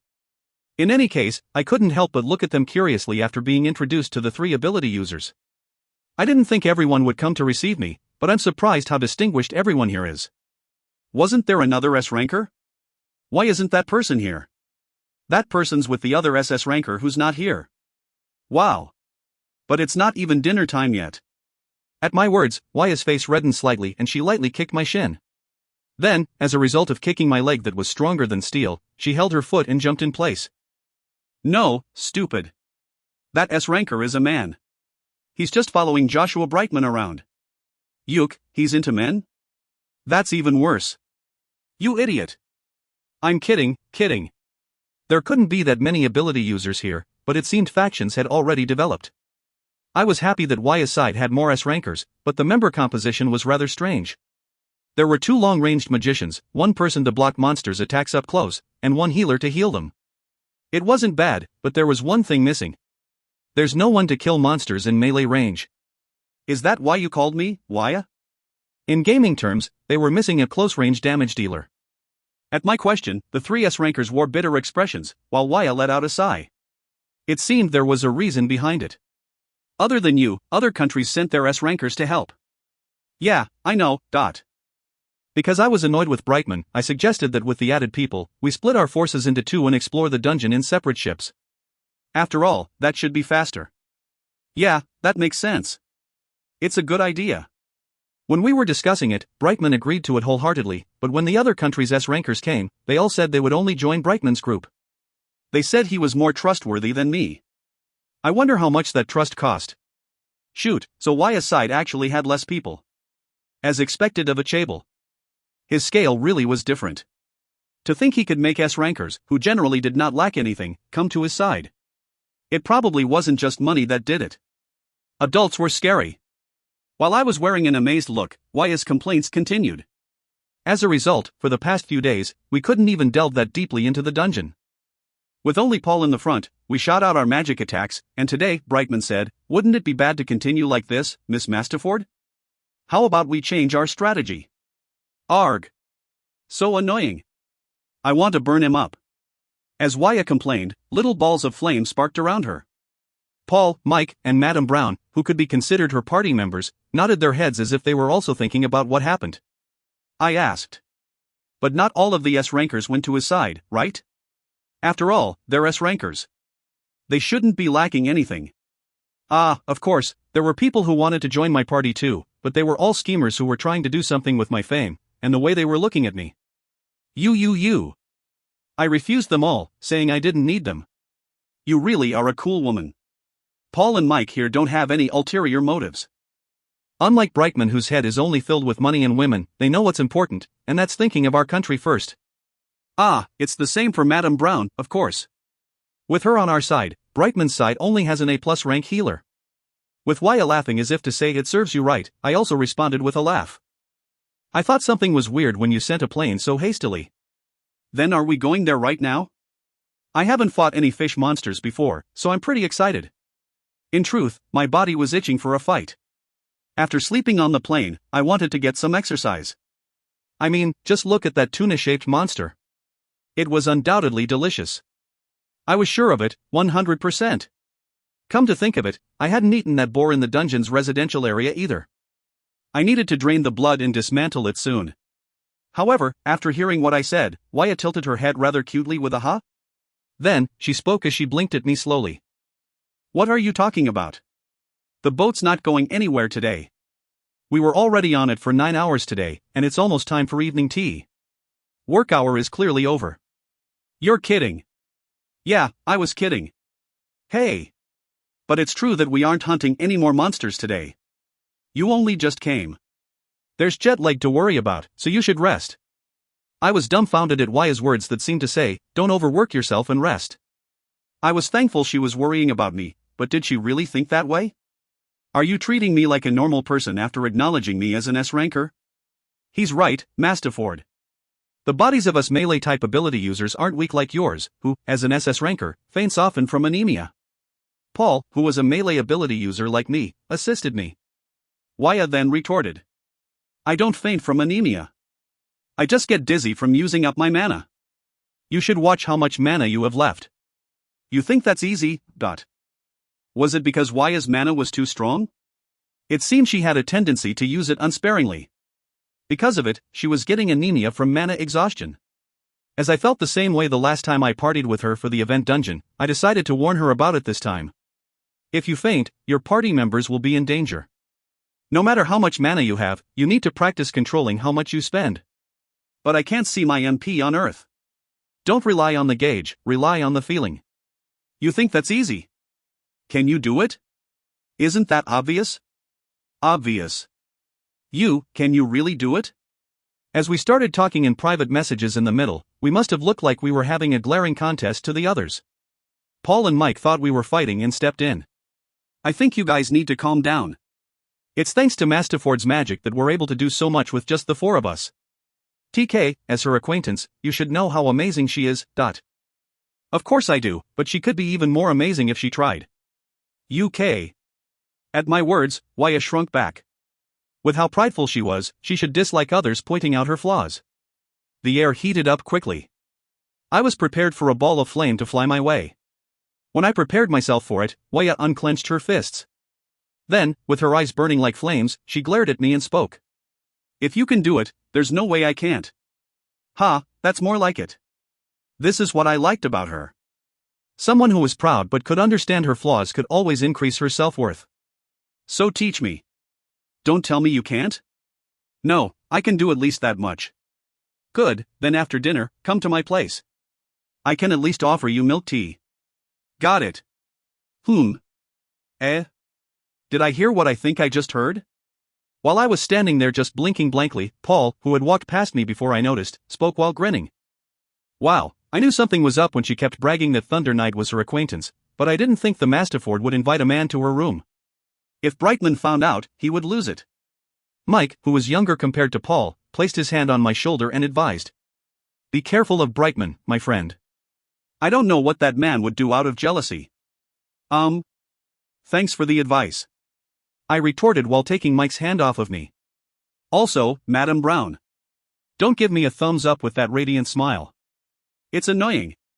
If you find any errors, ads pop up, ads redirect, broken links, non-standard content, etc., please let us know. Report chapter so we can fix it as soon as possible. Chapter 91. Crimson Roar, 3. Chapter 91. Crimson Roar, 3. Compared to Korean people, British people were more relaxed. No, perhaps I shouldn't generalize all British people with just them. It could just be that the ability users here were like that. Was it because they were repeatedly hunting the same area for several weeks? They didn't seem concerned with clearing the dungeon anytime soon, as they ate dinner and sipped on red tea while they watched tunas splashing above the lake's surface. Ah, it's raining. It should stop soon, though it'll come back later. Does it snow here too? When it gets cold enough. It's the same as in Korea. Waya had rented an entire residence in Windermere as her lodging place. Currently, it was just the two of us in a small room on the second floor of her residence. Waya was drinking red tea while blankly watching the rain outside the window. Her flame-red eyes were calm, and her smooth, fluttery red hair was the only bright spot in the undecorated, bland room. Seeing her holding her teacup, I thought she really looked beautiful, like she was a painting. Then, before I noticed, she turned to my direction and looked at me with half-closed eyes. Can you not stare at me so fixedly, Dot? Sorry. You were so beautiful that I lost myself for a bit. Hugh, I'm usually happy to get compliments, but because I've been getting them from people I hate recently, I'm sick of them. Sorry. You really are honest. I'm the one who's sorry for reminding you of them, but I didn't actually mean it in a flattering way. I know, and I know you're not that kind of person. That's why I'm annoyed with myself who can't come to like your compliment. Waya put down her teacup as she spoke bitterly. Brightman really was hated. Was that part of his plan? Whether positively or negatively, he was making her think about him a lot. No, not even the Divine Capturer one would think of such a method. I put away my useless thoughts and returned to the main subject. Then we should get started. How to check the amount of mana you have available and... Wait, before that, we need to talk about something else. Ah. She was right, there was something I had to explain to her first. With a bitter smile, I scratched my head. I closed my eyes and checked if there were any other presences nearby. I didn't think anyone would be hiding and did it as a precaution. But I couldn't help but ask Waya curiously. Waya, is anyone else living here with you? What? No. Really? That's weird, I can feel traces of someone that's not you. Maybe it's the people who lent you this place? Maybe? It hasn't been that long since I rented it. I'll check later just in case. Although I wasn't fully satisfied, it was true that we were the only ones in this house, for now. I took in a breath, and took off my mask. Ah. Waya quietly stared at my face. As it was a bit embarrassing to continue staring at her face, I turned my gaze away slightly. Soon, she nodded her head. You're much more handsome than I imagined. Just my type. Thanks for the blatant compliment. As I thought, you have black hair and black eyes. I'm Korean after all, Dot. I had considered the possibility that you weren't Korean. Of course I am. By the way, my real name is Kang Shin. So your last name is Kang. Eh? She tilted her head, and I told her the truth. Kang Young-gung SSI is my father. You scammer. Ha ha ha. You lied to me so easily. I can't believe you. Sorry, that's why I'm telling you now. It wasn't easy, you know. What, so you want me to be happy about it? Like you acknowledged me? No. Sorry. Waya complained for a little while longer, then seemingly calmed down. Ah, wait, never mind. She placed her teacup on her plate so angrily that I almost thought the plate would break. I saw the number of dungeon explorers on Earth increased to 6. Did you do that too? Yeah, a friend of mine is an awakened. Don't worry, that person is trustworthy and talented, worthy of being an explorer. So 3 out of the 6 are already. No, but considering your personality. I knew what she wanted to say. I don't plan on making an organization like you. It's just my friend and father.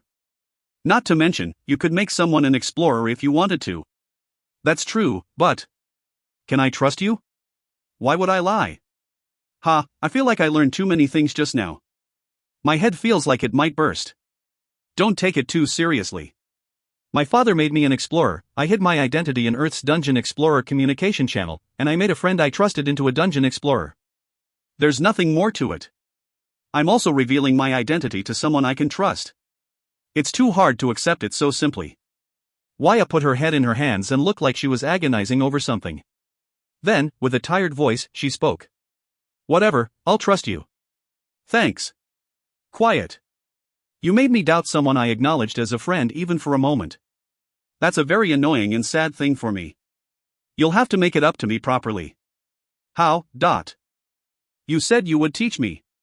Before I master it, you'd better make time to teach me every night. Got it? This is your punishment. But I'll at least serve you milk tea when you come. Never in my life did I receive such a cute punishment.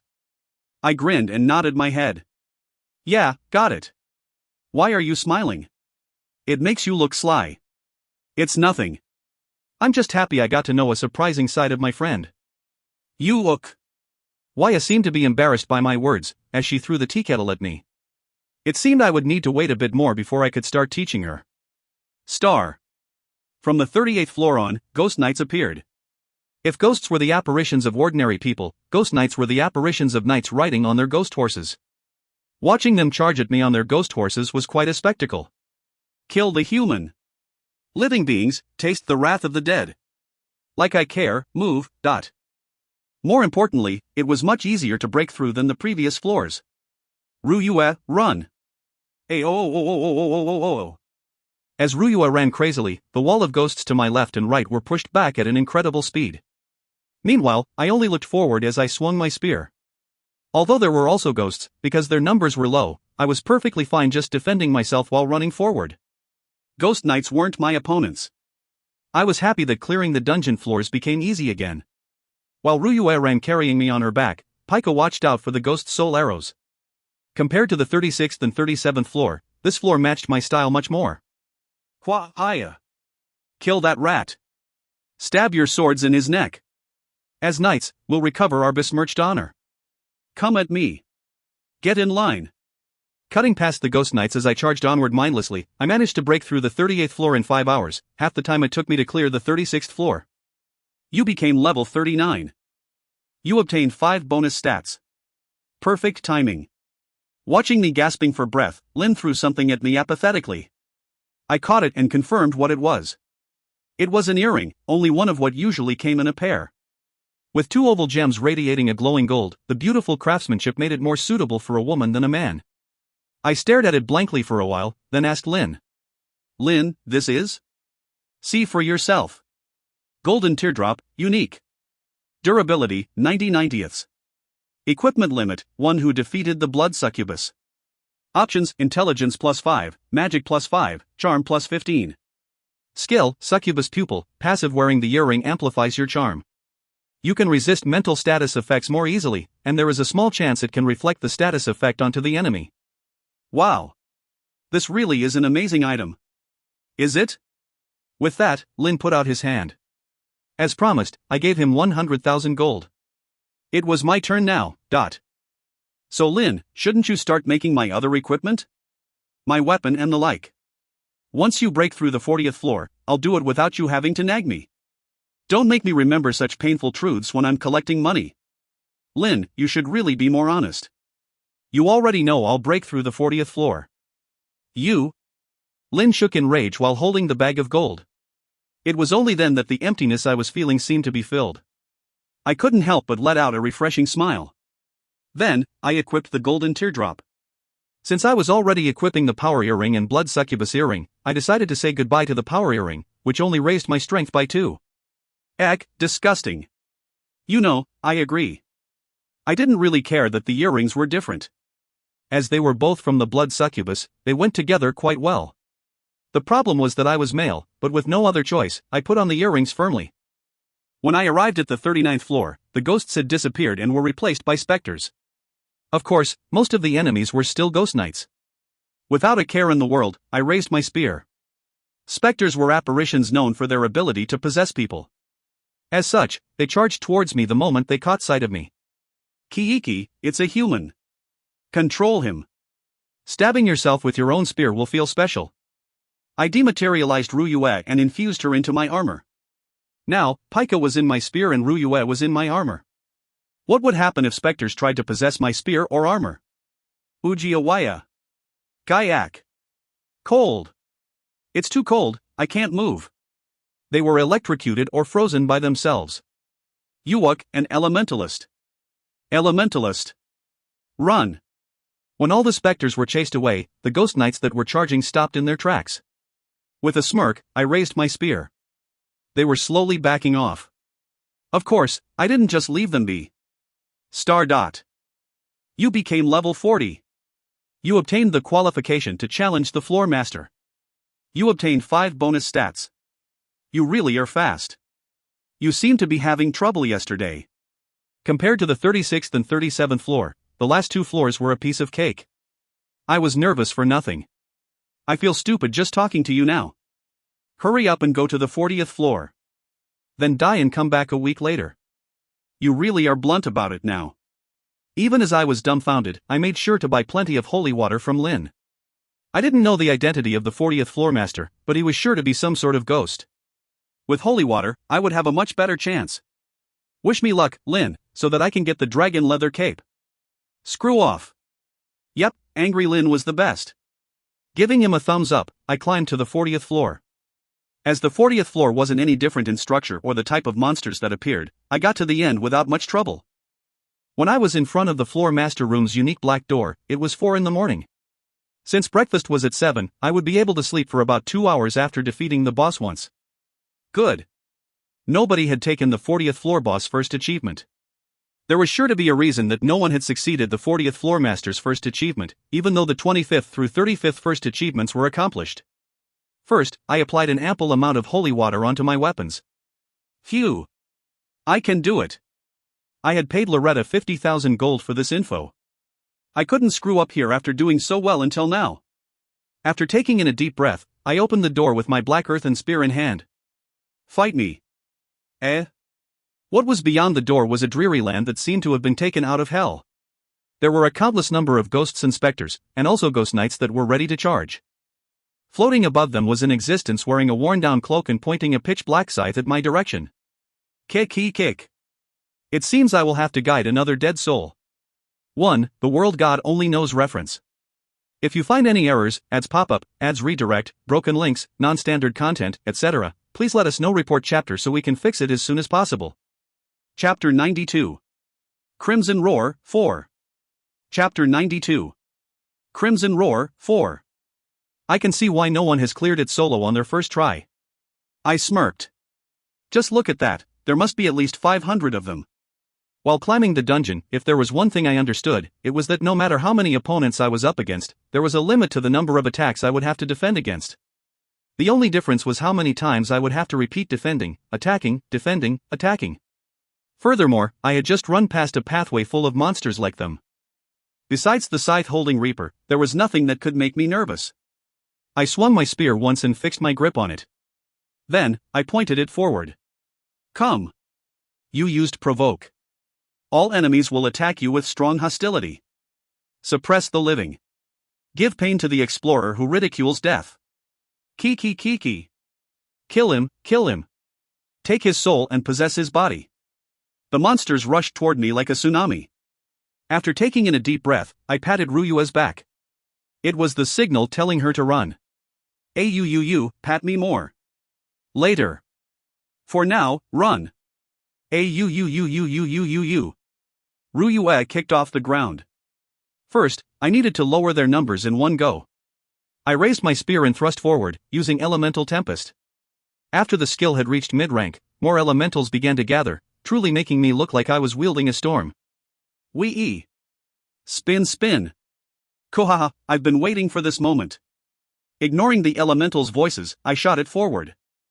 In an instant, my elemental tempest swept through over 100 apparitions, mostly consisting of the ghost knights that had been standing in the front. I took out a high-rank mana potion and put it in my mouth. Then, I held the spear like a baseball bat. Elemental blade. Roller coaster. Let's go, let's go. W8. Not this one. The moment I yelled out, my spear blade extended to 6 meters and began to radiate rainbow light. I swung the spear at the incoming apparitions. With most of the ghost knights swept away in the elemental tempest, the comparatively weaker ghosts and specters couldn't withstand the elemental explosions and fell. BB boom. Kook. You, elementalist. Die apparitions. Yuk, I'm never getting on this one again. The ghosts' death throes rang out along with elementals' cheers. However, in an instant, the apparitions split through the middle and something swept over me. When Ryua quickly dodged, the ground behind me was marked with deep furrows as an explosive sound rang out. Don't uselessly die. I may need you all for other purposes. Kayak. The Reaper cometh.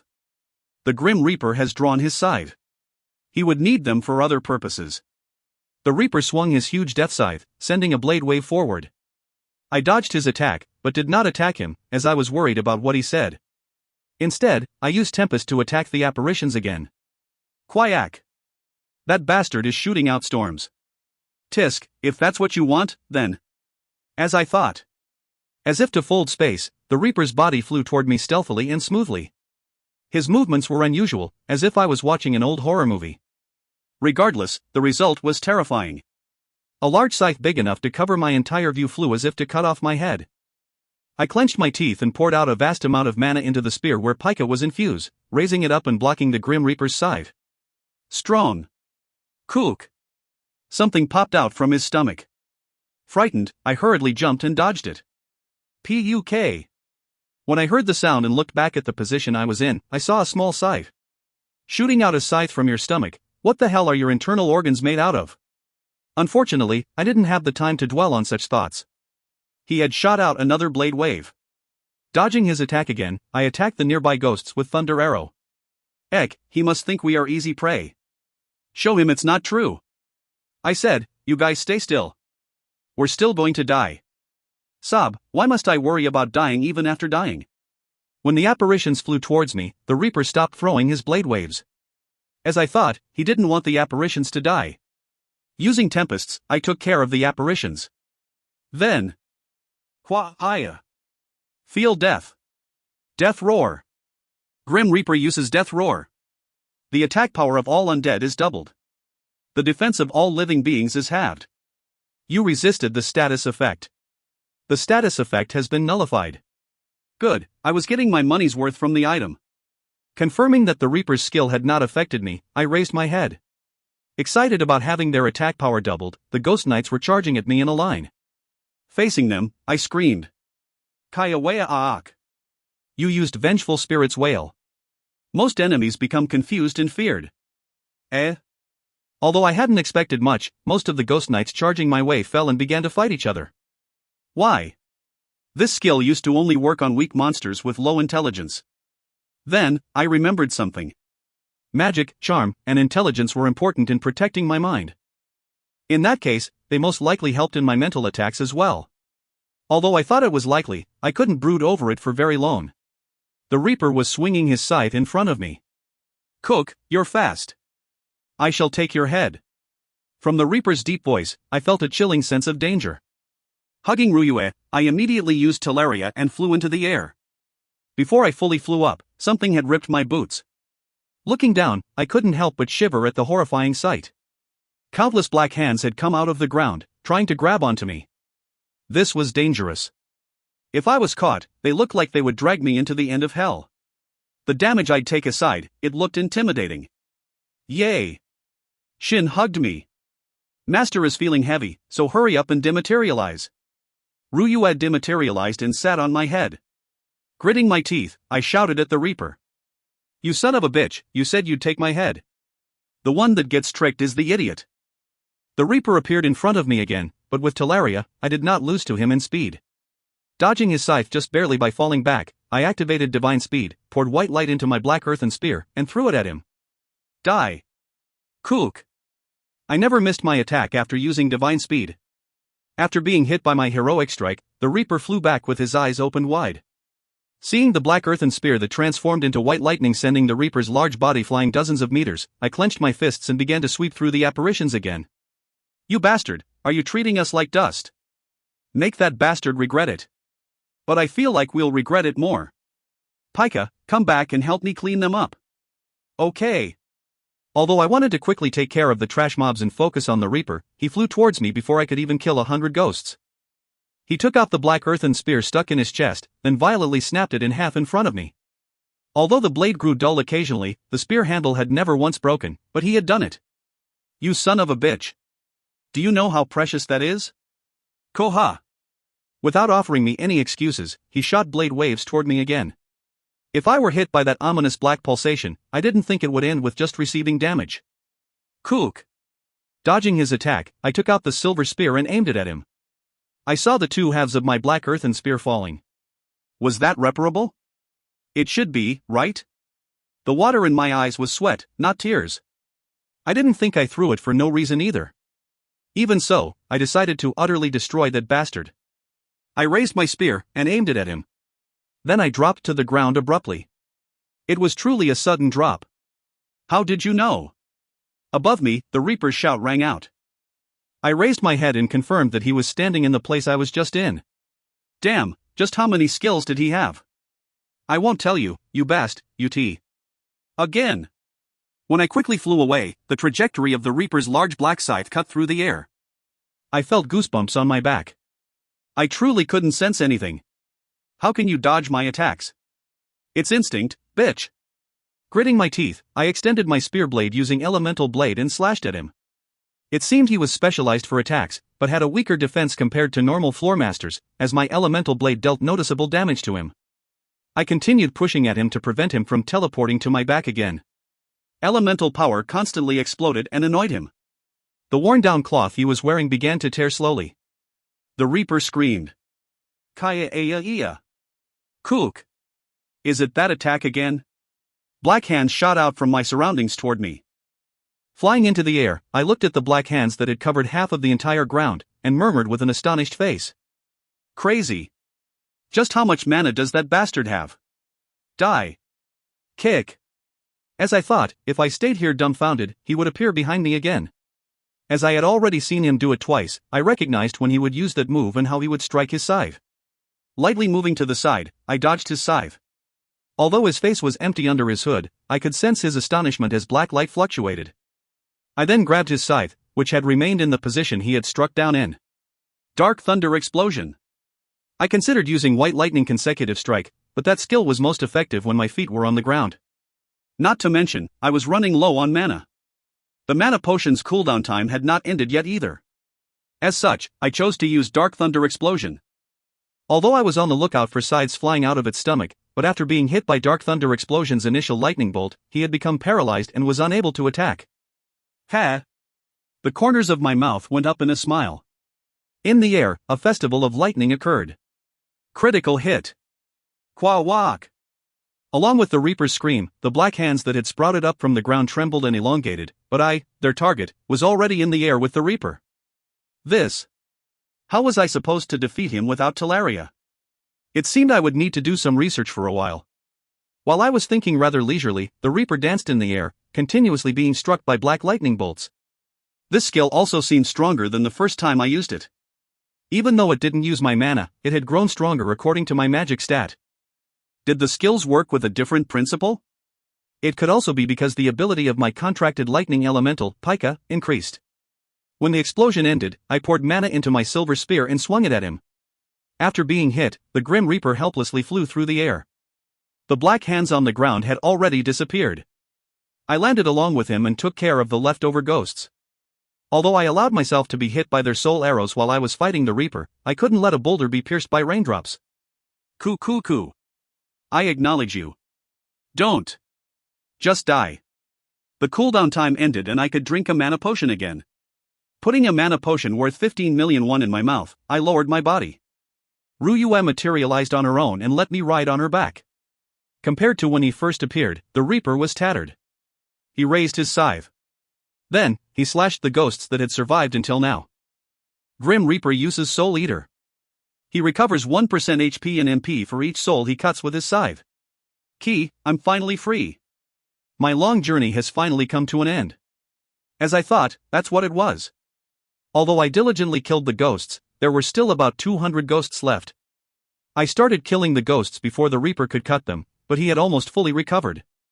Kohu, Despair, Hero. Despair suits you more than hope. Tempest. No matter how much you struggle, you cannot defeat me. Elemental Blade. You. While the Reaper was blabbering on about something, I managed to take care of all the ghosts. I looked around the field, but could not spot any ghosts or specters. At the same time, however, Teleria had ended, meaning I could not fly into the air anymore. The Reaper seemed to have realized this, as he swung his scythe and sneered. You can't run like a rat anymore. You can't recover anymore either, but... Spinning my spear, I reviewed his skills one by one.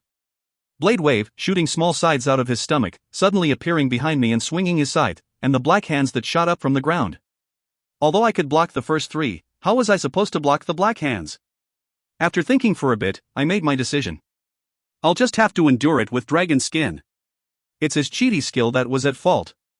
It wasn't my fault. I'd think of a solution after I beat him once, so it was fine. Making rather disappointing excuses to myself, I stepped forward. Let's go.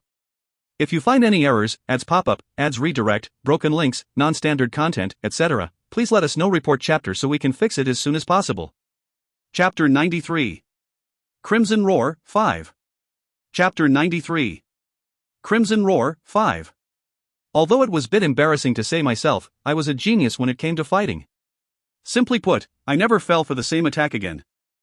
No matter how accomplished a martial artist was, there would be a limit to the techniques he used. All humans had set patterns to their movements, and once I saw them with my eyes and experienced them with my body, it wasn't too difficult to comprehend the movements and counterattack. However, it seemed other people didn't think like me. Even Father made a surprised expression when I told him about it. Just like how smart students could solve application problems with one equation, once I saw and experienced a technique, I could understand and counterattack, no matter how the technique was utilized. My body was remembering it. It was a different story if I was too slow to dodge the enemy's attack even after reading its trajectory, but otherwise, I could deal with it easily. This was the same for floor master battles. Their skills had a pattern to them that was much clearer than human movements. Once I experienced it a single time, it would be weird if it hit me the second time. That said, it wasn't always possible to dodge them. Floor master's skills were all difficult, if not impossible, to avoid. Die. Dragon Skin. I used Dragon Skin, shouting at the top of my voice. Ignoring the black hands that shot up from the ground, I shot my elemental blade at the Grim Reaper. Before he was hit by the elemental blade, Grim Reaper teleported behind me. I, of course, read his movements. Throw. Kook. I grabbed him and threw him on the ground, as if I was waiting for him to appear behind me. Pika and Ryue floated in the air and focused on the Reaper with their elemental magic without me having to order them. Meanwhile, the black hands flailed and tried to pull me underground. However, because my body was strengthened by dragon skin, the hands snapped while trying to pull on me. Seeing it, a thought flashed across my mind. Ryue, come into my armor. Okay. Ryue, who was attacking the Reaper with Pika, came into my armor. At the same time, I imbued mana into my armor and strengthened it. Then, as I thought, the black hands that touched the armor froze and began to snap. I had found a way to stop the black hands without using dragon skin. A gleam of success had flashed in my Grim Reaper fight strategy. Phew, you're screwed now, Reaper. Reaper's Scythe. The moment I declared confidently, a large shadow dropped down from above my head. As my body was bent from throwing the Reaper on the ground, I dodged the attack by rolling. However, I was unable to fully dodge his attack and the shadow still struck my helmet, cutting it up perfectly. I was even under dragon skin's effect. With my bare face showing, I gritted my teeth. You son of a bitch, just how many skills do you have hidden? Reaper's Scythe. Since using his skills one by one didn't seem to work, the Reaper seemed to have decided to use all his skills at once. The black hands pulled on me, the large shadow scythe dropped from sky, and a blade wave came flying my way. As I threw him down once, the Reaper didn't teleport behind me again and only threw out long-ranged attacks from a distance. He really was shrewd. I felt like I was fighting a cunning human. Pika. I'm ready. If that's your plan, I'll take on that challenge for a battle of attrition. I put another mana potion in my mouth and glared at the Grim Reaper swinging his scythe from a distance. You don't have mana potions anymore, but I do. First, I ignored the black hands, which could not affect me by much, and focused on dodging the shadow sides and blade waves. At the same time, I left Pika, who was free, to attack the Reaper.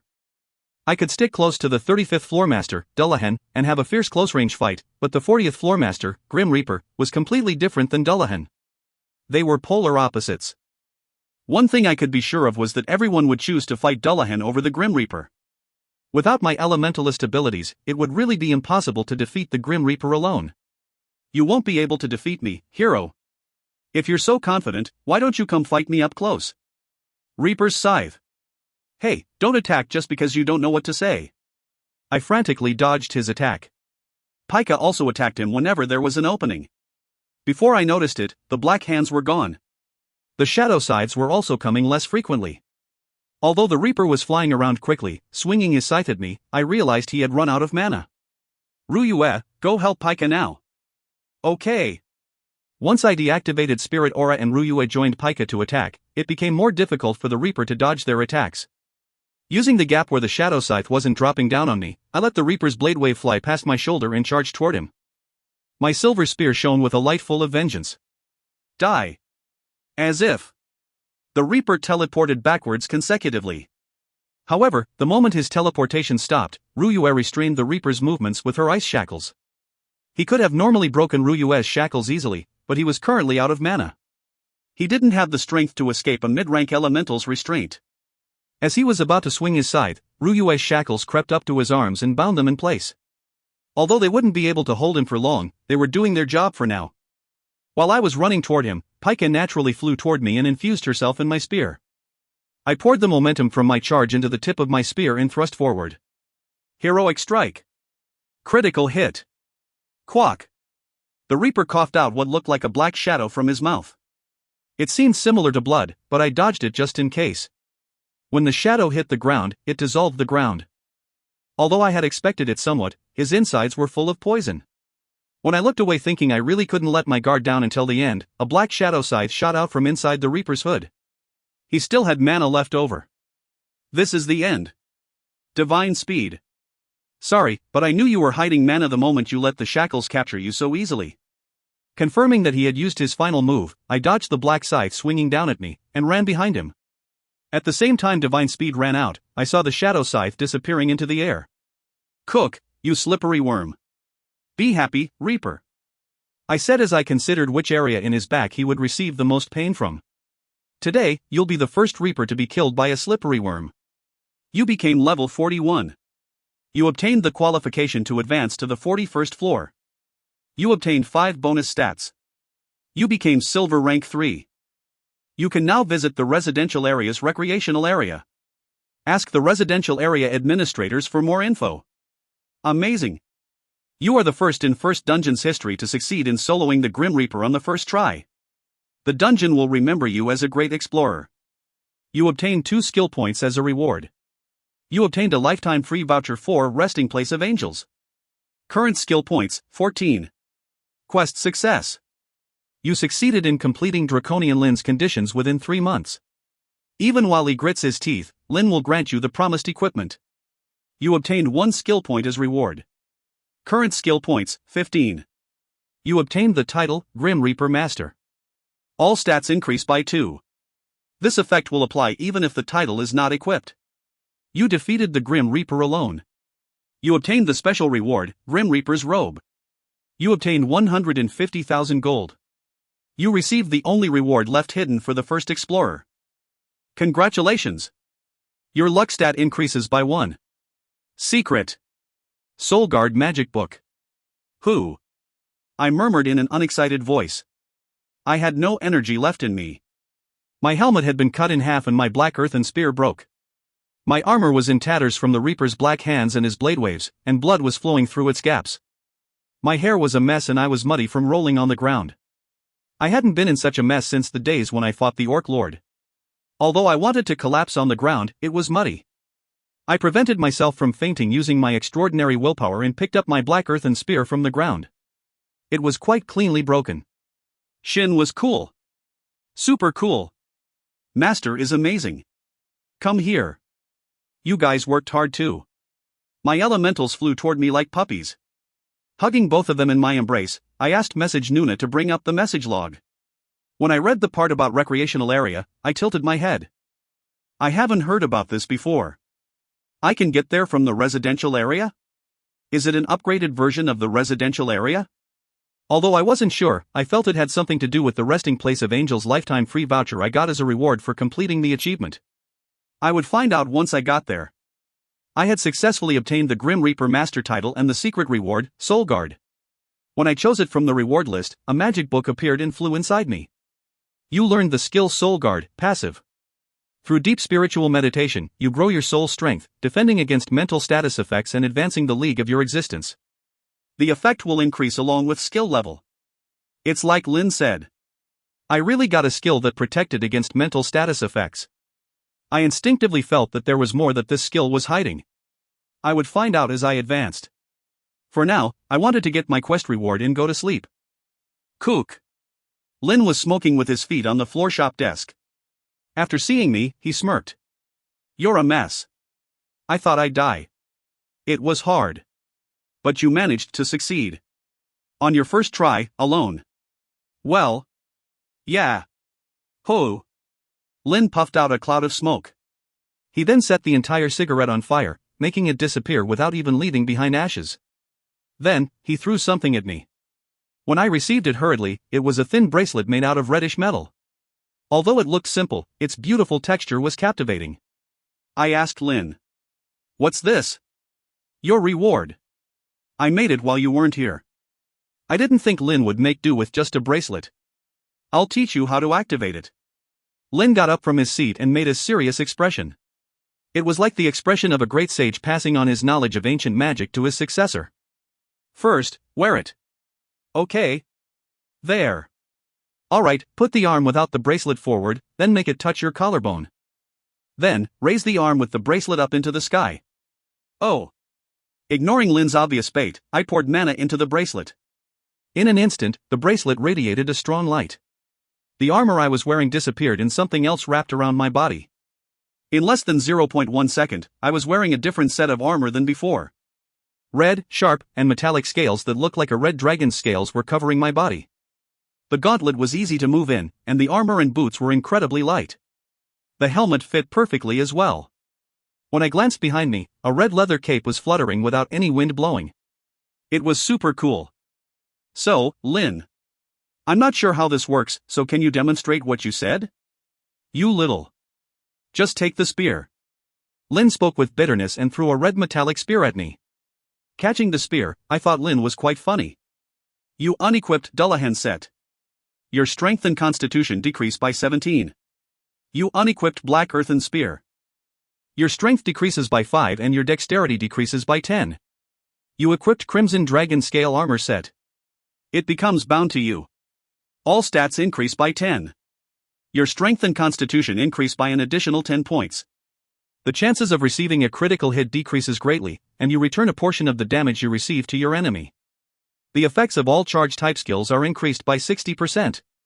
You equipped Red Dragon Felix's cape. It becomes bound to you. Your dexterity, magic, and charm increase by 15. You become immune to all temperature-based status effects. 3 times per day, it protects its master from unforeseen attacks. You equipped Crimson Gluttony Spear. It becomes bound to you. Your strength increases by 30. Fire damage is added to all basic attacks and you have a high chance to burn the enemy. It evolves by consuming weapon-type items. While equipping Crimson Dragon Scale Armor set, you can use Crimson Roar once per day. Crimson Roar turns the air it reaches into blazing flames that attacks the enemies. As it burns everything other than its user, it must be used with precaution. This is... Just by changing my equipment, I felt a sense of omnipotence, like nothing was impossible. The stat bonuses I gained from Black Earthen Spear and Dullahan set was 49 points. Even if I excluded the charm and luck stat bonuses, the stat bonuses I gained now was 130. The effect was worth over 15 levels of growth. Of course, with this much stat increase, the update time would also be incredibly long. Even knowing that, my body was itching from the excitement. My body that was exhausted and ready to faint seemed to want to go on a rampage. Reaper? With this much stat increase, the amount of damage I could do to the Reaper would need to be counted with a different unit. Once it's bound to you, you'll receive the stat bonuses just by having the bracelet equipped. Ah, but you can't use Crimson Roar with the armor unequipped, so keep that in mind. Thanks, Lin. If you thank me now, my insides are going to flip, so don't. The equipment I received were all breathtaking. Although I knew I shouldn't just rely on my equipment, a warrior couldn't help but be happy when he received such good equipment. Also, that spear can absorb weapons. Absorb? What happens when it absorbs them? You'll find out once you absorb enough. Why don't you try it out? I immediately thought about my halved black earthen spear. When I brought it up to the gluttony spear, the black earthen spear disappeared surprisingly. At the same time, a message rang out. Crimson gluttony spear absorbed black earthen spear. Growth, 1%. 1%. It has to eat 100 more? That's a lot. It must have been a pretty good weapon. I learned a valuable lesson. That I should not worry about the weapon's growth for a while. In any case, since I now had new equipment and a weapon, I had to take them out for a test. Forgetting all about sleep, I shouted. Lin, I'll come back after doing another boss fight. Yeah, go die. Taking Lin's words as a joke, I went to fight the boss again. I died. Just like that, I became unable to grind the boss for a week. Once I was chased out to the residential area, I calmly assessed what had happened. The stat update had only just begun, and I hadn't gotten strong enough to overwhelm the Grim Reaper. Although I said I felt energetic, my body was undoubtedly exhausted. Without being able to draw out my full ability, I got killed.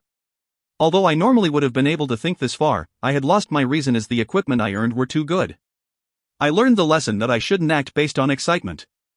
1 week was the price I would have to pay. Life really was a roller coaster. Author's note. I'm really crazy. 5,000 words. I wanted to finish. But why? I can hear the sound of my work increasing later. While I'm despairing, I hope everyone enjoyed today's chapter. It's been a while since Shin died. That's what happens if you let your guard down, thinking you got strong. Happy face, no matter how high his intelligence gets, it won't update so. If you find any errors, ads pop up, ads redirect, broken links, non-standard content, etc., please let us know. Report chapter so we can fix it as soon as possible. Chapter 94. Granting Freedom, 1. Chapter 94. Granting Freedom, 1. As an S-ranker who had come to Windermere because of Ya's request for help, I was treated very well. Because a field dungeon appeared, Britain had built a building for ability users at Windermere, where modern buildings had traditionally been avoided. Although it was an eyesore outside, the view from the inside was truly marvelous. It was especially so the higher you went in the building. Naturally, higher-ranked ability users were situated on higher floors. I received a room on the same floor as Paul and Mike from Ya's team. It was the second highest floor of the building, as the entire floor above mine was given to Joshua Brightman. For meals, I could eat at the hotel restaurant or order room service. After being kicked out of the dungeon, I came back to the hotel room from my mansion in the residential area. After a short nap, I chose to go to the restaurant. Paul and Mike both welcomed another guy joining Ya's team, and wanted to talk to me as we ate. So TK, what country are you from? Like I said, don't call me T.K, and it's a secret, of course. Your guard is high, I see. I think you're Korean though. Right. Mastiford always said her mother wanted her son-in-law to be Korean. Phew. Letting out a short sigh, I rolled a piece of toast and threw it into my mouth. Nom nom. I'd like it if you guys didn't make our relationship to be like that. I don't really care, but Ya would probably be angry. Right. She would hate it if others forced her into a relationship without her knowledge. A voice that wasn't mine, Paul's, nor Mike's rang out. I drank my red tea. Ha! It's sweet. Of course, with how much sugar you put in. You know this is red tea, not milk tea, TK. Did you perhaps not hear me? As Mike and I were talking to each other, the voice rang out again. Phew. I sighed and turned my head in the direction the voice came from. I saw a tall man standing there in a suit.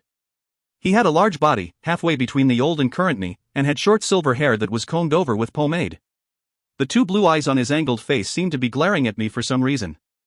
Although I had heard he was in his late 30s, he seemed like he was in his 20s. In any case, the strong spirit that could be felt from his entire body proved that he was another SS ranker. He extended his hand toward me. I'm Joshua Brightman. Nice to meet you. I can't say it's nice to meet you, but hello. I'm Thunder Knight.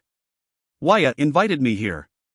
When I grabbed his hand thinking, this situation seems familiar, he really put all his strength into the grip like a scene from an old movie.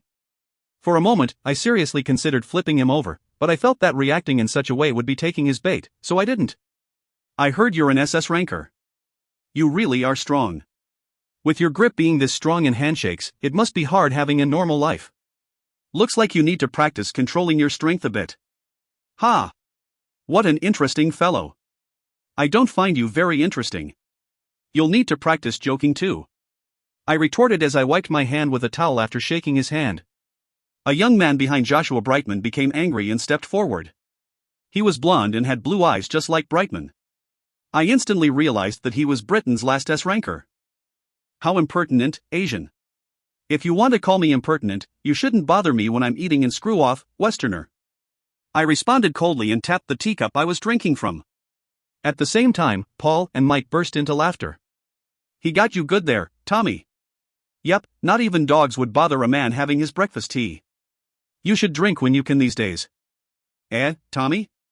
Don't call me Tommy.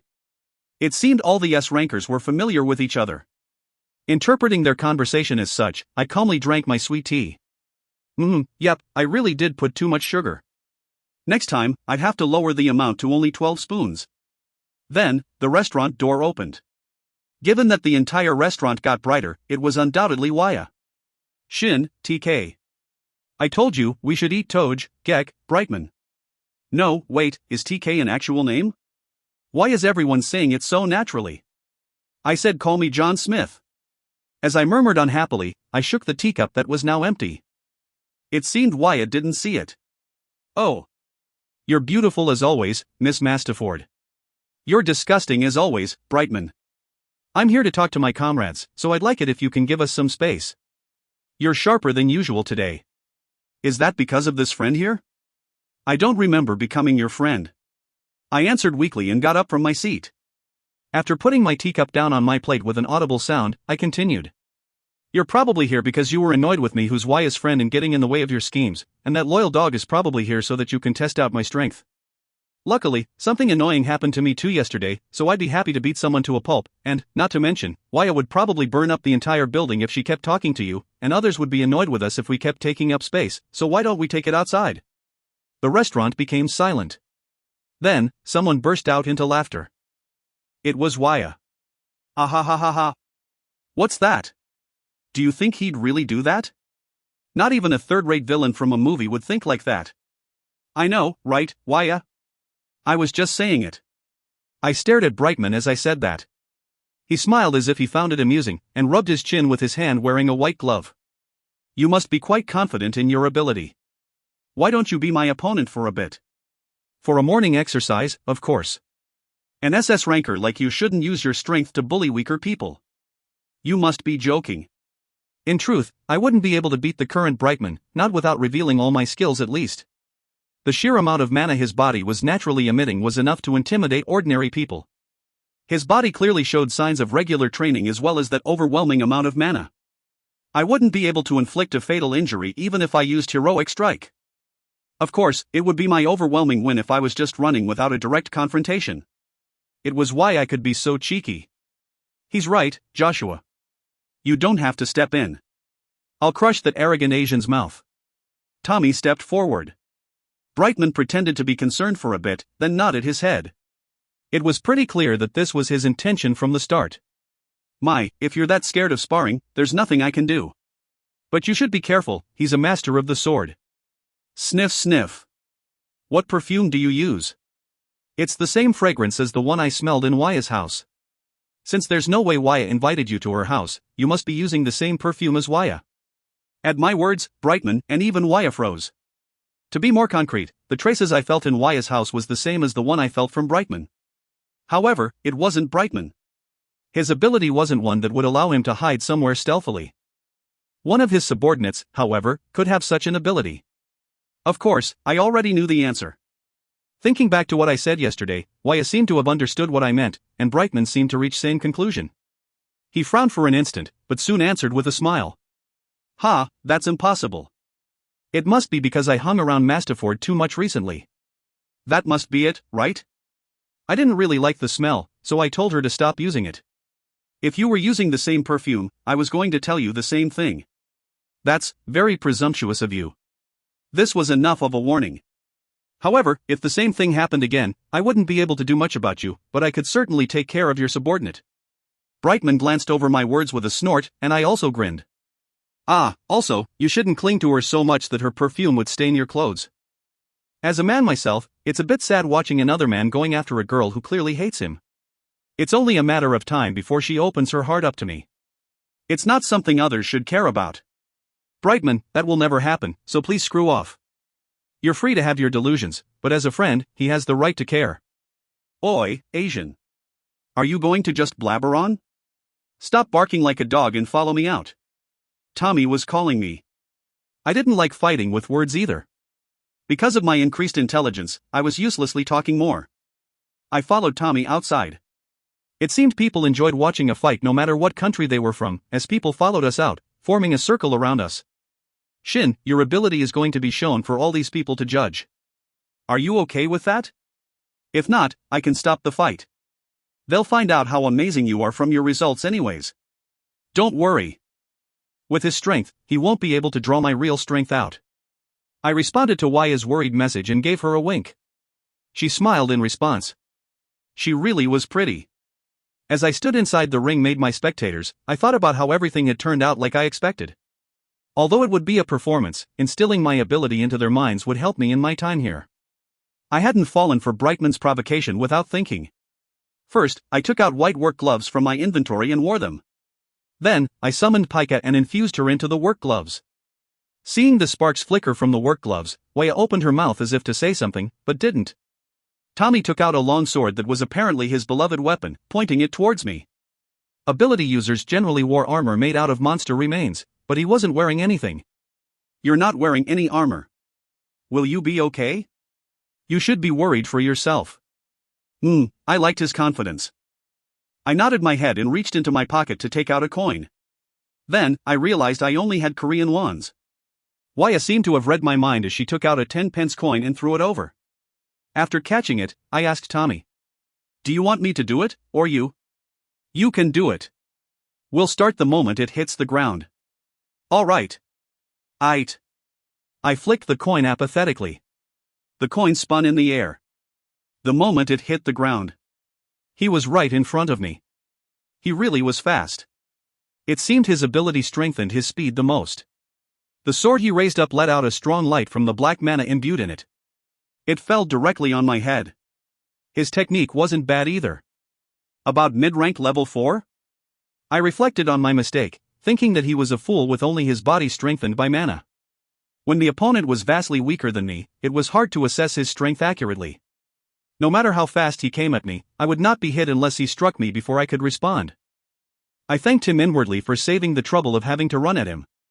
I grabbed the arm he raised up with one hand and punched his stomach with my other hand. Sparks of lightning flashed and the clothes Tommy was wearing was burnt black. Kook.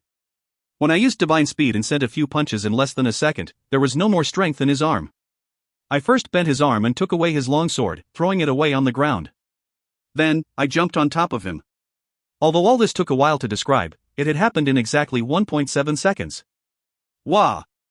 First, let's hit you a bit. From that point, I punched his face for 37 seconds before he could finally shout the word surrender. Even with an A+ rank healer healing him, he won't be able to fight for a week. Thunder Knight, that was too much. The 5 of us embarked on a battleship that was a modified cruise ship. It seemed the old and kind-hearted Madame Brown didn't like that I beat up Tommy to such extent. Then, Waya, who had her arms stretched out to her side to enjoy the lake's wind, answered in my place. But Madame Brown, you didn't heal him. Of course, I thought he should take a beating too. Madame Brown is scary. I was quite happy. As the only melee attacker out of Britain's 4S rankers, he kept bragging about how he was the strongest. Really, how did you overwhelm him by that much? As a melee range ability user like Tommy, Paul seemed to be curious how I could deal with Tommy so easily. I answered Paul's question with a light laugh. When fighting monsters, things like strength and magic are important. But in a fight between two people, there's something even more important. Technique. Technique. I understand what you mean, but how? You're an awakened just like him. I learned martial arts even before that.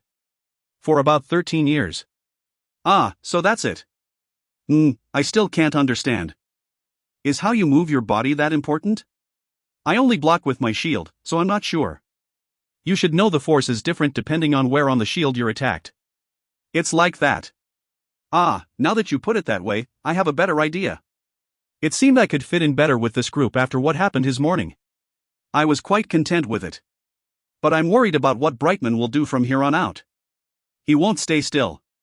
Be careful, TK. No, he can't harm me in the slightest. I announced. He isn't stupid enough to make a move on me himself, and I'm not afraid of anyone other than Brightman himself. If I had revealed my ability, it could have been a bit more dangerous. After all, his influence was strong enough to reach Korea. Annoying things could happen if he found out. Of course, as I was hiding my identity right now and only working as an awakened known as Thunder Knight, his influence was extremely limited in its reach. The best he could do was frame me for something I didn't do to decrease my fame and area of activity. For example, he could frame me for crimes like rape or murder. With the increased rate of crime from ability users, special ability user units were created to deal with them. If he could frame me for a severe crime like rape or murder, it could be fatal. There could also be other ways to bother me. After all, money and political power were strong. However, you can prevent that much, right, Waya? Don't underestimate an SS ranker's strength. The British government can't ignore me. Even if I go around killing people, they'll cover up my crimes. Unfortunately, that applies to Brightman, too. That's true. So hurry and get stronger, so you can crush him, sure. TK. It shouldn't take long. Look forward to it. When I answered her and smiled, Waya stayed silent for a bit, then returned a smile back. Alright, I'll look forward to it, . The others watched our conversation from the sidelines and whispered. They're dating, right? Sage, let's just watch over them slowly. I used to be like that with my wife too. These spectators weren't just in Korea. Anyways, what have you been doing since a while ago, TK? Mike asked me. Looking at the knife I was sharpening with a whetstone, I replied. Oh, you're asking why I'm sharpening a knife? Oh. So you can wield knives too? That's something to look forward to. No. What is everything talking about? As I looked at the 8-meter-long tuna breaching out of the water, I replied. Sashimi is best served fresh. While everyone was silent from being touched, I hummed and aimed the sharpened knife at the tuna. Today's lunch would be a tuna sashimi special. Author's note. I've given up. I can't just cut it in the middle. I had no choice. I can't just say look forward to the next chapter while sparks are flashing. I hope you enjoyed the chapter, everyone. I hope you finished the day with ICDS. P.S. 13 spoons of red tea. Did you get the reference? I used to really like that red tea drinking character. If you find any errors, ads pop up, ads redirect, broken links, non-standard content, etc., please let us know. Report chapter so we can fix it as soon as possible. Chapter 95. Granting Freedom, 2. Chapter 95. Granting Freedom, 2. A plus-rank field dungeon, graveyard over the lake. There were 3 types of monsters that appeared here. First were the fish-headed, human-legged monsters that climbed on top of boats and attacked with their sharp teeth, the fishmen. As the weakest group of monsters at Graveyard Over the Lake, they were the greatest in number. They swam freely in the lake, then suddenly jumped on top of boats and attacked the passengers. As melee attack monsters, they were also the monsters that annoyed Waya's party the most. The second were the shark-type monsters that resembled saw sharks, tooth saws. They had long upper jaw covered in saw-like teeth that seemed to be strengthened by mana as they vibrated like chainsaws. These monsters didn't jump on top of boats like fishmen, but approached boats with chainsaw sounds and poked holes in them. To prevent this, the cruise ship I was on was patched with the leather of the S-rank monster, Wyvern. Even so, it couldn't last very long against the toothsaw's attacks. As such, we had to take care of them whenever we heard their chainsaw sounds. Although Waya's attribute wasn't the best for the dungeon, her SS-ranked flames could still burn their targets underwater. In other words, as long as they weren't left untouched as they attacked, they were easier to deal with than fishmen. The third and last were the most precious and popular monsters, melting tunas. Why were they called melting tunas? Because they were so soft and delicious that they melted in our mouths. They were so delicious that they were called the blessing of Windermere's dungeon. Even without bluestones, these melting tunas were said to be sold for 150 million won. But you see, my magic roasts them instantly. My magic is a bit slow to cast. Useless people, Tui. You want me to roast you instead? Just wait there until my magic is finished. Oops, I accidentally said my thoughts out loud. Regardless, looking at the melting tuna that had jumped on top of our boat and splashed around, I asked the others. How do these things attack? They shoot water from their mouths. As soon as Ya's words left her mouth, the melting tuna turned its head towards me and shot out a stream of water. Mike, who was ready, blocked it with a wall of water. A thundering roar that shouldn't be possible from the collision of water rang out. I first wore a raincoat for sanitary purposes, then charged at the melting tuna. Hand over your Rotaro 2 and I'll cook you with the least amount of pain. Hook. What's wrong, TK? I ran behind the tuna to its blind spot and swung my knife.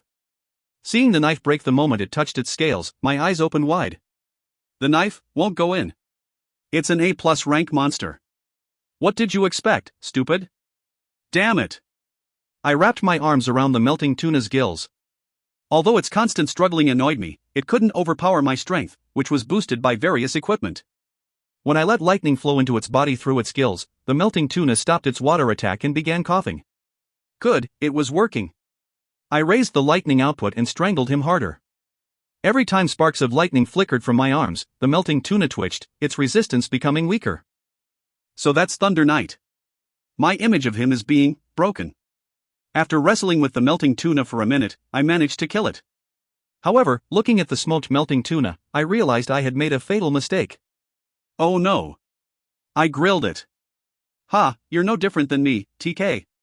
Killed by a minute-long exposure to strong lightning, even the inside of the tuna had been grilled to perfection. Although I was glad everyone said it was tastier than Ya's roasted version, I refused to give up. Damn, since I couldn't just bring out my spear, there was only one thing I could do. I need to learn a sword technique and strengthen my knife with mana. Are you crazy? Kitchen knives couldn't penetrate melting tunas when they were alive or when they had just died. Knives only worked on them long after they died or when they were cooked to perfection. As such, I couldn't fillet the melting tunas like I wanted. Chewing on its delicious gill, with its size, its gill was also huge, I muttered with resentment. Damn it, my tuna's sashimi. I'll take you to eat some later, so stop whining. No, I vow to eat a fresh, living melting tuna. Nom nom. Stop eating that grilled tuna and kill the fishmen. I was quite sad from being unable to eat the tuna sashimi that I had been looking forward to so much. Regardless, I had no problem killing the monsters in the A+ rank dungeon, graveyard over the lake. I didn't even have to use Thunder Beast. If it was me from the time I killed the giant iron boar, I would undoubtedly have had trouble killing them, but in just a few months of leveling up and gaining battle experience, A+ rank monsters died in just a few punches from me. I once again realized the importance of stats. Strong. I'm unneeded. Same, but why so suddenly, Paul? We were only eating popcorn since a while ago. When Paul spoke dispiritedly, Mike responded with surprise. Hearing their conversation, I lightly smiled and asked, why aren't more melting tunas appearing? Since that first tuna, we've only seen those disgusting fishmen or those toothsaws trying to poke holes in our boat like woodpeckers. There aren't that many of them. We were lucky to have seen that one. I turned a precious guy into a grilled fish. Since I already cooked the tuna, we couldn't sell it. Ya lied, saying that she'd store it using her extra-dimensional storage magic, and put it in her inventory. I didn't care, thinking I could always catch another one, but to think it was so rare. If she didn't give me my share later, bloodshed would be inevitable. Striking my lightning fist into a fishman's body, I pledged to myself. After I stayed on the ship for 3 hours, I finally understood why Ya seemed to be crying every time she contacted me. This lake is really big. There's just no end to it. Was Windermere Lake always this big? Of course not. When it became a dungeon, the area strangely became bigger. That's why we aren't sure just how long we'll have to continue. According to other countries' reports, the number of normal monsters decreases significantly when the field dungeon's boss is killed. But we haven't been able to find that boss. Ya threw another fireball into the water as she answered my question. The toothsaw that was trying to drill into the ship made its death throes and sunk into the water. Watching the toothsaw, I muttered, "Shark fin. Don't." An S-ranker from China already tried it, and apparently the texture of Toothsaw's fin isn't as good as other sharks. In fact, because it's so hard, ability users other than body reinforcement types can't even eat it. Did the Chinese S-ranker finish it?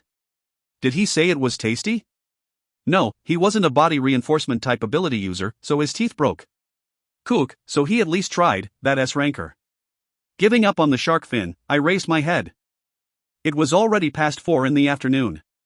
The cold winter lake wind blew against my platinum blonde hair. Looking at the town that was only a dot over the horizon, I murmured. Even going back will take some time. Yep, we're going to go back soon. So? You understand why I said it would take a long time, right? Yeah, you did well until now. Of course, since I'm here, it'll be much faster. Ha, at least your confidence doesn't lose to an SS ranker. As Waya and I were talking, Mike nodded his head and remarked. You are indeed worthy of the name Thunder Knight. Waya took care of the toothsaws and I took care of the fishmen. Other than when we met the melting tuna, Paul and Mike only stood by. As for Madame Brown, she had spent the entire afternoon enjoying the lake winds.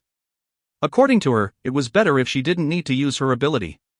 She really had the mindset of a healer. Although we encountered many monsters on our way back, no melting tunas appeared, and we didn't even catch a glimpse of the boss monster. When we spent over 3 hours to get back to the dock, the sky had turned completely dark. The sun wasn't out for long even in Britain's winter. TK, let's go get some drinks with dinner. Okay. Mike offered with his hand on my shoulder, and I gave him a thumbs up. Paul seemed to want to join in, while Madame Brown said her goodbyes and went back to her lodging. Waya then sent me a message as she gestured at me. Let's go finish the grilled tuna. Time is frozen in the inventory, so it'll be delicious and fresh. I'll treat you to the ultimate wine. You know just what I want. Call. I exchanged glances with Waya and took Mike's hand off of my shoulder. Now that I think about it, I have to teach Waya how to control her mana. We'll have to drink tomorrow. That's not suspicious at all, hee hee. Masterford's fans across the globe will cry. Paul, let's leave the young lovers alone and go out for a drink with just the two of us. Alright, since that's the case, let's drink until dawn, Mike. Paul and Mike walked away with a huge misunderstanding about me and Waya. Since I couldn't be bothered with chasing after them and correcting the misunderstanding, I simply followed Waya to her lodging. When I was watching the countless stars in the night sky with awe, Waya opened her mouth. You've spent a day with them now. How were they? They're good people, right? Yeah. I think Britain's quite lucky. Although Brightman is here too, I was quite surprised there were so many people with camaraderie and clear hearts, even with their great strengths. At my compliment, Waya let out a dry cough and puffed out her chest. I wished she'd restrain herself a bit with how bountiful her chest was. I didn't know where to look. Britain is a great country. Ah, I like Korea too. There are many good people in Korea too. Plus, I love Korean food. My mom is a great cook. But still, I like this country, Britain. I think being proud of the country you were born in is a good thing. I replied with a bitter smile. She also responded with a bitter smile. Then, neither of us said anything. We arrived at her lodgings and opened the door. As Waya was about to go in without much thought, I stopped her. With a smile, I closed the door. As I thought, he didn't listen to my warning. Thinking that, I opened my eyes sharply and shouted. Ruyue, Pika, restrain him. Ayo. The lodging was instantly surrounded by a wall of ice. A gasp rang out along with the sound of a window opening. A large amount of electricity sparked in the air. A black-clothed man trying to escape from the window had become enveloped in Pika's lightning curtain. Kook. The moment I heard his voice, I was reminded of someone. Ruyue. You can't run. After falling on the ground, the black-clothed man tried to escape without caring for the pain or injury he suffered, but Ruyue froze his feet before he could move. With his feet frozen to the ground, he couldn't move in the slightest. Pika created a spear of lightning in the air. Master, do I kill him? Paralyze him for now. Don't let him take anything out. At my order, Pika sent her lightning flying toward him. As I expected, he tried to reach into an invisible pocket of dimension in midair. However, Pika's lightning struck him before he could take anything out. He trembled as he foamed at the mouth. Meanwhile, Ruyue's ice crept up from his feet to his shin, knees, then waist. He was being restrained perfectly. Good, with this, he wouldn't be able to escape to the dungeon. I stood in front of him. It seemed he snapped out of the paralysis as he sent a fist imbued with blue light toward me. However, I likewise imbued my hand with white light and grabbed his fist. He flinched as he trembled. How disappointing. With that, I squeezed the fist in my hand. Crack! With an unpleasant sound, his finger bone snapped. His other fist instantly flew toward me, shining with a strange light. Before what I expected was a skill could activate, I struck his elbow up. Crack! With another unpleasant sound, his arm snapped. Cook! I didn't think you were this kind of person. What? Shin. Do you know him? Seeing Waya standing still and blinking at me until the situation was taken care of, I was reminded how bad magicians were with using their bodies. On her shoulder was a small flame cat. It seemed she at least knew how to protect herself. I gave her 6 points out of 10. I answered Waya. Didn't you realize? Realize what? To prevent him from opening the door to the dungeon, I grabbed his other arm and bent it. Although he tried to resist me with his mana, my strength was vastly higher than his. He was undoubtedly a strong explorer, but I could so easily break his arm. Cool. Even after hearing his voice, Waya tilted her head. That's uncharacteristically cute, so it's forbidden from now. I calmed my heart beating because of her, and told her the answer. It's Walker. Edward Walker. Ah, Walker. So that's who it was. Walker. Author's note. Walker finally appears. And gets beaten the moment he does. But it was to be expected. Walker is an explorer from the third dungeon. Tiers 1, about $130,000. For the record, a sushi-grade bluefin tuna was sold for $173,600 for a 444-pound fish in 2001. So it's a very reasonable price for a good tuna. 2, the most expensive, fattiest, and most delicious part of a tuna. If you find any errors, ads pop up, ads redirect, broken links, non-standard content, etc., please let us know. Report chapter so we can fix it as soon as possible. Chapter 96. Granting Freedom, 3. Chapter 96. Granting Freedom, 3. Waya's eyes opened wide.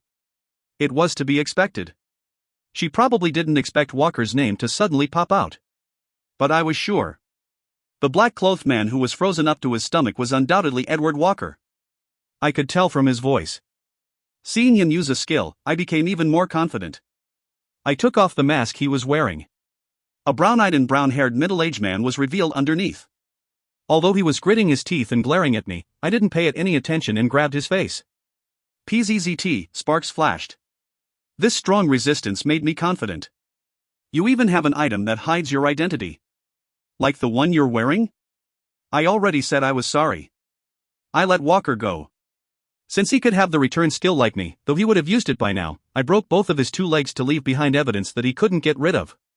Although I wasn't sure how severe the state of his arms and legs were, that was not of my concern. Cook. Walker, sneaking into a lady's room is something only a piece of trash would do. Don't you think so? Cool. You see, I'm quite angry.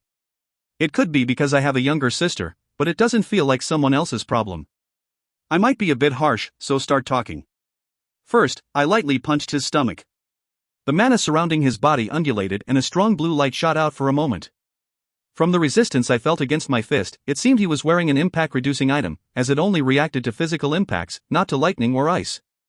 No, perhaps the item reacted, but couldn't win against them. I wondered how it worked. Was it a one-time use item? Or did it have a set number of uses? Perhaps it simply activated using his mana. To answer my question, I punched Walker again. He frowned, and at the same time, another blue light shot out. It seemed he was using his own mana. Deciding that it was best to deplete his mana before he could do something to escape, I punched him repeatedly. Don't even pretend to be someone else. I'm Walker. Cook. Sorry, let me deplete your mana first. I won't resist. I don't believe you, so shut up. I beat him repeatedly. When the blue light subsided completely, Walker's pupils dilated. It was the sign that his lack of mana was affecting his mind. Cook. Yunhua Wu, you brute. I was only inside the building. What, you were just trying to sneak a peek on Waya taking a bath? Did someone like you crawl into an SS Ranker's lodge to play tag? If you're going to continue your nonsense, I can always hit you more. Why would a dungeon explorer like you work under someone like Brightman? I, of course, judged that Walker was Brightman's subordinate and was acting on his orders. To be honest, it was rather obvious. Waya was also nodding her head in agreement. Would you believe me if I said I wasn't? When I raised my fist without a reply, Walker let out a deep sigh. You really are a brute, UK. First, take off that item. Walker glared at me, then reached his hands out to unequip his item. Then, realizing that his arms were broken, he murmured something. Surprisingly, something thin came off of his face, and he became a black-haired, green-eyed young man. Although his facial lines were rather thick, his green eyes gave off a calming impression. Ah, give me that item, of course. It's a floor shop item, so it's untradeable. Oh, I see. When I picked it up, it came in my possession without any resistance. He was lying. Ghostface, unique. Durability, 98/110. Equipment limit, level 40 plus, magic 50 plus. Option, magic -20, dexterity +15. Skill, Ghostface, wearing this item will allow you to change your appearance into someone you've seen before. However, as the item uses your mana, you cannot use a portion of your mana while the item is equipped. The moment the item description popped up, I punched Walker's stomach again. As expected, blue light once again shot up. He was undoubtedly trying to do something, as he grit his teeth at my attack. You son of a bitch. You're the son of a bitch here. I depleted his mana once again and put Ghostface in my inventory. Can you disarm yourself next? I can't move my body. Heal my arm at least. Okay, I'll just take them off myself. Kayak, what are you doing when I'm watching? Just like that, Walker was stripped until even his important parts were showing. Waya screamed and turned away. I put some random clothes on Walker and burned his undergarments. Then, I checked his equipment and found what I was looking for. Here it is. Serena's Guardian Bracelet, Epic. Durability, 551/1/120. Equipment requirement, bound to Edward Walker. Others who equip it will not receive its effects. Options, all stats +10, constitution +10. Skill, Serena's Protection. Upon receiving physical or magical attacks that surpass its wearer's defense, it automatically uses mana to protect its wearer. Epic, ha! I didn't realize at first, but I also had epic great items. My Crimson Dragon scale armor set, Crimson Dragon, Red Dragon Felix's cape and Gluttony Spear were all epic great items. As I didn't expect Walker to have such a precious item, I couldn't help but let out an exclamation of surprise. However, as I already knew, epic great items became bound to their first wearers. Others who equipped them weren't able to enjoy their effects. As such, I ordered Pika to destroy Serena's Guardian Bracelet. It was a shame, but there was no other choice, since I couldn't equip it. No, do you know how precious that is? Walker, just shut up. I checked the rest of his equipment, but they were only rare grade at best. I put them together in a pile and burned them up. Walker bit his lips and cursed. You son of a bitch. No, you son of a devil. Now, let's hear your story. Like this? Your mouth isn't hurt. Why are you working under Brightman? Don't tell me you made him a dungeon explorer? Though, there's still only 6 people in Earth's dungeon explorer rankings. You think I'm crazy? Compared to him, the only thing I have going for me is that I'm a dungeon explorer. He doesn't know that I can go to a place outside this world and grow my ability. Plus, it just so happens that my clan has been serving Brightman's clan for generations. It really was a simple reason. Although I had doubts, Waya seemed to have accepted it. It's possible. Hey, it's the 21st century. Shin, in this world, there are lots of people living lives you can't even imagine. That's... Okay, I understand. I looked at Walker and fell deep into thought. I didn't think I would beat Walker half dead when I came over for dinner. It was so absurd that I felt like I was looking at an answer to a math problem without any work. Then why were you spying on Waya? You two are really quite friendly. Calling her Waya. I've never seen Mastaford allow someone to call her by her first name.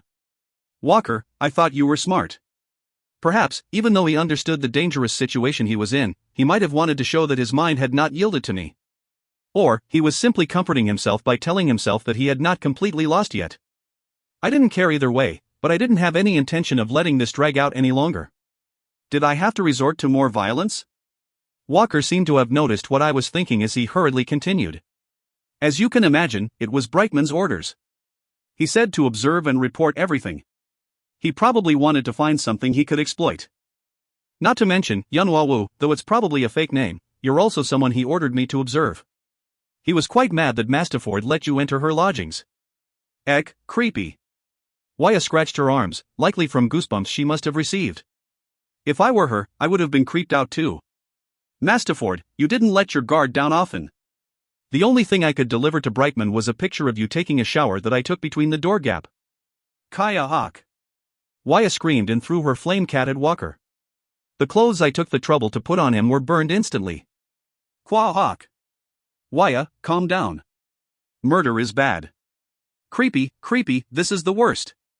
Brightman who ordered to take pictures of me secretly and Walker who carried it out. I want to kill them both. I'm going to kill them both. Be patient for now. I had something in mind. Unless you're really going to kill Walker, why don't you hear me out, Hugh. You have a plan? I'll hear it out. Waya breathed roughly and retrieved her flame cat. After half burning a man to cinders, the cat turned around and meowed cutely. I thought she'd refuse, but she regained her composure rather quickly. In the end, it seemed she was thinking the same thing I was. Really, Cook, you're letting me show very embarrassing parts of myself. Half-burned Walker murmured as he gritted his teeth. As I had just finished talking with Waya, I replied to him, dumbfounded. You should have known this was going to happen if you were discovered. Right. How did you pierce through my stealth? I was confident I would never be found out. Don't tell me you really thought I'd tell you. Alright, Walker, you have a few choices. Listen up. I raised a single finger up. First, you can go back to Brightman and reveal to the whole world that you're involved with him.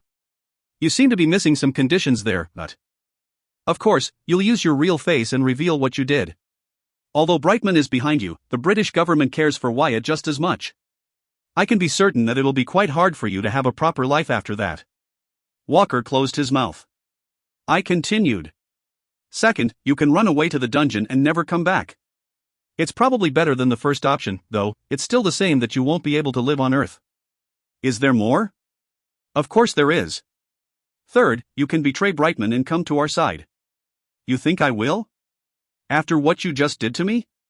Walker asked me as if he had just heard the most absurd thing in the world. However, I nodded my head assertively. I think you will. You were only working under Brightman because you were born into it. If you thought about Brightman so much that you would always be loyal to him, you would have made him a dungeon explorer a long time ago.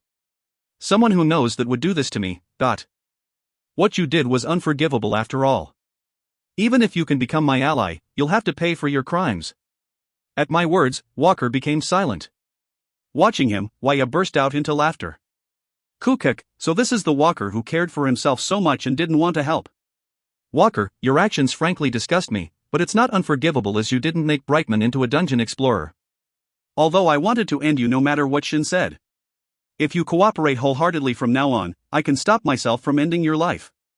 You should know this is an incredible mercy on my part. Someone who couldn't notice me until now shouldn't be so arrogant. UK. After making Waya speechless, Walker turned his gaze towards me. Walker was certainly a dungeon explorer, as I could see his body naturally healing as time went on. I can't escape from him. Even before he became an ability user, the power and money he had was enormous. As long as I'm in Britain, I can't escape his reach. Even if I can go into the dungeon, it would be the same when I come out. Unless I plan on living in the dungeon forever like you said, I can only be loyal to him. The only way I could resist him is not letting him know that I can turn him into a dungeon explorer. Setting aside the question of whether or not that was really the only way. Why can't you just leave Britain? Were you listening to me? There's no way to leave Britain without him finding out. Why don't I give a very simple example? During the event raid, you could have left for another country and stayed there. You were just scared. Admit it. You didn't have the courage to change the way you lived. Phew. After a short sigh, Walker revealed his true thoughts. As long as I was loyal to him, I could have anything I wanted. You're right. Being able to thoughtlessly work under someone is indeed comfortable, and I grew used to it. Participating in a raid and running away? I don't know how I would live after that. I was working under him the moment I was born. There wasn't a single time where I acted on my own accord. The reason you only laughed at others in the communication channel and never participated, was it just a defense mechanism? No, that was because I simply thought you guys were idiots. It wasn't a defense mechanism or the like. If jumping into danger on your own volition isn't stupid, what is? You're doing exactly that right now. This guy, even if his body's a mess, his mouth is alive. I decided to give him the ultimatum. Walker, make your decision. This is the last chance to change your lifestyle. If you agree, I'll separate you from Brightman completely. Pledging your loyalty and living for Brightman for the rest of your life, or living in the dungeon without being able to come back to Earth. I can at least offer you a better lifestyle than that. Walker hesitated for a long time and finally answered. Hearing his answer, I grinned. Author's note. I'm feeling a bit sick. I have a cold and my entire body hurts. I couldn't write much today. I hope I'll be fine when I wake up. Tomorrow's chapter is on the line. Everyone, I hope you enjoyed the chapter. I'll come back next chapter with Loretta. If you find any errors, ads pop up, ads redirect, broken links, non-standard content, etc., please let us know. Report chapter so we can fix it as soon as possible. Chapter 97. Granting Freedom 4. Chapter 97. Granting Freedom 4.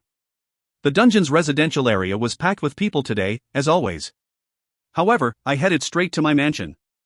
I wasn't going there to rest, but to visit the fairy garden through the fairy spring. In the pavilion on the way to Loretta's log cabin, I saw someone I had not seen on my last visit. Lin. Oh, if it isn't Shin, the crown prince who died on the 40th floor? Cook. I knew he would make fun of me. But why was he here? I gave him an inquisitive glance. At the same time, I noticed someone next to him. It was a cute girl with cat ears on her head, who was shaking her long tail slowly. It was Lo Canyon. Hello, Nyan. Hello, Lo Canyon. My name isn't Lo Canyon, it's Loka, Nyan. I see, Lo Canyon. Kaya After making fun of Lo Canyon, I turned my attention to Lin. Just like always, he had a cigarette in his mouth. Thanks to your vitality hitting 0, I became free for a week, so I'm enjoying my sweet vacation. I see. Well, you must be tired from making all that equipment for me. Thanks again, Lin. You really hate losing, don't you? Lin Nyan, Loka Nyan made cookies, Nyan. Eat some, Nyan. Everyone liked it, Nyan. As Lin's hand holding his cigarette shook, Lo Canyon pushed a plate in front of him, which had cookie-like things piled on top of it. Were they items? I mean, they looked just like poison items. I was wondering where everyone went. Loka, you sent them away, I see. That's rude, Nyan. Everyone shook because it was so delicious, Nyan. Everyone said they'd bring them home to eat them, Nyan. There's this much left after that. Damn, they should have taken a bit more for me. Don't say that, Nyan. Try them, Nyan. I put in lots of love for Lin, Nyan. I don't need them. I know. Alright, Lin, have a nice day. Lo Canyon, I'm cheering for you. Hey, wait. Shin. Oh. You're a good guy, Nyan. Goodbye, Nyan. I had no intention of trying out cookies that would make even a draconian tremble in fear. Putting an end to Lin's attempt to get me to try those cookies, I wished him luck and headed to Loretta. I ignored Lin's scream that I vaguely heard behind me and spat on the ground. A girl was trying to give him handmade cookies. It was a situation straight out of a manhwa. Not to mention, the girl was a cat-eared beauty that embodied the word cute, I hoped he would eat them and explode. When Loretta first saw me, she welcomed me as she flapped her long ears. However, her ears drooped more and more as I explained the reason I was here. You want to learn a sword technique? To slice monsters for sashimi? My long and sad tale that no one could listen to without crying was cut off in the middle by Loretta. Then, she looked at me like she was looking at an idiot. You're an idiot. She said it. Why don't you make a hand knife and imbue mana into it? I don't have the confidence to control it carefully. Not to mention, it's illogical to fillet a fish with your hand. Why can't you put mana into your spear? I'm trying to hide the fact that I use spears. You're okay revealing that you can suddenly use swords? I'm just learning it today, so it shouldn't matter. There's a better method than that sweaty and brutish method, Shin. When I heard Loretta's words, I became slightly uneasy. Sure enough, she took out a glowing blue kitchen knife from her pocket. A kitchen knife forged by a master craftsman, able to slice all food ingredients, even if they are monsters, without having to know even the basic of sword techniques. Its name is All Crusher. It's not allowed to crush everything. If you buy it now, I'll throw in burnt to white ashes, a magical pot that can heat all food ingredients to the perfect temperature. Both the kitchen knife and the pot have weird names. Also, it's not allowed to burn things to white ashes. Don't be surprised, there's more. Drug, a magical seasoning that can sublimate the taste of any food with just a single sprinkle. If you eat it once, you might get addicted and never be able to escape it. Drug? Is that a narcotic? It isn't, right? This mind-blowing combination of items is only 99,900 gold. They're only 99,900 gold. Just say 100,000 gold. From my heart for Shin, the 100 gold is a service.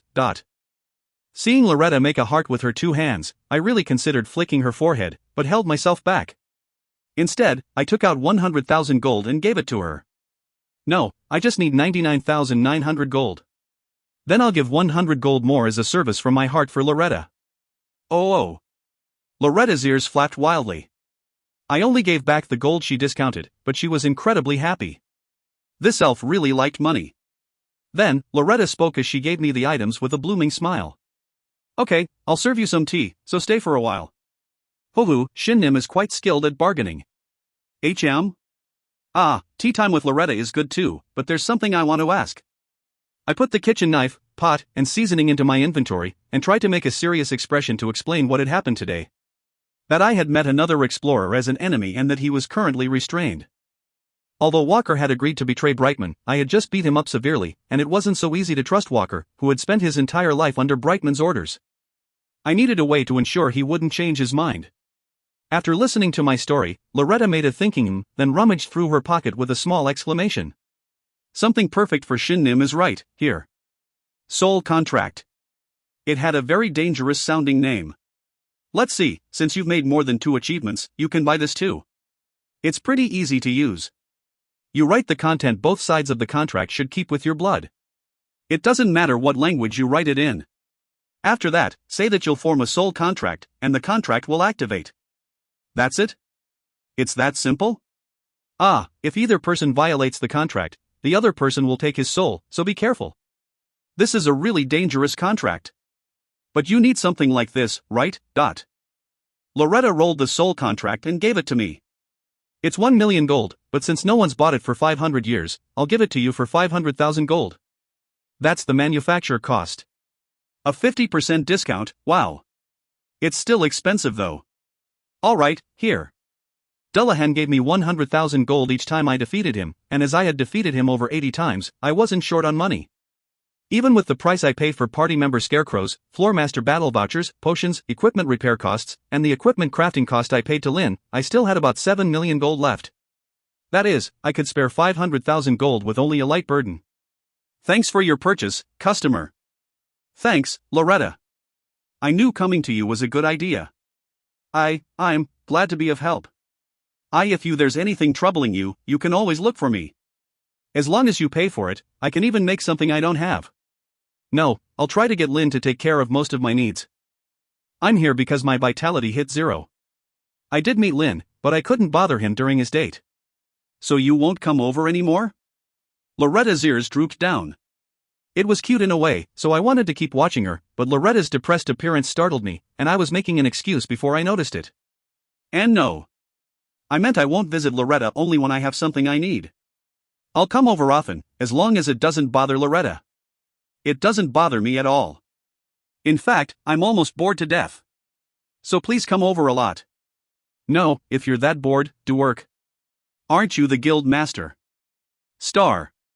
When I came back after some tea, Walker was crawling on the ground with his body and mouth wrapped in boxing tape. Walker, caterpillar suits you well too.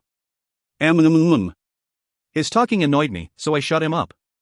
Waya was glaring at Walker with a reddened face. I first took the boxing tape off of Walker's mouth. Pooh-ha. He coughed out a mouthful of breath and complained. Damn it, I was only curious if Mastaford and you quack. Walker, are you perhaps just stupid? Walker became a burning caterpillar and was wriggling violently, but I decided to leave him be until Waya calmed down. When Walker was letting out a slightly smoked smell, I showed him the contract. Alright, let's organize the content of the contract between us. You really are thorough. You even prepared something like this. What meaning is there to a contract? Don't tell me you think you could restrain me with the law? No, and I'm not trying to restrain you. This is a soul contract, just something that gives me your soul if you break the contract. Don't worry about it too much. How can I not worry about it? I'd rather be restrained by the law. But you have no choice. Damn it, no. I'm not doing it. What, so you were planning on breaking your promise? Waya spoke with a low voice and made a flame in her hand. A white flame. It was an incredibly hot flame. Walker seemed to have noticed how dangerous it was, as he swallowed his saliva. Then he silently pulled the contract toward him. Clause 1. Edward Walker, it was his real name, will not be able to directly or indirectly harm Waya Eleni Mastaford or Kang Shin, and this applies to their family, relatives, and friends. Well, of course, but I'm a bit worried just what direct and indirect encompasses. Simply put, you're not allowed to curse. Also, if you try to peek on me again, your soul might go flying from the mental stress I might take. I won't do it. Clause 2. Kang Shin will safely take Edward Walker to Korea, and help him live a free life given that he does not violate the first clause. But what's your plan? It won't be easy to avoid Brightman's eyes. Don't worry, I have my ways. Clause 3. Edward Walker will carry out the following missions in exchange for not revealing his perverted actions publicly and privately. First, destroy all information about Waya Eleni Mastaford in Brightman's possession, and use his ability as a dungeon explorer to assist her to the greatest extent possible. Also, before Waya Eleni Mastaford gives her permission, do not appoint anyone as a dungeon explorer. Second, guard Kang Shin's younger sister, Kang Yua, perfectly. What's this? It's exactly what it says. Brightman, that bastard, has a picture of me taking a bath. I hate it. Get rid of it all. Also, when I make my dungeon explorer organization later, you have to help. I'll need your authority to appoint a dungeon explorer then too. That's my condition. No, I expected the first mission. Yunhua Wu, or rather, Kang Shin. What do you mean guarding your younger sister? What are you talking about? I'm only accepting you to our side because of it. I said as I glared at Walker. You see, my young sister is dangerously cute. Although I installed some safety devices, we live in a dangerous world. When something happens to my young sister and she's in trouble, I need someone to protect her until I get there. Your stealth ability and physical ability is perfect for a guard. You, just for something like that. Something like that? The fist I raised up flickered with lightning. Should I kill this bastard? Waya sighed and stopped me. You only need to guard Shin's younger sister from morning to afternoon, so you'll be free after that. You can be in the dungeon or whatever then. What dungeon did you say you were from again? The third dungeon. Damn it, my daily life is going to be completely gone. Ah, you're so noisy. You'll be free on the weekends. Just think of it as a job. Cook, a job of secretly guarding some young chick. I'd rather stay in the dungeon for the rest of my life. Shin, don't kill him.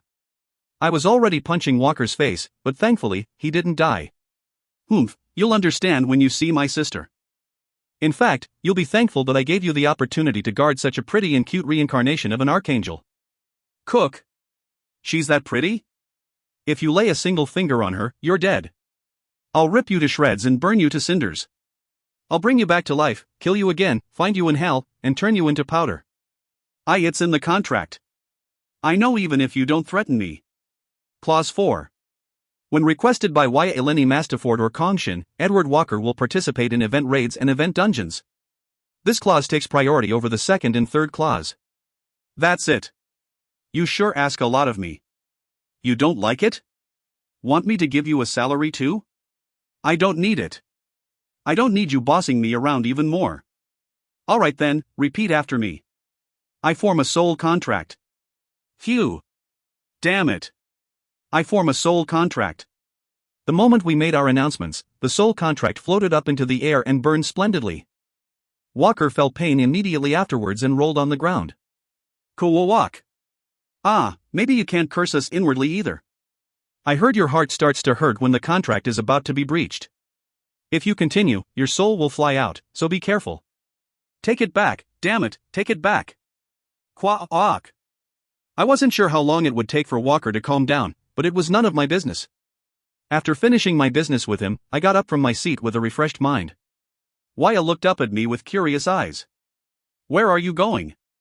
After dealing with Walker and even going to the dungeon to get items, we didn't even have time to eat dinner yet.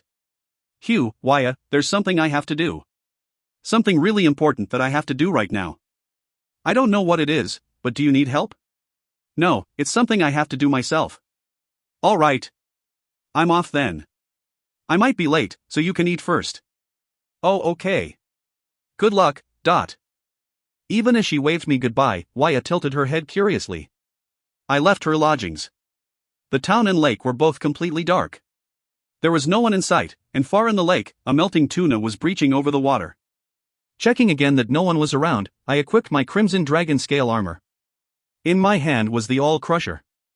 Melting tuna sashimi. Wait for me, I'm coming. The next morning, there was a report of a strange monster running above the lake waters, borrowing Ryua's power, screaming to attract monsters, provoke, and calling down storms to slaughter them, elemental tempest.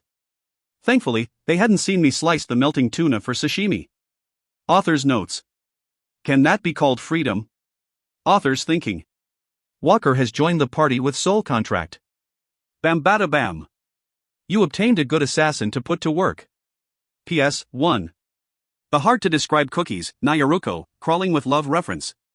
2. The pot's name burnt to white ashes, referenced from Ashita no Joe's famous scene. If you find any errors, ads pop up, ads redirect, broken links, non-standard content, etc., please let us know. Report chapter so we can fix it as soon as possible. Chapter 98. Granting Freedom, 5. Chapter 98. Granting Freedom, 5.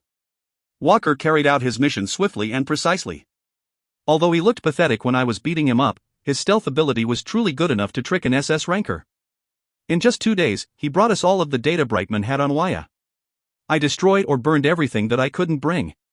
There isn't even a single word or photo left of you, Walker assured us. Since neither the contract nor his personality made it likely that he'd lie, Waya quickly burned everything in front of her and nodded. All right, good. But he will definitely find out I was the one who did it. Simply put, I just burned the bridge connecting us. Good, Walker.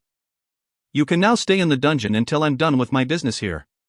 You can come with me when I go back to Korea. Even if I use my stealth ability, Brightman will find out if I leave the country with you. He's watching you closely. You already know, right? There won't be any problem. Don't worry. I don't want him to discover my identity either. He doesn't know how I came here, right? No one here knew you were coming until you arrived at Windermere. Mastaford was thorough in hiding her tracks. Hoo-hoo, it wasn't much. Waya was wearing a proud smile. Of course, as Waya was an SS ranker, it wasn't weird that she had allies that could hide from Brightman. It's fine then. When I go back, I'll be using my own method. You can come with me then, Walker. Your method, huh? You must have a special skill. Yep, exactly. So you can just focus on the dungeon before then. Ah. I almost forgot. Walker, here. What's? This is Serena's guardian bracelet, Dot. Walker grabbed the bracelet I held out and his eyes opened wide. Ah, it's a bit different. Lin said he added something to it. But how? Didn't you shatter and burn it? Yeah, but it seems the important parts were fine. It's a reward for doing your job well and for all the work you'll do in the future. In truth, I took the remains of the broken bracelet to Lin at Fairy Garden, thinking maybe he could make a new item. As the important parts of it were still okay, a new bracelet was made using First Dungeon's monster drop items. The resulting Guardian bracelet was even better than the old one, but unfortunately, it was still bound to Walker. Although I thought about breaking it again, since he would be in charge of protecting my sister, I decided to give it back to him. Cool. I thought I'd never see it again. Walker looked touched as he rubbed the Guardian bracelet on his cheek. I tried my best to ignore the rather disgusting scene. Since you're the one who broke it in the first place, I won't thank you. But I can promise I will do my utmost to fulfill the contents of the contract. Of course. Although we would never come to like each other, Walker's hostility toward Waya and me seemed to have lessened now that he got his bracelet back. After equipping the Guardian bracelet, he went back to the dungeon. According to him, he was on the 44th floor. By the way, Shin, what dungeon are you from? You said you weren't gold ranked yet, right? But since you overwhelmed Walker like that, are you perhaps also in the second dungeon? Waya asked casually. I also responded casually. I'm in the first dungeon. What? Why are you in the first? Even I'm in the second. Yep, I knew she'd get angry. My father is a first dungeon explorer. Since he appointed me as an explorer, I'd naturally be in the first dungeon. Yuk, that means your friend is also in the first dungeon. Right, dot. Ugu. But I'm stronger. I want to be in the first dungeon too. No. You should give up. I won't. I'll become platinum ranked and go to the first dungeon. What? I raised my head. What do you mean? You'll become platinum ranked and go to the first dungeon? You didn't know? The way to go to a higher ranked dungeon. This is the first time I've heard about it. As I wore a dumbfounded look, Waya began to explain. I only found out after I broke through the 65th floor. In the second dungeon, you'll become a platinum ranked explorer after the 80th floor, and if you complete a certain achievement on top of that, you can become a first dungeon explorer with your level adjusted. What's the achievement? I don't know. I looked at her like she was an idiot. She seemed to have noticed what I was thinking, as she pinched my arm, then writhed in pain with her hurt fingers. However, she soon continued triumphantly. But you know, if it's an achievement, it's probably something like that. I already have one. Hoo-hoo, burning over half the monster in the dungeon floor at the same time. I even got a title, Incarnation of Agni. Amazing, right? Agni. The god of fire from Hindu mythology. That's amazing. I couldn't bring myself to tell her that I had a god's true name. Did you get an achievement yet? It's fine even if you haven't. It's just that I'm too amazing. I think you're skilled too. Plus, you'll continue to get stronger, so you'll have lots of chances to obtain an achievement. I completely ignored her consoling words and continued. Waya, I don't know what achievement you have to make to become a first dungeon explorer, but I'll tell you the achievements I've made so far, so you can refer to them. Achievements, plural. First, breaking through 4 floors in 7 hours. Are you human? Second, challenging a floor master alone on your first try and defeating him. The achievement is better if you're the first one in the second dungeon's history to do it. You, really? Really? Even if you aren't the first, defeating a floor master alone still counts as an achievement, and beating an event raid with few participants also counts as an achievement. But they aren't anything big, so I doubt those will be it. Obtaining a god's true name can be a great achievement. Since you already have Incarnation of Agni, you might be able to obtain Agni's true name if you try harder. Like if you could burn all the monsters in a dungeon floor at the same time. Phew. Waya, who was listening to me silently, became dispirited. Then, she blurted out. I'm jealous. You really are honest. I hate it. I hate myself and I hate you. Why am I jealous of you? Our dungeons are different and our battle styles are different, but still. I'm jealous. Seeing Waya play with her hair, not knowing what to do, I asked. So, are you just going to stay jealous? Of course not. God's true name, right? Defeating a floor master alone? Just you watch. I'll achieve them and become a first dungeon explorer. Prepare yourself. Now will be the only time you can talk so arrogantly. Got it, Kang Shin? Ooh, she's fired up. I answered her enthusiastic words with a smile. I really liked people that weren't overconfident. I liked hard-working people even more. Good luck, I'll be cheering for you. Don't cheer me on with such a kind face. My hostility is disappearing. You shouldn't be hostile towards your friend. As I answered Waya with amusement, a question suddenly popped up in my head. If there was a way to go from the second dungeon to the first dungeon, where could I go from the first dungeon? Star. After I joined Waya's team, our hunting speed more than tripled. As I easily took care of the fishmen that were causing the most problems for them, it was only natural. Furthermore, every time I screamed on the ship, monsters flocked toward us, allowing us to take care of them in one go. Amazing. How can TK's voice provoke other monsters? I don't know, maybe they know I'm strong, so they're coming to fight together? I gave a half-hearted reply and punched a nearby fishman. Waya, who could surmise the reason, grinned and sent her fireballs flying without saying anything. Just like that, 4 days passed. By the time I stored over 10 melting tunas in my inventory, the lake had begun to change. Simply put, the monsters became stronger. The number of fishmen decreased, and the number of melting tunas and toothsaws increased. Although it was a very good thing for me, it was undoubtedly an unusually change. Then, on the 7th day after I arrived at Windermere, while we were fighting melting tunas and toothsaws wildly, our ship came face to face with Brightman's ship. Although there were only 5 people on our ship, Brightman had 7 people on his. Besides Tommy, who was on the ship even though he still hadn't fully recovered, Brightman was the only British ranker. I knew they had an A+ rank healer, so 4 other S rankers had come to aid Brightman. Miss Masterford, you've been doing extremely well lately. We only have elites. You and I aren't close enough to be chatting like this, so why don't you turn your ship around and leave? Hugh, how cold, even though I'm always thinking about you. You're always thinking about me, you say? That's really, really creepy. Brightman flinched, seeming having sensed something from Waya's sizzling voice. Then, he continued. By the way, Miss Masterford, I forgot to put a collar on my pet dog, and he ran away. I'm looking for him, but I can't seem to find him. He's a brown-haired dachshund. Have you seen him? I don't know why you're asking me about your lost dog, Brightman. I don't know about a dog, but I did see a black cockroach in my house. I instantly burned it to cinders. I see. My bad. Then, Brightman glared at me for some reason. What, why are you looking at me? Waya seemed to have noticed who Brightman was looking at as she snorted. Then, she lowered the tone of her voice and growled at Brightman. Brightman, I'm warning you. If you overstep your boundaries, I'm prepared to do the same. I'm proud that you are British, but I'm disillusioned the more I interact with you. You're one of the superhumans representing our country. You should know what that means. Understood? You're funny, Miss Masterford. Of course I understand what that means. Miss Masterford is also a superhuman representing our country. Don't you think we're perfect for each other?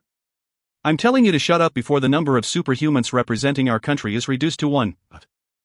Brightman was the one who ordered Walker to observe Waya and even take pictures of her secretly. Just like I thought when I first obtained the evidence of Brightman's wrongdoing, the British government would most likely refuse to do anything that would harm Brightman. It didn't matter what crimes he committed. Although I didn't know it at first, Brightman supposedly had an overwhelming influence over the British government and Guardian. Since he had political power, monetary power, and military power, it was understandable. In other words, although they were both SS rankers, Brightman had a higher standing in Britain. There were undoubtedly many supporters of Waya, but it was probably only to the extent that they didn't get in the way of Brightman. No matter how much Waya loved her country, if Britain continued to ignore Brightman's overbearing actions, Waya might lose her patience. That was what Waya was warning him about. Miss Masterford. How can you say that? As fellow British nobles, aren't you embarrassed? Embarrassed? Would someone who knows what embarrassment is do what you've been doing? TSK. Miss Masterford, you weren't like this before. As I thought, you shouldn't hang out with people outside of your class. Waya made a huge flame and threw it. It hit the water between our ship and Brightman's ship, exploding with a thundering roar and making an enormous amount of steam rise up. Don't insult my friend. Although her voice wasn't loud, her voice reached my ears clearly. At the very least, they're better than a piece of trash like you. Brightman, if you really are a noble, if you really think about Britain and its future, you should screw the hell off and not involve yourself with me. Dig open those filthy ear holes and let my words stick in your mind. I won't ever like a scumbag like you.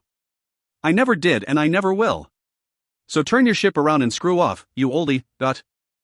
What a beautiful speech. If I do say so myself, her speech from just now should be placed above Churchill's commencement speech. She managed to pack her spirit and intentions into such a short speech. No, Mike, that's too much. I'd say it's about on the same level as Steve Jobs' commencement speech. You guys shouldn't make fun of commencement speeches like that. You'll get arrested. As I clapped, I warned Mike and Paul who were saying some nonsense drivel. When they both gave me a thumbs up, I got the strong urge to break them, but I restrained myself. However, rather than making Brightman turn his ship and leave, her shouting and flame seemed to have first called something. Oon. For a moment, something created a strong vibration in the water. Whoa. Mike. The moment something popped out of the water, Paul quickly pushed Mike away and blocked that something with his shield. Thanks to Paul's timely defense, we were able to see the thing that was vibrating so strongly. It's a saw. A really big one too. As the words left my mouth, I created a specially large thunder arrow in my hand and threw it forward. When it hit the eye of the giant tooth saw, which was about to break through Paul's shield with its sharp saw snout, the giant tooth saw screamed and fell back. So you could use lightning outside of just your fists. Before that, take care of him. He has to be the field dungeon's boss. Although normal tooth saws were large too, just this guy's body was over 20 meters long. Naturally, his saw snout was several meters long too. With that huge saw and its unnaturally strong vibration, it was possible that the ship would be cut in half. Waya gritted her teeth and created flames in both her hands. Looks like you'll need my help. Just don't bother us, Bryman. Although Waya shot down Brightman's offer immediately, as the boss of an A+ rank field dungeon could easily kill a ranker, refusing his offer wasn't necessarily the best idea. Waya naturally became quieter, and knowing that, Brightman moved his ship forward towards us. Master, careful. About what? I can hear a singing voice. Other people will hear it soon too. Singing voice. Protect your mind. Hearing Pika's warning, I circulated Prayuta circuit, when a thought suddenly crossed my mind. That giant tooth saw charging at us to cut our ship probably wasn't the one singing. In that case, there are 2 bosses? The moment I murmured, la la la la la, I began to hear a beautiful female singing voice. It was the kind of heavenly singing voice that charmed whoever heard it and made even the most tearless person cry. It was the singing voice that gave this field dungeon the name, Graveyard Over the Lake. Author's note. Upping Walker's goodwill with a carrot and a stick method. And a slight foreshadowing to go with it. Will British rankers plus other countries' rankers plus RMC be able to kill the field dungeon's boss safely? Look forward to the next chapter, happy face. If you find any errors, ads pop up, ads redirect, broken links, non-standard content, etc., please let us know. Report chapter so we can fix it as soon as possible. Chapter 99. Granting Freedom, 6. Chapter 99. Granting Freedom, 6. La la la la la. Whoa. Brightman's ship was the first to have problems. Its helmsman fainted, and the ship, which was heading toward us slowly, suddenly sped up greatly. Our ship's helmsman was the next to faint, giving us no chance to move our ship. There was no doubt that the singing was attacking our minds, just like the voices of the sirens that attacked Odysseus on his way back to Ithaca. Mike, do something. Shit. There's not enough time. Oh, wind. Thankfully, someone on Brightman's ship seemed to be able to wield wind, as a strong wind suppressed the motor that had gone out of control, diverting Brightman's ship away from us. However, after changing directions, they were charging towards the giant tooth saw. Hey, ramming it with your ship isn't going to do much damage. Stop saying stupid things and start chanting, Mike. Paul yelled at Mike and ran next to me. Then, the singing voice once again rang out. La la la la la. Paul made a stupefied voice. Come on, S-rankers, you should be able to endure some mental attacks. I urgently shouted in a loud voice. Everyone snap out of it. You used Orc Lord's war cry. All party members are cleansed of negative status effects. All party members' attack power increases by 50% for the duration. All party members become super armored, unfazed by enemy attacks. The next moment, Paul, who was staggering, stood back up. His eyes were clear and unconfused. Wow, your shouting voice is amazing, TK. My mind feels clear, and I can feel strength surging through my body. I feel like I can even smack that guy to death with my shield. You exaggerate too much. Just focus on blocking that thing's attack. Waya, do you know where the voice is coming from? I'll find out. Since I had already revealed Thunder Arrow, I decided to use Pika's abilities freely. Pika, please. Leave it to me, Master. Thunder Spear. A large spear of lightning formed in mid-air, drawing everyone's attention. I ignored their gazes and threw the lightning spear at the tooth saw. At the same time, I realized something important. Brightman's ship was still charging straight at the tooth saw. What? Why haven't they recovered their consciousness? Oh, so your shout really did have a special power. The moment Paul let out an exclamation of surprise, I realized. They weren't my party members. Madam Brown. I'm already on it. Mind recovery. Madam Brown spread her arms out and used mind recovery magic. A few of the people on Brightman's ship raised their heads. Brightman was, of course, one of them. Cook, what is this voice? Brightman, turn the ship around. Paul shouted. Brightman and the other rankers realized the situation they were in and ran to the steering wheel. At the same time, the tooth saw began to move. Towards us. Hook, it must be because you attacked it, TK. Cook. Fine, I'll take care of it. Because of the sheer size of the thing, I wasn't exactly sure what to do, so I decided to take care of it in an orderly way. First, its eyes. Then, its frightening saw. With that, I threw a second thunder spear at its eye. Kia-ah-ah. La la la. The singing voice once again rang out. At the same time, hit by the thunder spear, the tooth saw screamed and swung its saw blade randomly. Then, it saw Brightman's ship, as Brightman and the others had once again fallen in a daze to the singing voice. Not only did they fail to turn the ship around, this time their wind magician also lost his consciousness. Come on, don't you guys have a healer too? Oh no, they're too far from us. We'll have to go there ourselves. Ack, so annoying. La la la, listen to my singing. If it's singing, you should do it at a concert. I retorted angrily and once again threw a thunder spear at the tooth saw. Wyatt also shot a huge fireball at it. Come over here, you shark bastard. Done. Ocean guidance. Mike finished his magic at the perfect moment. Surprisingly, the rough lake waters began to roll artificially, and Brightman's ship began to move toward us. Oh, Mike. Ha, this is the power of my magic. The magic's name is Ocean's Guidance, but... Lala, why aren't you listening to me? La la la. The girl's voice was changing slightly. Throwing a thunder spear at the tooth saw, I asked Waya without facing her. Waya, did you find it yet? Ah, sorry. I missed it because I was attacking the tooth saw. Alright, then let's just finish the tooth saw before it appears. Madam Brown, when that ship gets closer, use that recovery magic attack. Leave it to me. When my attack stopped for just a moment, the tooth saw vibrated its saw blade strongly. Just when I was wondering what it would do, it stuck it beneath the water. Then, waves began to rise up violently. Come on, this was a lake, not the ocean. The waves rolled strongly, and Waya fell in the middle of shooting out her flames. Before she dropped her flames on the floor and caused a disaster, I jerked her arm and held her in my embrace. Are you okay? I'm not okay. How are you okay? Because I trained. Paul seemed to be hanging on, while Mike was floating in the air. Levitation. I heard about that magic before. Waya, didn't you say you were originally a magician? Can't you use levitation? I can. Hold me like this for a bit. Got it, dot. Supporting her with my chest in one arm, I used the other arm to continue throwing thunder spears. The problem wasn't our ship, but Brightman's. We managed to get it to approach our ship with ocean guidance, but because of the violent waves, the ship had stopped in the middle and was now trying to spit out its passengers. When I told the others about it, Mike responded. It's probably easier to get them to come to our ship. The ship's too heavy, it's hard to drag it from so far. Hey, say that earlier. Waya shouted in annoyance and threw a fireball. Immediately afterwards, the bottom of Brightman's ship exploded and the ship cleanly flipped over. However, there was a problem. The tooth saw was charging at us. In its path were the people that fell overboard from Brightman's ship. Mike, hurry. That guy's timing is impeccable. La la la la, you don't like my singing? I don't want to hear it. How rude. The owner of the voice responded to me for the first time. Waya also made her move. Using levitation, she floated up into the air. Then, she stretched her arms towards the tooth saw and shouted. Die.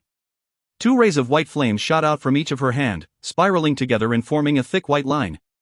The next moment, the tooth saw's eye exploded. As my thunder arrow had already destroyed its other eye, the tooth saw lost its vision. As a result, it was now acting more violently. Kwaong. Ack, shut up. Because of you, I can't sing. Weren't you guys friends? Cook, no, I can't listen to her. She might charm me again. I tried to ignore her to the best of my ability and shouted at Mike. Mike, hurry up. They're in danger. I know, I'm hurrying. Aight. Paul jumped into the lake. It seemed he was going to go save them in person. It was a good idea. I threw another thunder spear at the tooth saw, then jumped in after Paul. Die, die, die. Waya shot out white flames repeatedly. As an SS ranker, each of her attacks dealt critical blows to the tooth saw. Although some of them missed their mark, every time the attack hit the tooth saw, it writhed in pain and swung its saw violently. Seeing its blood spread through the lake water, I felt a sense of foreboding. Immediately afterward, Paul, who was on his way back with people in his embrace, looked in the water and shouted. Damn it, TK. Tooth saws are flocking toward us. I was just thinking that might happen. Hurry, Paul. Go up first and protect the others. With 2 foreign S rankers in his embrace, Paul jumped onto the ship. I also saved the two S-rankers that came to help Britain and threw them onto the ship. Although Paul signaled me to come up, I shook my head. TK, come up. What about the others? If we leave them, they'll die. If they're going to be killed, I'll be the one to do it, not some monsters like them. But it's dangerous down there. I ignored Paul and asked Pika. Pika, can you see the weakest person among the people floating there? Yeah. Can you make your lightning not work on that person only? If it's just one person, I can do it. Good, then we're going with max output now. Okay. I took in a deep breath and gave all my mana to Pika. I deactivated Spirit Aura without anyone noticing. Although it wasn't as strong as when Pika was materialized, Pika could still make full use of her power. Floating up in the air, Pika opened her folding fan. Her golden eyes flashed. Thunder wave. In an instant, the surface of the lake was dyed golden. Kaiowak. The large toothsaw screamed, then became paralyzed. At the same time, the violent waves stopped. Using this opportunity, Waya raised her hands and shot out an especially large fireball, and the toothsaw exploded without leaving behind a trace. Although it had lost its two eyes, it still should have had ample health. Even so, Waya's fireball had obliterated it so cleanly. It was slightly terrifying. Her firepower was indeed excellent, but her flaw was that it took a while for her to gather it. Then, two of the three people left floating on the lake, Brightman and Tommy, trembled. I believe you guys can endure it. Though, I'd be fine even if they didn't. Finally, the toothsaws that were flocking from the smell of blood fainted from Pika's strength and thunder wave and floated up to the surface. Just from a glance, there seemed to be more than 200 of them. The people on the boat made awestruck exclamations. No way. Thunder Knight, amazing. I quickly swam. Although it would have been good if all the toothsaws were dead, my elemental magic wasn't that strong yet. If I couldn't save Brightman and the others while the toothsaws were unconscious, things would become more gory than what happened in the movie Jaws. I didn't want to see such a horror film, nor did I want to experience it. Most importantly, if they died, Britain would be troubled. I first grabbed Tommy and the A+ rank healer, and threw them onto the ship. Then, I heard the voice again. Kaiowak. It hurts, you're so mean. All I did was sing, and you bully me like this. She was hurt by Thunder Wave, too. So she was hiding inside the lake. She was the reason I was in this mess, so what was she going on about? When I looked around the lake in the middle of rescuing Brightman, her voice rang out again. I'm going back. Hero is a meanie. Other kids are going to come kill you. Bae. Other kids will come kill me. I instinctively retorted, as a word I couldn't ignore was mixed in her statement. That's right. Because we've been told to kill the hero. I didn't know where or how she was talking to me, but her voice reached my ears clearly. In any case, she was told to kill me? By whom? Why? Plus, how did she know I was the hero? Just what is a hero anyways? Hearing the word I hadn't expected to hear, I froze for a moment. I felt bad because you were getting bullied, so I was going to play with you, but you electrocuted me. Bae. I don't care if you die now. Wait, talk to me. Where are you? I'm not coming out. If you're going to apologize, you better bring me some apple pie. With that, I no longer heard her voice. Damn it, don't just disappear after saying that. Where am I even going to get an apple pie? I was dumbfounded. She didn't even reveal herself, and disappeared after saying what she had to say. However, my party members on the ship were staring at me like I was acting strange. TK, what are you talking about? Apple pie? Are you okay? You guys, did you not hear what the owner of the singing voice said? HM? We didn't hear anything other than the lalas. Then she only transmitted her voice to me? There was just too much to wrap my head around. Before my brain overloaded, I hit my head. Right now, I had to use my body, not my head.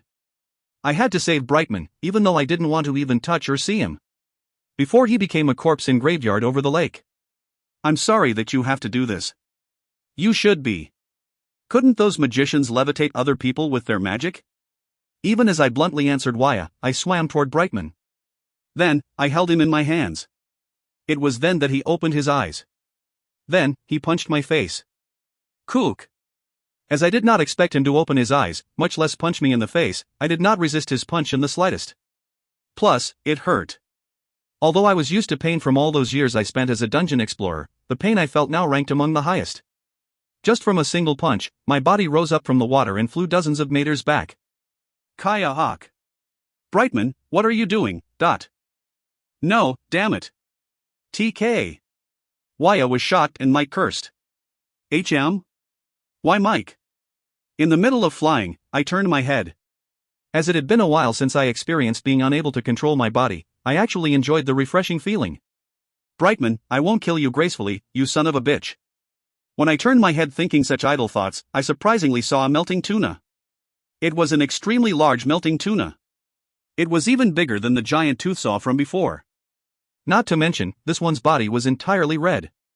It seemed at least 3 times as strong and fast as the giant toothsaw.